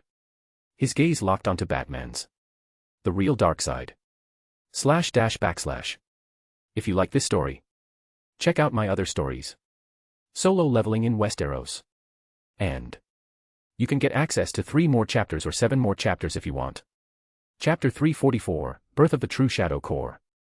If you like this story, check out my other stories. Solo leveling in Westeros. And you can get access to 3 more chapters or 7 more chapters if you want. // Listen, I know you're powerful, Arthur, Batman said, voice calm and composed. But you don't poke a hornet's nest unprepared. Not like this. Not yet at least. His eyes stayed fixed on Arthur. Darkseid is extremely dangerous. Maybe not to you, but to Earth. Arthur didn't argue. He simply inclined his head slightly, acknowledging the truth in the warning. I'm aware, he replied. That's exactly why I won't rush this. A faint, confident calm settled into his tone. This one requires patience. I'll play the long game. Batman studied him for a moment longer, the way he always did, looking not just at the men, but at the possibilities around him. It sounds like you already have a strategy, Batman said. Arthur raised one hand and turned his palm upward. The shadows responded immediately. From the darkness a ring appeared, his shadow ring, resting above his skin as if gravity no longer applied to it. Violet light pulsed from its surface, dark and cold, veins of living night crawling across it. The glow painted Arthur's fingers in faint amethyst hues. A small smile touched his lips. I do, he said. I'm expanding my core. Across the universe. Batman's gaze dropped to the ring, then lifted back to Arthur's eyes without a word. They'll protect, Arthur continued. They'll save worlds, stabilize conflicts, do the things the Green Lanterns are supposed to do. The smile sharpened, just slightly. But they'll also do something else. Quietly and constantly. Batman's jaw tightened. Interference. Disruption, Arthur corrected. Darkseid's supply lines. His vassals. His long-term schemes. I won't confront him head-on, not yet. He closed his hand, and the ring dissolved back into shadow. I'll siege Apocalypse piece by piece. Force by force. He'll notice. Of course he will. Arthur met Batman's eyes again. And when he does, Arthur said, he'll realize I know him. How he thinks. How he plans. And that knowledge will bother him far more than any open challenge. Batman considered this, mind already simulating outcomes. That approach has merit, he admitted. It keeps the fire away from Earth. Arthur nodded once. That's the idea. He paused, then added evenly, Darkseid is cruel. Spiteful. It wouldn't surprise me if he lashes out here anyway. His eyes flicked briefly toward the cavern's distant opening. But I've prepared for that too. Batman said nothing, but his shoulders eased just a fraction. Arthur exhaled, the moment settling. I should leave, he said. Thanks for listening to what I had to say, this was a good talk. Batman didn't respond immediately. His silence wasn't dismissal, he was deep in thought. Arthur turned and began to walk away, boots echoing softly against stone. Just before the shadows claimed him, he spoke again without looking back. As I said, this is only the beginning. My goal is to kill the real one. Eventually. His voice softened, losing its edge, gaining something human. And I know what's on your mind, Bruce. Batman's head lifted slightly. I'm still just a man from this planet, Arthur said. I have a family here. I love. I doubt. I want things. I feel anger and hope like anyone else. A pause. You have nothing to fear from me. I don't seek worship nor do I want praise. The shadows thickened around him. I'll always stand on the side of humanity, Arthur finished quietly. Then he stepped forward and vanished. The darkness folded in on itself, leaving the Batcave exactly as it had been. Batman remained where he was, alone again with the hum of machines and the drip of water. He stared at the place where Arthur had stood, long after there was nothing left to see. After a while, he spoke to no one. I honestly don't know if he's human anymore, Batman muttered. His voice was softer now, unguarded. And yet. He turned back toward the Batcomputer, cape settling around him. It feels like he's more human than most of us at times. A brief pause. Much like Superman. His fingers hovered over the keys, unmoving. Sometimes, Batman added quietly, I can't tell whether men like them are what I should fear, or what I should be grateful for. The Batcave offered no answer. Planet Cord. Cord was in a silence of abandonment, of a world that had long since been stripped of purpose and left to rot in the shadow of its own legacy. The terrain stretched endlessly beneath a blackened sky, broken spires and ruined constructs. Yet at the heart of it stood a construct very much alive, the Shadow Lantern Central Power Battery. Once, this had been the beating heart of the Sinestro Core, the Yellow Lantern Central Power Battery, fed by fear, roaring with malignant light. Yet now from within, a deep violet-black radiance pulsed slowly, rhythmically, like a cosmic heart. That glow was the only light on the planet. Arthur hovered before it, cloak of shadow trailing behind him. His boots never touched the ground. His eyes glowing softly violet were locked on the colossal construct with intensity. The battery drank from the emotional spectrum. Constantly. Arthur exhaled through his nose, arms folding for a moment as he studied the way the energy flowed, threads of will, fear, rage, hope, compassion, love, death, all of it brushing against the battery's event horizon and being siphoned away into shadow. It really is easy to manipulate now, he murmured to himself. His voice echoed faintly across the empty world. Balance matters, Arthur continued, thoughtful rather than arrogant. And I'll admit, I may have sabotaged the other core just by letting this exist. He raised one hand slowly toward the construct. The shadows responded instantly. Violet-black sigils ignited across the surface of the central power battery. The glow shifted. It was subtle but unmistakable. The constant pull weakened, steadied, restrained. Arthur clenched his fingers slightly. The battery resisted. He smiled faintly. Then pushed. The siphoning force adjusted, recalibrating itself with a sound that rippled across the planet. There, Arthur said quietly. 50% absorption rate. He tilted his head, eyes narrowing as he assessed the result. After a moment, he scratched the back of his hair, expression almost sheepish. I don't know if that's still acceptable, honestly. A beat passed. Then he chuckled softly. At least I'm being thoughtful about the others. This should be an improvement to them. The humor faded as his gaze hardened again. Arthur's eyes flared violet light, intensifying until it cast long, distorted shadows across the ruins. He lifted one hand and began to move his fingers with precision, tracing shapes in the air that did not belong to any known language. Command gestures. The Shadow Central Power Battery reacted violently. A ripple tore outward from its core, space itself warping like disturbed water. The glow surged and then fractured. From the heart of the battery, rings emerged. One after another. Dozens. Hundreds. Shadow rings, each forged of condensed death energy and emotional equilibrium, rotating slowly in the air like a haloed storm. They hovered beside the battery, perfectly aligned, each one pulsing with terrifying potential. Arthur's lips curved into a satisfied smile. Good. He raised his arm and swept it outward. The rings responded as one. They lifted, following the motion of his hand as if bound to his will alone, forming vast, spiraling formations above Kord's dead sky. Their glow painted the ruins in shifting violet hues, turning the abandoned planet into something almost reverent. Arthur opened his palm, voice carrying power now, commanding and absolute. Go, he said. The rings trembled, eager. Find those who do not kneel to fear, Arthur continued, his voice deepening. Those who have stared into death and did not look away. His fingers curled slightly. Find those who can wield ending without becoming monsters. Those who understand that order is not mercy, but it is not cruelty either. The rings pulsed brighter. Seek souls who can carry judgment without corruption, Arthur finished. Who can stand at the edge of annihilation and choose restraint. Then he thrust his palm forward. The rings launched. They tore through the sky like a meteor storm of living shadow, vanishing into space in every direction, each one carving its own path across the universe, hunting for a bearer worthy of the power they carried. The echoes of their departure faded, leaving Kord silent once more. Arthur lowered his hand. He looked up at the empty sky, the glow of the Shadow Central Power Battery reflecting in his eyes. A calm, satisfied smile settled on his face. Now, he said softly, almost to the universe itself, we wait. //. If you like this story, check out my other stories. Solo leveling in Westeros. And you can get access to 3 more chapters or 7 more chapters if you want. Chapter 345, The Chosen in Shadow. If you like this story, check out my other stories. Solo leveling in Westeros. And you can get access to 3 more chapters or 7 more chapters if you want. //. Across the universe, the power rings moved. Not loudly or violently. From Kord, the shadow rings traveled faster than light and slower than fate, slipping through folds of space, skimming the edges of dying stars, passing unseen through wars, prayers, screams, and last breaths. They did not seek power. They did not seek greatness. They sought the resolve in the people of this universe. There was a man who refused to kneel. The battlefield on Thanagar's outer moon was already lost. Broken wings littered the scorched stone, Thanagarian soldiers cut down by an invading war engine that was like a walking fortress. Energy fire rained from the sky. The air smelled of blood. One man stood his grounds. A captain, his helmet was shattered, left wing burned, spear snapped in half. Every instinct told him to retreat. Every order screamed at him to survive.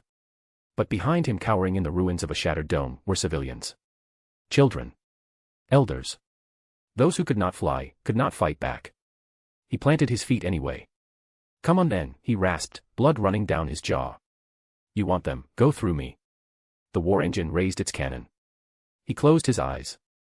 The shot never came. A violet shadow tore through the sky, striking the ground before him. Dust and darkness spiraled upward as a ring hovered in the air, spinning slowly. The captain just stared. What, he breathed, in the name of? The ring spoke inside his mind. You chose death over surrender. You chose others over yourself. The ring slid onto his finger. Violet light exploded outward. He screamed not in revelation as shadows wrapped around his shattered wing, reforging it into something stronger, darker. His eyes ignited with a cold violet glow. Power flooded him, not rage or fear, but a power far greater. He rose into the air. And as the war engine finally fired, he spoke, voice echoing. I was the light that chose the fall. Now crowned in death, I judge them all. The blast vanished into shadow. On Earth, in a village no one would remember, a woman knelt in the rain. Maria, no powers, no armor, just dirt under her nails and exhaustion. For 3 days straight, she had pulled bodies from the rubble of a collapsed tenement after a metahuman fight no one took responsibility for. Rescue crews had left. The news vans had gone. But the dead remained. She whispered names as she worked, even when she didn't know them. I'm sorry, she murmured, brushing dust from a broken face. You deserved better. Thunder rolled. Something darker answered. A ring descended through the rain, untouched by it, glowing softly. Maria froze. I'm hallucinating, she said weakly. I'm too tired. The ring hovered before her. You honored the forgotten. You stood vigil when the world moved on. I didn't do anything special, she whispered. The ring slid onto her finger anyway.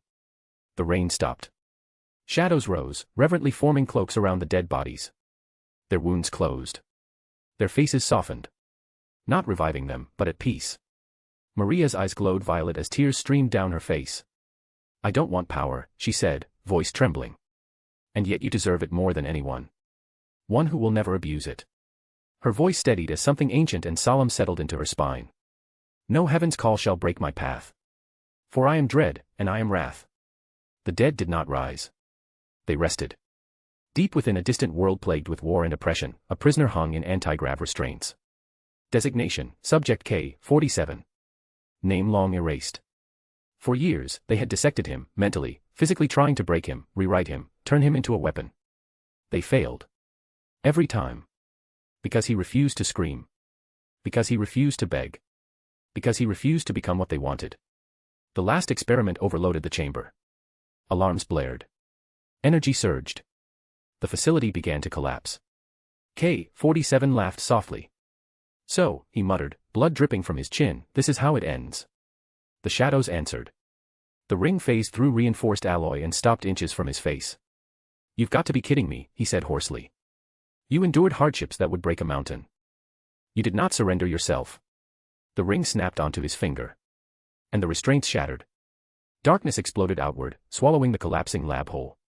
When the dust cleared, the facility was gone but K-47 floated alone in space, eyes burning violet. He clenched his hand.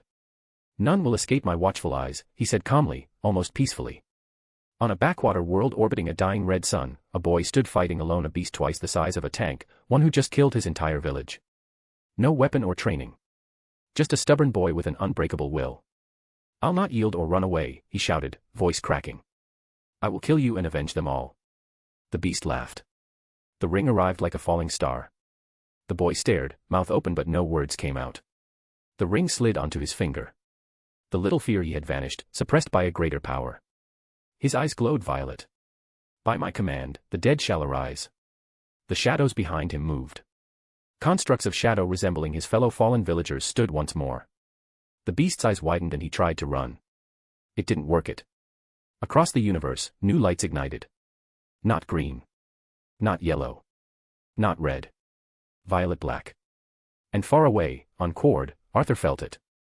He smiled. The shadow core was assembling. The planet of Cord stretched out beneath him, silent and empty. The problem is that it is a void, barren land, save for the pulsating glow of the central shadow battery. Arthur hovered above the surface, eyes gleaming violet. Below, his shadow soldiers began to gather, thousands of them, soldiers, marshals, generals all kneeling in perfect formation, waiting for the command of their monarch.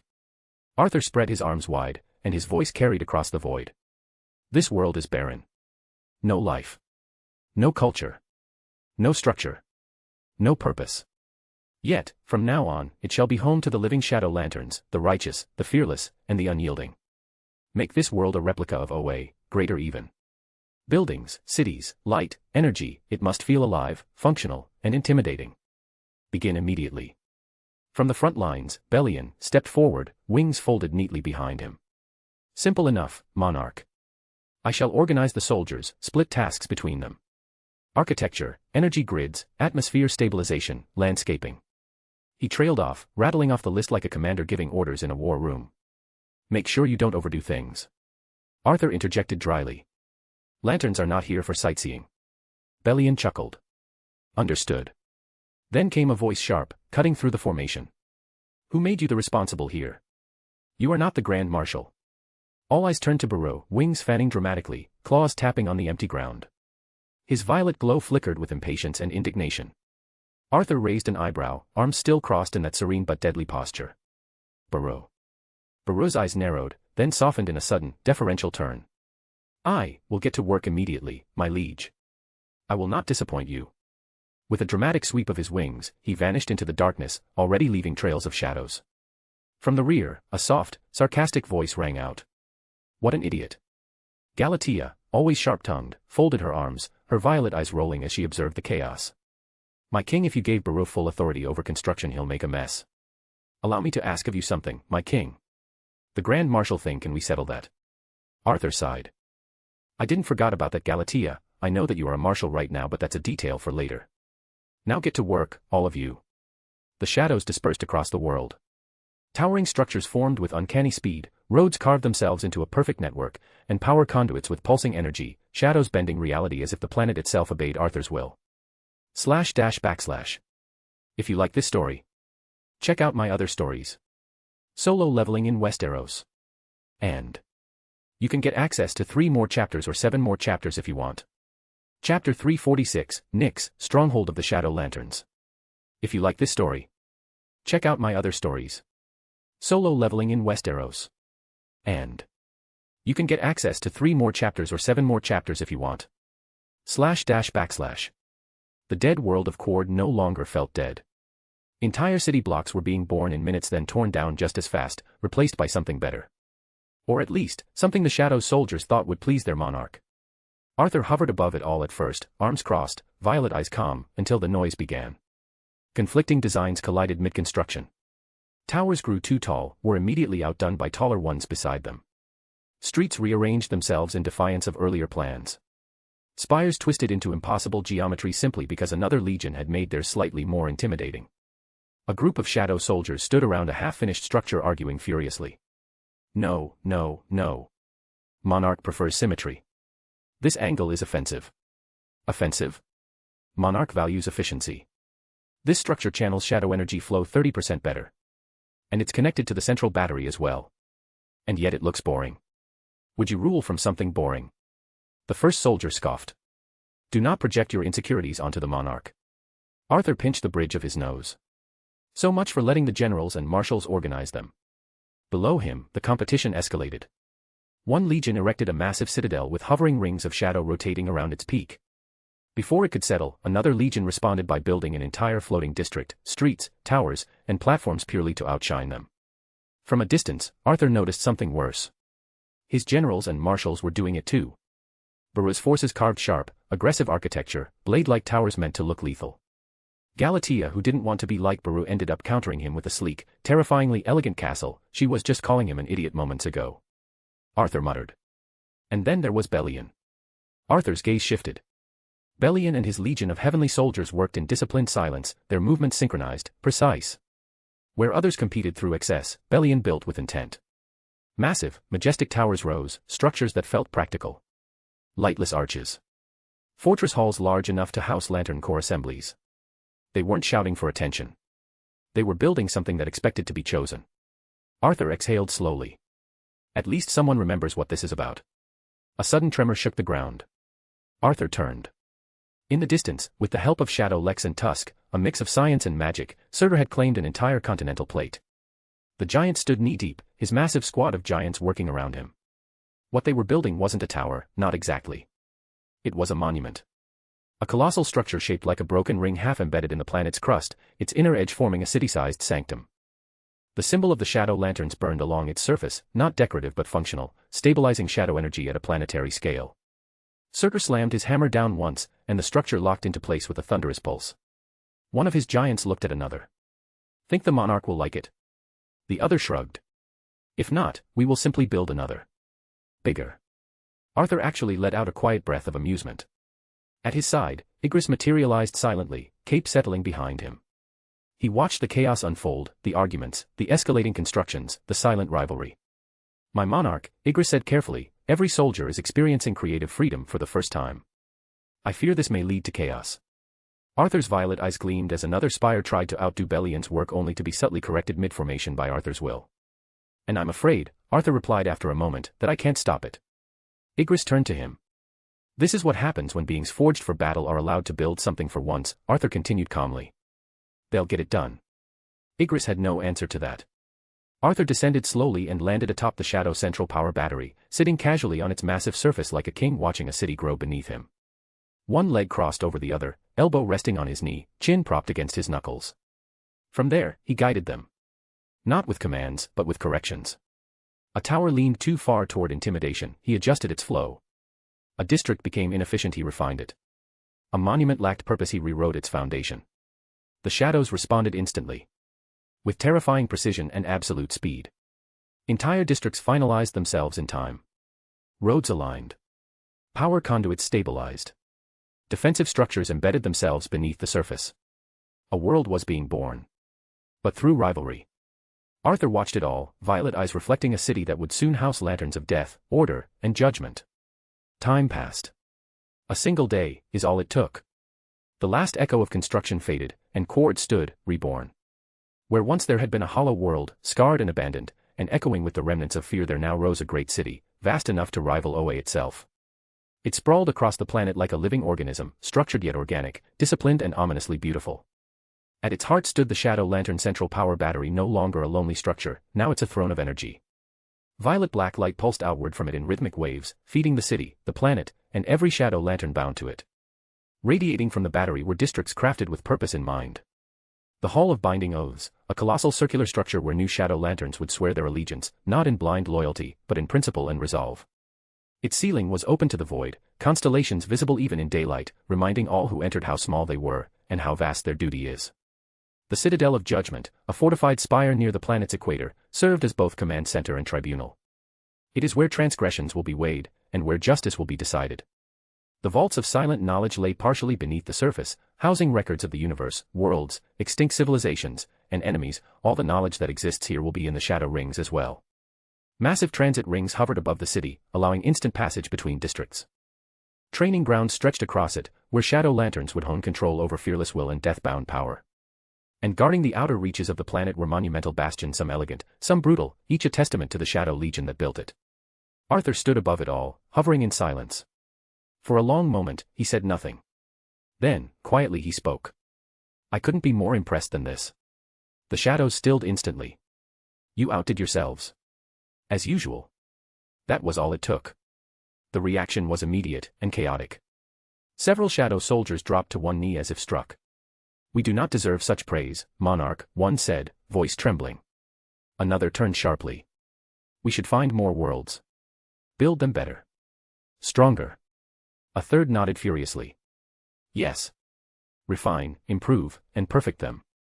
Arthur raised a hand, but it was already too late. Barus stepped forward, wings flaring dramatically, tears streaking down his face. It was worth it, he said, voice breaking. To hear such words from my liege. I would build the universe itself if you commanded it. Arthur blinked. Then raised both hands quickly. Whoa, no. Let's slow down. That stopped them. Let's not get carried away, he added, exhaling. One city is enough for now. A ripple of embarrassed but proud energy passed through the Legion. Arthur looked back at the city, thoughtful now. So, he said, what should we name this place? The question lingered. Then footsteps echoed. Zeus stepped forward. Not as a king of gods, but as a shadow, dignified, composed, and humbled by service. May I suggest a name, Monarch? Arthur turned, one eyebrow lifting slightly. Zeus. A faint smile touched his lips. Of course. Go on. Zeus faced the city, lightning faintly crackling beneath his shadowed form. This world was born from chaos, he began, voice steady but reverent.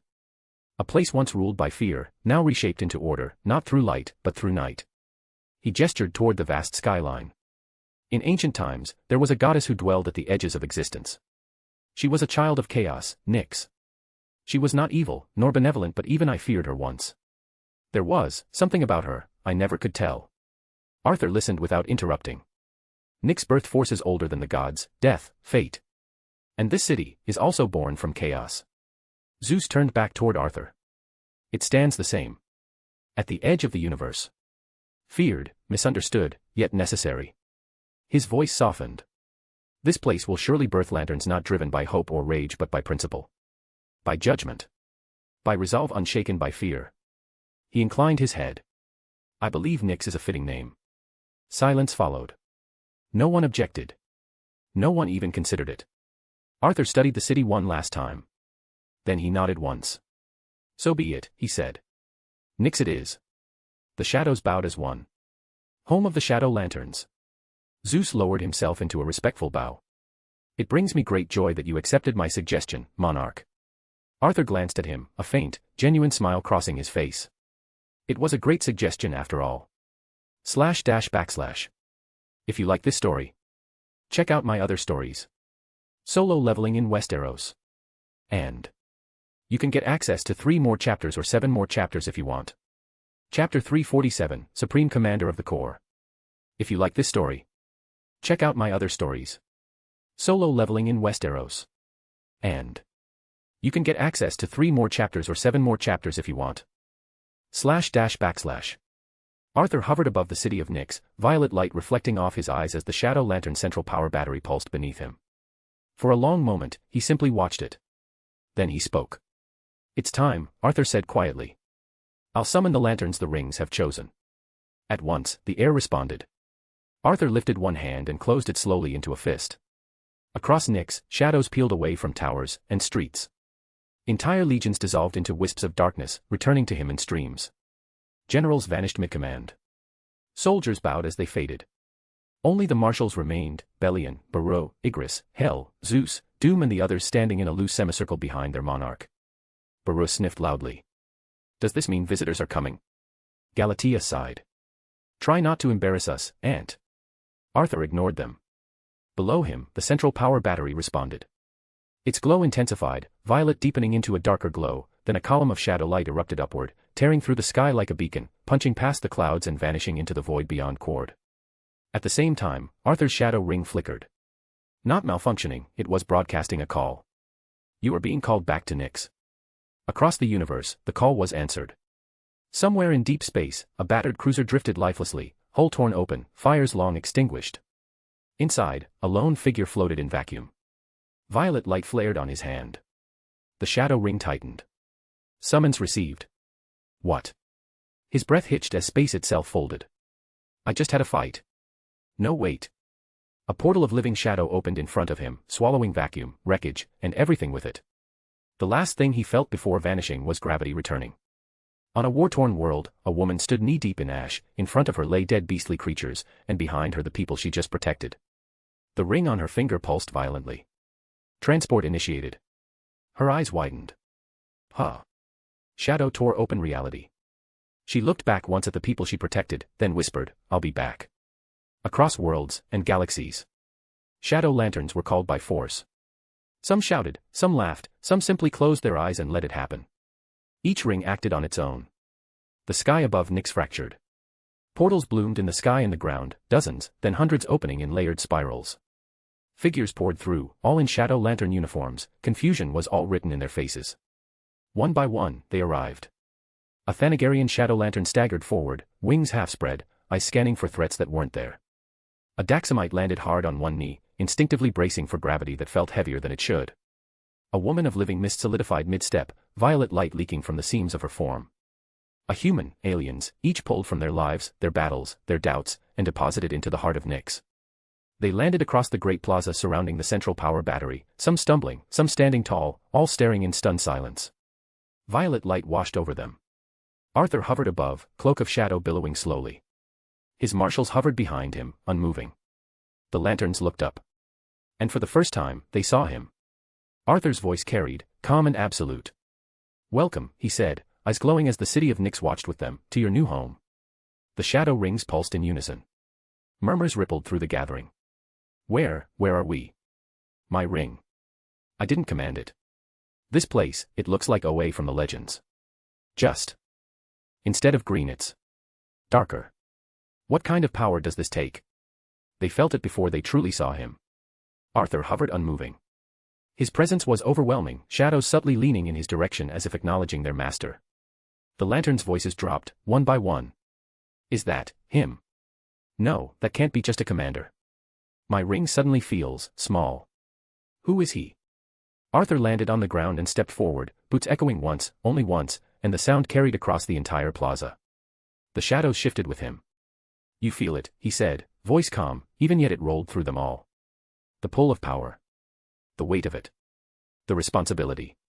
His gaze swept across them, measuring all of them, like a king surveying the first banners of a rising empire. Do not mistake this feeling for fear, Arthur continued. There is no concept of fear here. Some of them straightened without realizing it. Others clenched their fists, rings pulsing faintly. You were chosen, he said. Not at random. Not out of convenience. Each of you was weighed, your resolve, your restraint, your willingness to walk where others turn away. He raised a hand slightly, palm open, and the shadows beneath the lantern's feet rippled, forming faint images. Life battles they had fought. Moments where they could have given in, and didn't. You are no less than any Green Lantern, Arthur said, his tone sharpening. You will protect sectors. You will stand against cosmic threats. You will be the wall between the innocent and annihilation. But do not misunderstand me, he went on. Your power is greater. Shadow answers to conviction, not hope or will alone. It does not burn bright and fade, it endures for eternity. His eyes locked with theirs. And that is why arrogance will destroy you faster than any enemy. A ripple of understanding passed through the crowd. Among them, a human girl, no older than 20, stood frozen, eyes wide. Her ring trembled on her finger, reacting more strongly than the others. Arthur noticed her, just briefly, and something like warmth touched his expression. Not really unexpected, he murmured to himself. But, it's nice to see an earthling among them. He raised his shadow ring. It flared violet and black, their glow intertwining. Every ring in the plaza answered. Light surged through them, knowledge flooded in histories, laws, maps of space carved into sectors, protocols, threats catalogued across the universe. And beneath it all. Him. They saw it then. Arthur, not as a figure standing before them, but as the origin. The first shadow ring. The moment of creation. Founder. Their commander. The Shadow Monarch. Their eyes ignited as one, violet flames burning with understanding. Arthur lowered his hand. I've uploaded everything you need, he said simply. Your assignments. Your sectors. What you will face, and what you must never become. He turned slightly, gesturing toward the city around them. Nyx is our base of operations. Our refuge. Our forge. His voice rose now, carrying power that made even the battery thrum in response. We are few, 1,000 lanterns standing against a universe that hides its worst monsters in the dark.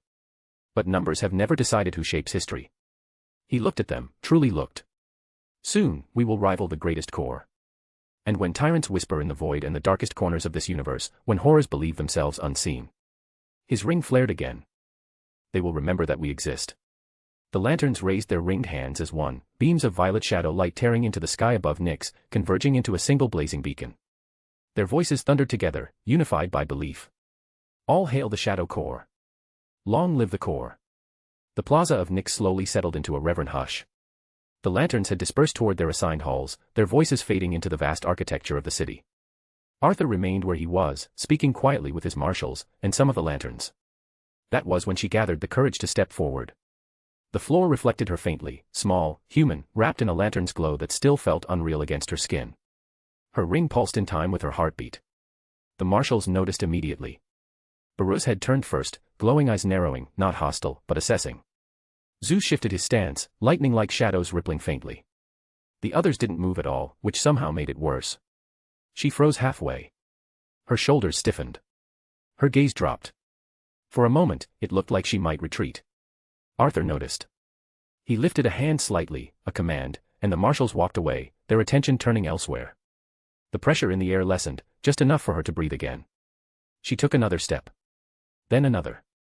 When she finally stood a few paces from him, her hands were clasped tightly in front of her, knuckles pale. She couldn't bring herself to look up. Her voice came out small, careful, threaded with awe and fear. "See, Commander. The word alone felt heavy on her tongue. Arthur turned fully toward her.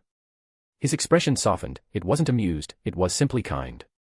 A smile touched his lips, subtle and genuine, and it changed the air around him more effectively than any word could have. Of course, he said gently. Ask away. She swallowed. For a moment, she said nothing. The question sat in her chest like a fragile thing, one wrong breath away from shattering. She squeezed her eyes shut, then opened them again, still not daring to meet his gaze. Are you? Her voice wavered. She stopped, inhaled, then forced the words out, barely louder than a whisper. Are you, perchance from Earth? Arthur didn't answer right away. He tilted his head slightly, studying her, not as a monarch weighing a subject, but as someone recognizing a familiar thread in another soul. A corner of his mouth lifted. I wonder, he replied. The answer wasn't dismissal. Nor was it confirmation. Her breath caught. For the first time, she dared to look up, just briefly, and in that fleeting glance, she saw it. Not the monarch. Not the founder of the core. But something achingly familiar. Arthur held her gaze for that single moment longer, then looked away, giving her an out she hadn't known she needed. Let's just say, he added calmly directly inside her mind. You'll find that you're not as far from home as you might think. // If you like this story, check out my other stories. Solo leveling in Westeros.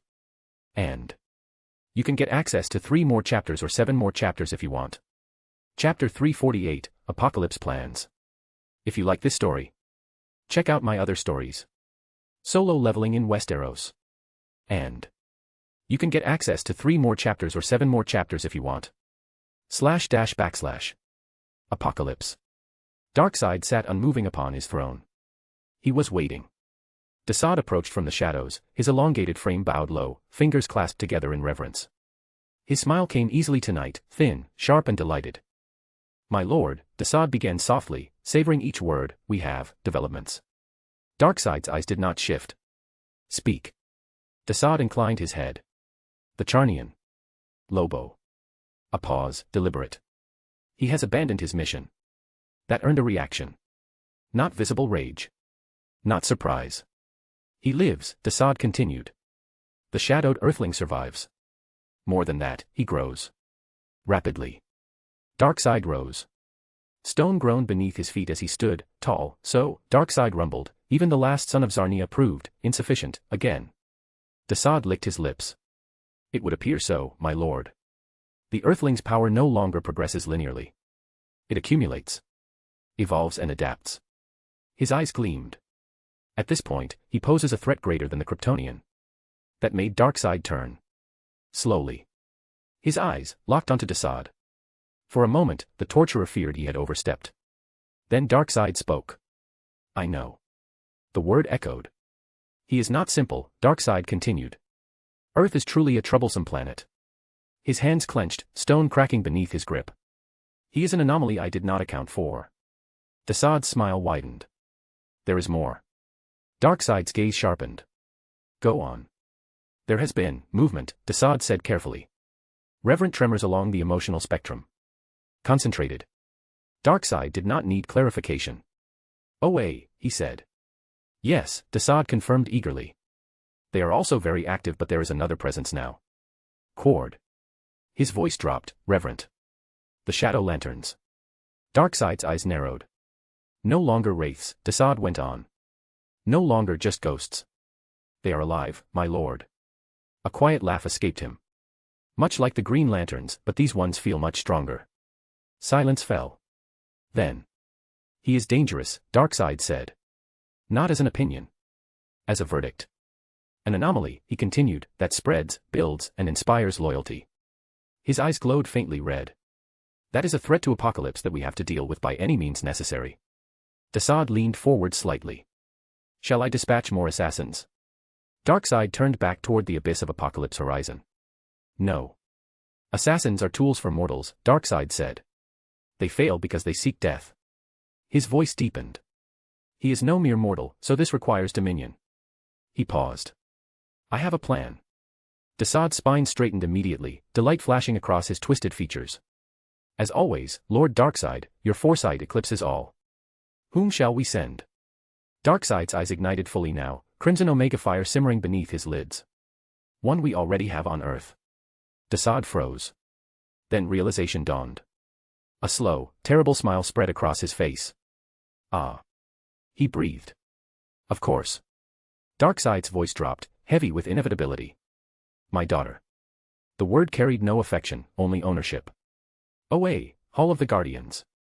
Within that sanctum, Arthur Blackwynd hovered effortlessly. He floated at eye level with the Guardians themselves, neither above nor below, an unspoken courtesy. His dark armor caught the emerald light and bent it into deeper hues, violet shadows sliding across its surface. His ashen white hair drifted as if touched by a wind no one else could feel. Violet eyes, sharp and calm, regarded beings who had watched the universe for billions of years. For once, the Guardians did not look down on the one before them. Welcome, one of them said, voice layered, multiple tones speaking as one. Shadow Lantern. Arthur Blackwynd of Earth. Arthur inclined his head slightly, not a bow, but a respectful acknowledgement. Guardians of OA, he replied evenly. Thank you for receiving me. Another Guardian spoke, their glow shifting subtly. We have observed your actions on Quard. Specifically, your modification of the Shadow Central Power Battery. A faint smile touched Arthur's lips. Reducing its absorption rate was a necessary correction, he said. I never intended to compromise the Green Lantern Corps, or interfere with its mandate.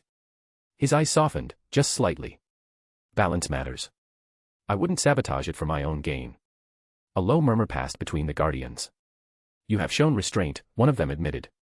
That restraint prevented destabilization across the emotional spectrum, which have been an issue for some time now. Arthur shrugged lightly.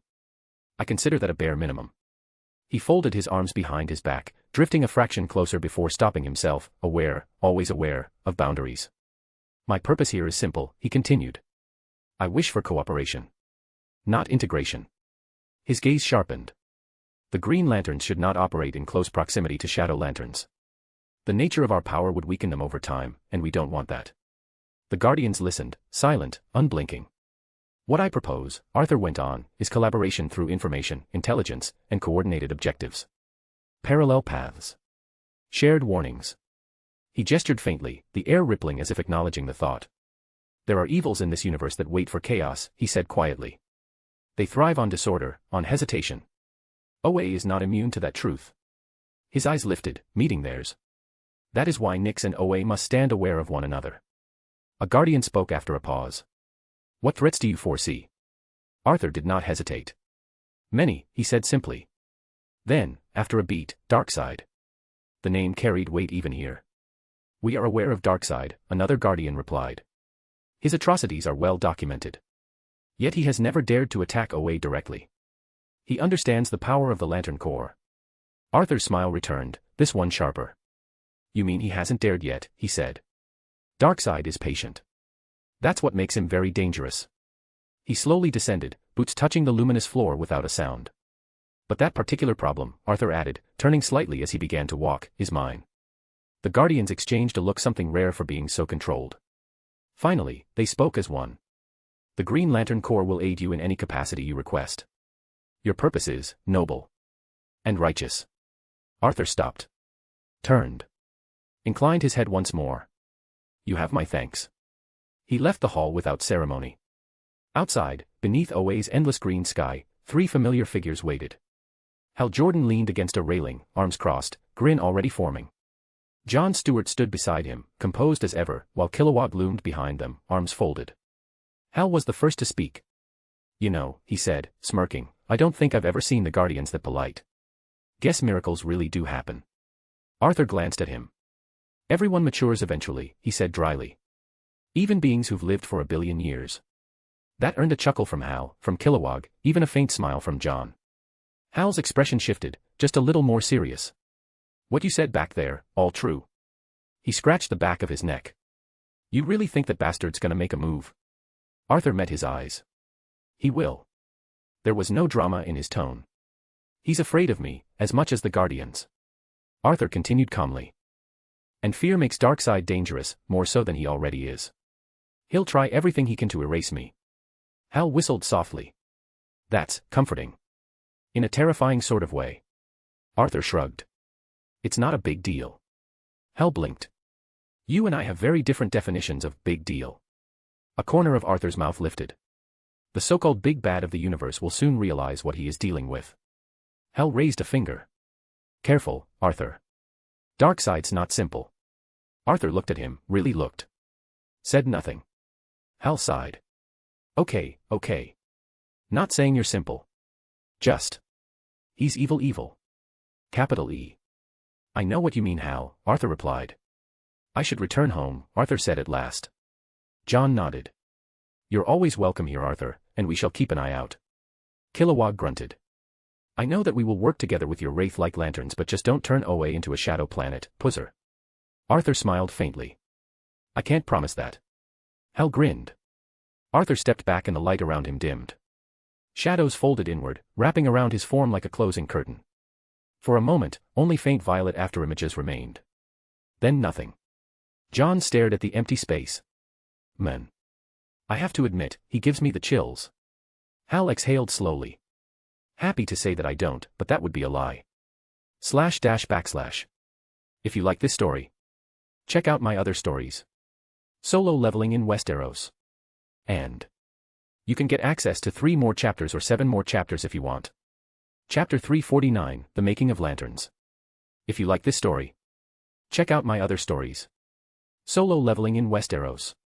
And you can get access to 3 more chapters or 7 more chapters if you want. // Gotham. Gotham at night never truly slept. Rain-slick streets and sirens wailed somewhere far off, distant enough to be background noise, close enough to be expected. Arthur walked through it all with his hands tucked into the pockets of a dark coat. No armor. No shadows. Just a man moving in the streets of Gotham, his ashen white hair wet from the rain, violet eyes glowing in the dark. People passed him without a second glance. A couple argued under an awning. A man slept against a brick wall with a newspaper over his face. A patrol car rolled by, slow and wary. Gotham did not recognize gods, and Arthur preferred it that way. He stopped at a corner diner wedged between a pawn shop and a closed laundromat. The sign above it buzzed weakly, open 24 hours, one letter flickering. Warm yellow light spilled through the windows, cutting a fragile pocket of comfort into the night. Arthur pushed the door open. A bell chimed. The smell hit him first: coffee, grease, fried onions. Familiar and human. A few booths were occupied, a pair of off-duty cops murmuring over fries, a cab driver hunched over a plate, eyes half closed. The counter was mostly empty. Arthur slid onto a stool. The waitress noticed him immediately. She was in her mid-20s, hair pulled back in a messy ponytail, sleeves rolled up. There was tiredness in her posture, but her smile came easily, sincere enough to matter. Hey there, she said, grabbing a menu though she already knew it by heart. Coffee. Arthur nodded. Please. She poured without asking how he took it, slid the mug over, then raised an eyebrow. You look like you've had a long night. Arthur's lips curved faintly. You could say that. She laughed softly, scribbling on her pad. Aren't we all? Food. He glanced at the menu for a moment longer than necessary: pancakes. And eggs. Whatever you recommend. Breakfast for dinner. Good choice. She paused, then added, name's Maya. Arthur. She moved off, already calling the order back to the cook. Arthur wrapped his hands around the mug. The coffee was hot. He inhaled slowly, grounding himself in the simple sensation. Maya returned, leaning an elbow on the counter as she refilled a sugar dispenser. Silence stretched, comfortable. Passing through, she asked. Yes. Lucky for you, she muttered. It's terrible here. Arthur tilted his head slightly. Is that so? Oh yeah. She snorted. Every month it's like, surprise rent time. You still live in Gotham. She shook her head, then waved a hand vaguely. And it's not even the big stuff that gets to you. Not the Joker-level nonsense since he is gone now. It's the small-time idiots. Pickpockets, guys trying doors at night, kids who think carrying a knife makes them scary. Her voice wasn't angry. Just tired. Arthur listened. Truly. The building where I live got hit last week, she continued, pouring herself a coffee she probably wouldn't drink. Nothing dramatic. Stole a TV, some cash. Cops did what they could. She shrugged. Still gotta make rent though. The plate arrived. Pancakes, steaming. Eggs done just right. Arthur looked at the food, then back at her. And yet you keep smiling. She blinked, caught off guard. Guess someone's gotta. A beat. Besides, complaining won't fix it. Arthur nodded once. No, it won't. She studied him for a second longer, as if trying to place something about him she couldn't quite name. Then she smiled again, lighter this time. You're not from around here, are you? No. Figures. She gestured vaguely. You have the Gotham look. But you're too calm. Arthur's smile was small. Almost private. He ate slowly, savoring each bite like it mattered. When he finished, he set the fork down neatly, wiped his hands, and reached into his coat. Maya slid the check over. No rush. Arthur glanced at the amount, then placed a few bills atop it. Then, quietly, he added more. Not an absurd pile. Not enough to draw eyes. Just enough. Maya picked it up out of habit and froze. Her eyes flicked to the number. Once. Twice. She looked up sharply. Hey, sir. Arthur, wait. But he was already standing. He inclined his head to her, polite, warm. Thank you for the meal. And then he walked out. The bell chimed again. Maya cursed under her breath and hurried after him, apron fluttering as she pushed through the door. Hey. You forgot. The street was empty. No footsteps, no retreating figure. No sign of him at all. Just rain, street lights, and the endless Gotham night. She stepped out fully, scanning left, right. Her breath fogged in the cool air. What the hell? Arthur was gone. Back inside, Maya stared down at the bills still clutched in her hand. Enough to cover rent. Enough to breathe for a month. She swallowed.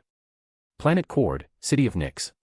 The great training arena of Nyx had vast circular platforms of black stone hovered at different elevations, suspended over a void threaded with slow-moving violet light. Above it all rose towering spires, observation pillars where marshals watched in silence. Dozens of shadow lanterns stood scattered across the arena, some hovering, some grounded, all ringed hands raised. Violet light coiled around them like restrained storms. Some constructs flickered, unstable, half-formed weapons dissolving into smoke. Others were too solid, cracking under their own excessive density. And overseeing them, Sinestro stood at the center platform. Or rather, Shadow Sinestro. Tall. Immaculate. Cloaked in flowing darkness that mimicked the cut of his old uniform, the symbol on his chest glowing in a subdued, ominous violet. His expression was sharp as ever, contemptuous and utterly unimpressed with the living shadow lanterns. Nearby, Shadow Atrocitus paced like a caged beast, massive arms crossed, glowing eyes burning with fury. Further above, floating lazily with one arm behind his head, was Ring, the shadow lantern of the crime syndicate, grinning as if this were all terribly entertaining. Again, Sinestro said, his voice cutting clean through the arena. A lantern flinched. I did not say try, he continued coldly. I said do. The lantern, an alien with chitinous features, gritted his teeth and thrust his ring forward. Shadow light surged, forming a spear. And shattered. Sinestro didn't raise his voice. That, he said, turning slowly, was fear. The lantern opened his mouth to protest. Sinestro was suddenly in front of him. You hesitated because you were afraid of losing control, Sinestro said softly. Shadow does not tolerate uncertainty. It devours it. Either you command it. He tapped the lantern's ring with one clawed finger. Or it commands you. The lantern swallowed hard and nodded. Good. Learn. At the far end of the platform, the human girl stood frozen. She was younger than most of the others. Smaller. Her shadow ring glowed steadily, obedient, but she hadn't raised it once since training began. Her eyes flicked between the chaos of constructs and the towering figure of Sinestro with barely concealed anxiety. Sinestro noticed immediately. He always did. You, he said, turning. Her shoulders stiffened. Slowly, she raised her gaze, just enough to meet his chest, not his eyes. Yes. Sir. Sinestro approached her with measured steps, boots echoing against the stone. What is your name? He asked. Elena, she answered quietly. Look at me when you speak, Shadow Lantern. She hesitated, then lifted her eyes fully. Violet met violet. Sinestro studied her. You were chosen, he said. Do you know why? She shook her head. I just survived. That's all. Sinestro's lips curved not into a smile, but something close to approval. Wrong, he said. Survival has nothing to do with it, the ring chose you because of your soul. He gestured sharply. Now raise your ring. Elena obeyed, her hand trembling. Now, Sinestro said, circling her, do not imagine a weapon. Weapons are crude. Temporary. Shadow is not forged from aggression. He stopped in front of her. Imagine resolve. She frowned slightly. The moment you decided not to break, Sinestro continued. The moment you chose to stand when the world demanded you kneel. That is where Shadow answers. Her breathing steadied. The ring brightened. Good, Sinestro said. Now shape it. Violet light poured outward, not violently, but smoothly, forming a shield, curved and layered. It didn't flicker. It didn't crack. It held. Sinestro nodded once. Control, he said. This is not will, fear or rage. This is all of it refined by darkness. Elena stared at the construct, awe creeping into her voice. I did it. Yes, Sinestro replied. Do not sound surprised. You belong here after all.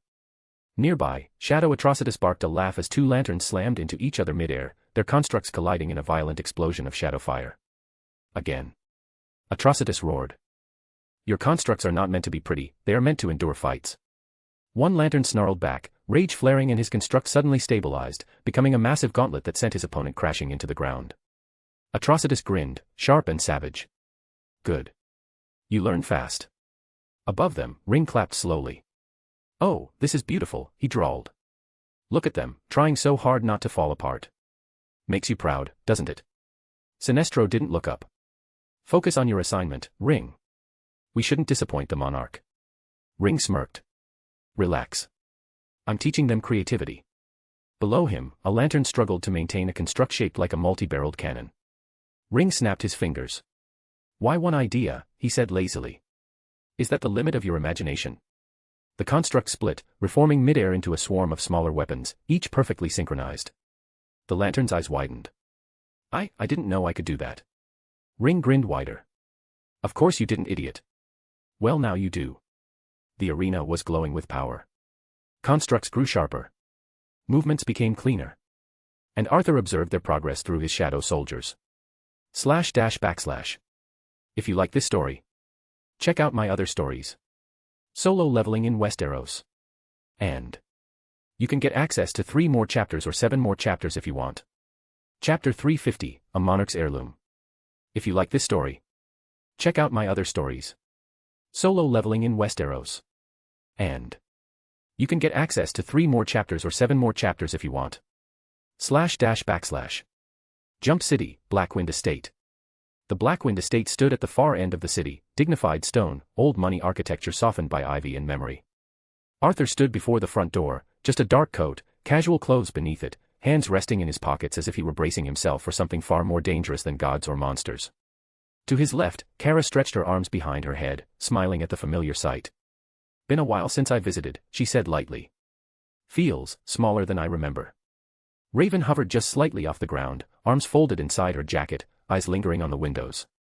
Same, she said quietly. Then, without looking at Arthur, she added, for him too. Even though it's his home. Arthur let out a breath through his nose, something between a chuckle and a sigh. I know, he said. Funny thing is, I'm not even here for a simple visit. It's more like I had to carve this out of time itself. His gaze softened. That's just how it is now. He raised his hand. Before he could knock, the door opened. Arthur.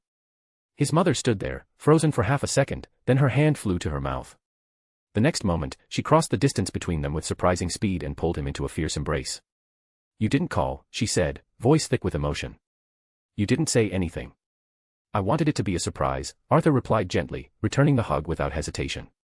She pulled back just enough to look at his face, hands on his shoulders as if making sure he was real. Then her eyes widened as she noticed the 2 women beside him. Kara. Raven. Before either could respond, she hugged them both as well, pulling Kara in with enthusiasm and Raven with warmth. You came with him, his mother said, smiling brightly. I'm so glad you did. Kara laughed, hugging her back. We wouldn't miss it. Besides, someone has to make sure that he won't get lost. Raven, after a moment's hesitation, returned the hug. It's good to see you again. From deeper inside the house, footsteps approached. Well, I'll be damned. Adam leaned against the doorway, arms crossed, a grin spreading across his face. Look who finally remembered where he lives. Arthur smirked. Nice to see you too, Adam.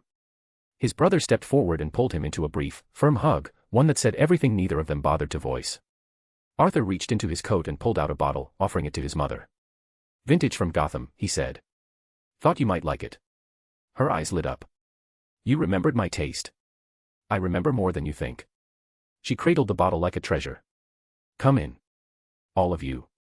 Don't just stand there. As they stepped inside, warmth replaced the night air, the familiar scent of wood and old books grounding Arthur in a way nothing else ever did.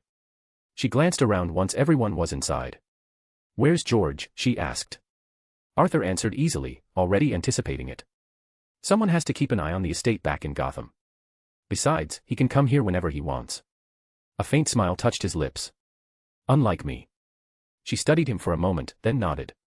"I know what we should do. We should prepare a nice dinner. Here." Adam raised an eyebrow. "Come on, let's go somewhere fancy. Make a night of it." Arthur shook his head immediately. "No. There is no need for that, we stay here." His tone was calm but final. "Home is fine.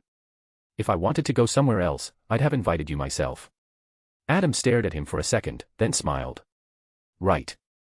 Then we dine here together. Like old times." Arthur exhaled a quiet laugh. "You make it sound like I've been gone for decades." Adam's grin faded just a little. "This place feels empty without you. Honestly, it feels like lifetimes." Their mother nodded in agreement. "He's right. But don't worry," she said, looking at Arthur with gentle resolve. "I won't complain anymore." Arthur raised an eyebrow. "That sounds suspicious." She smiled. "As long as you promise these visits won't be so rare." He laughed, genuine and unguarded. "I'll try."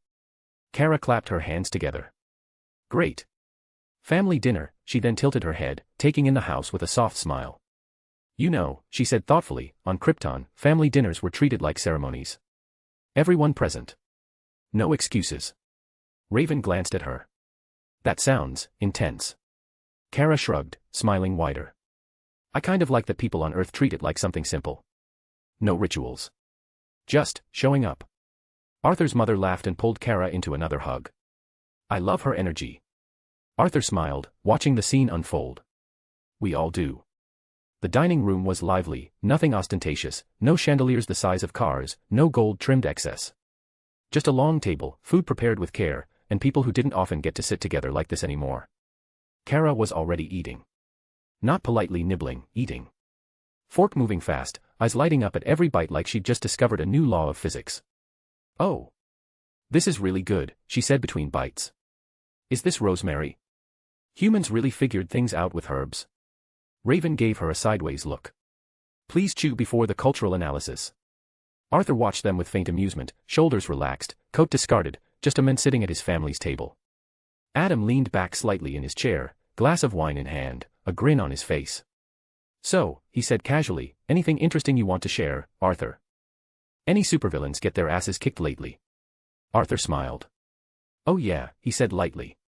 "Had to fight a maniac in another dimension. Real piece of work. Serious family issues. Not a big deal." His mother paused mid-movement, fork hovering. Adam's eyebrow arched. "Family issues?" Adam repeated. "What kind of family issues?" Arthur shrugged, taking a sip of water like this was the most normal thing in the world. Didn't bother to ask him. There was a beat. Then Adam laughed, shaking his head. "Of course you didn't." Raven caught Arthur's eye from across the table. Just a brief look. She saw it immediately, the deliberate vagueness, the way he deflected without lying outright. Her lips curved into a smile. Kara, meanwhile, was entirely absorbed in the food. "Arthur, your mom is dangerous," she said earnestly. "If villains knew about this cooking, they'd surrender voluntarily." Raven face-bombed. Arthur let the moment breathe, then set his fork down. His tone shifted. "I want to ask you something, Mother." She looked at him, attentive now. "Ask away." Arthur folded his hands briefly, then looked between her and Adam. "Does the presence of my shadow soldiers around the estate bother you?" Adam blinked. "That's an odd question." He thought about it for a second, then waved it off. "Of course not. We got used to them. Besides," he smirked slightly, "they don't exactly draw attention. They stay in the shadows. Literally." Their mother didn't speak, but she nodded once, quietly. Agreement without hesitation. Arthur exhaled, almost relieved. "Well," he said, "I have another option." He extended a hand over the table. The air around his palm darkened. Two rings formed out of shadow and violet light, hovering just above the table's surface. Adam leaned forward slowly. "Are those?" Arthur glanced at him. "You know what these are, right?" "A power ring," Adam said carefully. "A shadow ring, same concept." Arthur corrected. These two are different from my regular shadow rings. They're not bound to the shadow central battery. His mother's eyes narrowed slightly. She was listening very closely now. They're connected directly to my soul. Arthur continued. Meaning they'll never run out of charge unless. He paused. I expire. The chair scraped loudly as his mother stood up. Expire, she repeated sharply. Arthur, I have no idea what you just said, and I don't like it. What do you mean expire? Raven immediately leaned forward. Arthur, she said gently but firmly, that's not the best way to explain that. Arthur looked at her, contrite. Raven turned to his mother and Adam. What he means is that these rings function like lantern rings. Defensive weapons. Tools. They'll let you protect yourselves without relying on his shadow soldiers. Adam stared at the rings, awe slowly overtaking caution. So. I'd be able to actually use one of these. Arthur nodded. Yes. Adam let out a low breath, half laugh, half disbelief. I never thought I'd own a power ring. Their mother, however, wasn't smiling. She sat back down slowly, eyes fixed on Arthur. Why are you so protective of us, she asked quietly, that you'd give us something like this? Arthur didn't answer immediately. Then he looked at her. I don't need to explain that, he said softly. You know the dangers that come with the life I'm living. His eyes glowed faintly violet. No matter how strong I become, he continued, my weakness stays the same. His gaze didn't waver. The people I love. Silence settled over the table. His mother finally smiled, sad and warm all at once. So that's the real reason for your visit. Kara stopped eating. Slowly lowered her fork. Hey, she said, earnest as ever, don't be too hard on him. He could have just mailed those. His mother laughed softly, shaking her head. I know, she said. I know. Adam didn't hesitate to take the offer. I'll take it, he said, reaching out toward one of the rings without touching it yet, respectful even in his confidence. Then he glanced at their mother. Mom will too. Arthur let out a breath he hadn't realized he was holding. His shoulders eased, just slightly. Thank you, he said. Their mother looked at the ring hovering in front of her, deeply tied to the son she still saw as the boy who used to track mud through the estate. I never thought, she said quietly, that loving your child would come with accepting weapons.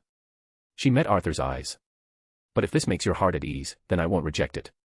The ring drifted gently toward her hand. When she slipped it on, there was no violent surge of power, just a soft violet glow. Adam whistled under his breath as his own ring settled onto his finger. His eyes flickered violet for a heartbeat, then faded. Well, he said, flexing his hand, that's officially the coolest and most terrifying family heirloom we own. // If you like this story, check out my other stories. Solo leveling in Westeros. And you can get access to 3 more chapters or 7 more chapters if you want. Chapter 351, A Monarch and a Guardian. If you like this story, check out my other stories. Solo leveling in Westeros. And you can get access to 3 more chapters or 7 more chapters if you want. // The night stretched on. Plates were cleared. Glasses refilled once, then left untouched. The warmth of conversation softened into that comfort only family dinners left behind. Kara stretched, clearly full. That was amazing, she said, beaming. I forgot what real food tastes like. Raven gave Arthur's mother a small, sincere nod. Thank you for having us. Adam stood and offered an easy smile. You're welcome anytime. Both of you. Arthur reached for his coat. Arthur. Her voice stopped him. He turned. His mother stood near the table, hands folded together as if she hadn't decided what to do with them yet. Her smile was there, but it wavered at the edges. Could you stay for a moment, she asked. Just you. Arthur nodded at once. Of course. Girls, she said, would you give me a moment alone with my son? Kara glanced at Arthur, then nodded. Sure. We'll wait outside. Raven lingered for half a second longer, her eyes searching Arthur's face as if she sensed what was coming. Then she inclined her head and followed Kara toward the front of the estate. The doors closed. Arthur turned back to his mother. She didn't sit. Instead, she stepped closer and took his hand in both of hers, her grip warm and grounding. Arthur, she began, hesitating, not because she lacked the words, but because there were too many of them. You feel different. Arthur didn't answer immediately. She shook her head, already anticipating his defense. No, don't misunderstand me. It's not your power or your gifts. Not even the things people whisper about you. And it's not because of the rings, or what you can do. She searched his face, brow creasing. It's something else. Something I can't name just yet. She exhaled, a soft, shaky breath. It's like when a storm is coming. You don't hear the thunder yet. The sky looks normal. But something in your chest knows. Her thumb brushed over his knuckles, back and forth, a habit she'd had since he was a child. Her fingers tightened slightly around his. You look at me the same way you always have, she continued, voice quieter now. But there's something behind your eyes. Like you're standing somewhere far away, carrying things you won't let anyone else see. She lifted one hand and placed it gently against his cheek. Is everything really okay, Arthur? Because when I look at you, it feels like you're carrying worries that don't belong to one person. For a moment, Arthur said nothing. Arthur covered her hand with his own, pressing his cheek into her palm just slightly, as if anchoring himself. Mom, he said gently, I'm all right. She searched his face, unconvinced. I am, he repeated, softer. I feel alive. More than ever. I've just learned how fragile things are. How easily they're taken. He let out a quiet chuckle. It's true I've taken on responsibilities. Big ones. Guess my face isn't very good at hiding it anymore. She laughed, a little, despite herself. You always were terrible at lying to me, she said. I know, he replied, smiling. But I promise you, whatever I'm dealing with, I chose it. And I can bear it. She studied him for a long second, then nodded slowly. Not because she fully believed him, but because she trusted him. Whatever you say, my son, she murmured. Just, stay safe. You too, mother. She pulled him into a hug, then tight, unyielding, full of every memory she had of him: scraped knees, late nights, quiet worries. She held him as if she could anchor him to this place by sheer will. When she pulled back, she rested her forehead briefly against his and whispered. No matter how far you go, no matter how heavy the world becomes, remember this, you don't have to save everything to still deserve peace. Arthur's eyes widened just a fraction. And he said nothing. As he stepped away, he closed his eyes, heading toward the door where Raven and Kara waited. One thought echoed in his mind, clear and absolute. No matter how far I walk, no matter how much weight settles on my shoulders, there will always be a place I refuse to let the darkness touch. Not because I am strong, but because I remember who I was before strength ever mattered. He opened his eyes, looking past Kara and Raven. Let the universe demand its due from me. Let the road ahead grow cruel and unkind. But this warmth, this home of mine, these people who gave me a name before I earned a title, they will never pay the price for the life I chose. Arthur glanced back at his family home. I shall stand between you and everything that would dare reach for you. This is the one truth the universe will obey. Kara's voice cut through his mind. She stood a few steps away, hands tucked casually into the pockets of her jacket, moonlight catching in her hair. So, Arthur, she said, tilting her head slightly. Shall we head back now? Arthur's expression was calm, too calm perhaps, but the smile he offered was genuine. Yes, he said simply. Let's go. Kara smiled back, satisfied, already turning toward the path leading down the drive. Raven didn't move. She had felt at the moment he spoke, something subtle, deep inside of him. Her eyes lingered on his face. Arthur caught her gaze. For the briefest instant, the mask slipped, not enough for Kara to notice, not enough for anyone else, but Raven saw it. The quiet resolve. Her lips parted, as if to say his name. Then she closed them again. Raven gave a small nod instead, turning to follow Kara down the steps. Arthur watched them go for a moment, then stepped forward following them. Arthur's mother stood near the tall window that overlooked the estate grounds, one hand resting against the glass, her eyes following the faint silhouettes as they moved down the long path, three figures slowly swallowed by the night. The porch light cast their shadows far ahead of them, stretching and thinning until they disappeared beyond the estate gates. For a moment, she looked smaller than she had at the dinner table, in a way only mothers became when watching their children walk away. Adam stepped up beside her, slipping his hands into his pockets. He didn't speak immediately. He knew better. He even walks differently now, she said at last, her voice low, almost to herself. Did you notice that? Adam nodded. I can't say yes to that, mother, only you notice these kinds of things. She exhaled softly at that, a faint smile touching her lips before fading again. Her gaze remained fixed outside. Outside, the last trace of movement vanished beyond the gates. Adam leaned against the window frame, his shoulder brushing hers. You know, he said, a small smile forming, there was a time I worried about him every single day. Even when he was standing right in front of me. She turned her head slightly. And now. Now. Adam let out a quiet breath. Now I've seen what he's capable of. Not just the power, choices, and the restraint he shows, power consumes and changes people for the worst most of the time. The way people like Raven look at him. The way Kara trusts him without question. He shook his head softly. I don't feel worried about my little brother anymore.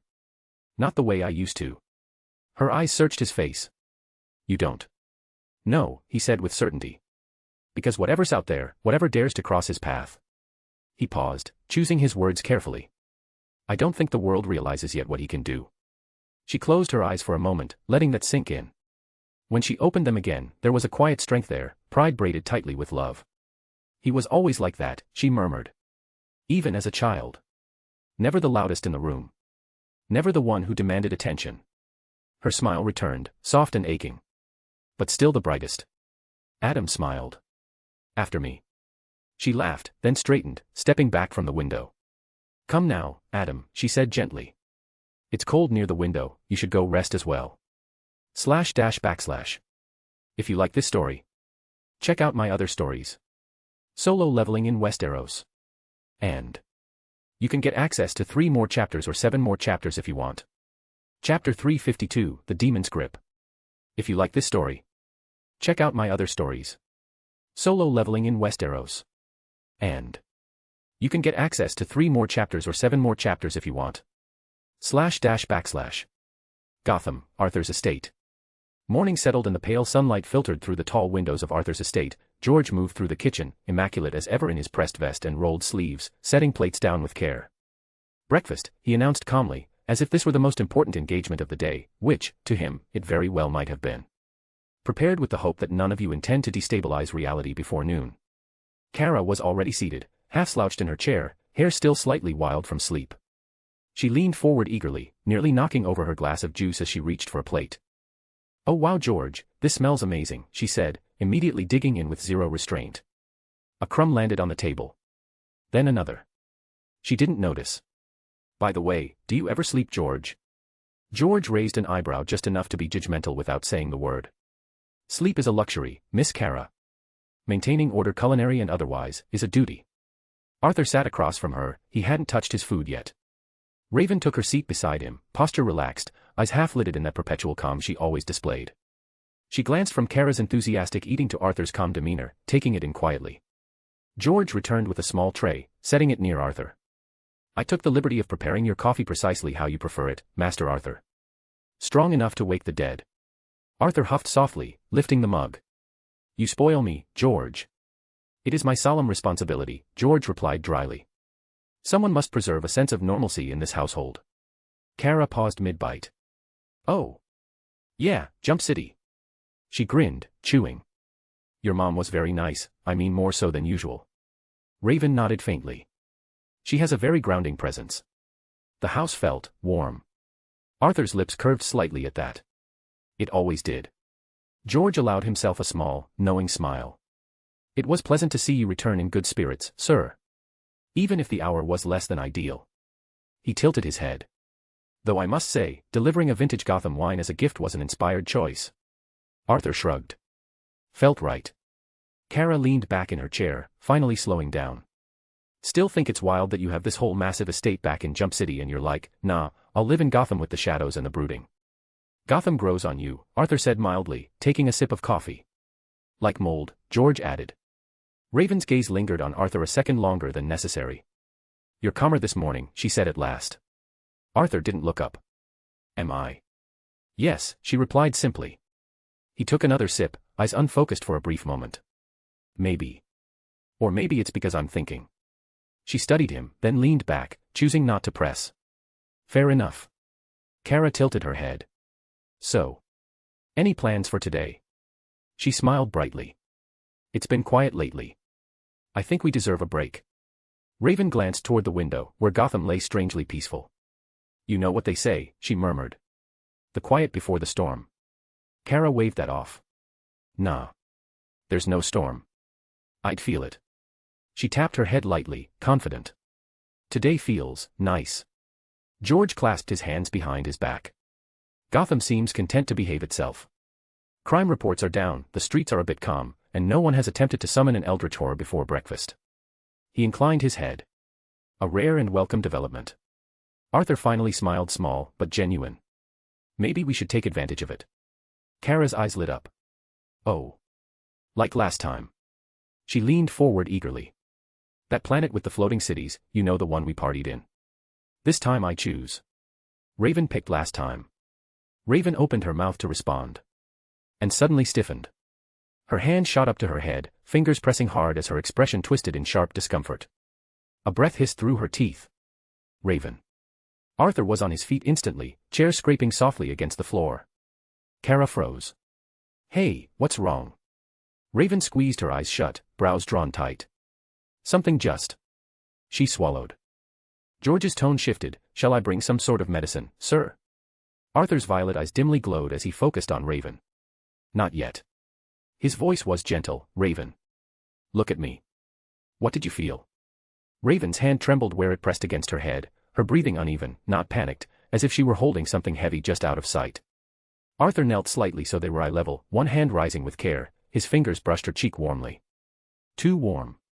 His brows knit together almost imperceptibly. Raven. His thumb rested just beneath her eye, steady, grounding. You're burning up. She tried to wave it off, but the effort cost her. It's not. She stopped, breath hitching. It's not like before. Arthur's eyes ignited. Violet light bloomed softly from his pupils. The world peeled back for him, layers of reality thinning like mist. Heat signatures, mana flow, astral resonance. And there it was. A presence. Not here. Not fully. But watching. Pressing. Coiling its attention around Raven like a familiar hand that had never truly let go. Arthur's jaw tightened. Him again, he murmured. Raven's eyes fluttered open just enough to meet his. There was exhaustion there. I don't know what's happening, she said softly. I'm not losing control. Not even close. A pause. Then, barely above a whisper, but yes. It's him. The air shifted. Kara had gone still, food forgotten, her expression darkened, afraid and protective. Her demon dad again, she asked, carefully, as if saying it louder might invite him closer. Arthur straightened slowly, withdrawing his hand from Raven's face with visible reluctance. The glow in his eyes dimmed, but did not vanish. I almost completely forgot about Trigon, he said. His voice was calm, too calm for this. George had fallen silent, watching from the edge of the room, hands clasped behind his back. Even he felt it, the tension in the room. Arthur turned away from the table, shadows bending instinctively toward him. He took a single step, then stopped, as if a thought had fully settled into place. You know what, he said quietly, decisively. I think it's time I paid him a visit. Raven's head snapped up. Fatigue sharpened into alarm. What do you mean by that? Arthur looked back at her. His eyes narrowed. You'll see.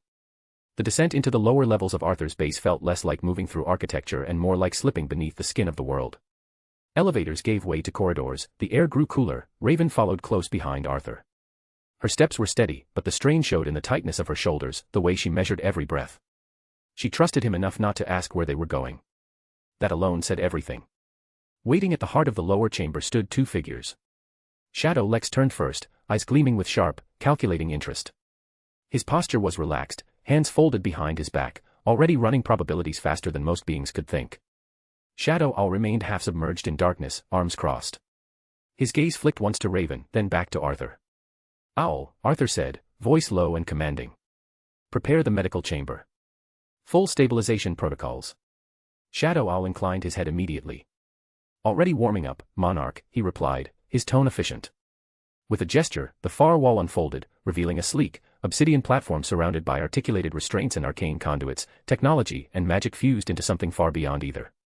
Arthur turned to Raven. Lay down here, he said gently. This is precautionary. She studied the chamber for half a second, then nodded without hesitation. All right. As she reclined onto the platform, the restraints rose automatically, securing her wrists, ankles, and torso, not harshly, but firmly. She exhaled slowly as they locked into place. I trust whatever you're going to do, she said quietly. Arthur didn't answer right away. He stood beside her, looking down not as a monarch, or as something cosmic, but as someone deeply, personally invested. When he spoke, his voice softened. Explain the seal, he said. The one you placed on him last time. I need to understand it fully. Raven's eyes shifted upward, unfocused as she searched memory and sensation rather than words. It's different from before, she began. The last time we fought him, his soul and body were separate. His body was bound in Azarath. His soul was trapped within my gem. She swallowed. This time, I didn't split him. Arthur's attention sharpened. I sealed him whole, Raven continued. Body, essence, will. Everything.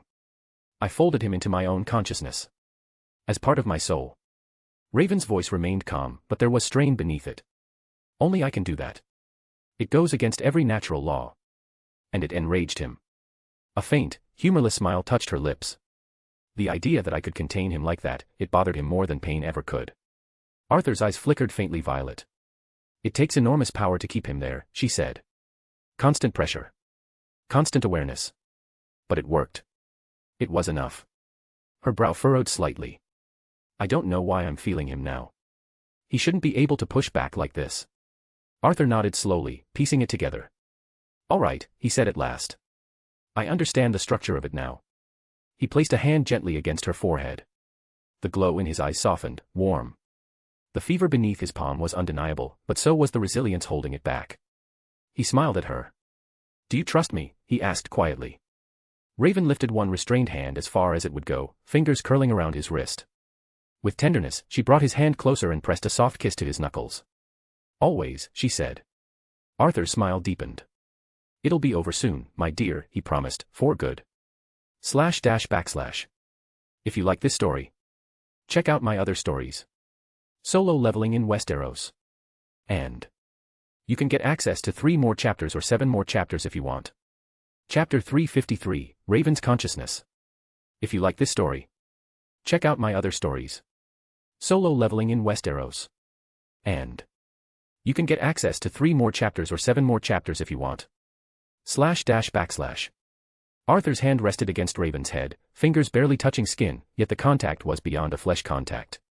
Violet light bloomed in Arthur's eyes, deep and infinite. A moment later, Raven's eyes answered, soft indigo igniting from within. She inhaled sharply at first. Then, calm.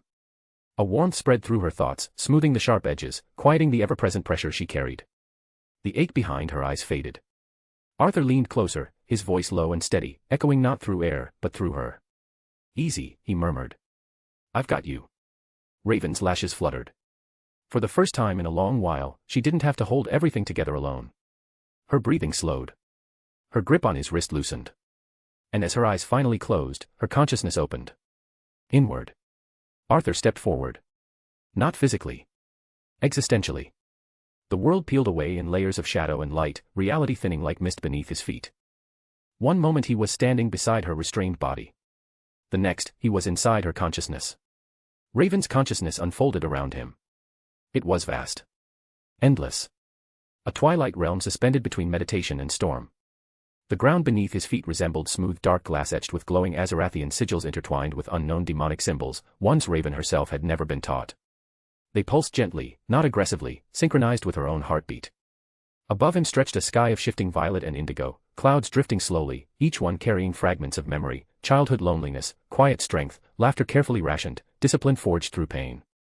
Floating islands hovered in the distance, connected by thin bridges of light and shadow. Each island radiated a different emotional resonance: control, fear, compassion, restraint, resolve. Arthur's gaze sharpened. Incredible, he said softly. He took a step forward, and the world responded, ripples spreading beneath his boots, the very fabric of her mind acknowledging him as something permitted. At the center of this inner realm stood a massive structure. A cathedral. Not built of stone, but of will. Black spires curved upward like folded wings, wrapped in glowing runic chains, not restraining, but containing. At its heart burned a distant, crimson-black core, sealed behind layers of arcane geometry and spiritual force. Arthur didn't need to ask what that was. He felt it. Trigon. Contained. Bound and furious. But even that wasn't what made Arthur stop. What made him pause was the scale of the seal. Raven wasn't merely suppressing him. She was overpowering him. Alone. Arthur exhaled slowly, something like a passing through his otherwise iron composure. She is very powerful spiritually, he said, voice echoing gently across the inner sky. I don't even think she realizes how much she is. He turned, sensing movement. Raven stood a short distance away, not restrained, not burdened. Here, she appeared as she truly was, composed, calm, eyes glowing softly, her cloak drifting. This is strange, she said quietly, looking around. You're really here. Arthur faced her fully now. In the most literal sense, he replied. She studied him for a moment, then asked the question she always asked when someone stepped too close to her truth. Does it scare you? Arthur shook his head without hesitation. No, he said. It impresses me. Something in her expression shifted, subtle, fragile, real. You've been holding a god in chains with nothing but discipline and empathy, Arthur continued, eyes drifting briefly toward the sealed cathedral. Most beings with half your power would have broken under it. He met her gaze again. You are truly amazing. The words were simple, too simple perhaps, but in Raven's inner world they carried a great weight. They didn't echo like a compliment thrown into empty space. They settled, warm and steady, threading themselves into the quiet places she rarely let anyone see. Raven's eyes widened just a fraction. Then she looked away. Even here, within her own consciousness, where fear, desire, and truth lived unmasked, she felt shy. A rare, almost foreign sensation. Her shoulders drew in slightly, cloak folding closer around her form as if instinctively shielding something tender. You shouldn't say things like that so easily, she murmured, though there was no reprimand in her voice. Just softness. It makes them hard to ignore. Arthur's expression gentled. The violet glow in his eyes dimmed to something warmer, something almost human. I say it because it's true, he replied. Then, more quietly, and because you deserve to hear it. Raven inhaled, slow and measured, an old habit, but the breath hitched halfway through. She steadied herself, then nodded once. I should rest, she said. I know I can't do much here beyond what I already am doing. Arthur inclined his head, respectful. Yes, you should. She hesitated, then added, softer still, thank you, for doing this. Before he could answer, her presence began to fade. Like mist dissolving under morning light. Her form thinned, her glow dimmed, until only a faint warmth lingered in the air where she had stood. Arthur closed his eyes. Then, he smiled. He continued walking. Raven's consciousness shifted around him as if responding to his movement, revealing deeper layers now that her active will had withdrawn. The sky brightened slightly, as though some unseen dawn had begun to rise. And then, he felt it. Not darkness or power. Affection. Arthur stopped. Ahead of him, resting on a quiet island suspended above a sea of soft shadow, stood something different. At first, he didn't understand what he was looking at. It resembled a figure, tall, familiar in silhouette but not solid. It was made of light and shadow interwoven, violet and silver. The figure stood facing outward, toward an unseen horizon, one hand extended as if offering help to something beyond the world. Arthur took a cautious step closer. The closer he came, the more details emerged. Ashen white hair stirred in an unfelt wind. Violet eyes, piercing and commanding, but also gentle and watchful. Around the figure's feet, faint images bloomed and faded, broken chains, quiet nights, deep breaths taken after fear had passed, moments where Raven's weight of existence had eased. Hope, life, and safety. Arthur's breath caught. Is this? He began, then fell silent. Understanding settled slowly, heavily on his heart. This wasn't how Raven saw him in battle. Not as a monarch. Not as a god or even as a protector. This was how she saw him when she was tired. When the world felt too heavy on her. When the darkness inside her pressed too close. A constant. A presence that did not demand control, but shared the burden. A symbol of hope, safety, and the reason to live. Arthur reached out, stopping just short of touching the construct. For the first time since his rebirth, since power, responsibility, and cosmic awareness had reshaped his existence, something inside him wavered. Raven. He murmured, voice barely more than a thought. He didn't smile this time. He swallowed. Then, carefully, reverently, he turned away. The air darkened again as he approached the cathedral at the center of her consciousness. The sealed core pulsed, angry and constrained, crimson-black light clawing uselessly against runes and chains forged of Raven's will. Trigon sensed him now. The presence inside the seal shifted. Arthur could feel the hatred from it. He stepped close and placed one hand against the seal. The runes flared in acknowledgement. His eyes burned violet, brighter than before. Let us have a talk, he said calmly. Then, colder. Demon. The seal trembled. And somewhere deep within Raven's soul, something ancient realized. It was no longer merely imprisoned. It was being addressed. The crimson-black light within the runes thickened, until a voice came. Monarch of Shadows. The words were layered, thousands of voices speaking as one. We meet again. The runes trembled under the pressure of his will. Arthur did not flinch. He lifted his gaze. Yes, Arthur replied calmly.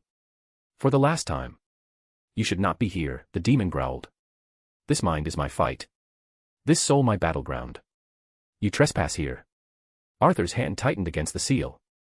Listen carefully, Arthur said, voice low and resonant. You are a parasite, a thing she tolerated because removing you would have cost her too much. But that was before me. He leaned closer, forehead nearly touching the burning surface of the seal. I won't rip you out screaming, Arthur continued, almost conversational. That would harm her. And I won't erase you here, not yet. A slow, dangerous smile curved his lips. So I'm going to do something far more considerate. Arthur's fingers shifted, tracing the runes, not breaking them, but rewriting their intent. I will unfasten your chains, he said softly, not as mercy, but as invitation. The seal cracked. Not shattered, opened. Come, Arthur whispered. Step outside this sanctuary. Face me where your screams won't echo through her soul, in my very own consciousness. The pressure exploded outward. You dare challenge me? Trigon roared. Arthur's eyes flared brighter than ever, violet eclipsing red. Oh, I dare, he replied. // If you like this story, check out my other stories. Solo leveling in Westeros. And you can get access to 3 more chapters or 7 more chapters if you want. Chapter 354, The End of Trigon. If you like this story, check out my other stories. Solo leveling in Westeros. And you can get access to 3 more chapters or 7 more chapters if you want. // The seal of Trigon unraveled.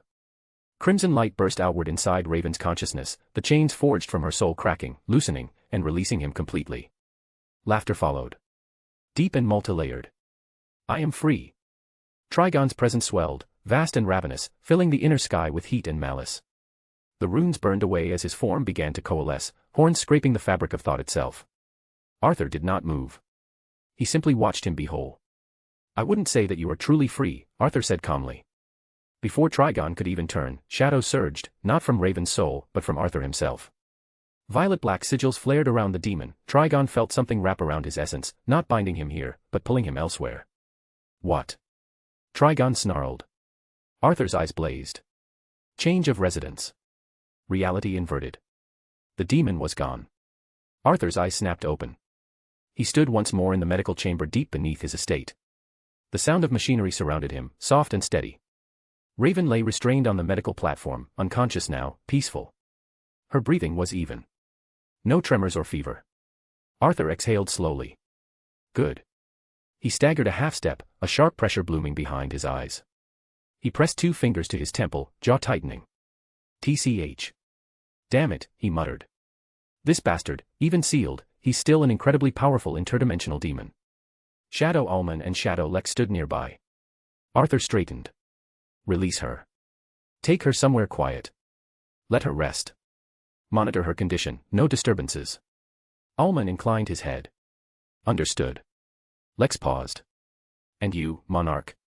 Arthur smiled faintly, though his eyes were distant. I'll stay here for a while. They obeyed without question. As Raven was gently moved away, Arthur lowered himself to the cold floor, crossing his legs, hands resting on his knees. Shadows gathered naturally around him. I hear you, demon. Arthur said softly. Trigon screamed. Not aloud, because there was no air here. He found himself bound in a place that defied every law he had ever conquered. Arthur's consciousness was not a realm. It was a whole cosmos. An endless expanse of shadow stretched in every direction, vast beyond measurement, but threaded with distant stars of soft violet light. Ancient thrones floated half-formed, broken and reforged at once. Countless silhouettes, shadows of kings, monsters, heroes, stood frozen in reverence. This was not darkness born of absence. This was shadow born of presence. And it burned. The shadows binding Trigon were not chains, they were concepts. Authority. Dominion. Death. They wrapped around his limbs, his soul, his very name. He unleashed hellfire. It vanished. He hurled spells that had unmade dimensions. They unraveled like children's drawings in rain. The light, that cursed light, pierced him from within, searing not flesh but his ego, memory, identity. And then the eyes opened. Violet. Endless. Watching him from everywhere. A voice followed, calm and absolute. Look at you. The words echoed without sound. A god who mistook scale for supremacy. The shadows tightened. You burn worlds and call it dominion. You torment souls and call it eternity. Arthur's presence loomed before him, as a truth. Yet here you are, thrashing like a frightened little thing, because you finally met something you cannot define. The light intensified. You are not ancient to me. You are not vast. You are not inevitable. Trigon roared, forcing defiance through the crushing pressure. I am Trigon. Destroyer of realms. You are nothing but a mortal man. Wait. The eyes narrowed. And the universe listened. It seems you noticed, but yes. I am a man, Arthur replied. Who chose a great responsibility. The shadows surged higher, the light flaring brighter. And that, Arthur finished, is something you will never understand. Trigon's roar faltered. For the first time in his endless existence. The demon felt small. The world Arthur had drawn Trigon into was a verdict. Chains of shadow and radiance coiled around Trigon's colossal form, tightening with cruelty. Every movement he made caused them to constrict further. Then Arthur's voice continued. You have ruled through fear, Arthur said calmly, his words sinking into Trigon's soul rather than his ears. Worlds burned because you convinced lesser beings that resistance was pointless. The shadows tightened. Trigon snarled, flames flaring from his 6 eyes. Arthur continued. But you made one mistake, demon. You believed inevitability belonged to you alone. Trigon's breath hitched as something unseen pressed against his soul itself. You stand now in the presence of death, Arthur said, and for the first time there was something colder in his tone. There is no rebirth for you. Not the petty cycle you parasites cling to. Death as it truly is. The end that does not negotiate. The silence that does not answer prayers. Trigon roared and hurled his fist forward, a strike that had shattered dimensions. It never reached Arthur. There was no flash. No sound. Trigon screamed. His arm fell away in slow motion, severed cleanly at the wrist by something he could not perceive, no blade, no spell, no force he recognized. Black blood and hellfire spilled from the wound, but the flames died instantly, smothered by shadow. He clutched the stump, panic creeping into his voice. It did not regenerate. Arthur's voice cut through. You cannot heal here, he said simply. You cannot return. You cannot escape. This realm does not acknowledge your rules. The shadows wrapped tighter. The light burned deeper. Only my law exists here, Arthur continued. Every other concept, time, rebirth, chaos, hope, has been stripped from you. Arthur stepped forward. For the first time, Trigon truly saw him. The shadows drew back just enough to reveal Arthur fully, his regal shadow-forged armor. His ashen white hair moved in a wind. Violet eyes met all 6 of Trigon's at once. Trigon's voice faltered. Release me, he snarled, desperation seeping through his fury. Don't, and I will curse you beyond eternity. Your world. Your fragile planet. I will. Arthur did not raise his voice. It seems, he said softly, that you still do not understand your position here. He stepped closer, until he stood eye level with the demon who had once terrified gods. Even if Raven wasn't my reason to do this, Arthur said, and there was no hatred in his words. A being like you would still be unacceptable. You cannot be allowed to live freely in this universe. The shadows pulsed. You are a malformed child of chaos, Arthur continued. A thing born from disorder, sustained by suffering, mistaken for a god only because lesser beings lack the strength to deny you. Trigon trembled. No one will pity your end, not even your own daughter. Arthur said. A sword of shadow formed in his hand, as if it had always been there and was merely waiting for this moment. Trigon's eyes widened. All 6 of them. Monarch of shadows. He rasped. Wait. Arthur moved. The blade slid into Trigon's chest without resistance, piercing his heart and emerging from his back in a violent eruption of shadow and fire. The demon's body arched, bound by chains he could no longer fight, his screams tearing through the void as the sword drank his soul. Fire burst from Trigon's eyes, then sputtered, then dimmed. He clawed at the blade, but his hands passed uselessly through Arthur's grip, strength abandoning him. Curse, you. Trigon whispered, his voice hollow, breaking apart. Arthur leaned close, violet eyes unwavering. That, he said calmly, is no longer an option you could manage. He twisted the blade. There is no afterlife for you, Arthur continued as Trigon's form began to unravel. No rebirth. No fragment escaping into some forgotten corner of existence. The shadows surged, consuming what remained. This is not imprisonment, Arthur said. This is not punishment. Trigon's body dissolved, piece by piece, screaming fading into silence. This is it. Arthur pulled the sword free as the last remnants of Trigon's soul were drawn into the void, scattered and absorbed, becoming nothing more than memory and dust. // If you like this story, Check out my other stories. Solo leveling in Westeros. And you can get access to 3 more chapters or 7 more chapters if you want. Chapter 355, Preparations. If you like this story, check out my other stories. Solo leveling in Westeros. And you can get access to 3 more chapters or 7 more chapters if you want. //. The void lingered after Trigon's end. Arthur remained where he was, unmoving, watching the last remnants of the demon unravel. What little remained simply faded. For a long moment, Arthur said nothing. Then he exhaled, the tension easing from his shoulders. One less problem to worry about, he murmured. Yet Arthur's gaze lingered on the emptiness where Trigon had been. That demon, he said quietly, almost thoughtfully, had a tremendous soul. His fingers flexed once. It wouldn't have been that simple, Arthur admitted to no one, if he hadn't already been bound. Raven did more than imprison him, she endured him. Wore him down. A pause. Right, Arthur added, straightening. Time to check on her. Reality bent. And Arthur was gone. Consciousness returned. Arthur's eyes opened as he drew back into his body. He rose from where he had been seated, the world solid and familiar again. He rolled his shoulders once, grounding himself.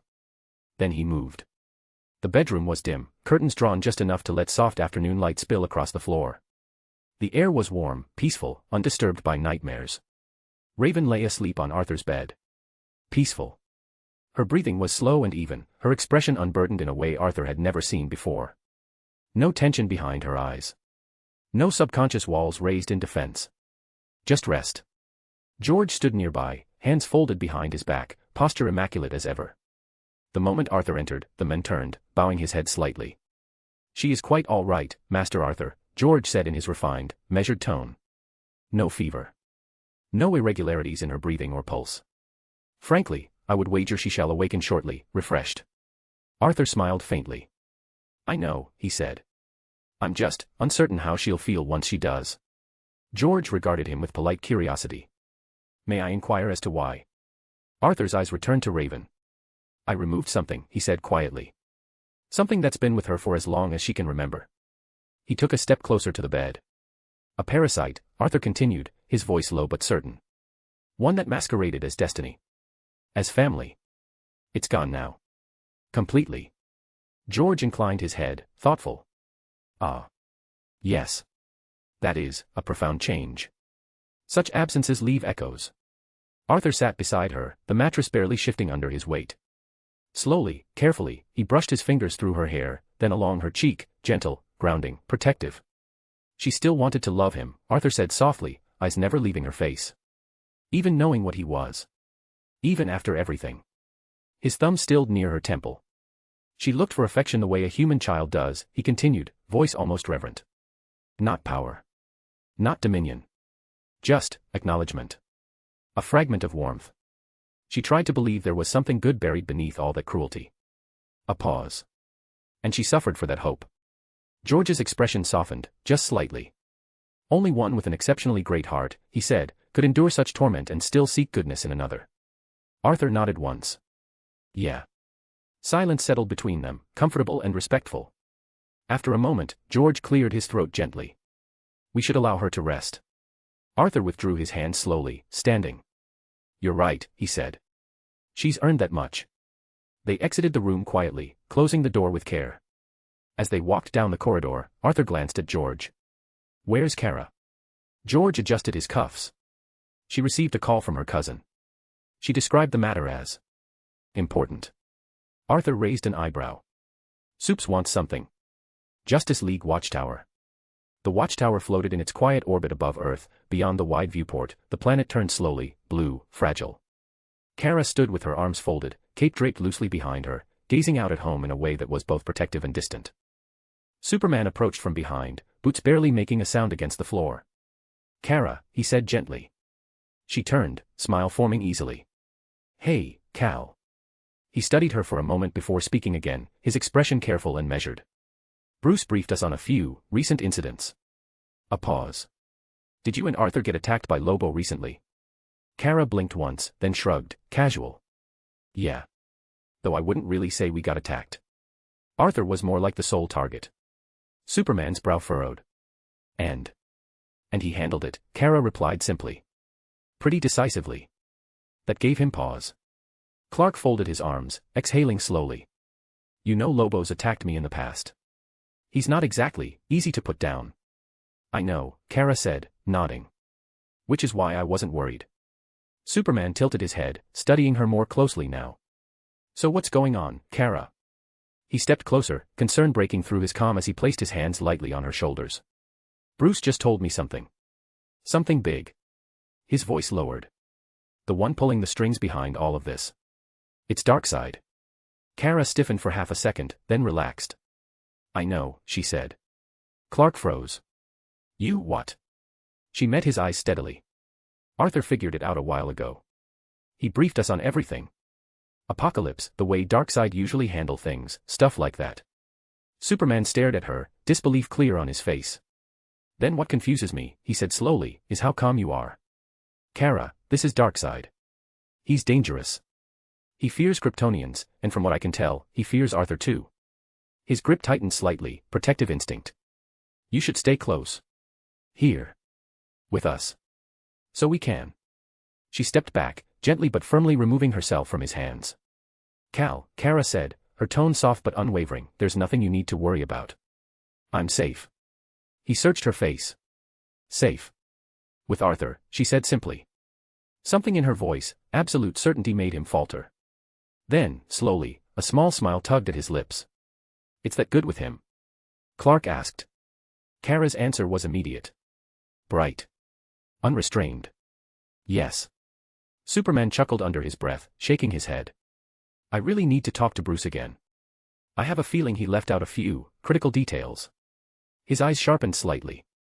Especially the ones involving Arthur and Darkseid. Don't worry, Kara said lightly. We'll deal with Darkseid in time. Clark's smile faded, replaced by a look of experience. Not without a plan. His world is hostile. We can't afford an all-out war, not with him.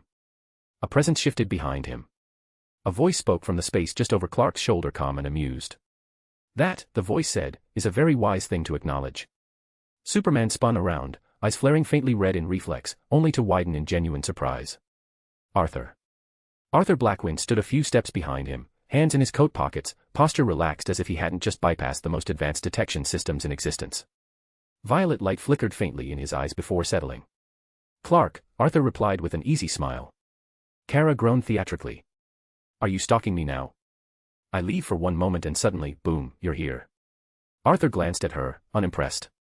You'd love that. She laughed. Arthur's gaze returned to Superman, his tone shifting, still calm. I'm here on important business as well, he said. Regarding matters of this planet's safety. Superman studied Arthur in silence, the earlier surprise giving way to respect, mixed with unease. He had faced gods, tyrants, living concepts, yet there was something about Arthur he couldn't name. You have things to share? Clark asked at last. Not exactly, Arthur replied. More like orders and commands to pass. Kara's head snapped toward him. Wow, she muttered, amused. Straight to the point. Superman's eyes narrowed slightly.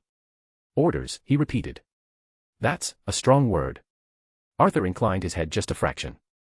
An accurate one. He turned his gaze outward, toward the viewport, toward Earth slowly turning in the dark. What's coming doesn't care about titles, charters, or who leads what team. When it arrives, hesitation will cost lives. His eyes flickered back to Clark. So yes. We should hold a meeting. With everyone present.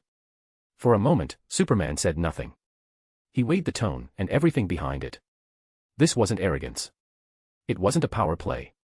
We can arrange that, Clark said finally. Full league. No exceptions. Kara looked between them, her expression softer now. You sure about this, Arthur? She asked. You don't usually like big rooms full of capes and egos. Arthur's gaze met hers, steady and reassuring. I am, he said. This is for everyone's safety. And because there are things they need to hear, whether they like it or not. Superman exhaled slowly, then gave a single nod. Very well. He activated a console with a sweep of his hand. I'll call them in. // If you like this story, check out my other stories. Solo leveling in Westeros. And you can get access to 3 more chapters or 7 more chapters if you want. Chapter 356, The Shadow Among Heroes. If you like this story, Check out my other stories. Solo leveling in Westeros. And you can get access to 3 more chapters or 7 more chapters if you want. //. The Watchtower's central hall was louder than usual. Chaotic and alive with overlapping voices, footsteps, and barely restrained irritation. Barry Allen was the first to voice it, arms crossed, foot tapping at impossible speed. So, just to confirm, he said, glancing around the packed room, the planet is not on fire, no cities are exploding, and there's no giant alien skull in the sky. He looked at the ceiling, then back at everyone. Because if this is another preventative discussion, I left pizza in the oven. Billy Batson, currently Shazam, floated upside down nearby, hands folded behind his head. Yeah, seriously, he added. This better not be a team bonding thing. Green Arrow snorted from where he leaned against a railing, arms crossed. If this is about teamwork, I'm leaving too. I didn't bring my feelings. Black Canary shot him a look. Do you ever? Across the room, Martian Manhunter stood quietly, hands folded, eyes glowing faintly as he scanned the gathered minds. There is something, of course, John said. Whoever called us did so with a good reason. Hal Jordan leaned back in a chair that hadn't existed a second earlier, boots up on the table. Okay, but, he asked. Because Bats usually gives us at least a warning. John Stewart stood beside him, arms folded, expression stern. Yeah. He looked around once more. That alone is unusual. Near the far side of the room, the Titans had gathered together almost instinctively. Beast Boy was blinking, almost confused why he is here as well. Okay, real talk, he said, lowering his voice. Did we get upgraded to end of the world guest list or something? Starfire tilted her head, hair glowing softly. We never been called like this. She said gently. I fear Beast Boy might not be far from the truth. Blue Beetle swallowed. That is not comforting. At all. Cyborg crossed his arms, optics narrowing as he scanned the Watchtower's systems. I didn't detect a security breach, so this isn't some sort of trap or fake call to gather all of us here. He frowned. Batman or Soups called for this meeting, but where are they? Robin stood apart from the others, arms folded, eyes sharp beneath his mask. He looked around once, counting faces. Then he spoke. Batman didn't call this meeting. That drew attention. And since Superman's not here either, Robin continued. This means. His gaze shifted toward the entrance. I think I know who did this. A ripple of murmurs passed through the room. At the edge of the gathering, 2 figures stood out. Zatanna adjusted her jacket, eyes glowing faintly as she whispered a quick diagnostic spell under her breath. John, I don't know about you, she said quietly. But I still feel something off. Constantine exhaled smoke, hands in his coat pockets, eyes dark. Yeah, he muttered. And it ain't the friendly sort. He took a drag, then glanced around the room. When I get dragged up here with the Boy Scouts, the Bug Kids, and the Glowing Gods, he said, it usually means someone's about to kick over the cosmic anthill. Black Canary frowned. You saying you know what this is about? Constantine smirked without humor. No. Which is what's got me worried.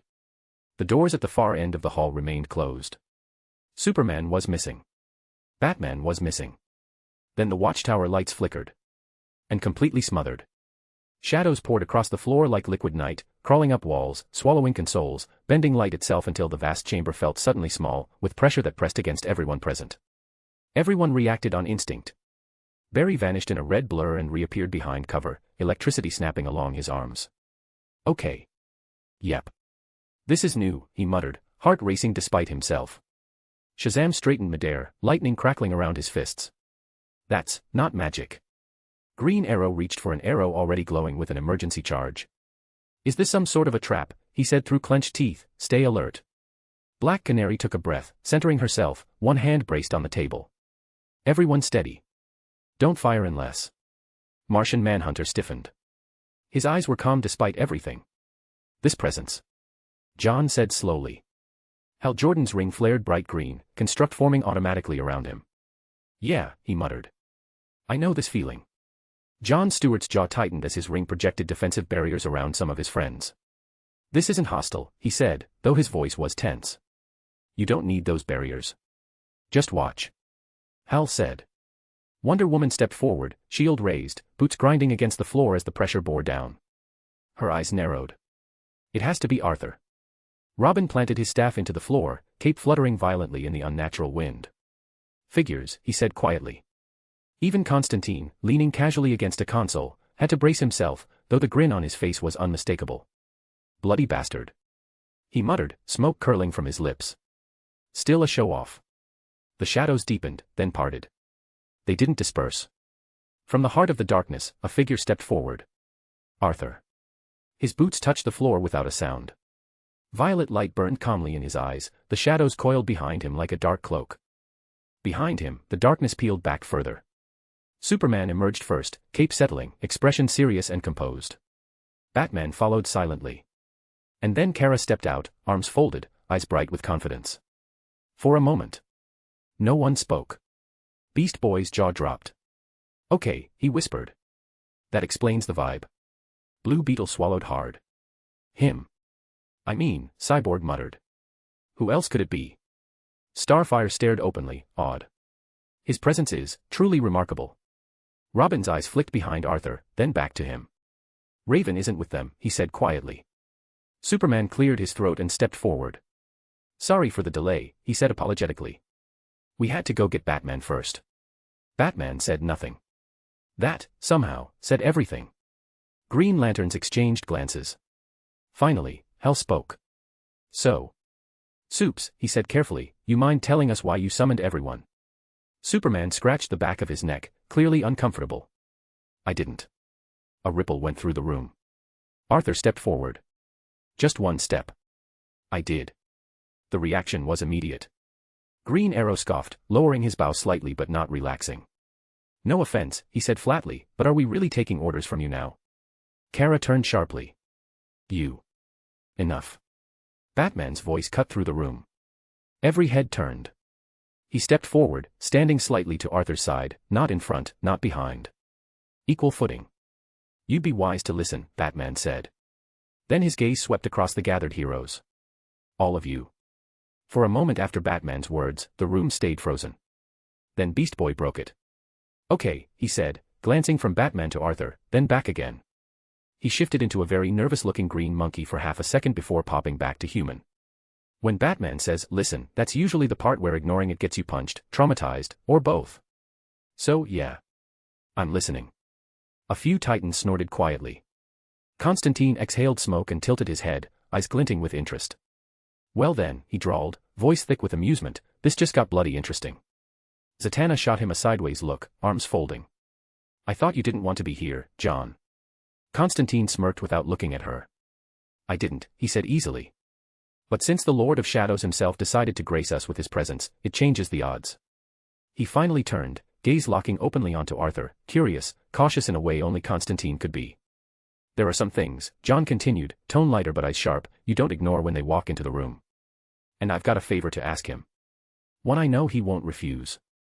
John. Zatanna said softly, disappointment creeping into her voice. Arthur said nothing yet. He simply looked at them all. Thank you, Arthur said at last. His voice was calm. Steady. And somehow, it carried to every corner of the watchtower without him raising it. Thank you for coming, whether you were summoned willingly, reluctantly, or dragged here by curiosity. A few eyes narrowed. Others sharpened with interest. His violet eyes swept across the room, heroes, legends, soldiers, mages, gods in mortal forms. I called you because the era of isolated battles is ending. There are forces moving beyond your borders. Entities that do not care for alliances, treaties, or symbols of hope. Things that do not fear the Justice League, because they do not even understand the concept of justice. Wonder Woman straightened slightly. These dangers, Arthur went on, are not singular threats you can punch, imprison, or reason with. They are systems. Invasions. Convergences. Powers that erode worlds, until resistance becomes irrelevant. He paused. And they are watching this planet. A low murmur rippled through the room. I will be direct, Arthur said, his tone sharpening. When they arrive, no single force will be enough. Not the League. Not the Lantern Corps. Not magic alone. That admission landed harder than any boast. They will require unity, he said. Preparation. And decisions made before blood is spilled. He looked to Superman. To Batman. To the Titans. To everyone. To survive what is coming, Arthur finished, this world will have to adapt to certain changes. // If you like this story, check out my other stories. Solo leveling in Westeros. And you can get access to 3 more chapters or 7 more chapters if you want. Chapter 357, The Monarch's Threat. If you like this story, check out my other stories. Solo Leveling in Westeros. And you can get access to 3 more chapters or 7 more chapters if you want. //. The environment felt different the moment Arthur lifted his hand. Shadows gathered at his palm. What I am about to show you, Arthur said calmly, is not prophecy. Not a possible future. It is happening. Right now. The shadows unfurled. They did not form a portal. They formed a window. The watchtower vanished around them, in its place. War. Endless skies choked with ash. Black suns hanging over dead worlds. Land masses cracked open like broken bones as oceans of creatures poured forth. Millions. If not more. Insectoid swarms that darkened the horizon, their bodies clicking and screaming as one. Colossal stone beasts marching in ranks. Hulking ogroids wielding crude weapons the size of houses, bellowing as they crushed cities beneath their feet. Serpentine horrors coiling through ruined megastructures. Some flew. Some crawled. Some simply emerged, tearing through reality around them. The sound. Screams. Roars. The grinding of worlds dying. The heroes reacted instantly. Wonder Woman's hand tightened around her lasso. Martian Manhunter's eyes widened, psychic senses recoiling from the sheer volume of hostile thought. Shazam took an unconscious step back. The Titans froze. Okay. Okay, nope, Beast Boy muttered, voice thin. That's way past, alien invasion. That's like, end of everything stuff. Barry swallowed, eyes darting across the impossible battlefield. Their numbers are. The vision shifted. A single world, its sky burning crimson, collapsed beneath a tidal wave of monsters. Starfire's voice trembled. These beings, they exist only to destroy. Yes, Arthur said quietly. They are not conquerors. Or some explorers. They do not seek worship, balance, or dominion in the way gods do. The vision froze on a planet mid-collapse. They exist to kill. The window closed. Reality snapped back into place. For a moment, no one spoke. Then Green Arrow let out a breath he hadn't realized he was holding. That's real, he asked carefully. Because if that's real, we're talking extinction-level threat. Arthur turned his gaze to him. Do I have a reason to lie to you? Silence answered. Arthur stepped forward. If any of you doubt this, he continued evenly, I can send you to one of their worlds right now. You may confirm it yourselves. That got reactions. Wait, Barry blinked. You mean, like, right now? Jon Stewart frowned. You can breach their territory at will. Arthur nodded once. I can step into their realms if I choose. I can slaughter their armies on their own soil. A ripple of unease moved through the room. Then why haven't you? Superman asked. Arthur met his eyes. Because the moment I do, he said, their leaders will take that as an invitation. He raised his hand again. Shadows formed a vision of 8 towering silhouettes, each distinct from one another. First one of them, Baron, the monarch of white flames, stood like a tyrant carved from hell itself. His demonic armor like nothing they have seen. Rocken, the monarch of fangs, never truly stood upright. His massive, fur-covered body remained hunched forward, shoulders broad, neck thick, jaw perpetually bared in a snarl. Blood-red eyes burned with predatory hunger above a mouth packed with fangs too large for any natural beast. Cold followed Scyllid, the monarch of frost. Tall and slender, icy skin, long white hair drifted behind him as if submerged in winter air, and his pale blue eyes were empty of warmth. Tarnak, the monarch of iron body, resembled a walking fortress. His massive frame was forged of living metal, skin layered like interlocking steel plates. He wore no armor because none was needed. His expressionless face gave him the look of an executioner who had long forgotten emotion. Rot and sickness announced Quaratia, the monarch of plagues. Her upper body retained a twisted humanoid shape, pale and sickly, marked with dark, crawling patterns beneath the skin. Her eyes were wrong, multifaceted, reflective, inhuman. Yogimunt, the monarch of transfiguration, was the least solid of them all. Draped in dark, flowing robes, his skeletal face flickered between forms, bone, shadow, half-flesh, never fully settling. He looked less like a being and more like a spell that had learned to walk. Then there was Ligia, the monarch of the beginning. And the only one bound in chains. He was enormous even by monarch standards, a giant whose pale, stone-like skin and his face was solemn, weary, and unmistakably regal. Unlike the others, there was no frenzy in his eyes, only bitterness. And last came a draconic figure, Antares. He arrived like an ending in physical body. In his humanoid shape, his long crimson hair flowed like liquid flame, eyes burning with apocalyptic certainty. His body radiated unbearable heat, veins glowing as if magma ran beneath his skin. But when he revealed himself fully, the sky itself seemed to recoil. A colossal dragon emerged, wings vast enough to eclipse the skies, scales edged in red like embers caught in eternal night. He was not rage, nor chaos, he was the embodiment of destruction. 8 monarchs, Arthur finally said. Ancient. Godlike. Each one rules a race. No, an ecosystem of monsters. The constructs rotated slowly. Bugs. Giants. Elemental abominations. Beasts born from magic, matter, and things even I refuse to name. Zatanna whispered, barely audible. Those aren't simple armies, they look like natural disasters. Arthur inclined his head slightly. Correct. Superman studied the largest silhouette. The dragon. How strong are these monarchs? Arthur did not hesitate. Most of them, he said, are stronger than the majority of this room. Many didn't like this and a few jaws tightened. And the strongest? Superman pressed. Arthur's gaze lingered on the draconic figure. The monarch of destruction, he said quietly. King of dragons. I'm not sure I can defeat him myself, since he rivals my own power. No one spoke. Not Batman. Not Wonder Woman. Not even Constantine. Arthur lowered his hand. The vision dissolved. They know I can reach them, he said. Just as I know they can reach us. His violet eyes burned brighter. So long as I remain on defense, they hesitate. They plan. They will maneuver. A pause. The moment I strike first, Arthur finished, Earth becomes their battlefield. He looked at all of them then. That, he said calmly, is why I called you here. The silence Arthur left behind did not last long. It cracked. Holy. Beast Boy's mouth hung open as he stared at the empty space where the vision had been. He dragged a hand down his face, green skin paling a shade. Holy everything, dude. That was nightmare fuel. Cyborg systems were still scrolling data he knew meant nothing. I'm telling you right now, he said, nothing I scanned in that vision obeyed known physics. Or logic. Starfire folded her hands tightly at her chest, eyes dimmed with sorrow rather than fear. So many worlds, extinguished. These creatures feel joy only in ending life. Blue Beetle shifted nervously, armor clicking. Yeah, Are we exactly prepared for interdimensional god-monster empires? Robin hadn't spoken yet. Batman stepped forward. The room adjusted to him instinctively.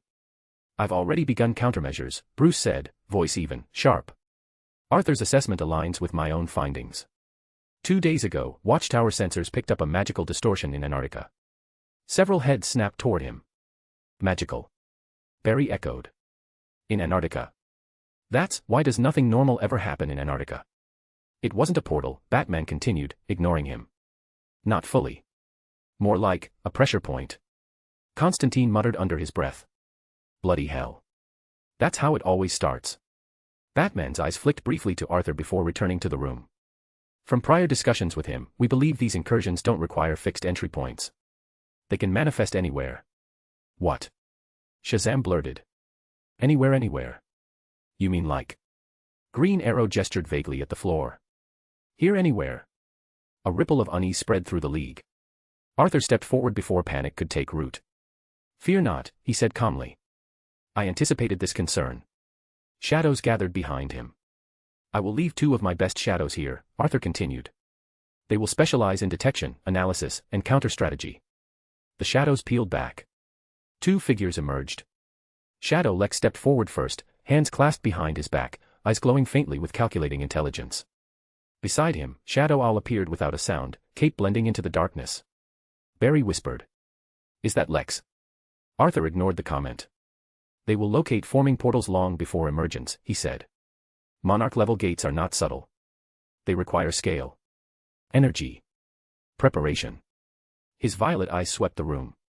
If one manifests, he said simply, I will handle it. That settled something. Martian Manhunter stepped forward, studying the 2 shadow figures carefully, telepathy brushing against them and recoiling slightly at what lay beneath. These 2. John said slowly. You certain they can be helpful? Arthur inclined his head. They are loyal to me, so yes. He turned to John fully. They will remain here, for now. Assist with detection, coordination, and early warning. John hesitated for half a second. Then nodded. Very well, he said. We will work together. Constantine exhaled smoke, eyes narrowed with grim interest. Guess that makes this official, then, he muttered. End of the world prep. Again. Zatanna crossed her arms, eyes locked on Arthur. You're certain this is only the beginning, and they are not already here by any chance? Arthur's expression did not change. Yes. The Titans exchanged looks, fear, resolve, determination mixing together. Robin straightened. Then we'll be ready by the time they appear. //. If you like this story, check out my other stories. Solo leveling in Westeros. And you can get access to 3 more chapters or 7 more chapters if you want. Chapter 358, The Empty Throne Below. If you like this story, check out my other stories. Solo leveling in Westeros. And you can get access to 3 more chapters or 7 more chapters if you want. //. Heroes clustered into quiet conversations. Strategy was already forming, whatever countermeasures they could come up with. Kara drifted closer to Arthur without drawing attention. She leaned in just enough, her voice barely a breath against his ear. Hey. She murmured. Arthur, you really think this was a good idea? All I see is panic in their faces. Her blue eyes flicked briefly across the room, Barry pacing, Shazam whispering to Cyborg, Starfire holding Beast Boy's hand a little too tightly. Arthur didn't turn his head. They would have learned the truth regardless, his voice echoed directly in her mind, calm and steady. Better this way than through fire and screaming. Kara stiffened slightly, then sighed. They already look like they forgot about Darkseid altogether now, she whispered again. Like this just erased him, so many enemies to look out for. Arthur's gaze darkened, violet light faint beneath his pupils. That's another problem, he replied quietly. His influence stretches far beyond Apocalypse. Darkseid doesn't rule a world, he infects existence itself. Kara frowned. Then why isn't he your priority? He isn't, but he is part of the list. Arthur said. My lanterns will weaken his reach first. Strip him of footholds. When the time comes, I will end him. And his world once and for all. She searched his face. That's too much for one person to handle. Arthur finally looked at her. It has to be, he said softly. If I don't bear it, our home will not survive. That stopped her. Kara said nothing and she stepped closer to him without realizing it. Arthur turned back to the room, his voice carrying effortlessly. Once minor gates appear, he announced, teams will be assigned immediately. These enemies test worlds before committing. We will show them this planet is not defenseless. His eyes swept over the League. With your strength, he continued, and my shadows, we will repel them, unless a monarch-level gate manifests. In that case. A pause. I will intervene alone. Batman stepped forward, already activating a holo display on his gauntlet. That will be all, he said.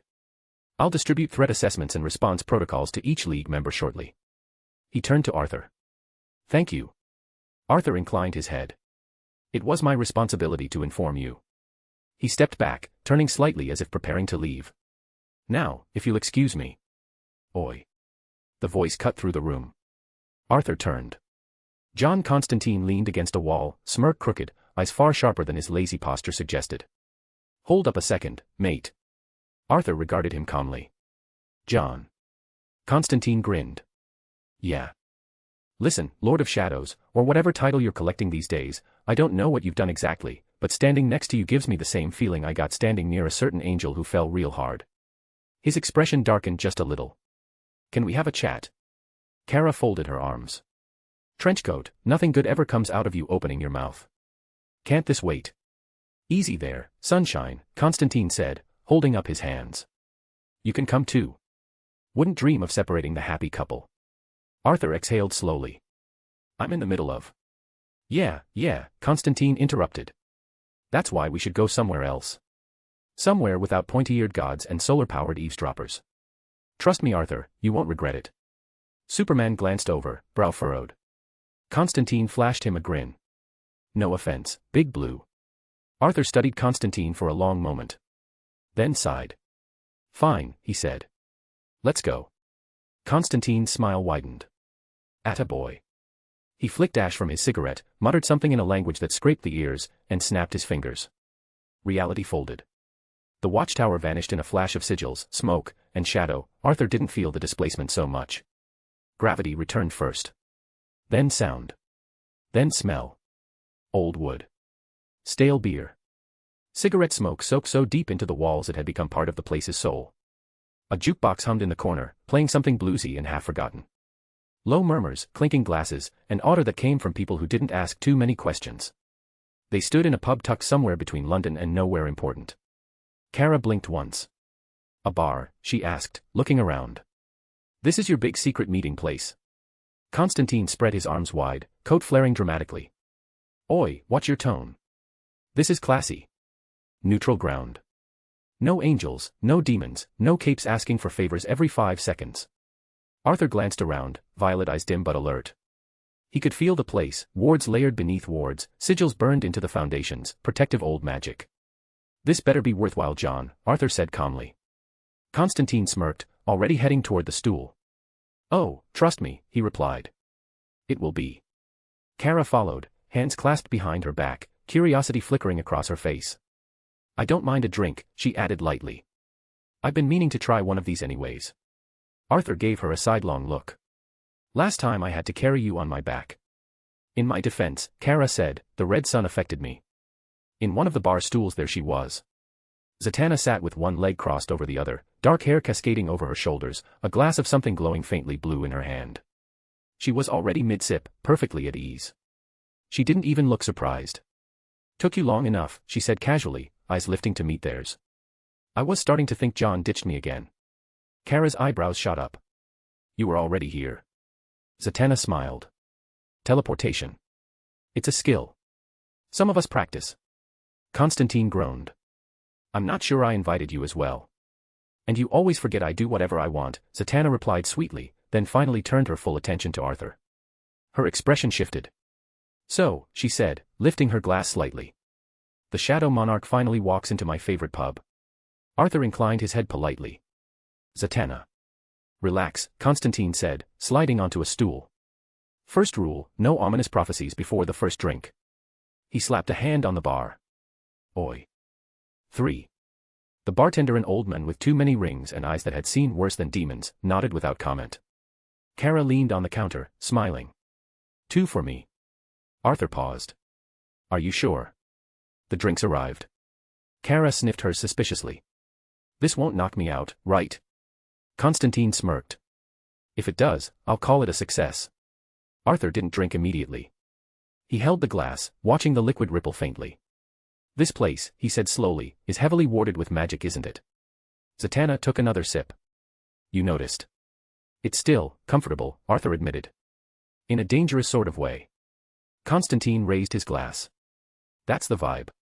He took a long drink, then finally looked serious. All right, he said. Now that we're somewhere quiet, somewhere safe, we can talk. Arthur's violet eyes lifted, sharpening. I'm listening. Kara straightened, the playful edge fading from her expression. Zatanna set her glass down gently. Constantine stared into his drink for a long moment, swirling the liquid. Then he sighed. Well, he said at last, voice dropping, losing its usual bite, considering what you just told the entire Justice League, about those bloody monarchs and whatnot, gates, worlds cracking open like bad eggs, what I'm about to say is, equally serious. He took a sip. Didn't enjoy it. Maybe more, he added. Hard to tell. I don't exactly have the full bloody chart on this monarch business of yours. Arthur didn't interrupt. He waited. Patient. Still as a shadow cast against the wall. Constantine finally looked up. There's a place, John continued, a very important place, mind you, that's, well, monarchless, if I'm being polite. Zatanna's fingers tightened around her glass. Kara frowned. Monarchless, as in? As in no one sitting the throne, Constantine cut in. No ruler. No balance. No one keeping the bastards in line. You're speaking of hell, Arthur said calmly. The word landed softly. But Constantine froze. His eyes widened, just a fraction, but on a man like John Constantine, that was a shout. How did you? He stopped himself, dragging a hand down his face, cigarette cravings practically radiating off him. Damn it, Arthur, he muttered. Something definitely changed about you. Arthur finally lifted his glass and took a slow sip. Lucifer abandoned his throne. The power vacuum didn't disappear with him. It festered. Zatanna turned fully toward Arthur now, studying him with open intensity. That knowledge isn't common. Constantine let out a humorless laugh. That's one way to put it. He leaned forward, elbows on the bar, voice low enough that even Superman's hearing wouldn't have caught it from orbit. You know, John said, last time we met, you were dangerous, strong, and mysterious in that broody way of yours. He glanced at Arthur sidelong. Arthur met his gaze evenly. Something happened since the last time we met, Constantine said quietly. Didn't it? Arthur set his glass down. Does it matter? That was all he said. Silence followed. Zatanna exhaled slowly. John, she said, carefully, explain, stop messing around. Constantine nodded once, gathering himself. Hells. Plural, run on hierarchy, he said. Always have. You pull Lucifer out, you don't get peace. You get infighting. Dukes, lords, pretenders, crawling over each other for scraps of authority. He grimaced. And lately. The noise has gotten louder. Rifts forming where they shouldn't. Demons slipping through without summoning circles. Possessions happening too easily. So yeah, Constantine said. That's why Earth's starting to feel it. Arthur's fingers curled slightly against the bar. A realm without a ruler, he said softly, will either collapse or invade. Constantine pointed at him. Exactly. And guess which one hell prefers? Zatanna shook her head. This isn't coincidence, she said. Not with what Arthur just revealed to the League. Arthur's gaze sharpened. That's a possibility, the monarchs could sense instability. They can exploit it.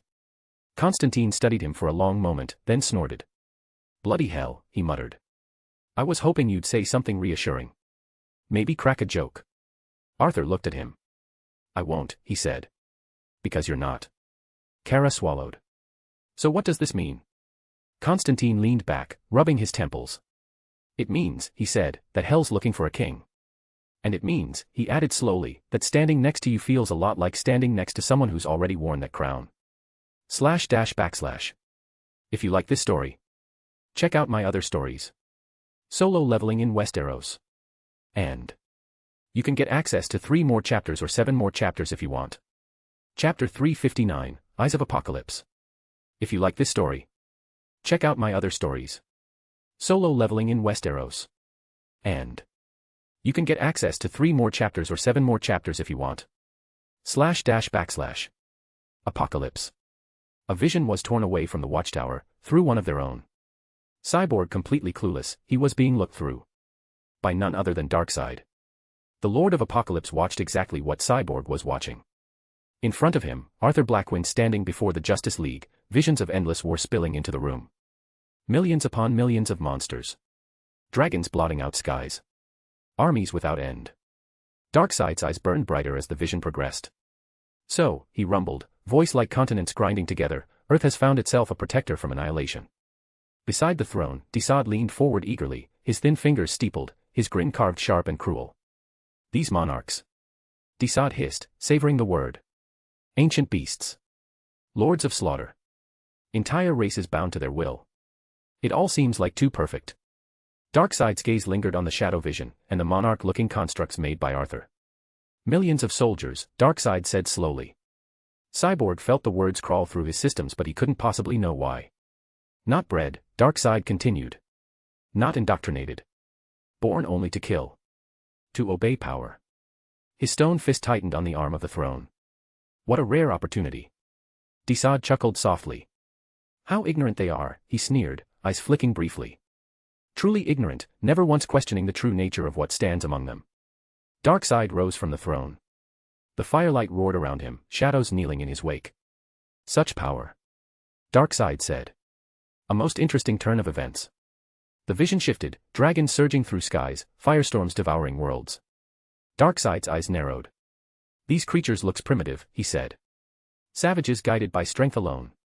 A slow, terrible smile formed. All the more easy to control. Desaad practically vibrated with delight. An army of such beings would be devastating, Darkseid finished. Annihilation given form. He turned slightly, staring not at the projection, but through it, as though peering into the future itself. Dragons, he murmured. An army of such dragons could reduce New Genesis to ash. The name was spoken like a curse. Perhaps, Darkseid continued, it is finally time I overthrow those despicable, cursed gods. His eyes flared brighter. And perhaps, he added, almost thoughtfully, amidst this chaos, I may yet uncover the anti-life equation. Desaad bowed deeply. The universe bends toward your will, my lord. Darkseid waved a hand, dismissing the vision. The image of Arthur and the League shattered into motes of shadow. No, Darkseid said. Not yet.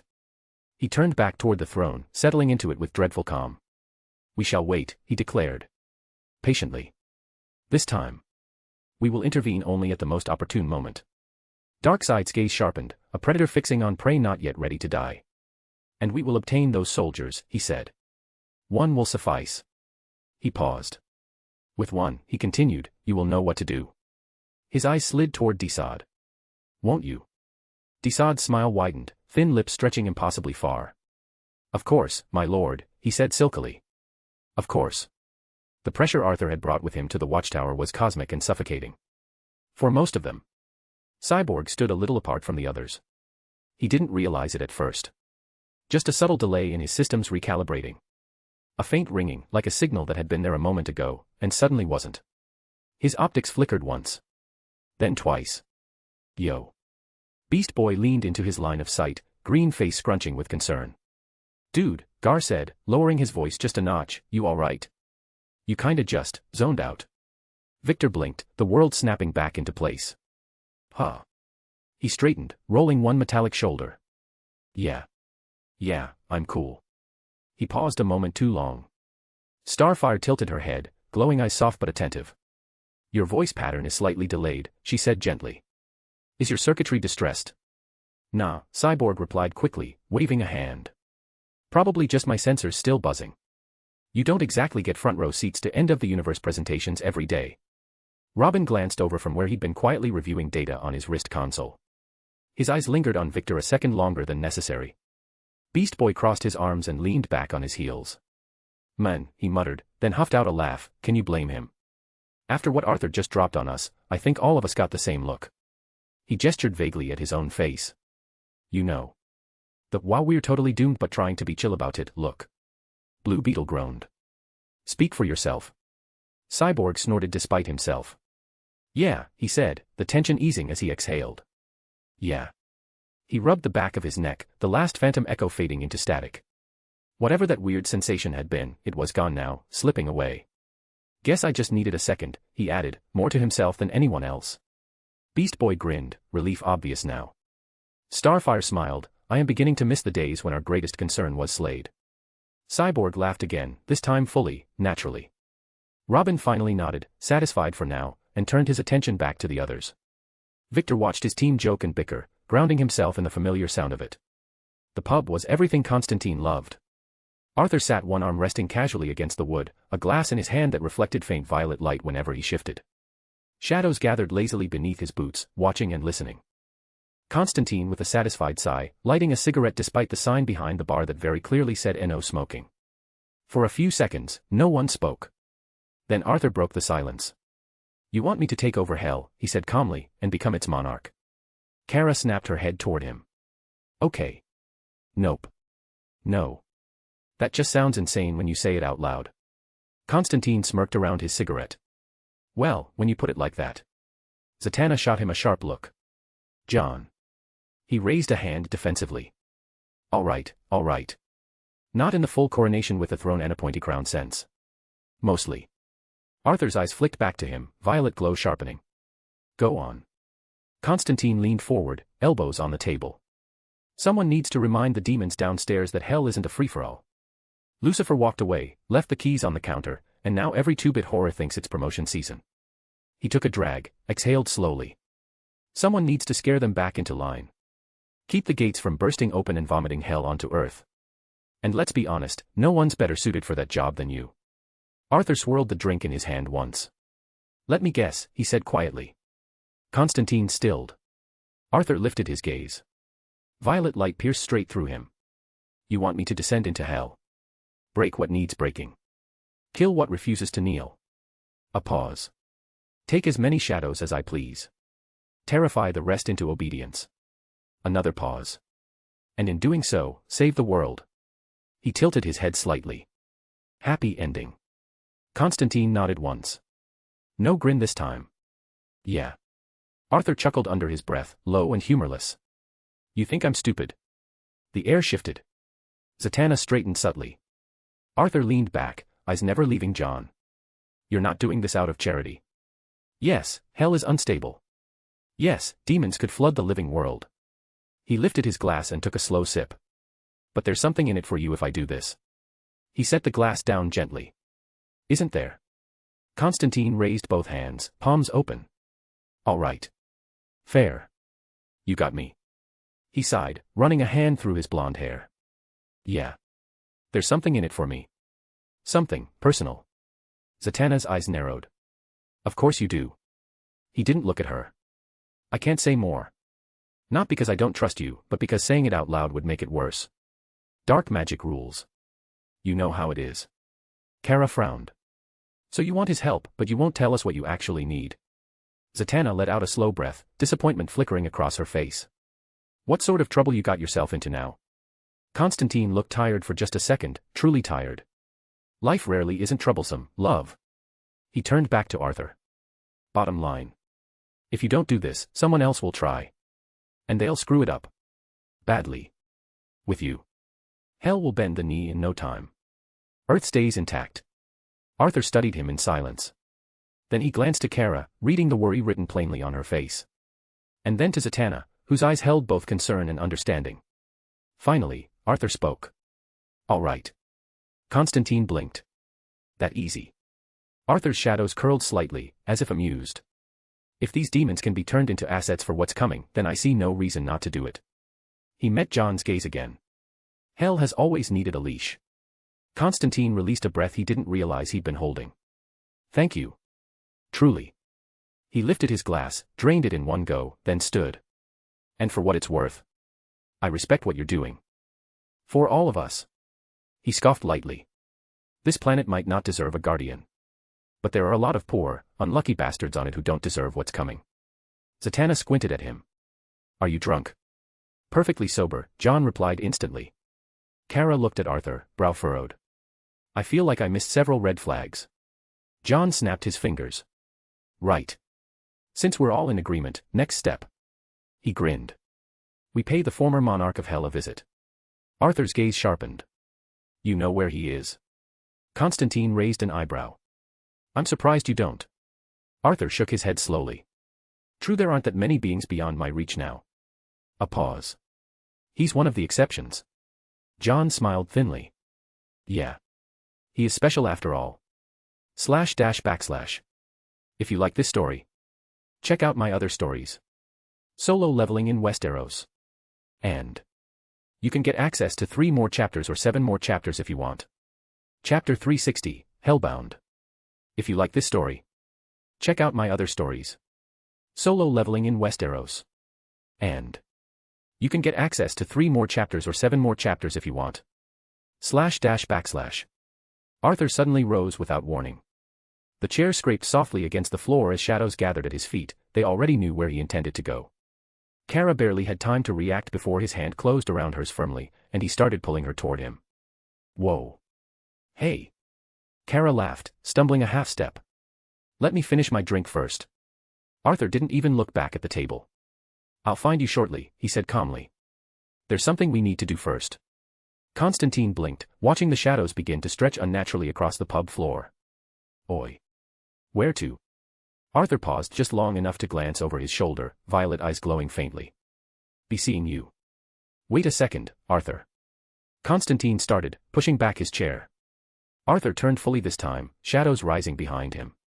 You can go ahead, he said evenly. I'll join you soon enough.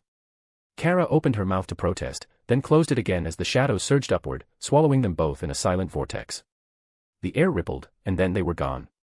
The pub felt colder. Constantine stood there for a long moment, cigarette forgotten between his fingers. He slowly turned to Zatanna, who was calmly taking a sip of her drink, entirely unfazed. What the hell was that about, he muttered. Zatanna shrugged lightly. You think he didn't like the idea of paying Lucifer a visit? Constantine snorted, shaking his head. On the contrary.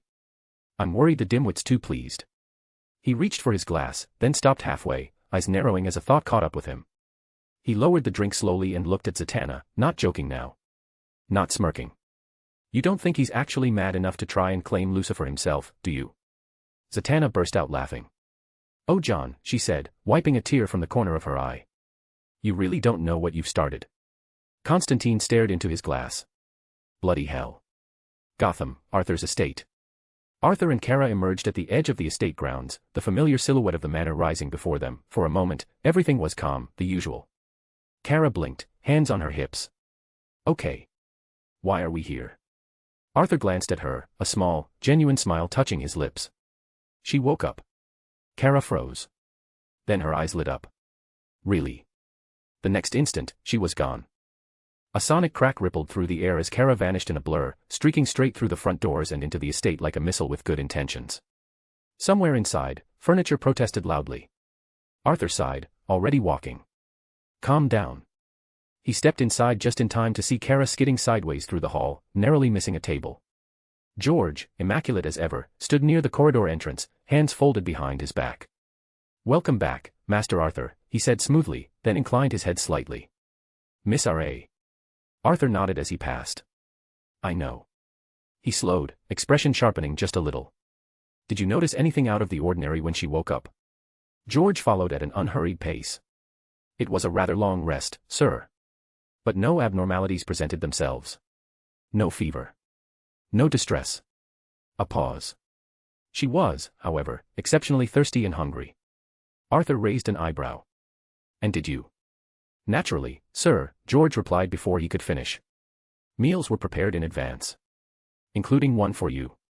Arthur chuckled under his breath. All right. I'll go check on her myself. George nodded and fell a step behind as Arthur turned toward the bedroom. The door was open. Raven sat on the edge of the bed, dressed comfortably, her posture relaxed in a way that felt new. Kara hovered in front of her, talking too fast, hands moving everywhere. And you don't feel dizzy? Or weird? Or lighter? Or heavier? Or... I'm fine, Kara, Raven said softly, though there was warmth in it. Then she lifted her eyes. Arthur stood in the doorway. For a moment, he didn't move. He watched her breathe. Watched the calm rise and fall of her chest. Raven met his gaze and tilted her head slightly, a faint smile touching her lips. Why are you just standing there? Arthur exhaled, a breath he hadn't realized he'd been holding, and stepped inside. He sat beside her on the bed, close but careful.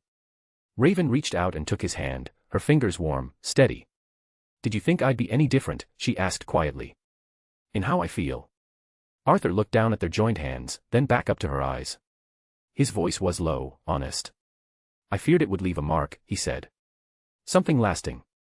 I removed him without hesitation, without considering every consequence. His jaw tightened just a little. I feared one thing. Raven squeezed his hand.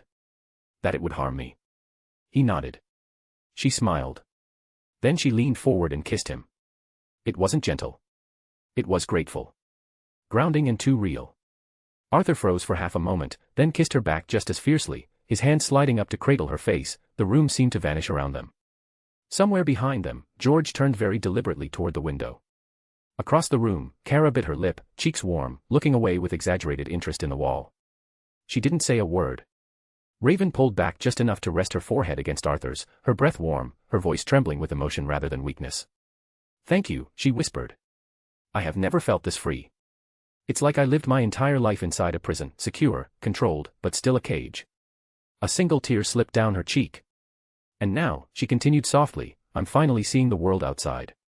Arthur lifted his hand and brushed the tear away with his thumb, slow and gentle. You are the light of my abyssal life, she said, voice breaking just slightly. Kara stared, stunned into silence. Arthur's violet eyes softened as he held Raven's face. Raven, he said quietly, I would fight the universe itself to keep you all safe. If I could go back in time, I would have done this sooner and released you from that nightmare. Without hesitation. She laughed softly through the emotion and rested her head against his shoulder, fitting there as if she had always belonged. Arthur wrapped an arm around her, holding her close. Then he spoke, his voice calm and warm. I'm glad you're feeling alive, and well, he said, eyes studying her face. But you should still rest. Your soul's been through more than you let on. Raven nodded without argument, her fingers curling briefly around his sleeve before she let go. I will, she said softly. For once, resting doesn't feel like hiding. Arthur smiled at that, then carefully rose to his feet. The shift in him was subtle but unmistakable. There's a matter I must attend to, he said evenly. Kara will accompany me. Kara straightened at once, hands clasped behind her back, trying and failing to look casual. Raven looked between them, reading far more than either of them said aloud. She smiled. Good luck, she said gently. Whatever you're about to do, whether it's cosmic battle or the depths of hell itself, I know you'll pull through. You always do. Arthur paused. Kara did too. They exchanged a glance, quick, something passed between them, caution, maybe even a touch of irony. Raven noticed immediately. Her brow arched slightly. Anything wrong with what I said? Arthur turned back to her, the corner of his mouth lifting. Kara mirrored the expression, hands rubbing the back of her neck. No, Arthur said at the same time Kara answered. Nothing wrong at all. Raven studied them for a second longer, then laughed quietly, shaking her head. All right then, she said, settling back against the pillows. Just, come back. Arthur met her gaze. I will. He turned toward the door, shadows already beginning to stir at his heels. Kara followed, casting one last glance over her shoulder. // If you like this story, check out my other stories. Solo leveling in Westeros. And you can get access to 3 more chapters or 7 more chapters if you want. Chapter 361, Lucifer Morningstar. If you like this story, check out my other stories. Solo leveling in Westeros. And you can get access to 3 more chapters or 7 more chapters if you want. // The neon sign outside LUX burned white gold, the light cutting through the night. It was impossible to ignore the most popular nightclub in LA. Inside, the world was different. Music rolled through the club, deep bass, velvet rhythm, vibrations, chandeliers of fractured crystal hung from a ceiling too high for a mortal venue, refracting light into liquid gold. Marble floors gleamed beneath the slow dance of mortals. Sinners filled the space, laughing, drinking, touching, pretending this place was just another nightclub. Zatanna paused just inside the entrance.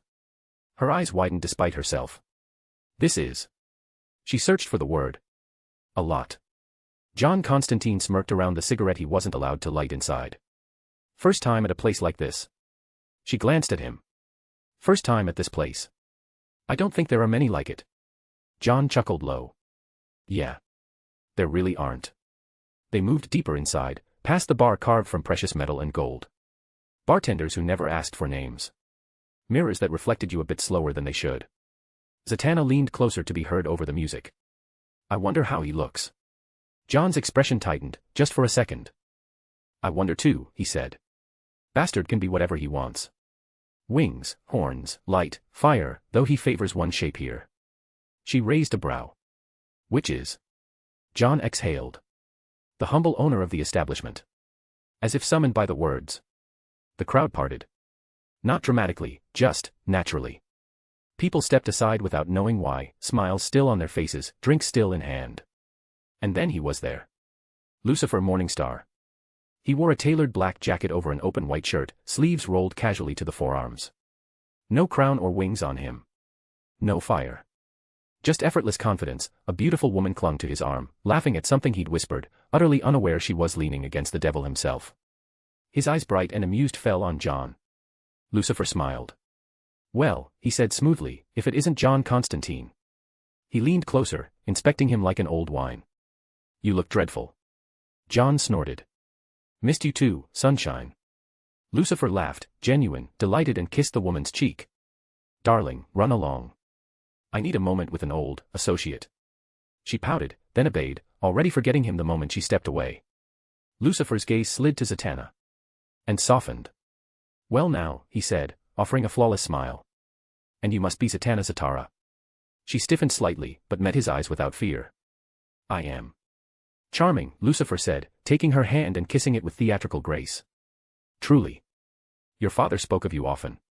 John frowned. Don't. Lucifer glanced back at him. Oh, relax. I meant it fondly. Zatanna withdrew her hand, polite but wary. This is, quite the place. Lucifer spread his arms. A sanctuary.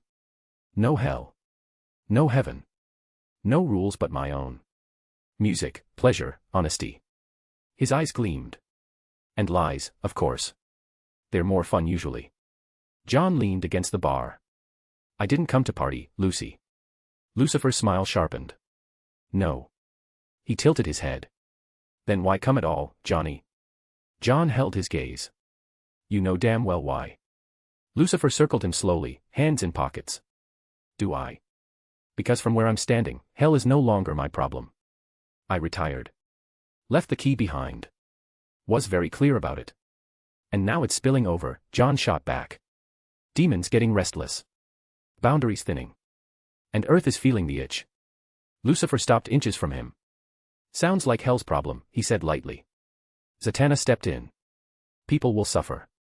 Lucifer looked at her again, something unreadable flickering behind the charm. People always suffer, this is nothing new, my dear. John clenched his jaw. You walked away, mate. Fine. But don't pretend you don't care, I know you hear it all. Lucifer leaned close, voice dropping, dangerous now. Oh, I hear everything. I simply choose what deserves my attention. Silence stretched between them. Then Lucifer smiled again, easy, infuriating. But, he said, stepping back, you didn't really come here for me to change my mind, did you? John froze. Lucifer's gaze flicked, not to the door but to the shadows lingering at the edge of the club, where light seemed hesitant to settle. No, John admitted. But you're part of it whether you like it or not, and I want some answers. Lucifer chuckled softly. Oh, Johnny, trouble does adore you. He lifted a glass, eyes glinting with mischief. So, he said smoothly, shall we talk business? Or would you prefer to enjoy the music first? They had claimed a secluded booth near the back of LUX, where the music softened just enough to allow actual conversation, and where the shadows lingered longer than they should. A low table of black glass sat between them, already adorned with drinks that no bartender had brought. Lucifer lounged with effortless grace, one arm draped along the back of the seat, swirling liquid in a crystal glass. John sat opposite to him, shoulders tense despite the casual slouch he tried to sell. Zatanna sat beside John, composed but alert, eyes taking in everything. Lucifer spoke first. If you want my help, he said lightly, eyes never leaving John's face, you'll have to do something for me first. John didn't even blink. Not about to do that. No thank you. Lucifer burst out laughing, head tipping back. Oh relax, Johnny. I'm joking. He leaned forward, elbows on the table now, suddenly more serious, but not less amused. Fine. I'll offer you a solid service. I'll save you time, precious time you'd otherwise waste bleeding on sigils, chanting yourself hoarse, and pretending your brand of magic doesn't take years off your life. John narrowed his eyes. I'll leave the passage open, Lucifer continued, unbothered. As long as you like. Enter hell, exit hell. Cleanly. No tolls and no surprises. He lifted a finger. But only once. Zatanna inhaled sharply. Lucifer glanced at her, smile softening. And I'm doing it solely because I don't want to disappoint the pretty lady sitting next to you. Zatanna blinked, genuinely surprised. That would, actually save us a great deal of power and time. She inclined her head. Thank you. Lucifer gave her a gracious nod. John said nothing. Lucifer studied him for a long moment, then tilted his head. John, is it just me, or are you completely clueless today? John frowned. What are you playing at now? Lucifer's eyes flicked downward. My, he murmured, amusement fading into sharp focus. You really are losing your touch. He reached out, fingers hovering near John's shoulder, then stopped. His eyes narrowed. Uh-oh. John stiffened. Uh-oh what? The lights above them flickered once. Then John's shadow moved. It peeled away from his feet. Zatanna shot to her feet. John. The shadow stretched, thickened, rising like smoke. Violet light bled through its edges. John exhaled slowly. Oh. Right. I get it now. Lucifer laughed, delighted. Parasite, he said cheerfully. Riding you like a bus. Zatanna whispered, eyes fixed on the forming silhouette. Arthur. The shadow solidified. Ashen white hair. Violet eyes glowing. Shadows folding back into a long coat that seemed woven from night itself. Arthur Blackwynd stepped forward as if he had always been there. Behind him, Kara appeared, arms crossed. The air changed. The music didn't stop, but it felt farther away. Conversations dulled. Lucifer rose slowly from his seat. Red eyes met Violet. For a moment, neither spoke. John broke the tension with a dry snort. Ever heard of consent, Arthur? Lucifer glanced at him. You cannot talk like that with your life record, John. Arthur didn't look away from Lucifer. Don't mind him. Lucifer smiled wide and genuine, and extended a hand. I believe this is our first proper meeting. A formal introduction is in order. He inclined his head slightly. My name is Lucifer. Lucifer Morningstar. Arthur studied him. Those red eyes. That ancient confidence. Then he reached out and shook his hand. The contact sent a ripple through the shadows, subtle, almost imperceptible, but the booth's reflections warped for a fraction of a second. "Arthur Blackwynd," he said calmly. "Pleased to meet you." Lucifer's smile sharpened with interest. He turned to Kara. "And you must be the Kryptonian. Charming entourage you keep." Kara raised a brow. "Thanks." Lucifer chuckled. "Let me guess, John dragged you all into this mess so you could fix it for him." Arthur replied evenly. "A mess he wouldn't be in if you hadn't abandoned your throne." Lucifer laughed outright. "Oh, I walked away from a job that demanded obedience without gratitude. Eternity is far too long for unpaid labor." Arthur said nothing. Lucifer's gaze lingered on him. "Well, Arthur, if you've agreed to help John, he might yet survive his latest brilliant mistake. Your abilities will certainly make things efficient." Arthur's eyes flicked up. "You know of my powers?" Lucifer laughed again, softer this time. "Oh please. I'll pretend that question was rhetorical." He leaned closer. "Everyone knows of you. Just as you are aware of far more than you let on." Arthur accepted the silence. Lucifer snapped his fingers. A new glass appeared before Arthur, dark liquid swirling with faint starlight. "A drink," Lucifer offered, red eyes glowing faintly. "I get the sense you and I are kindred spirits. Very similar, in ways even I find difficult to articulate." John, Zatanna, and Kara watched the exchange silent now, wary, witnessing something that felt larger than the room. Arthur took the glass. He met Lucifer's gaze. "Maybe you are right," he said. The glasses clinked softly. // If you like this story, check out my other stories. Solo leveling in Westeros. And you can get access to 3 more chapters or 7 more chapters if you want. Chapter 362, Beyond Lucifer's Door. If you like this story, check out my other stories. Solo leveling in Westeros. And you can get access to 3 more chapters or 7 more chapters if you want. // Lucifer rested casually, one arm draped over the counter, crimson eyes fixed on Arthur like a cat watching something that might, or might not be worth pouncing on. "As I mentioned to your friends earlier," Lucifer said lightly, swirling the liquid in his glass, "I'll open the door for you." He smiled. "And that's all the help I can offer." John stiffened immediately, cigarette paused halfway to his lips. Arthur didn't. He didn't argue. Instead, he inclined his head slightly. "That's more than enough," Arthur said. Lucifer's brow lifted just a fraction. Arthur continued, voice calm, thoughtful. "But I know hell isn't simple," he said. "The last time I crossed into it, I didn't find you." Lucifer's smile thinned. "I found a realm ruled by Trigon," Arthur went on. "A dominion that believed itself absolute. No Morningstar or throne there." John exhaled smoke through his nose. "Exactly," he muttered. "It's a massive realm, or more accurately, realms." Lucifer chuckled, clearly pleased. "And yet," Lucifer said, sliding back to Arthur, "you made it there without me." He tilted his head. "So why do you need a door now?" Arthur's lips curved into a faint smile. "Because of last time," he said, "and if we go randomly now, we will end up knocking the wrong door." Lucifer blinked. Arthur met his gaze evenly. "This time," Arthur said, "I want to enter the right house." For a heartbeat, Lucifer said nothing. Then he laughed, amused. "Brilliant," he said. "Truly brilliant." He straightened. "Let me enlighten you properly, then." The lights dimmed slightly. "Hell is not one realm," Lucifer said. "It is a labyrinth." He gestured lazily, and for just a moment, suggesting depth where none should exist. Infernal dimensions stacked, folded, nested inside one another. Some born of rebellion. Some of belief. Some of sheer cosmic negligence. Zatanna watched with quiet fascination. "Most intruders," Lucifer continued, "end up in false hells, pocket dominions ruled by pretenders, archdemons, parasites playing king." His smile sharpened. "They rule nothing that matters." Lucifer's eyes glowed faintly red. "But the central hell." He tapped his glass once. "That was the axis.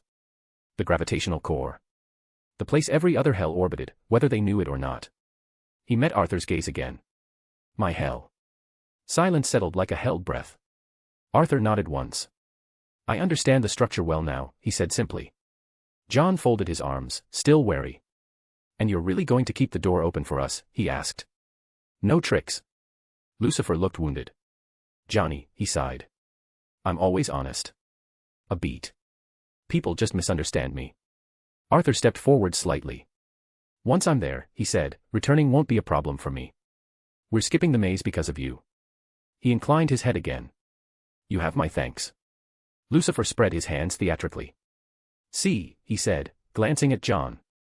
This is called manners. A wicked grin. You should learn them sometime. John said nothing. He just stared back at Lucifer, smoke curling between them. Zatanna covered her mouth, barely holding back a laugh. Lucifer's eyes flicked between them, amused. Oh, he said softly. This is going to be fun. The music in Lux had barely shifted when Arthur spoke, his voice low enough that it slipped beneath the rhythm. We need nothing more. John took a drag from his cigarette, exhaled slowly, eyes half-lidded as if he were already thinking 3 steps ahead, and 1 step back. No, he said at last. Not really. I can call a guide once we're there. A friend, of sorts. Lucifer's smile widened immediately, sharp and amused.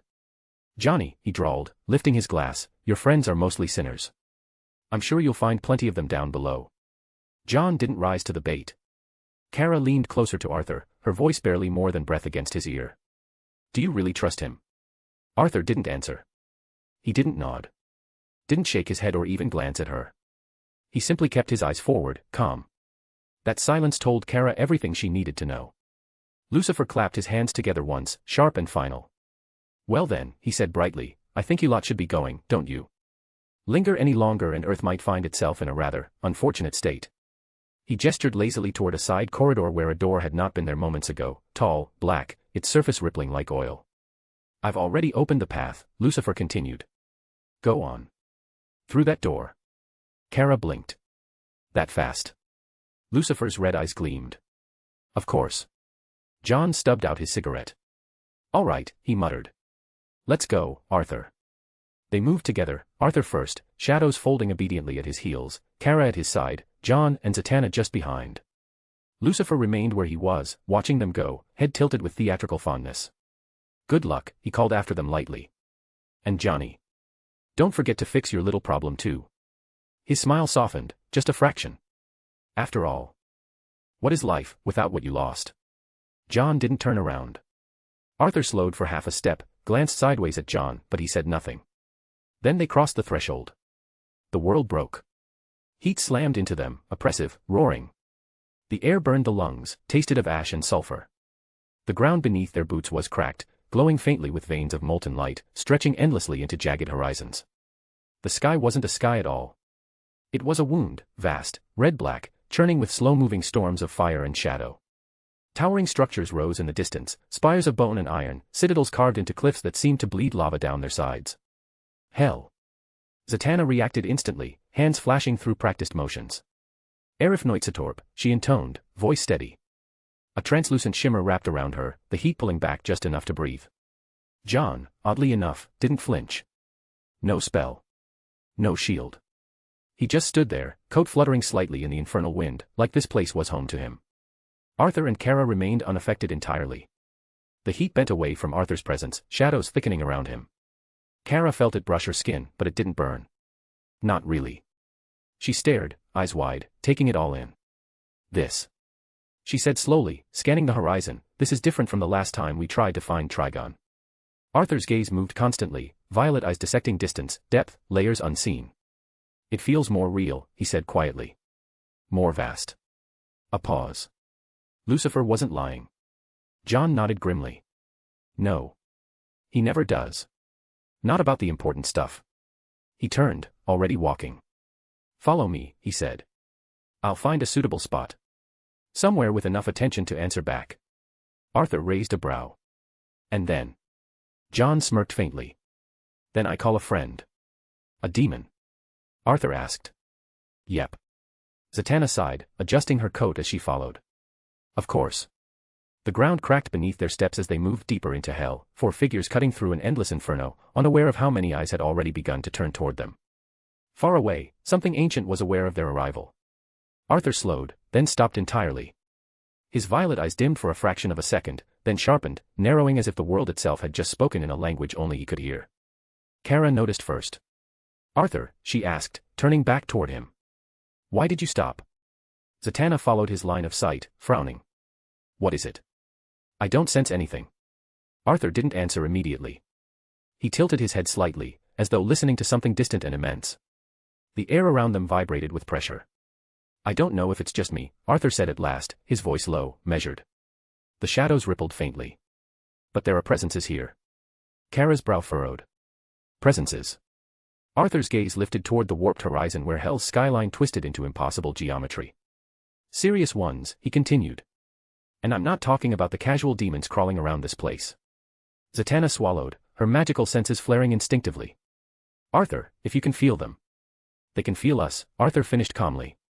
John had stopped walking. He stood a few steps ahead of them now, back turned, shoulders tense beneath his coat. For once, he didn't crack a joke. Didn't light a cigarette. Didn't even pretend to be relaxed. Arthur glanced at him. These presences, Arthur said, voice steady but colder now, they're powerful beyond measure. His eyes flickered, calculating. And they're watching. A distant rumble echoed across the landscape. Kara stepped closer to Arthur without thinking, lowering her voice. You're saying they noticed us the moment we stepped in? Arthur nodded once. The moment Lucifer opened the door. Silence followed. Zatanna exhaled slowly. John. John didn't turn around. Arthur spoke before she could push further. John, he said evenly, I know you can't answer freely. You already explained why. Magical bindings. Curses and whatnot. The usual. He took a step forward, shadows stretching long across the cracked ground. So let me guess. His eyes locked onto John's back. Those things I'm sensing, those aren't just residents of hell. A pause. There are targets. John closed his eyes. Yes. The word came out rough. Honest. Arthur let out a slow breath, not out of frustration or anger. It seems, he said quietly, it really won't be that simple. The heat around them flared for a moment, reacting to the shift in intent. Kara glanced between Arthur and John, jaw tightening. We knew it would be bad, she said, but not this bad. John finally turned around, his expression grim. Welcome to hell, he muttered. The real one. Arthur straightened, shadows rising behind him, his violet eyes burned brighter. Then, he said, stepping forward, let's stop pretending we're just visitors. // If you like this story, check out my other stories. Solo leveling in Westeros. And you can get access to 3 more chapters or 7 more chapters if you want. Chapter 363, Naren, Demon Lord of Hell. If you like this story, check out my other stories. Solo leveling in Westeros. And you can get access to 3 more chapters or 7 more chapters if you want. // Hell was never a quiet realm. It was crowded. Not just merely populated, but overrun by demons and the damned. A realm without horizon or edge, in layers of ruin and dominion, hell sprawled wider than Earth had ever dreamed of being. Continents of scorched iron collided and drifted apart. Rivers of fire carved canyons so deep they swallowed screams before they reached the surface. Cities, if they could be called, that rose and fell in cycles measured in eons. Demons fought demons everywhere. Not for good or evil, the battles were for position and status. Claws met blades. Wings tore from backs. Weapons the size of mountains trampled lesser hordes into paste while lesser lords screamed ancient names and died forgotten. Above it all, the sky burned, almost alive, veined with lightning that struck at random, indifferent to allegiance. Every scream blended into a single, endless chorus. Pain. Rage. Hunger. Triumph. Betrayal. Hell thrived on it. Lucifer was long gone. The Morning Star's throne is empty. And the Queen of Hell who took over left it as well. Power, once centralized, now bled outward. And hell, true hell, panicked. Far beneath the open warfields, deeper than the arenas where demon princes butchered each other for sport, there stood a structure that did not burn. A fortress carved from hellish metal and bone, its towers spiraling inward instead of rising, chains thicker than rivers wrapped its foundations. Inside the great hall, the floor was glassy black, reflecting not those who walked upon it, but their sins. Shadows crawled where no light existed. Braziers burned with pale, soulless flame. At the center stood Naren. Tall and menacing. His form was humanoid only by concession, eyes glowing with the patient cruelty of a being who had never rushed anything in his existence. He wore no crown. A demon was dragged before him in chains. High-ranking. Armored in infernal sigils, wings torn and bleeding that hissed against the floor. 2 executioners forced him down, claws digging into his shoulders. The demon struggled anyway. Out of pride. This is madness, the demon rasped, lifting his head just enough to meet Naren's gaze. His voice shook despite himself. Lord Morningstar would have never done this. The pit tears itself apart. Naren regarded him in silence. The demon swallowed, desperation sharpening his tone. Hell requires order. A throne. A name to kneel to. His jaw clenched. Tell us who it is. Naren tilted his head, just slightly. Kneel, he repeated, tasting the word. The demon leaned forward, seizing the moment. Who do we kneel to? Naren moved. He simply raised one hand. The demon's scream cut off mid-syllable as his chest collapsed, ribs folding, heart crushed without blood or spectacle. His body dropped lifelessly to the floor, already cooling, already irrelevant. Naren lowered his hand, unbothered by the corpse at his feet. Kneel, he said calmly, turning away, is a human word. The executioners dragged the body aside as if it were trash. From the shadows behind one of the great columns, someone clapped, slowly. The sound echoed far too loudly. A woman stepped into view. Tall, horns curved elegantly back through dark hair, the shape of a crown. Her wings were folded neatly, leathery and pristine, her crimson eyes bright with amusement rather than fire. She smiled. Still allergic to theatrics, I see, she said lightly, strolling closer as though this were a courtly visit rather than the heart of damnation. Her gaze flicked briefly to the corpse. Shame. He almost sounded brave. Naren did not turn to face her. You always arrive when blood is still warm. I find it clarifies conversations. She stopped beside him, studying the vast hall. So the queen you all feared because of Lucifer left as well. Hell eats itself alive. While they enjoy themselves up there. Her smile widened just a fraction. And you remain here. Naren's eyes shifted toward her at last. What are you implying? She chuckled softly. I imply opportunity. She stepped closer, voice lowering. The pit is truly restless. The lesser lords are already crowning themselves in their own minds. They need something to resist. Or follow. Naren looked back out over the hall, they will do neither. She raised a brow. Oh. They will break, Naren said evenly. Or adapt to the changes. Her tail flicked once behind her, betraying interest. And what of the shadow that walks our soil now, she asked casually. I'm sure all of the lords have noticed that being by now. That earned her his full attention. For the first time, Naren smiled. Ah, he said. So you feel him too? Her eyes gleamed. How could I not? Naren walked to the edge of the great hall, hands folded behind his back, gaze fixed on a fracture in the air far beyond the fortress walls. Through it, distant wars bled through, entire legions clashing, infernal banners burning as quickly as they were raised. She watched him for a long moment before speaking. You're quieter than usual, she said lightly. That's never a good sign. Naren didn't look at her. His eyes remained on the distant chaos. Tell me something, he said at last, voice smooth. Do you think the shadow walks this realm for the same reason as mine? He paused. Or because of that fool's soul? Her lips curved. She was amused. Oh, she said softly, stepping closer, heels clicking against the floor. That remains a problem indeed. Naren turned to face her fully. His eyes burned brighter. I'm afraid he sent him here. The demoness laughed quietly. No, she disagreed. He doesn't care anymore. She straightened, still amused, whether he came for dominion or for one stubborn, unfortunate soul. Her eyes flicked back toward the distant wars. I'm sure we'll find out soon enough. Something stirred in the fortress walls at that. The chains rumbling faintly, she clasped her hands behind her back and began to pace, slow and graceful. What truly interests me, she continued, is how the others are reacting. Naren followed her movement with his eyes. The self-crowned, she said. The ones who smelled vacancy and mistook it for destiny. Her lips curved again. Especially him. Naren's expression hardened. So, she went on casually, what do you think he's doing right now? Rallying his pet legions. Declaring himself the new axis of damnation. She stopped pacing and looked back at Naren. Or hiding, hoping the shadow doesn't look his way. Naren stepped forward. The hellish air parted around him, his voice, when it came, was no louder than before. I will crush them all. She felt it ripple through the fortress, through the chains, through the contracts carved into the walls. Old sigils flared briefly, reacting to the promise. Her smile widened, genuinely pleased. There it is, she murmured. The demoness lingered near one of the columns, watching him closely. The faintest smile tugged at the corner of her lips, though her eyes glinted with something unseen by any but herself. She had watched him for centuries, seen him rise to power, seen him crush challengers, and yet he still left himself vulnerable, to her. To think, she thought to herself, the Lord of Hell is truly a fool. Naren's attention was elsewhere, focused entirely on the distant rifts where demons clashed and the shadow's presence rippled through the world. He had spoken moments ago with finality, promising the annihilation of all who dared claim authority in the absence of Lucifer or the Queen. A fool who trusts too easily, a fool who believes the pit bends to his will simply because he wills it. There are too many lords fighting for the same thing. He may be one of the strongest, but he cannot defeat them all. Her thoughts twisted, delicate and lethal.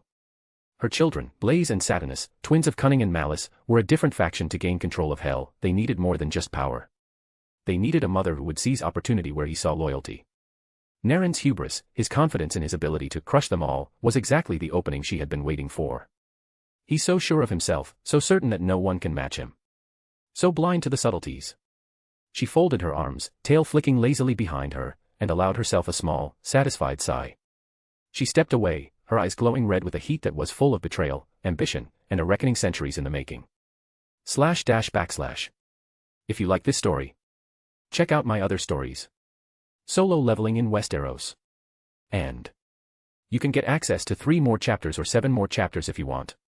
Chapter 364, Etrigan the Demon. If you like this story, check out my other stories. Solo leveling in Westeros. And you can get access to 3 more chapters or 7 more chapters if you want. // Hell's idea of a town was an insult to the word. There were structures if one was generous. Leaning spines of blackened stone pressed together, their surfaces etched with half-erased names that still whispered when you passed too close. Streets existed only by habit, paths worn down by centuries of creatures pacing, fleeing, or being dragged screaming from one place to another. Arthur walked without hurry, boots crunching softly against ash. Kara hovered half a step behind him, eyes constantly moving. She didn't like this place. Not because of fear, because of the absence of resistance. Hell was loud elsewhere. Here, it was too quiet. John Constantine lit a cigarette out of pure reflex, then sighed and tucked it away when it refused to burn properly. You know, he said, glancing around at the crooked alleys and hollow windows, this is about as safe as Hell gets. Bit of a dead zone. No big players. No active warpaths. Arthur didn't look at him. Don't worry, he said calmly. This area is empty because the chaos hasn't reached it yet.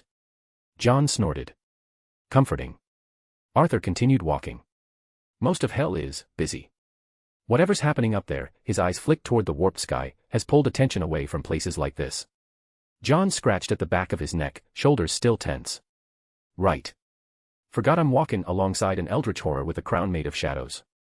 He shot Arthur a sideways look. Honestly. Reassuring that you're here. Don't get me wrong. Arthur glanced at him briefly. I won't. Zatanna exhaled slowly, pushing her coat tighter around herself. The air prickled against her skin. Then do what you said you would, she said. You promised a guide. John grimaced. Yeah. A guide. Kara leaned closer to Arthur, lowering her voice. Is it just me, or does John seem more awkward than usual? Arthur didn't hesitate. He is, for a good reason. Kara asked, her voice still a whisper, what do you mean? Arthur replied, if my theory is correct it's a serious problem for him, but we'll find out soon enough. John stopped walking. He stared at a half-collapsed square ahead, an open stretch of scorched stone ringed by broken pillars and something that might once have been a fountain, now filled with slow-moving black substance. His eyes narrowed, calculating angles. This'll do, he said. Arthur halted beside him. You are going to call someone? John nodded. Since we're already in Hell, Callan, the bastard's easy. He's not crossing dimensions. Just answering a knock. Zatanna watched carefully as John knelt, pulling chalk, blood, and something that definitely had not come from Earth out of his coat. You're sure this won't attract unwanted attention? John smirked without humor. Oh, it absolutely will. Arthur folded his arms. I know who you're summoning. John paused, eyebrow lifting. Oh. Kara turned toward Arthur. Who?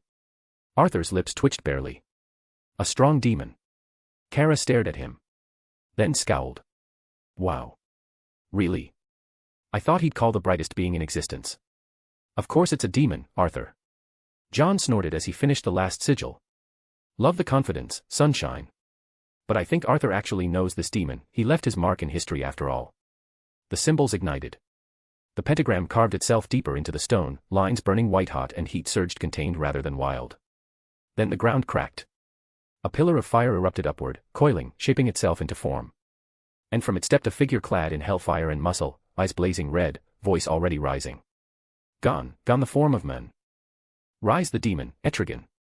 The flames died down, revealing him fully, horned, massive, cloak of fire snapping behind him. Etrigan looked around once. Twice. Then his gaze locked on John. You. John stood, dusting off his coat. Missed you too, mate. Etrigan's lip curled. Of all the pits, of all the calls. It is you who breaks my brawls. He turned away immediately, already walking. I have no time for tricks or jest. Important business calls me hence. John didn't follow. He just smirked. You wanted to, just admit it, he said casually. Etrigan stopped. Slowly, deliberately, the demon turned back. The fire in his eyes sharpened. Careful, speak plain. Or speak no more. John met his stare, unfazed. The power shift. The empty throne, you too want the crown of horns. Arthur crossed his arms watching them. Etrigan's grin spread wide. Ah, the demon rumbled. Then perhaps, my time is not misplaced after all. John rested his hands in his coat pockets, posture loose in a way that fooled absolutely no one. Of course, he said dryly, glancing up at the demon, I never call you for a stupid reason. Etrigan barked a laugh, fire flickering behind his teeth. False words drip from your tongue. For fools you summon me from dung. Each time you swear it's dire need. Yet chaos always is your deed. John rolled his eyes. Missed you too, poetry slam from hell. Look, Etrigan. We're not here to start a war. He gestured vaguely at the twisted streets beyond the square. There's already plenty of that going around. We need information. Something useful. You live here. You know hell better than all of us combined. Etrigan's grin widened, sharp and pleased. Ah. Now that tone I do admire. To trade in truth, not empty fire. He turned his head then, finally giving the others more than a passing glance, and stopped when his eyes landed on Arthur. The demon stiffened. A low rumble escaped his chest. You, Etrigan said, slowly, carefully. You are the shadow that Azazel sensed. Arthur raised an eyebrow, expression calm, curious rather than offended. John blinked. Azazel. He shot Etrigan a sharp look. What the hell are you doing with that bastard? Etrigan chuckled, flames licking higher around his shoulders. Helping him climb where angels fell. Until I stab him, take his hell. John pinched the bridge of his nose. Right. Zatanna frowned, magic stirring instinctively around her. Azazel isn't just a demon, she said quietly. He's that powerful. Etrigan scoffed, straightening to his full height. Power is scale, and I stand tall. Compared to me, he's barely all. All right, John said, clapping once. Enough chest thumping. Fill us in. Etrigan's expression shifted then, less amused. When he spoke, even his rhyme became serious. Hear now the truth of hell's despair. A war ignites for empty chair. The throne once ruled, now stands unclaimed. And every lord would have it named.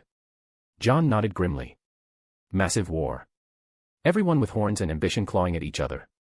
He glanced at Arthur as he continued, they all want the crown left behind by Queen Mazikeen. They feared her because of Lucifer, yeah, but also because she was herself. A pause, then a crooked smirk. She was in the bar, by the way. Arthur's eyes narrowed slightly. I sensed another strong presence alongside Lucifer back then, he said calmly. Kara folded her arms. Seems like those two really don't care much about hell. Etrigan snorted. They never did, nor ever will. While hell bleeds dry, they drink their fill. He raised one clawed finger. Hear now the players in this game. First Naren cruel in deed and name. A lord of contracts, cold and sly. And mark my words. He's not alone. An unseen strength walks by his side. Arthur's gaze sharpened. Etrigan continued, pacing slowly as he spoke. Then comes the triumvirate. The first of fallen, cunning, cruel. With Beelzebub and Belial too. A trio bound by ancient sin. They scheme as one, and rot within. Nasty threesome, John muttered. That tracks. Etrigan's grin returned, sharper now. Next. Azazel, bold and blind. With my great help, his hopes entwined. Yet mark me well, his fate is sealed. For I shall wear the crown revealed. John sighed. Of course you will. Etrigan's eyes gleamed as he lifted another finger. And lastly twins who stir the shade. Born of a wizard and the first mother's blade. Blaze and Satinus, fire and guile. They whisper wars and wait their while. But they too fail, as all must do. For hell has room for only few. Shit, this is serious. John said quietly. Zatanna swallowed. Maybe it's time to turn back, John. Arthur shook his head once. This is useful, he said evenly. At least now we know the factions of this war. His eyes lifted to Etrigan. But do all of them truly want the crown? Etrigan stopped pacing. More than breath. More than flame. More than their souls, more than their name. He stepped closer to Arthur, each footfall heavy, the demon's red eyes narrowed, burning inches from Arthur's face. Tell me then, shadow-crowned in night. Do you desire hell's great height? Arthur didn't step back. His violet eyes met Etrigan's fire head-on. The shadows behind him stirred. A faint smile touched his lips. Do I? // If you like this story, check out my other stories. Solo leveling in Westeros. And you can get access to 3 more chapters or 7 more chapters if you want. Chapter 365, Marshal Belian vs. Etrigan the Demon. If you like this story, check out my other stories. Solo leveling in Westeros. And you can get access to 3 more chapters or 7 more chapters if you want. // John stepped forward immediately, one hand raised, the other already twitching toward the sigil sewn into his coat. All right, fiery Shakespeare, let's dial it back. Etrigan didn't even look at him. His attention never left Arthur. Once more, the demon stepped closer, heat rolling off his frame in slow, controlled waves. Answer me, shadow draped in night. Do you crave hell's throne and right? Etrigan. John warned, sharper now. Before Arthur could move, before the shadows could react. Kara punched him. The impact cracked the air like thunder. Etrigan's massive form was hurled backward, smashing through 2 walls and vanishing in a cloud of fire, ash, and shattered stone. The ground trembled as his body skidded across the square, carving a molten trench before disappearing into the ruins beyond. Silence. John stared, mouth open. Zatanna froze mid-incantation. Why did you? John began. Kara raised both hands defensively, unapologetic. He irritates me. She glanced at Arthur, then back at the wreckage. Besides, that was the better option. Arthur would have done something worse. Arthur smiled faintly, shaking his head once. She's not wrong. John groaned. This will anger him. We really should have avoided any kind of fight right now. And Etrigan isn't exactly a pushover. Right on cue. Fire exploded from the ruins. Etrigan rose slowly from the wreckage, laughter booming, hellfire pouring off him in waves. His voice thundered in rhyme, both in fury and delight. Strike me once, you shining brat. Now taste the flame for daring that. His body superheated, infernal fire blazing across his skin as he thrust both hands forward. A torrent of hellfire roared toward Kara. Shit, John hissed. Zatanna stepped forward, magic flaring. Too late. The flames were already there. And then they stopped. A massive shadow dropped from above. One enormous wing unfolded mid-descent, black and radiant at once, intercepting the hellfire in a violent burst of steam and sparks. The flames curled, dispersed, and died against the impossible darkness of the feathers. The figure landed between Kara and Etrigan with a ground-shaking impact. A shadow soldier stood tall, armored, imposing, haloed by darkness. Belian. Etrigan's red eyes widened. A shadow, angel, he rasped. Arthur's smile deepened. You are quite smart. John stared. Bloody hell. Zatanna's breath caught, overriding fear. That's beautiful. Belian turned his head slowly toward Etrigan, voice cold and resonant. Vile demon. Etrigan's gaze shifted from Belian to Arthur, who stood relaxed, arms crossed, almost amused. I see now, Etrigan said softly. The depth of night you truly are. Arthur stepped forward. Listen carefully, he said evenly. This is hell. A realm of certain rules, chaos, and contracts. His eyes gleamed violet. So let's speak its language. The shadows at his feet stirred. How about a contract? Arthur continued. You are proud. Stronger than most here. He gestured to Belian. If you defeat my soldier, he will serve you.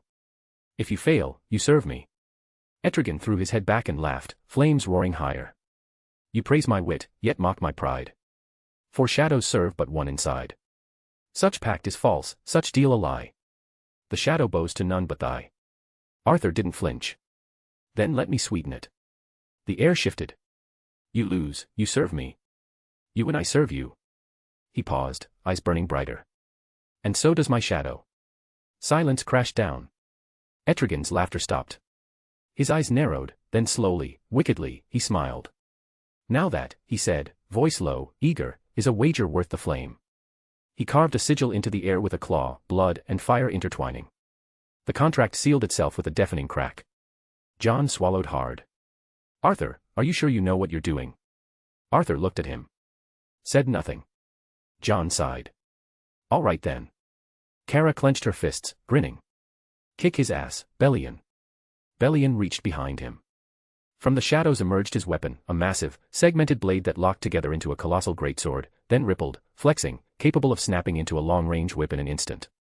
He planted it into the ground. You have my word. Belian said. John backed away quickly. Oh boy. We should keep a safe distance. The ground trembled before the first strike. Belian remained still. Silent. A monolith of shadow, wings unfurled, armor glinting, the segmented blade in his hands. He didn't speak. He didn't taunt his enemy. He was just waiting. Etrigan surged forward, faster than the eye could follow. He threw a spinning kick that split the ground with concussive force, sending molten shards flying toward Belian. The Shadow Marshal tilted the blade, snapping the segments outward to intercept, bending the molten shards harmlessly into a wall of black. Sparks cascaded, lighting the combatants in strobing flashes of hellfire and shadow. You dare stand here, silent shadow. Etrigan growled, flames curling along his forearms. Does silence mask fear, or arrogance? Belian pivoted, the massive blade whipping in a blinding arc that could cleave mountains.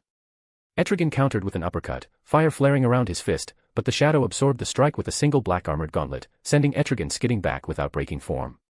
Arthur, Kara, John, and Zatanna stood behind a barrier, a dome of violet shadow that swallowed flame and magic alike. The air inside felt impossibly calm compared to the chaos beyond. John's cigarette hung forgotten between his fingers. Where did you find that being? His eyes never left Belian. You didn't kill an angel, did you? Arthur's violet eyes flickered, watching the fight with detached amusement. It's not important where I found him. John blinked slowly, mouth tightening. He opened it to press further but then let it drop, sighing in irritation. He knew better than to expect an answer from Arthur. Kara's arms were crossed, eyes narrowing as she looked at John. Trenchcoat, she said, voice sharp, you also hide things. I know what you want to say. This fight will take a while, Arthur said quietly, tone almost contemplative. Seeing Etrigan fight, it almost makes me want to add him to my shadows as well. John's jaw dropped. He blinked twice. Wait. What? Kara's eyes flicked from Arthur to the battlefield, wary but intrigued. Really? You're thinking about adding him? Arthur's lips curled in the faintest smile. I'll decide later. For now, watch. Etrigan roared, summoning fire from the very stone beneath them. The ground cracked, flames crawling like serpents toward Belian. Belian did not move, his shadow armor stretched and shifted, feathers snapping outward, absorbing the fire in a ripple of darkness. When Etrigan swung to strike again, Belian didn't even block conventionally. He twisted midair, using his segmented blade to snap out one segment like a whip, deflecting Etrigan's claw and sending him spinning back several meters. Etrigan's laugh was molten and sharp. Ha! Clever shadow, but can you withstand hell itself? He stomped, launching fireballs into the air that split into smaller infernal orbs, all homing in on Belian with precision. The shadow shifted, coiling the blade around his arm, letting the flaming orbs burn against the darkness of his armor, evaporating into ash before they could reach him. Then, with a single, fluid motion, he extended the whip end of his blade like a lance and struck, sending Etrigan skidding, sparks and flames erupting with every inch of contact. John's eyes widened. Holy hell. Zatanna muttered, unconsciously tracing a circle of protection in the air, almost mesmerized. He fights in such a way. Kara's mouth was a thin line, but her eyes sparkled. Belian is really good. Etrigan regained his footing in an instant, slamming his palm to the ground. The battlefield shifted violently as his geokinesis raised jagged black spires beneath Belian. Rock shot like knives toward him. Belian didn't blink. His blade extended like a whip, slicing through the stone midair, dispersing it harmlessly. Your shadow guards you well, Etrigan growled, advancing. But shadows cannot sway the fire in my veins. Belian didn't respond. Arthur's smile widened faintly behind the barrier. Etrigan is impressive, but he's still human. In comparison to what Belian can do. John scratched at his hair, staring as the battle unfolded. I don't even know how to comment on this. Etrigan's red eyes blazed, and he shouted, rhyming and roaring in equal measure while hellfire covered his entire body. Come forth, shadowed wretch, and face the wrath I fetch. // If you like this story, check out my other stories. Solo leveling in Westeros. And you can get access to 3 more chapters or 7 more chapters if you want. Chapter 366, The Price of Ignorance. If you like this story, check out my other stories. Solo leveling in Westeros. And you can get access to 3 more chapters or 7 more chapters if you want. // Hell trembled under the clash of Etrigan and the Shadow Marshal Belian. Etrigan spread his arms wide and burned. Hellfire erupted from his body in spirals and sigils, shaping itself midair into molten reflections of himself. 3. Then 6. Then a dozen. Each one laughing, moving with the same predatory grace as the original. Face me once, or face me thrice. My flames obey, they heed my vice. The fire clones attacked. Belian did not retreat. The first clone struck from above, claws crashing down like a meteor. Belian pivoted, blade snapping into whip form, its edge slicing clean through the construct's torso. The fire form screamed as it collapsed into sparks, but 2 more slammed into him from opposite sides, driving him back, boots skidding across molten stone. A third clone detonated point blank, engulfing Belian in hellfire. For a heartbeat, the square vanished in flame. Jon leaned forward behind the barrier. All right, that's gotta hurt. The fire parted. Belian stepped out. Unburned. Or maybe not. Jon quickly corrected himself. Shadow rolled off him like smoke in reverse, swallowing the lingering flames whole. He moved fast. The blade snapped and reformed, each strike a perfect equation: angle, momentum, termination. 1 clone lost its head. Another was split vertically. A third had its core pierced, imploding into ash. Within seconds, the fire clones were gone. Etrigan laughed loud, delighted. Yes. Yes. Strike and slay. At last, a foe who makes me play. He surged forward, abandoning distance. Claws met steel. Fists met armor. Fire met shadow. They collided like 2 titans. Etrigan fought like a brawler king, elbows, knees, headbutts, claws wreathed in flame. He slammed Belian into the ground, followed with a downward punch that cratered the stone. Belian rolled, rose, countered with a knee to the ribs that cracked his chest and sent Etrigan skidding. They traded blows too fast for mortal eyes. Belian's movements were precise, no wasted motion. Every attack he landed where it mattered. Etrigan felt it, pressure building, his guard eroding, each exchange tipping further against him. And gods help him. He loved it. Ah, now this is war. Etrigan roared, blood and fire spilling from his grin. Shadowed Knight, you earn my praise. But deals I make have final ways. With a sudden surge, Etrigan twisted inside Belian's guard, claws blazing brighter than before. He raked upward. 2 of Belian's wings were severed cleanly, shadow feathers scattering like falling night. Jon sucked in a breath. Oh. Belian didn't stagger. He kicked. The blow landed square in Etrigan's face with enough force to launch him through 3 ruined stone structures. They exploded outward as the demon vanished into the rubble. Belian stood still. The severed wings dissolved into shadow and regrew, unfurling smoothly, flawlessly, as if the injury had never occurred. Arthur smiled faintly. I think, he said calmly, he'll figure it out now. Jon blinked. Figure out what? Arthur didn't look away from the battlefield. That he got tricked. Jon frowned. By who? Me. Arthur's violet eyes glowed softly. This fight is something he can't win. I told Belian to fight him on equal terms. Belian is far stronger, but even if he were weaker, even if I put my weakest shadow soldier against him, he will not be able to defeat it. Ignorance and pride will cost him his freedom. This is because he doesn't understand my powers. If he had prior knowledge about my shadows, at least he wouldn't accept that deal, because my shadows will not die unless I. Jon's expression shifted slowly, understanding dawning on him. Unless you die. Arthur inclined his head. Which isn't happening. Silence. Then Jon let out a low, incredulous laugh. Bloody hell, 5 minutes in hell and you're already thinking like a demon. You sure you didn't spend time down here with the lads? Zatanna laughed despite herself. That was smart, Arthur. Arthur's smile didn't fade. This realm is a realm of contracts. Tricks are a common thing in them. I was simply prepared. He turned away. We should leave. Let them battle. Kara glanced back at the smoking ruins. He really doesn't have a choice, does he? No, Arthur replied evenly. He will yield. Or he will die. Kara shook her head. What a poor fellow. They vanished into shadow, the barrier dissolving as if it had never existed. Etrigan clawed his way out of the rubble, chest heaving, eyes burning with fury. Confusion. That shadow. He muttered. No pain. Nowhere. I cut his wings. And he does not heal as we do. He looked around. The others were gone. His eyes narrowed. Gone. His rage didn't settle, and realization followed a moment later.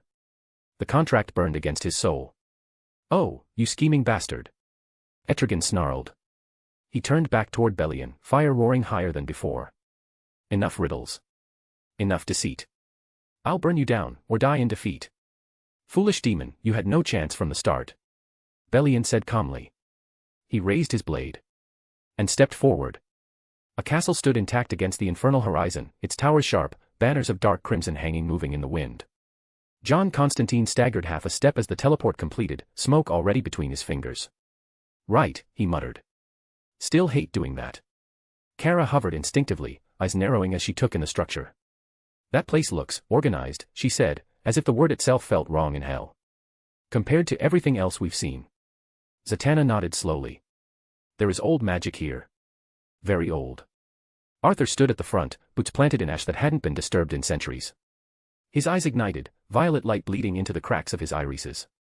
One of the presences I sensed is inside, he said calmly. Then, after a moment, actually, 3. John exhaled smoke through his nose. Correct. This castle belongs to the Triumvirate. His tone hardened. Belial. Beelzebub. And the first of the fallen. I brought you here because the old bastard here can be talked to unlike Naren. Kara turned sharply. Etrigan mentioned them, but who is this first of the fallen, seems like a big deal. Satan, Arthur finished, voice flat. John gave a humorless chuckle. Yeah. That's Satan. Not Lucifer, different bastard entirely. These 3 keep hell balanced. Or as close to it as you can get, though no more it seems. Arthur's gaze never left the castle. Then it would be logical to ask where they stand in all this. That's what I was thinking, John said, already starting toward the gates. Figure out who's scheming, who's panicking, and who's sharpening knives behind our backs. He made it 3 steps before Arthur's hand snapped out. Firmly. Arthur caught Kara's wrist first, then extended his other arm, palm open toward John. Wait. Kara turned to him, confused, but she didn't pull away. She saw his expression. The calm wasn't gone, but Arthur was serious for a moment. John stopped. Slowly turned. Arthur tilted his head slightly. Which one of them owns your soul, John? John's eyes widened a fraction before he looked away, jaw tightening. For a moment, the ever-present sarcasm drained out of him, leaving only a tired man standing in hell with debts written into his bones. Zatanna blinked. John, you are silent, does that mean what he is saying is correct? Arthur crossed his arms, shadows curling lazily around his shoulders. You don't have to answer, he said evenly. If there's a binding in place, you physically can't. I'm already sure of that. Lucifer made that very clear to me with his last comment. John let out a long sigh and rubbed his face. Nothing gets past you anymore, does it? He glanced back up, eyes sharp despite the exhaustion. Lord of Shadows. Kara bristled at the title, but Arthur didn't react. My goal hasn't changed, John continued. I want to keep hell from spilling into earth. That's it. No grand throne, no bloody coronation. Just damage control. He gestured vaguely at the castle. I didn't call the Justice League. Didn't call the Bloody Spectre. I called you. Zatanna frowned. John looked at Arthur again. Because only someone like him can make this place listen. Demons don't understand mercy. They don't understand justice. They understand power. A bitter smile tugged at his lips. Lucifer understood that better than anyone. Arthur studied him for a long moment. Then he nodded once. I will prevent them from infecting Earth, and I will help you, Arthur said. You have my word, but the whole crown thing doesn't actually interest me at all. John released a breath he didn't realize he'd been holding. Before anyone could say more, pressure rolled outward from the castle like a slow tide. The ground vibrated beneath their feet. Ancient mechanisms groaned, magical, older than spells that needed incantations. The massive gates creaked open on their own. Kara squared her shoulders. Seems like we're expected. How polite, John muttered.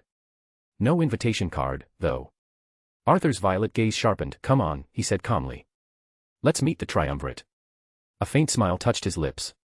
I'm very interested in what they have to say. // If you like this story, check out my other stories. Solo leveling in Westeros. And you can get access to 3 more chapters or 7 more chapters if you want. Chapter 367, The Triumvirate of Hell. If you like this story, check out my other stories. Solo leveling in Westeros. And you can get access to 3 more chapters or 7 more chapters if you want. // The gates closed behind them the moment they entered. Inside, the castle opened into a vast hall that defied everything hell had taught them to expect. The floor was polished veined with faint crimson lines that glowed. Tall pillars carved and rose toward a vaulted ceiling painted in murals of fallen stars and burning heavens. Braziers lined the walls, but their flames were controlled, elegant, blue-white fire that gave warmth without smoke. Long banners hung perfectly still, embroidered with strange sigils.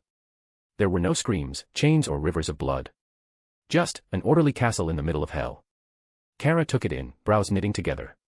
"This is not what I expected," she said quietly. "I thought it would be worse, or look worse." Zatanna glanced up at the ceiling, impressed despite herself. "Perhaps," she said lightly, "since one of them is a fallen angel, he still has some class." Jon snorted immediately. "Yeah, try not to say that to his face." Arthur said nothing. He walked forward at an unhurried pace, eyes glowing faintly as his vision peeled back layers of reality. What looked empty wasn't. Demons lined the upper balconies, stood behind walls, lingered in archways, watchful, restrained, disciplined. Servants rather than soldiers.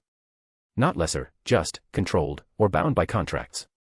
Shadows slipped from his feet like spilled ink, spreading soundlessly along the floor, climbing columns, seeping into every corner. Arthur closed his eyes for a brief moment. Just in case. When he opened them again, the violet glow sharpened. "Listen," he murmured, "not for the others. Observe. Gather anything useful from these demons. Even servants gossip." The shadows obeyed. No sound. They vanished into the architecture itself. A presence appeared in front of them without warning. The figure was tall and impeccably dressed in a dark, tailored uniform reminiscent of an old-world butler.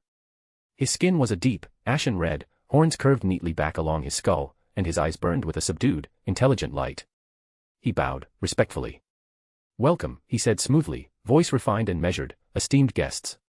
Kara blinked. "Esteemed." The demon straightened, hands folded behind his back. "Naturally. All who are granted audience with the triumvirate are regarded as such." Without waiting for permission, he turned and gestured down a long corridor lit by floating lanterns of cold flame. "If you would follow me." Kara leaned closer to Arthur, lowering her voice. "Should we trust him?" Jon was already walking. "Love, we're in their house. If they wanted us dead, we wouldn't have made it past the gate." He didn't even look back. "Can't get much more dangerous than this." "I'm not scared," Kara shot back, floating forward to keep pace. "I just don't trust demons." "Wise," Jon said approvingly, still not slowing. Arthur followed calmly, he glanced at Kara. "We'll be fine, let's just go." She hesitated, searching his face, then nodded. "If you say so." She moved closer to his side anyway. Zatanna brought up the rear, eyes glittering with mischief as she leaned toward Kara and whispered, "Relax. Your knight in shadowy armor is right there." Kara's cheeks immediately flushed. "Z. What are you saying?" Zatanna smirked. "Just saying you're very well protected." Kara looked away sharply, jaw tight. Idiot, she thought. Why is she saying this right now? Outwardly, she kept her composure, but internally, she was absolutely screaming. Arthur, oblivious, or pretending to be, continued forward as the corridor opened toward something deeper, older. The demon halted before a pair of colossal doors wrought from black iron. He did not step closer. Instead, he inclined his head and gestured toward the doors with an open palm. "My lords await you inside." Jon narrowed his eyes. "All 3 of them?" The demon met his gaze evenly and gave a single, precise nod. "Indeed." His lips twitched, not quite a smile. "You would do well to be respectful inside, Jon Constantine." Jon snorted. "No trust in me whatsoever." Kara glanced between them. "You've got some sort of past with them, don't you?" Zatanna smiled sweetly. It'd be more surprising if he didn't. Arthur didn't wait. He walked past them without a word and pushed the doors open as though they weighed nothing. Jon stared after him. "Wait a min." He exhaled sharply. "Oh boy." Then he followed. Kara and Zatanna exchanged a look and went in after them. The chamber beyond was vast, a great hall shaped like an inverted cathedral. The ceiling disappeared into shadow, punctured by slow-turning constellations of hellfire that cast a shifting light. At the far end, 3 elevated thrones rose, each distinct, each radiating a different kind of pressure. On the center throne sat a man who looked human. An old man, white-haired and neatly groomed, wearing a perfectly tailored suit as black as the void. His posture was relaxed, almost casual, one hand resting on the arm of the throne. His eyes, however, glowed red and sharp. To his right sat something monstrous, an insectal horror, wings folded tight against a massive frame. Compound eyes glimmered with intelligence, mandibles clicking softly as it shifted. To the left. A demon, a familiar-looking one. Eyes burning. He leaned forward on his throne, claws digging into the armrests, gaze locked onto Arthur. The demon servant stepped forward and bowed deeply. "My lords," he announced, "they are here." The insect creature's voice scraped across the hall, "Leave us." The demon straightened instantly and vanished from the chamber, the door's ceiling shut behind him. Silence followed. Arthur stood there, violet eyes narrowing as he took in all 3 of them at once. The old man smiled first. "Welcome, friends," he said warmly, spreading his hands. "To our humble abode." His gaze lingered on John, amusement flickering.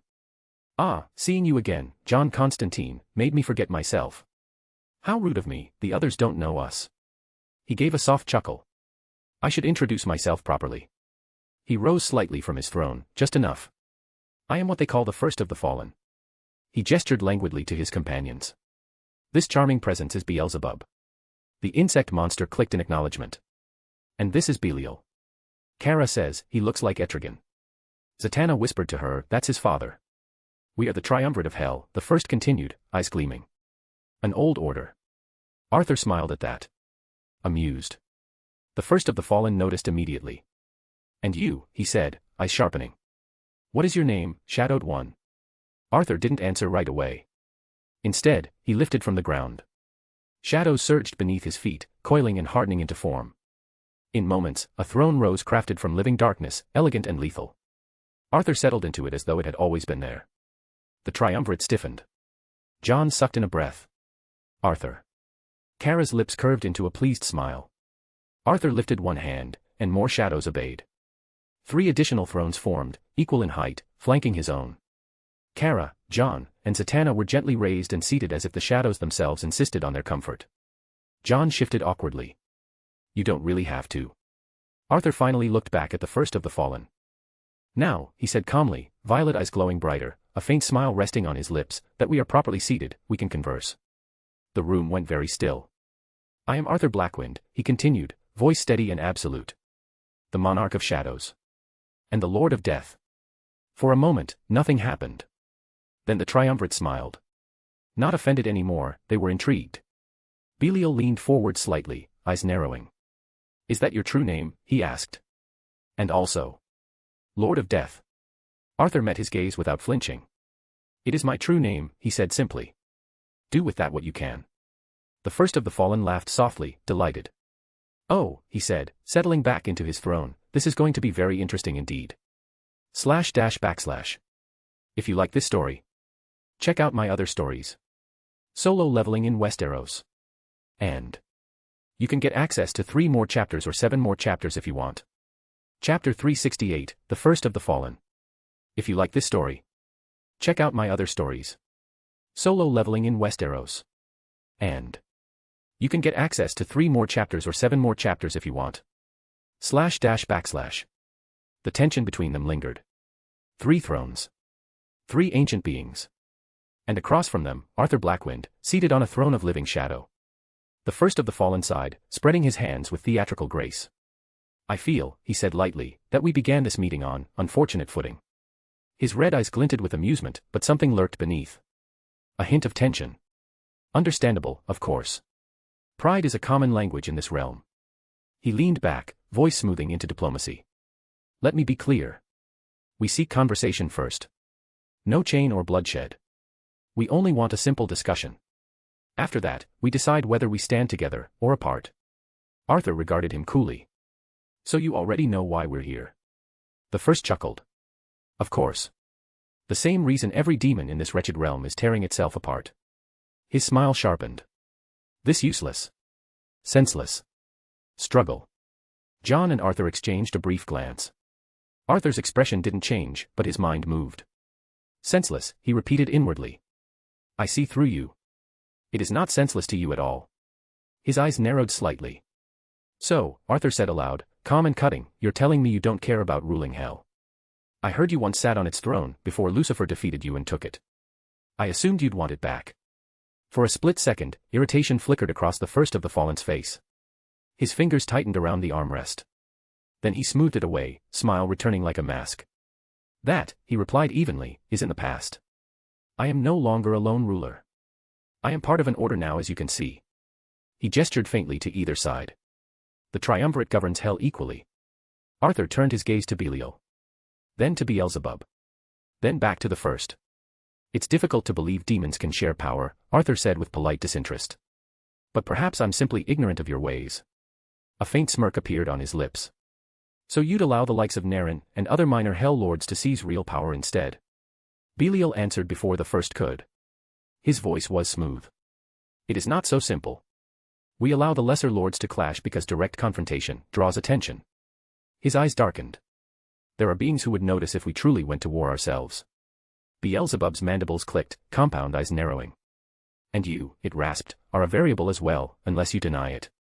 A trap. Arthur looked directly at the insect demon. What I want is for this realm to stop tearing itself apart, he said flatly. I want to stop hell from spilling onto earth. Then his gaze hardened. If destroying every pretender lord and taking control of the entire realm is the cost. His violet eyes burned. I will not hesitate to do so. The triumvirate exchanged glances. The first of the fallen smiled slowly. So you intend to take part in this war? John sighed, rubbing his head. If we could find a simple solution, mate, we wouldn't be here. But this is hell, some blokes just don't listen to reason. The first nodded slightly. On that, Constantine, we agree. Arthur leaned back as the conversation continued, but another voice whispered in his mind. We found evidence of war, his shadows reported. The demons within this castle act as generals. This is the triumvirate's base of operations. Their stronghold, my king. They control many regions of hell. According to intercepted discourse, Naren still holds the upper hand and is the uncrowned ruler of this realm. Arthur's lips twitched into a faint smile. I already know the fallen is lying, he thought coldly. And all three of them would stab each other in the back the moment it benefits them. Beelzebub is the weakest. Belial is strong, likely stronger than his son, Etrigan. The fallen is the strongest here. And still, none of them truly threaten me. Lord of Death. The first of the fallen's voice pulled him back. Arthur lifted his gaze. I have a proposition for you, the fallen said, tone smooth but it was laced with subtle mockery. Arthur felt it. And noted it. He ignored it. Why not side with us, the fallen continued. No contracts. Your friends would be welcome here. His smile widened. Hell is far too dangerous to roam freely right now. He spread his hands again. Together, we could end pretenders like Naren before this realm collapses, and that would benefit Earth and the world of the living as well. Kara glanced at Arthur, already knowing his answer. Zatanna watched quietly, lips curved in a smile. John shook his head faintly. Of course he's going to refuse. Arthur rose slightly from his shadow throne, violet eyes glowing brighter. I'm afraid, he said calmly, voice filled with authority. I can't do that. The triumvirate watched him closely. Arthur's smile sharpened and it was not friendly. The air tightened and soon enough Arthur's smile faded.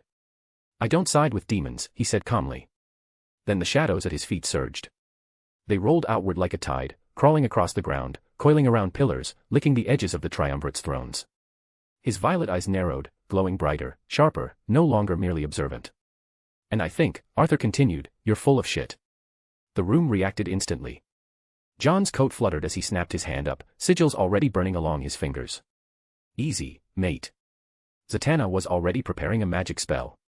Kara subtly shifted her stance, ready to launch forward, heat vision already prepared. Arthur, meanwhile, raised one hand. Shadow condensed. A weapon began forming in his grip, elegant and godly. And you, Arthur added, gaze fixed on the first of the fallen. Never intended to keep any of your pretty little words. For a moment, they were all silent. Then the first of the fallen smiled wider, leaning back in his throne as if thoroughly entertained. Oh, humans, he chuckled lightly, red eyes glinting. Always so eager to believe themselves clever. Belial clicked his tongue, irritation flashing across his features. I warned you, he muttered to the others, rising from his throne. You two never listen. The moment he stood, hellfire engulfed him. Flames coiled around his limbs, his presence spiking, truly demonic. The temperature in the chamber surged, heat pressing down on them like a physical force. Arthur didn't move. Didn't even tense. He remained on his throne of shadow, relaxed, smiling faintly as though he were watching actors on a stage. I sense it, Arthur murmured, more to himself than to them, eyes gleaming. That same signature, the same filth. He tilted his head slightly, and looked straight at Belial. The same kind of energy I felt from Trigon. Belial's expression darkened. He was your father, wasn't he? Arthur said simply. Belial's jaw tightened. So it was you, he hissed, flames roaring higher. You're the one that. Arthur smiled. More or less. Shadow surged again. The half-formed weapon in Arthur's hand finished assembling with a sharp, resonant hum. Thanatos Bronte manifested fully. A spear of lightning crackling along its shaft in violent arcs of violet and white. Power rolled off it in waves, death, authority, and inevitability. Thunder whispered where the tip pointed. Arthur twirled it once with effortless familiarity. John stared, breath hitching. Christ. Arthur leveled the spear slightly, gaze sweeping across the triumvirate. Let's drop the act, he said coolly. You weren't here to negotiate. You weren't here to cooperate with us. His violet eyes burned brighter. You were waiting to see if I'd be useful or disposable. A beat. And I don't like being tested. The first of the fallen chuckled softly. Belial's hellfire flared. Beelzebub's mandibles clicked, wings twitching. 3 ancient powers rose. Arthur Blackwynd stood smiling, lightning crawling along his spear. Now, he said lightly. Let's stop pretending this was ever a peaceful meeting. // If you like this story, check out my other stories. Solo leveling in Westeros. And you can get access to 3 more chapters or 7 more chapters if you want. Chapter 369, Shadow Monarch vs. the Triumvirate. If you like this story, check out my other stories. Solo leveling in Westeros. And you can get access to 3 more chapters or 7 more chapters if you want. // Belial attacked Arthur first. Hellfire curled around his arm as sigils burned into existence midair. He didn't attack like a brute, his fingers carved ancient geometry into the air. The spell coiled outward, the magic was not meant to kill, it had a much more sinister effect. The spell struck Arthur. For a fraction of a second, the air around him warped, his silhouette flickering, warping, trying to rewrite what he was. Then the distortion shattered. As if the spell was rejected. Arthur didn't even flinch. The spell unraveled against him like smoke hitting stone.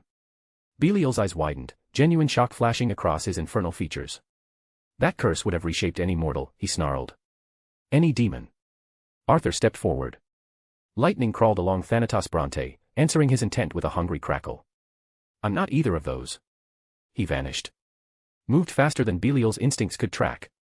Arthur reappeared mid-swing. The spear carved through the air, thunder screaming in its wake. Impact. Lightning detonated against Belial's chest, hurling him backward like a meteor.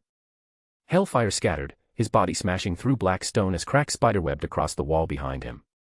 Arthur didn't even look back. He turned instead to John, Kara, and Zatanna. Leave, he said calmly. Kara frowned immediately, stepping forward. Arthur, I'm not sitting this out. I can fight too. His gaze flicked to her steady and sharp. Don't misunderstand me, Kara, he said evenly. I'm not shielding you so you can run. His shadows curled tighter, responding to the killing intent rising within him. I just want to deal with them alone. John swore under his breath, glancing toward the chamber's trembling walls. Right, sunshine, he muttered to Kara. Bloke's clearly got a plan, and I'm already sensing something absolutely terrifying outside. Arthur nodded slightly. That would be Kamish, he said. My dragon. Their eyes widened. John sighs saying, of course you have a dragon. Igris is with him.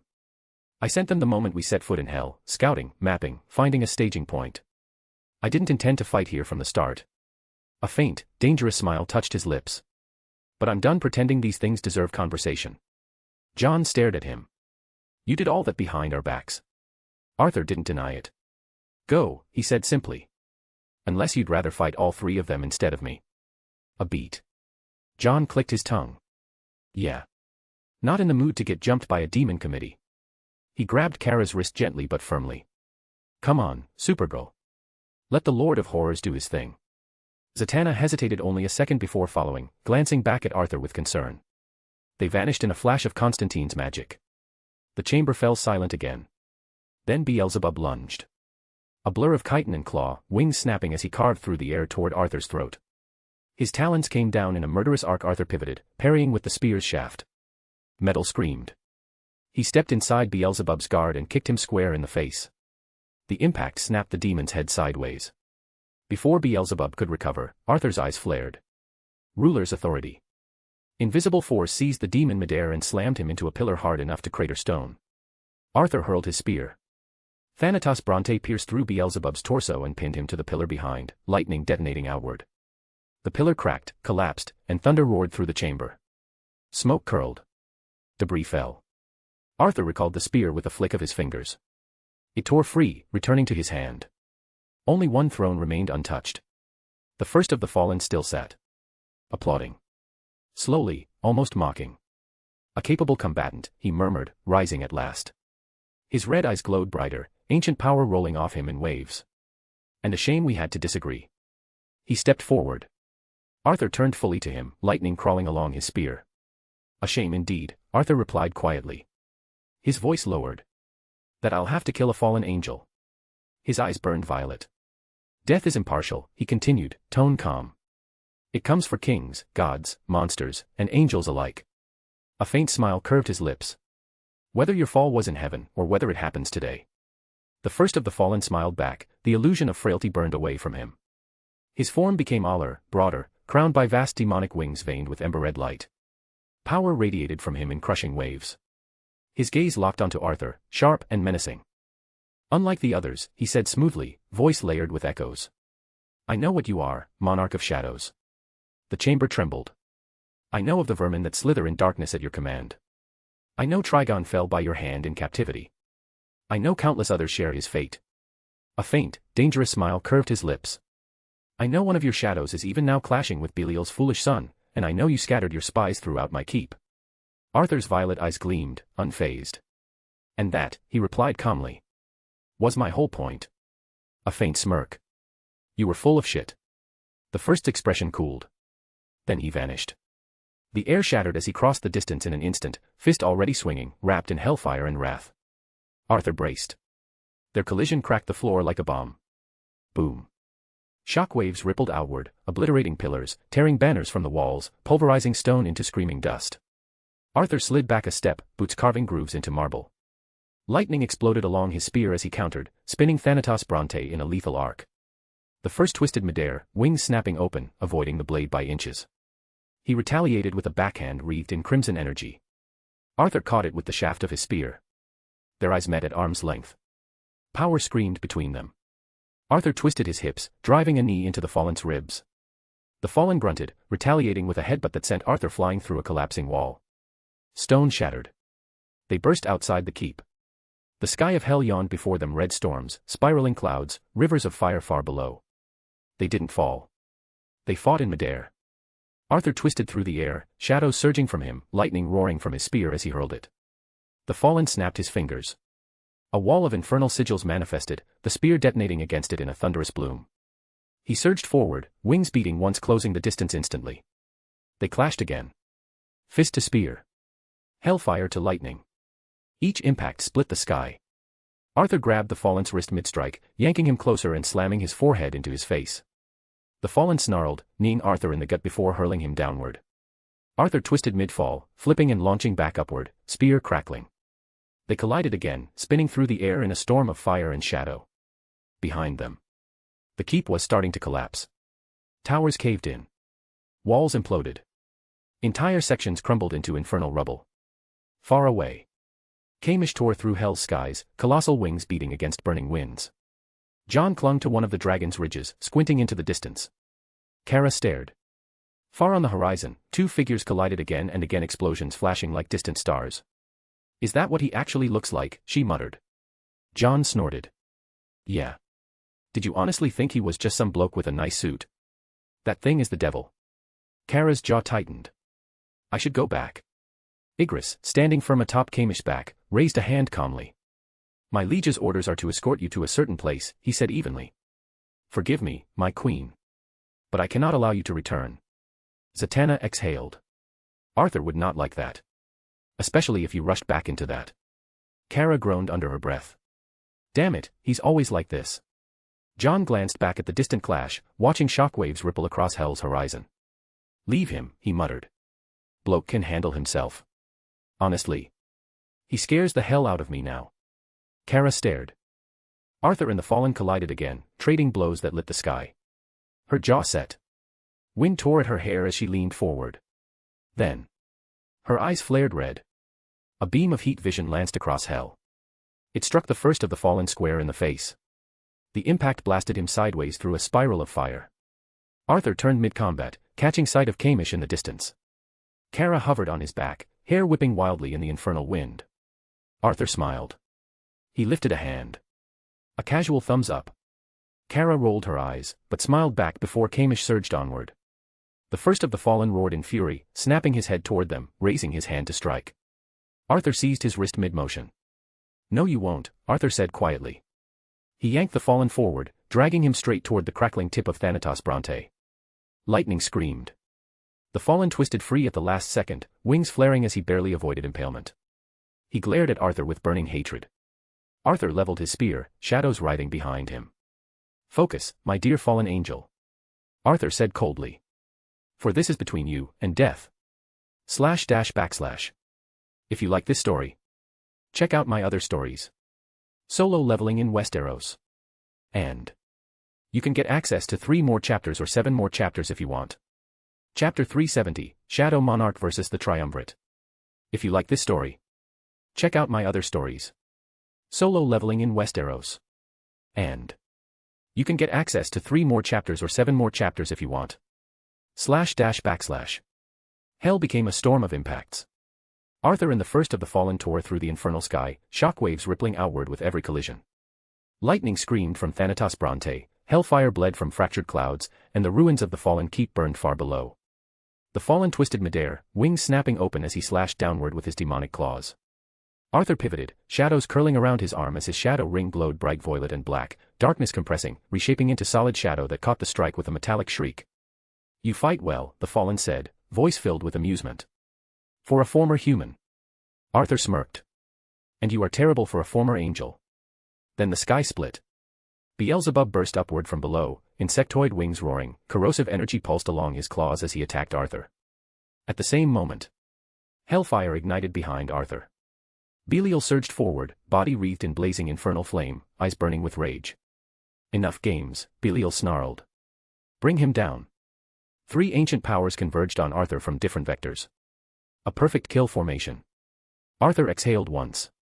I don't even need my shadows for this, he said quietly. Then he vanished. And multiplied. 3 Arthurs flickered into existence midair, perfect shadow mimics, each crackling with lightning, each carrying the same killing intent.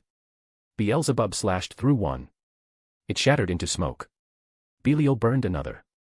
It unraveled like mist. The first of the Fallen struck the third. And his claws passed through empty darkness. Arthur reappeared above them, spear spinning, lightning spiraling into a roaring vortex. Ruler's authority. The space around Beelzebub collapsed. Invisible pressure seized the demon lord and hurled him downward like a meteor. Arthur followed instantly, flashing past him and smashing the butt of Thanatos Bronte into his skull. Crack. Beelzebub reeled, disoriented. Arthur twisted midair and drove a knee into his thorax, launching him sideways through a pillar of crimson cloud. Belial intercepted, hurling a storm of hellfire spears. Arthur with his shadow ring, darkness folding around him, warping space as each spear curved uselessly past. He attacked again. Their clash detonated in a burst of fire and lightning. Belial roared, grappling Arthur midair, flames crawling toward his throat like serpents. The first of the Fallen appeared behind Arthur, palm glowing with sickly, crawling demonic sigils. He struck. A creeping infection, corrosive and designed to rot even gods from within. Arthur's body got affected for a split second. Then the infection burned out. Erased completely. Rejected. Arthur glanced back at him. Nice try. He tore free of Belial's grip with raw force, flipped backward, and impaled the space between them with lightning that erupted outward like a thunderstorm. Belial snarled, staggering back. So irritating, he hissed. You act as though we are beneath you. Arthur leveled his spear, shadows writhing like a crown behind him. I'm not acting, he replied calmly. You are beneath me. Beelzebub hovered at a distance now, wings trembling faintly. There was clear fear in his eyes.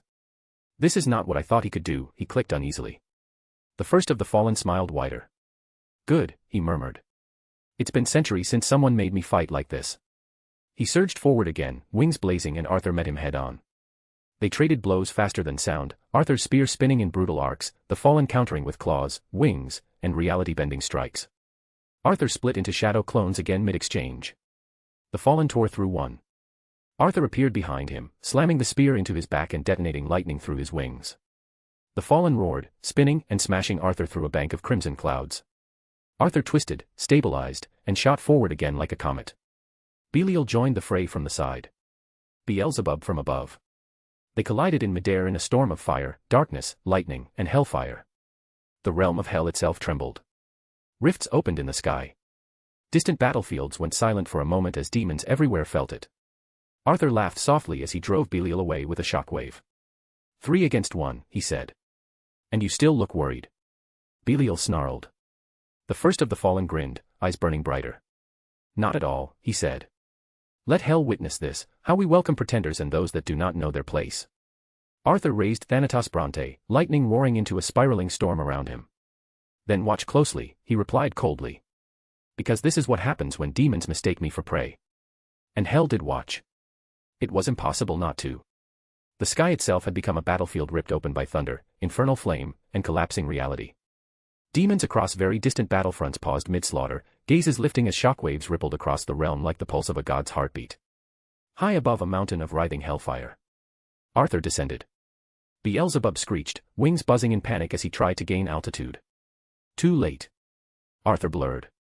The Shadow Monarch appeared above him, both hands gripping Thanatos Bronte as lightning coiled violently around the spear's shaft. He drove it downward. Boom. Arthur slammed Beelzebub into the infernal mountain below like a falling meteor. The impact detonated the place.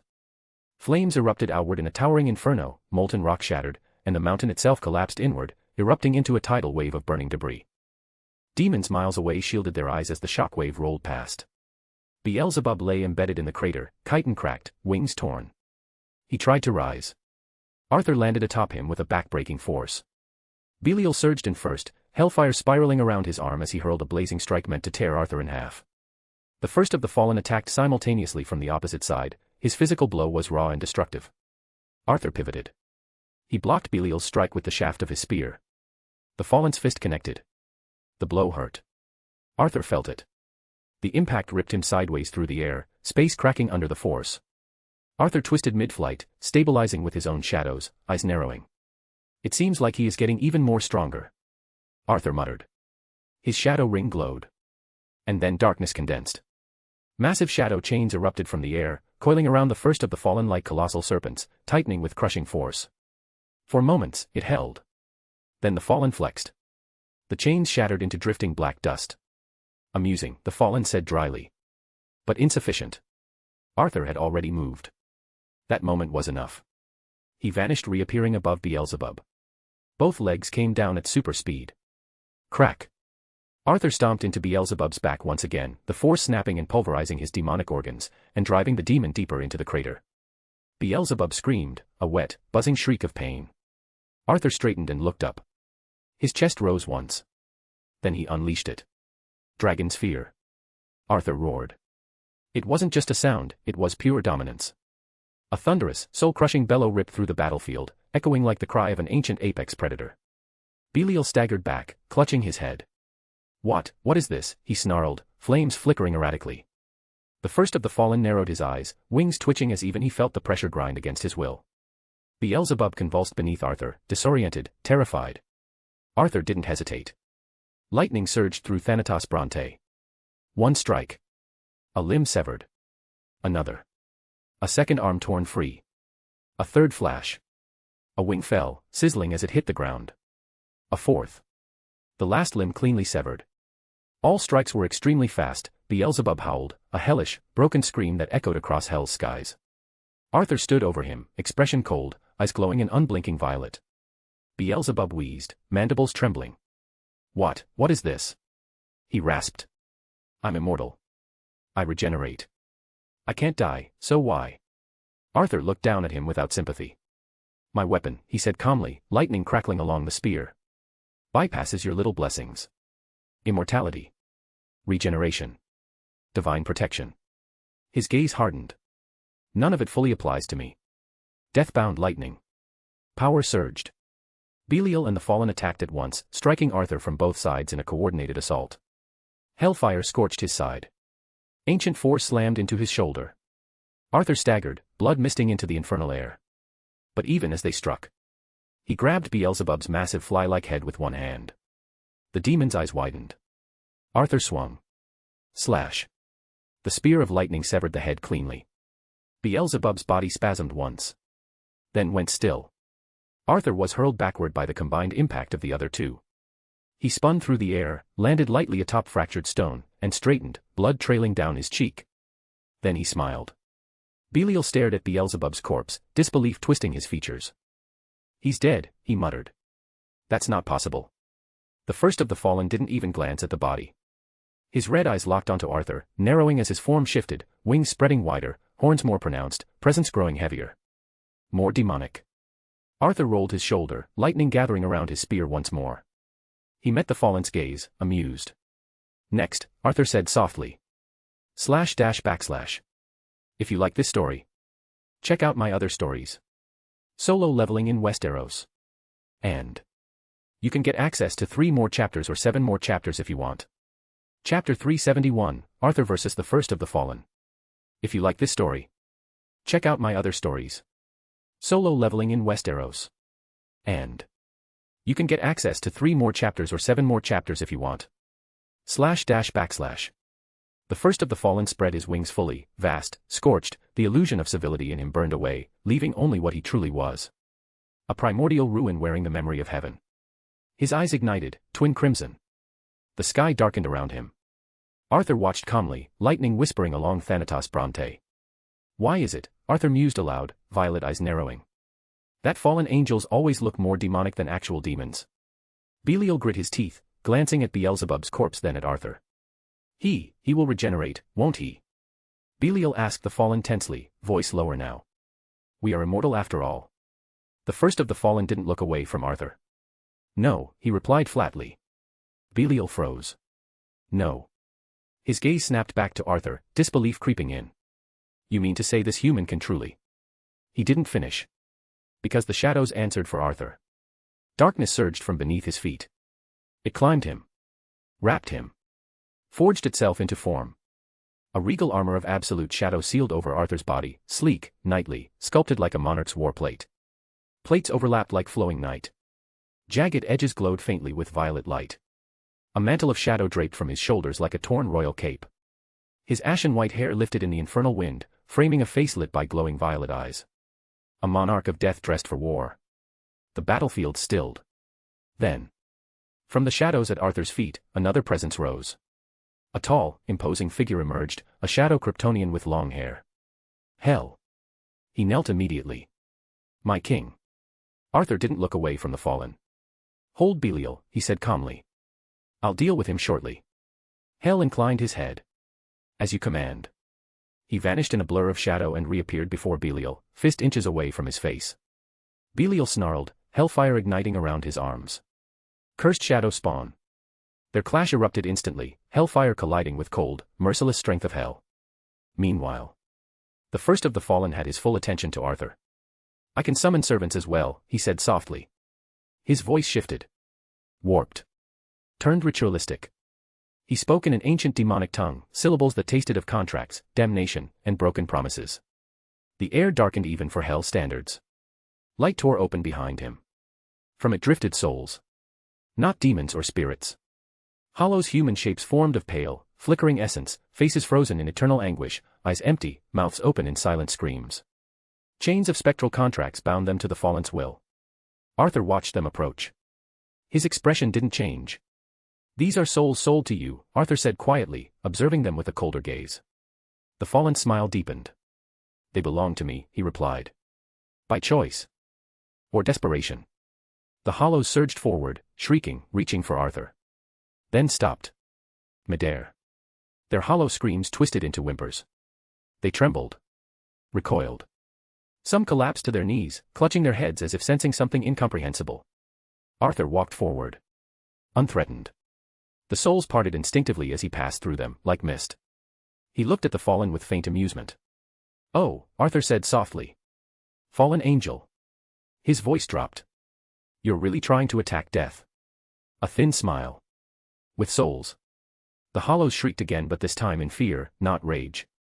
And the first of the fallen smile finally tightened, didn't waste time and attacked Arthur. They collided midair, their impacts ripping pressure waves through the hellish sky. The fallen twisted with supernatural grace, wings flaring wide. His body looked more like a nightmare now, veins glowing like molten lines beneath his skin. Arthur parried a crushing blow that could have leveled a fortress. The impact still rattled through him, his guard holding, but only just. The fallen smirked. "You endure well," he murmured. "That alone makes you worth killing properly, then you'll serve me and your friends too." Arthur rolled with the next strike, pivoting in close. His movements were fluid and lethal, no wasted motion. His fist slammed into the fallen's ribs, the blow cracked his bone. The fallen actually staggered. A thin line of blood split his cheek. For a moment, surprise flickered across his expression. He touched the blood with 2 fingers, eyes narrowing as he examined it. "How nostalgic," he said softly. "Only one has ever drawn my blood before." Arthur's eyes glowed violet as he stepped forward, shadows rippling behind him. "He sure did," Arthur replied coldly. The fallen laughed under his breath. "So, you know of him?" "What am I saying? Of course you do." They crashed together again, fists, elbows, knees, wings. The fight became a brutal dance, Arthur's precise, calculated brutality against the fallen's overwhelming, ancient strength. The fallen swung a backhand charged with angelic might. Arthur blocked. The impact detonated like a bomb. The shockwave vaporized a stretch of ruined spires in the distance, reducing them to drifting dust. The ground far below split open, lava and hellfire spilling through the fractures. Arthur skidded backward through the air, boots carving twin trenches through a floating slab of black stone before he launched himself forward again. Mid-charge, he spoke calmly. "Your best chance against me," he said, "is whatever remains of your angelic strength. Your magic, demonic or otherwise, is meaningless." The fallen snarled. "Arrogant child." He blurred forward, closing the distance in an instant, his strike aimed straight for Arthur's head. Arthur weaved inside the blow and countered with a knee to the gut, then a spinning elbow to the jaw. Crack. The fallen reeled back, wings flaring violently. His smile widened even as blood ran from the corner of his mouth. "Damn, you," he muttered. "Human. Is that supposed to be degrading?" Arthur replied. The fallen exploded in motion. A barrage of savage strikes hammered down, each one capable of pulverizing mountains. Arthur blocked, redirected, absorbed, but the pressure mounted. One misstep, one delayed guard, and the fallen's palm slammed through his defenses. The blow shattered Arthur's shadow guard like glass. The fallen seized him by the throat midair, lifting him effortlessly. Hellfire coiled around his arm. "You underestimate me, Lord of Death," the fallen hissed. Arthur looked at him. And smiled. His body dissolved into shadow in the fallen's grasp. The grip closed on nothing. The fallen's eyes widened a fraction. And Arthur materialized behind him in a burst of violet-black mist. A heel drove into the fallen's back with catastrophic force. "Just a clone," Arthur said flatly. The impact launched the fallen forward like a meteor. He tore through a cluster of jagged hellstone pillars, reducing them to molten debris before flipping midair and stopping himself with a violent beat of his wings. He hovered there, chest rising, blood dripping from multiple wounds now. Healing slowly. Arthur watched him carefully. The fallen's expression shifted as he observed his wounds. He was less amused now, more focused, more dangerous. "Interesting," he murmured. "Your power is something new to me." Arthur's gaze sharpened. "I know this is not the limit of your strength," he replied. "Show me what you can truly do." The fallen's eyes flashed. "Then you shall drown in it." Hellfire erupted around him, vast, violent, compressed into orbiting spheres of destructive force. With a flick of his hand, he hurled them forward through telekinetic control, bending their trajectories mid-flight. Arthur lifted his hand. Ruler's authority seized the incoming storm, crushing, redirecting, forcing the hellfire to spiral away from him like repelled meteors. The redirected blasts detonated in the distance, annihilating chunks of hell's landscape. Arthur exhaled quietly. His thoughts sharpened. Angels are troublesome, even if this is no longer considered one, there is some of that raw angelic power left in him, he admitted inwardly.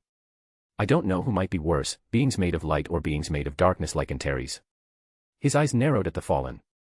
This one can truly take punishment. The fallen charged again, grin returning, feral and delighted. Go on, Lord of Death, he called. Stretch your shadow as far as it can reach. It won't reach me. Arthur stepped forward, his violet eyes glowing ever brighter, his aura deepening into something vast and oppressive. Gladly, let's find out, he replied. // If you like this story, check out my other stories. Solo leveling in Westeros. And you can get access to 3 more chapters or 7 more chapters if you want. Chapter 372, The Monarch's Marshals. If you like this story, check out my other stories. Solo leveling in Westeros. And you can get access to 3 more chapters or 7 more chapters if you want. // Away from Arthur and the First of the Fallen, another battle roared, a ruin carved open in hell by clashing of 2 titans. Belial tore through the air in a spiral of hellfire, his claws raking across Hell's chest with enough force to turn a mountain to dust. The blow hurled the shadow Kryptonian into the distance, smashing into the ground, pulverizing it into rubble. Belial hovered there, breathing out slow, controlled flames. Stay down, pawn, he muttered darkly. The smoke shifted. Hell rose from the debris. Fragments of darkness peeled off his form and reknit itself, his body, his face. Cracks from Belial's strike sealed, shadows flowing like liquid night into every fracture. His eyes ignited cold and violet. Belial's lips curled in frustration. I tore you apart, he snapped. I reduced you to nothing. Hell floated forward, posture straight. You merely destroyed a body, he replied calmly. You cannot kill me, wretched demon. Belial attacked again. His next assault was faster, crueler. Hellfire surged around his arm as he drove a spear of condensed infernal energy straight through Hell's torso, pinning him to the ground. The ground ruptured outward in a ring of flame and ash. Belial pressed down, pouring more power into the attack until the shadow's upper body fractured and dispersed into writhing smoke. Again, Belial growled. Dead. For a heartbeat, there was only fire. Then the shadows beneath Belial's feet moved. They coiled upward like serpents, wrapping around his legs, his arms, his torso. Hell's form reassembled behind him, one hand clamping down on Belial's shoulder with bone-crushing strength. Belial tore free with a snarl and spun, blasting Hell point blank with a torrent of hellfire. The flames consumed him. They did not stop him. Hell walked through the inferno, darkness swallowing the fire as it touched him. His voice remained even, untouched by strain. You have already destroyed my body in this way. He struck. A single punch sent Belial hurtling across the battlefield, carving a canyon through burning stone before he regained control midair. Belial hovered, eyes narrowed, irritation and confusion was written all over his demonic features. Why, he hissed, won't this cursed shadow stay down? He attacked again, but differently this time. Chains of hellfire erupted from the air itself, binding Hell's limbs and compressing inward, attempting to crush him from all directions. Belial clenched his fist, tightening the infernal restraints until they screamed under their own pressure. Let's see you regenerate from being erased, Belial sneered. Hell's body fractured. Darkness burst outward. For a moment, it seemed Belial had succeeded. Then the chains began to darken. Shadows crawled along them. They shattered. Hell reformed midair, his gaze locked onto Belial with cool focus. Belial stared. Why isn't this working, he muttered. Hell tilted his head slightly. Easy, he said, adapt. Belial roared and rushed forward, conjuring a massive infernal blade and swinging it in a wide arc meant to cleave Hell in half. Hell did not dodge. He leaned into the attack, allowed the blade to pass through him, and reconstituted instantly on the other side. Then his eyes flared brighter. Twin beams of heat vision erupted, searing, concentrated, and violent. They carved across Belial's chest, burning his flesh. Belial roared, throwing up a barrier of hellfire, but Hell advanced relentlessly, cutting deeper, forcing him backward. Before Belial could counter, Hell inhaled. The air around them warped.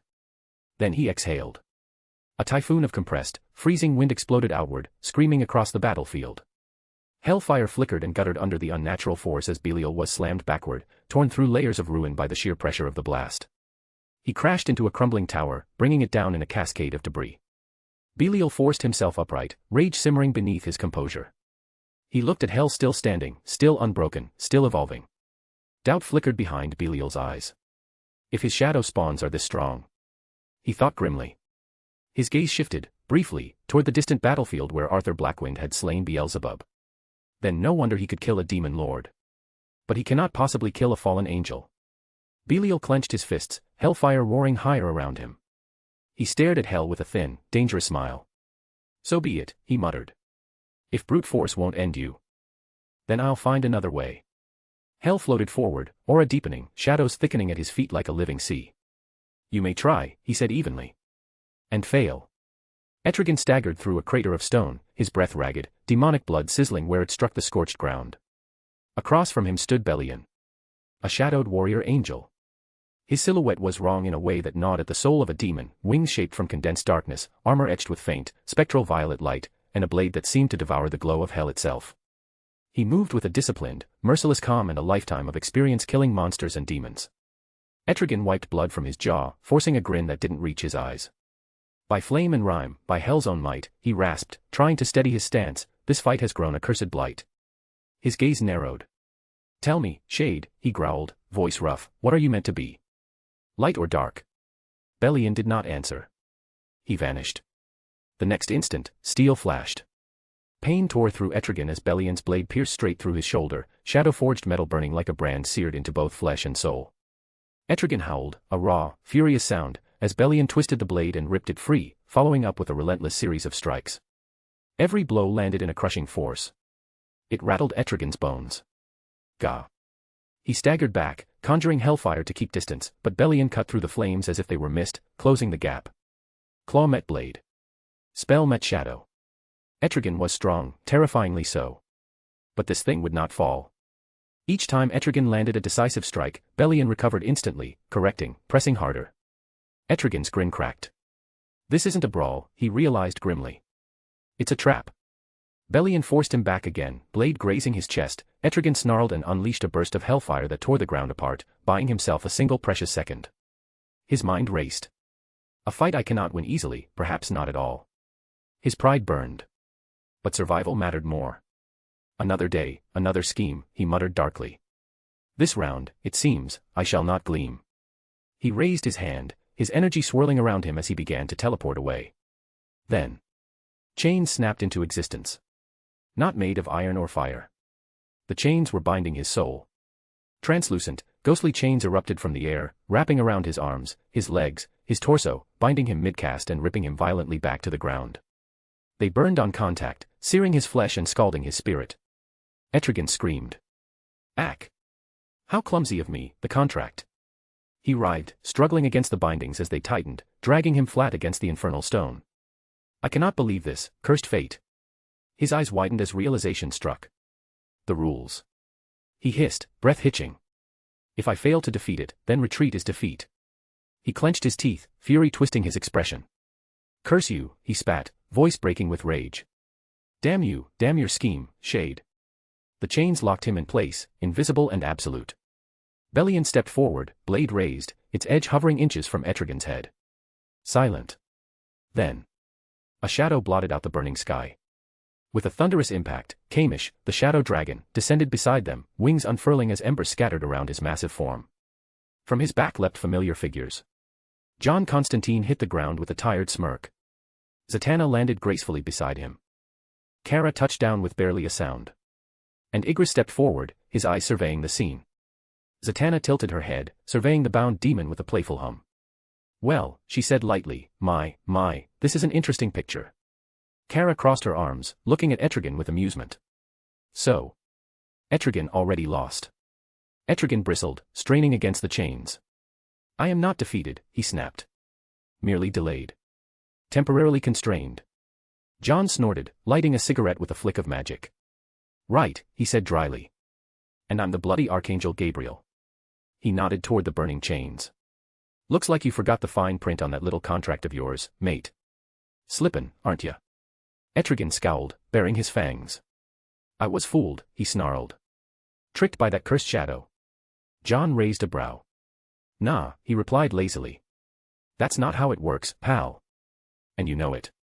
Etrigan growled, then huffed bitterly. Now I must do his bidding, he muttered, eyes blazing. Once it's done, I shall have my revenge. John shook his head. Give it up, mate. There's bigger problems right now. His tone sharpened slightly. The bloke you want dead. He's currently fighting the Triumvirate. Etrigan froze. What? John smirked. Yeah. That means Papa Belial. Etrigan's grin slowly returned, dark and sharp. More foolish than I expected, he murmured. But if he slays Belial, that works in my favor. Nearby, Ygritte spoke quietly with Belian, their exchange brief and respectful. Belian turned toward Kara, lowering his blade. I shall take my leave, he said calmly. The monarch has assigned me another task. Kara nodded, offering a small, approving smile. Oh yeah. Okay then. Be careful.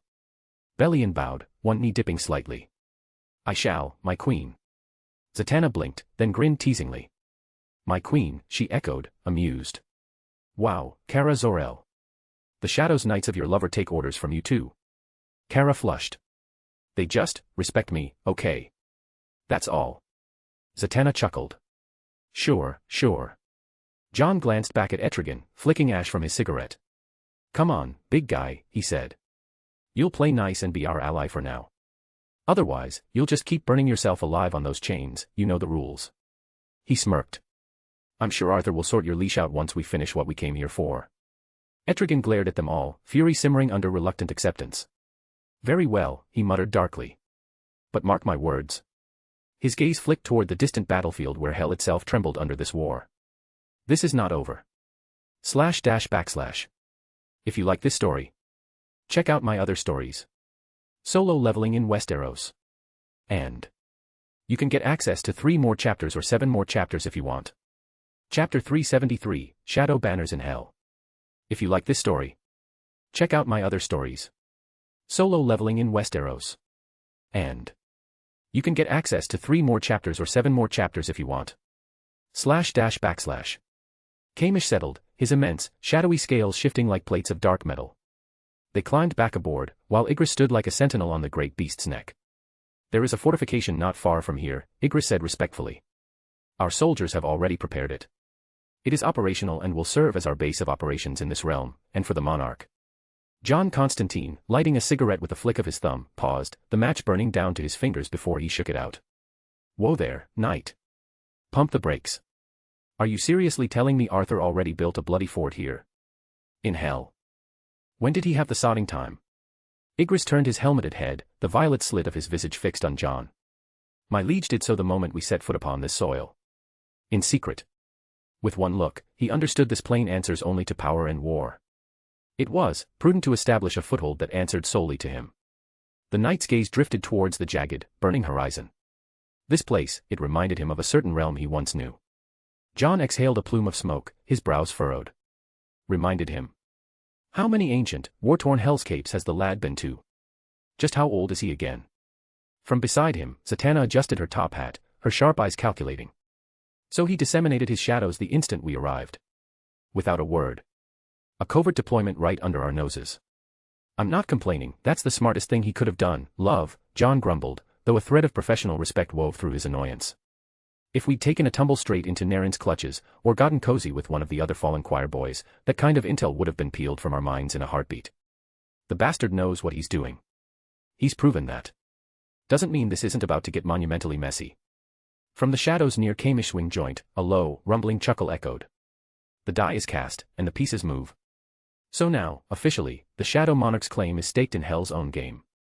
A new faction enters the fray, a claimant to the infernal throne. The others will seethe, particularly the dealmaker, Naren. Etrigan's eyes glowed. Knock it off, Etrigan, John sighed, the weariness of ages in his voice. I mean, who in this sulfur-scented asylum doesn't want to be the top dog? Every damn dimwit with a pointy tail and an inferiority complex is scrabbling for the crown. Because with the throne comes power, Zatanna stated, her voice clear and cool. True, absolute power over an entire dimension. And no one's ever truly managed to hold it, John said, his gaze distant. Not for long. Not in any way that mattered. Except for Lucifer Morningstar himself. The original article. Everyone else is just a squatter in a ruined palace. Kara Zor-El had been quiet, her cape stirring in the hot, foul wind. She stood at the edge of Kamish's shoulder, her eyes scanning the impossible expanse. The Kryptonian vision took in leagues of torment in a single glance, seas of fire, mountains of broken teeth, swarming, endless legions of demons in grotesque variety. A somber weight settled on her features. It's vast, she said, her voice softer than they were used to. I can see countless armies. Movements across entire regions. It's not just a battle. It's a world at perpetual war. She turned back to them, a flicker of the hope that usually defined her dimmed by the scale of it all. This won't be over soon, will it? John took a final, long drag on his cigarette before flicking it into the abyss below. It spiraled down like a tiny, doomed star. Naturally, sunshine. This is hell. There are billions upon billions here. Souls, demons, monsters, the whole rotten lot. And the size of dear old Earth. He gave a hollow, mirthless smile. It's a speck of dust compared to this. A single, miserable burrow in an infinite, screaming metropolis. Kamish, sensing the unspoken command from Igris, beat his wings once, a thunderclap that sent tremors through the rock below. They ascended, leaving a plume of dark smoke, heading towards a new stronghold, a fort built by shadows and foresight, the first true move in a game where the only rule was power. Kamish cut through hell like a living catastrophe. The massive shadow dragon flew at incredible speed, his wings slicing through storm clouds of ash and ember. Rivers of molten fire blurred beneath them, entire demonic cities shrinking into distant embers as they crossed distances that should have taken days in mere minutes. Yet even at that terrifying pace, it still took time. Time enough for the sky to shift from blood red to bruised violet. Time enough for the land below to change from war-torn plains to jagged wastelands littered with ancient bones, broken fortresses, and half-buried relics of forgotten hell lords. John squinted through the rushing wind. "Remind me," he muttered, gripping a ridge of Kamish shadow scales, "to never complain about commercial flights again." Zatanna smirked faintly, hair whipping around her face.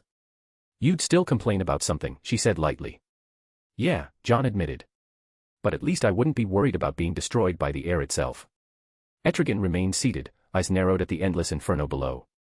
Kara hovered near the edge of Kamish's back, eyes scanning the horizon. Then she stiffened. "There," she said quietly. "Do you see that?" Far ahead, something different rose from the chaos. A fortress. Not the kind built by demons. But something more human. As Kamish closed the distance, the structure became clearer. A remote stronghold carved into a mountain of black stone, perched on a desolate ridge far from the larger hell cities.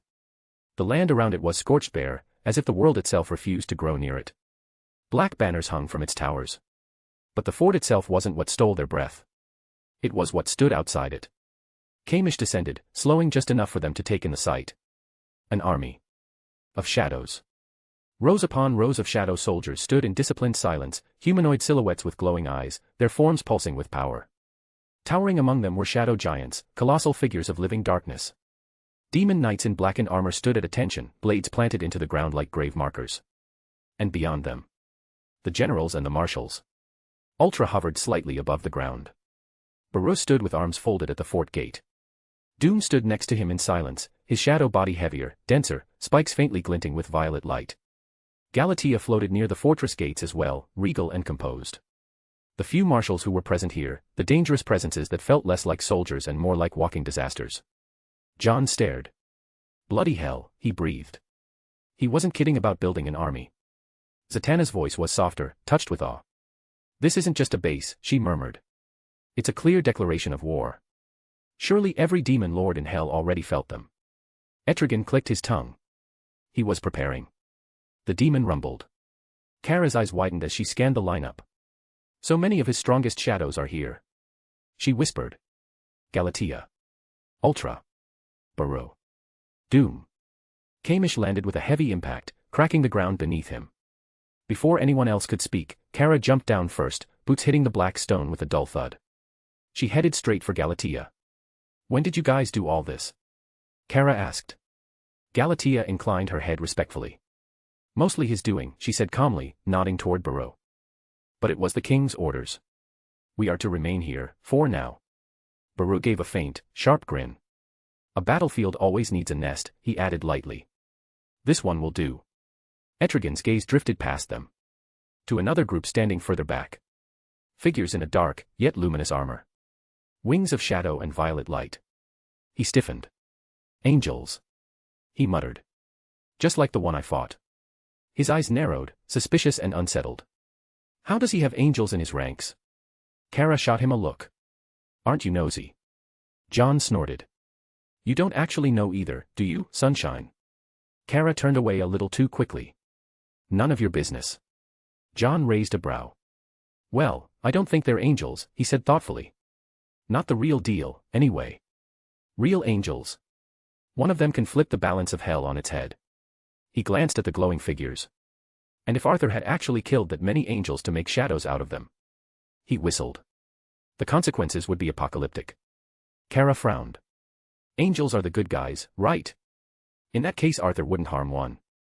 Zatanna hesitated. It's hard to say, never seen an angel except for Lucifer and he is a fallen one but, she said carefully. Then she looked at John. You saw the shadow that fought Etrigan. The one with wings. Belian, Kara supplied. Yeah, Satana nodded. You sure he's not an A?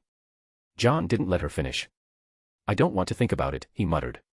Some doors are better left closed. Galatea turned back to the group, composed and welcoming. Please, she said, gesturing toward the fortress gates, you may all stay inside the fort. It's rather cozy. A faint smirk crossed her lips. The ant made sure of it. John blinked. The ant. Baru's grin widened just a fraction. The monarch will be here shortly, Galatea added. John exhaled, rubbing his chin. Right, he said. Then we should probably talk strategy before the walking catastrophe gets back. // If you like this story, check out my other stories. Solo leveling in Westeros. And you can get access to 3 more chapters or 7 more chapters if you want.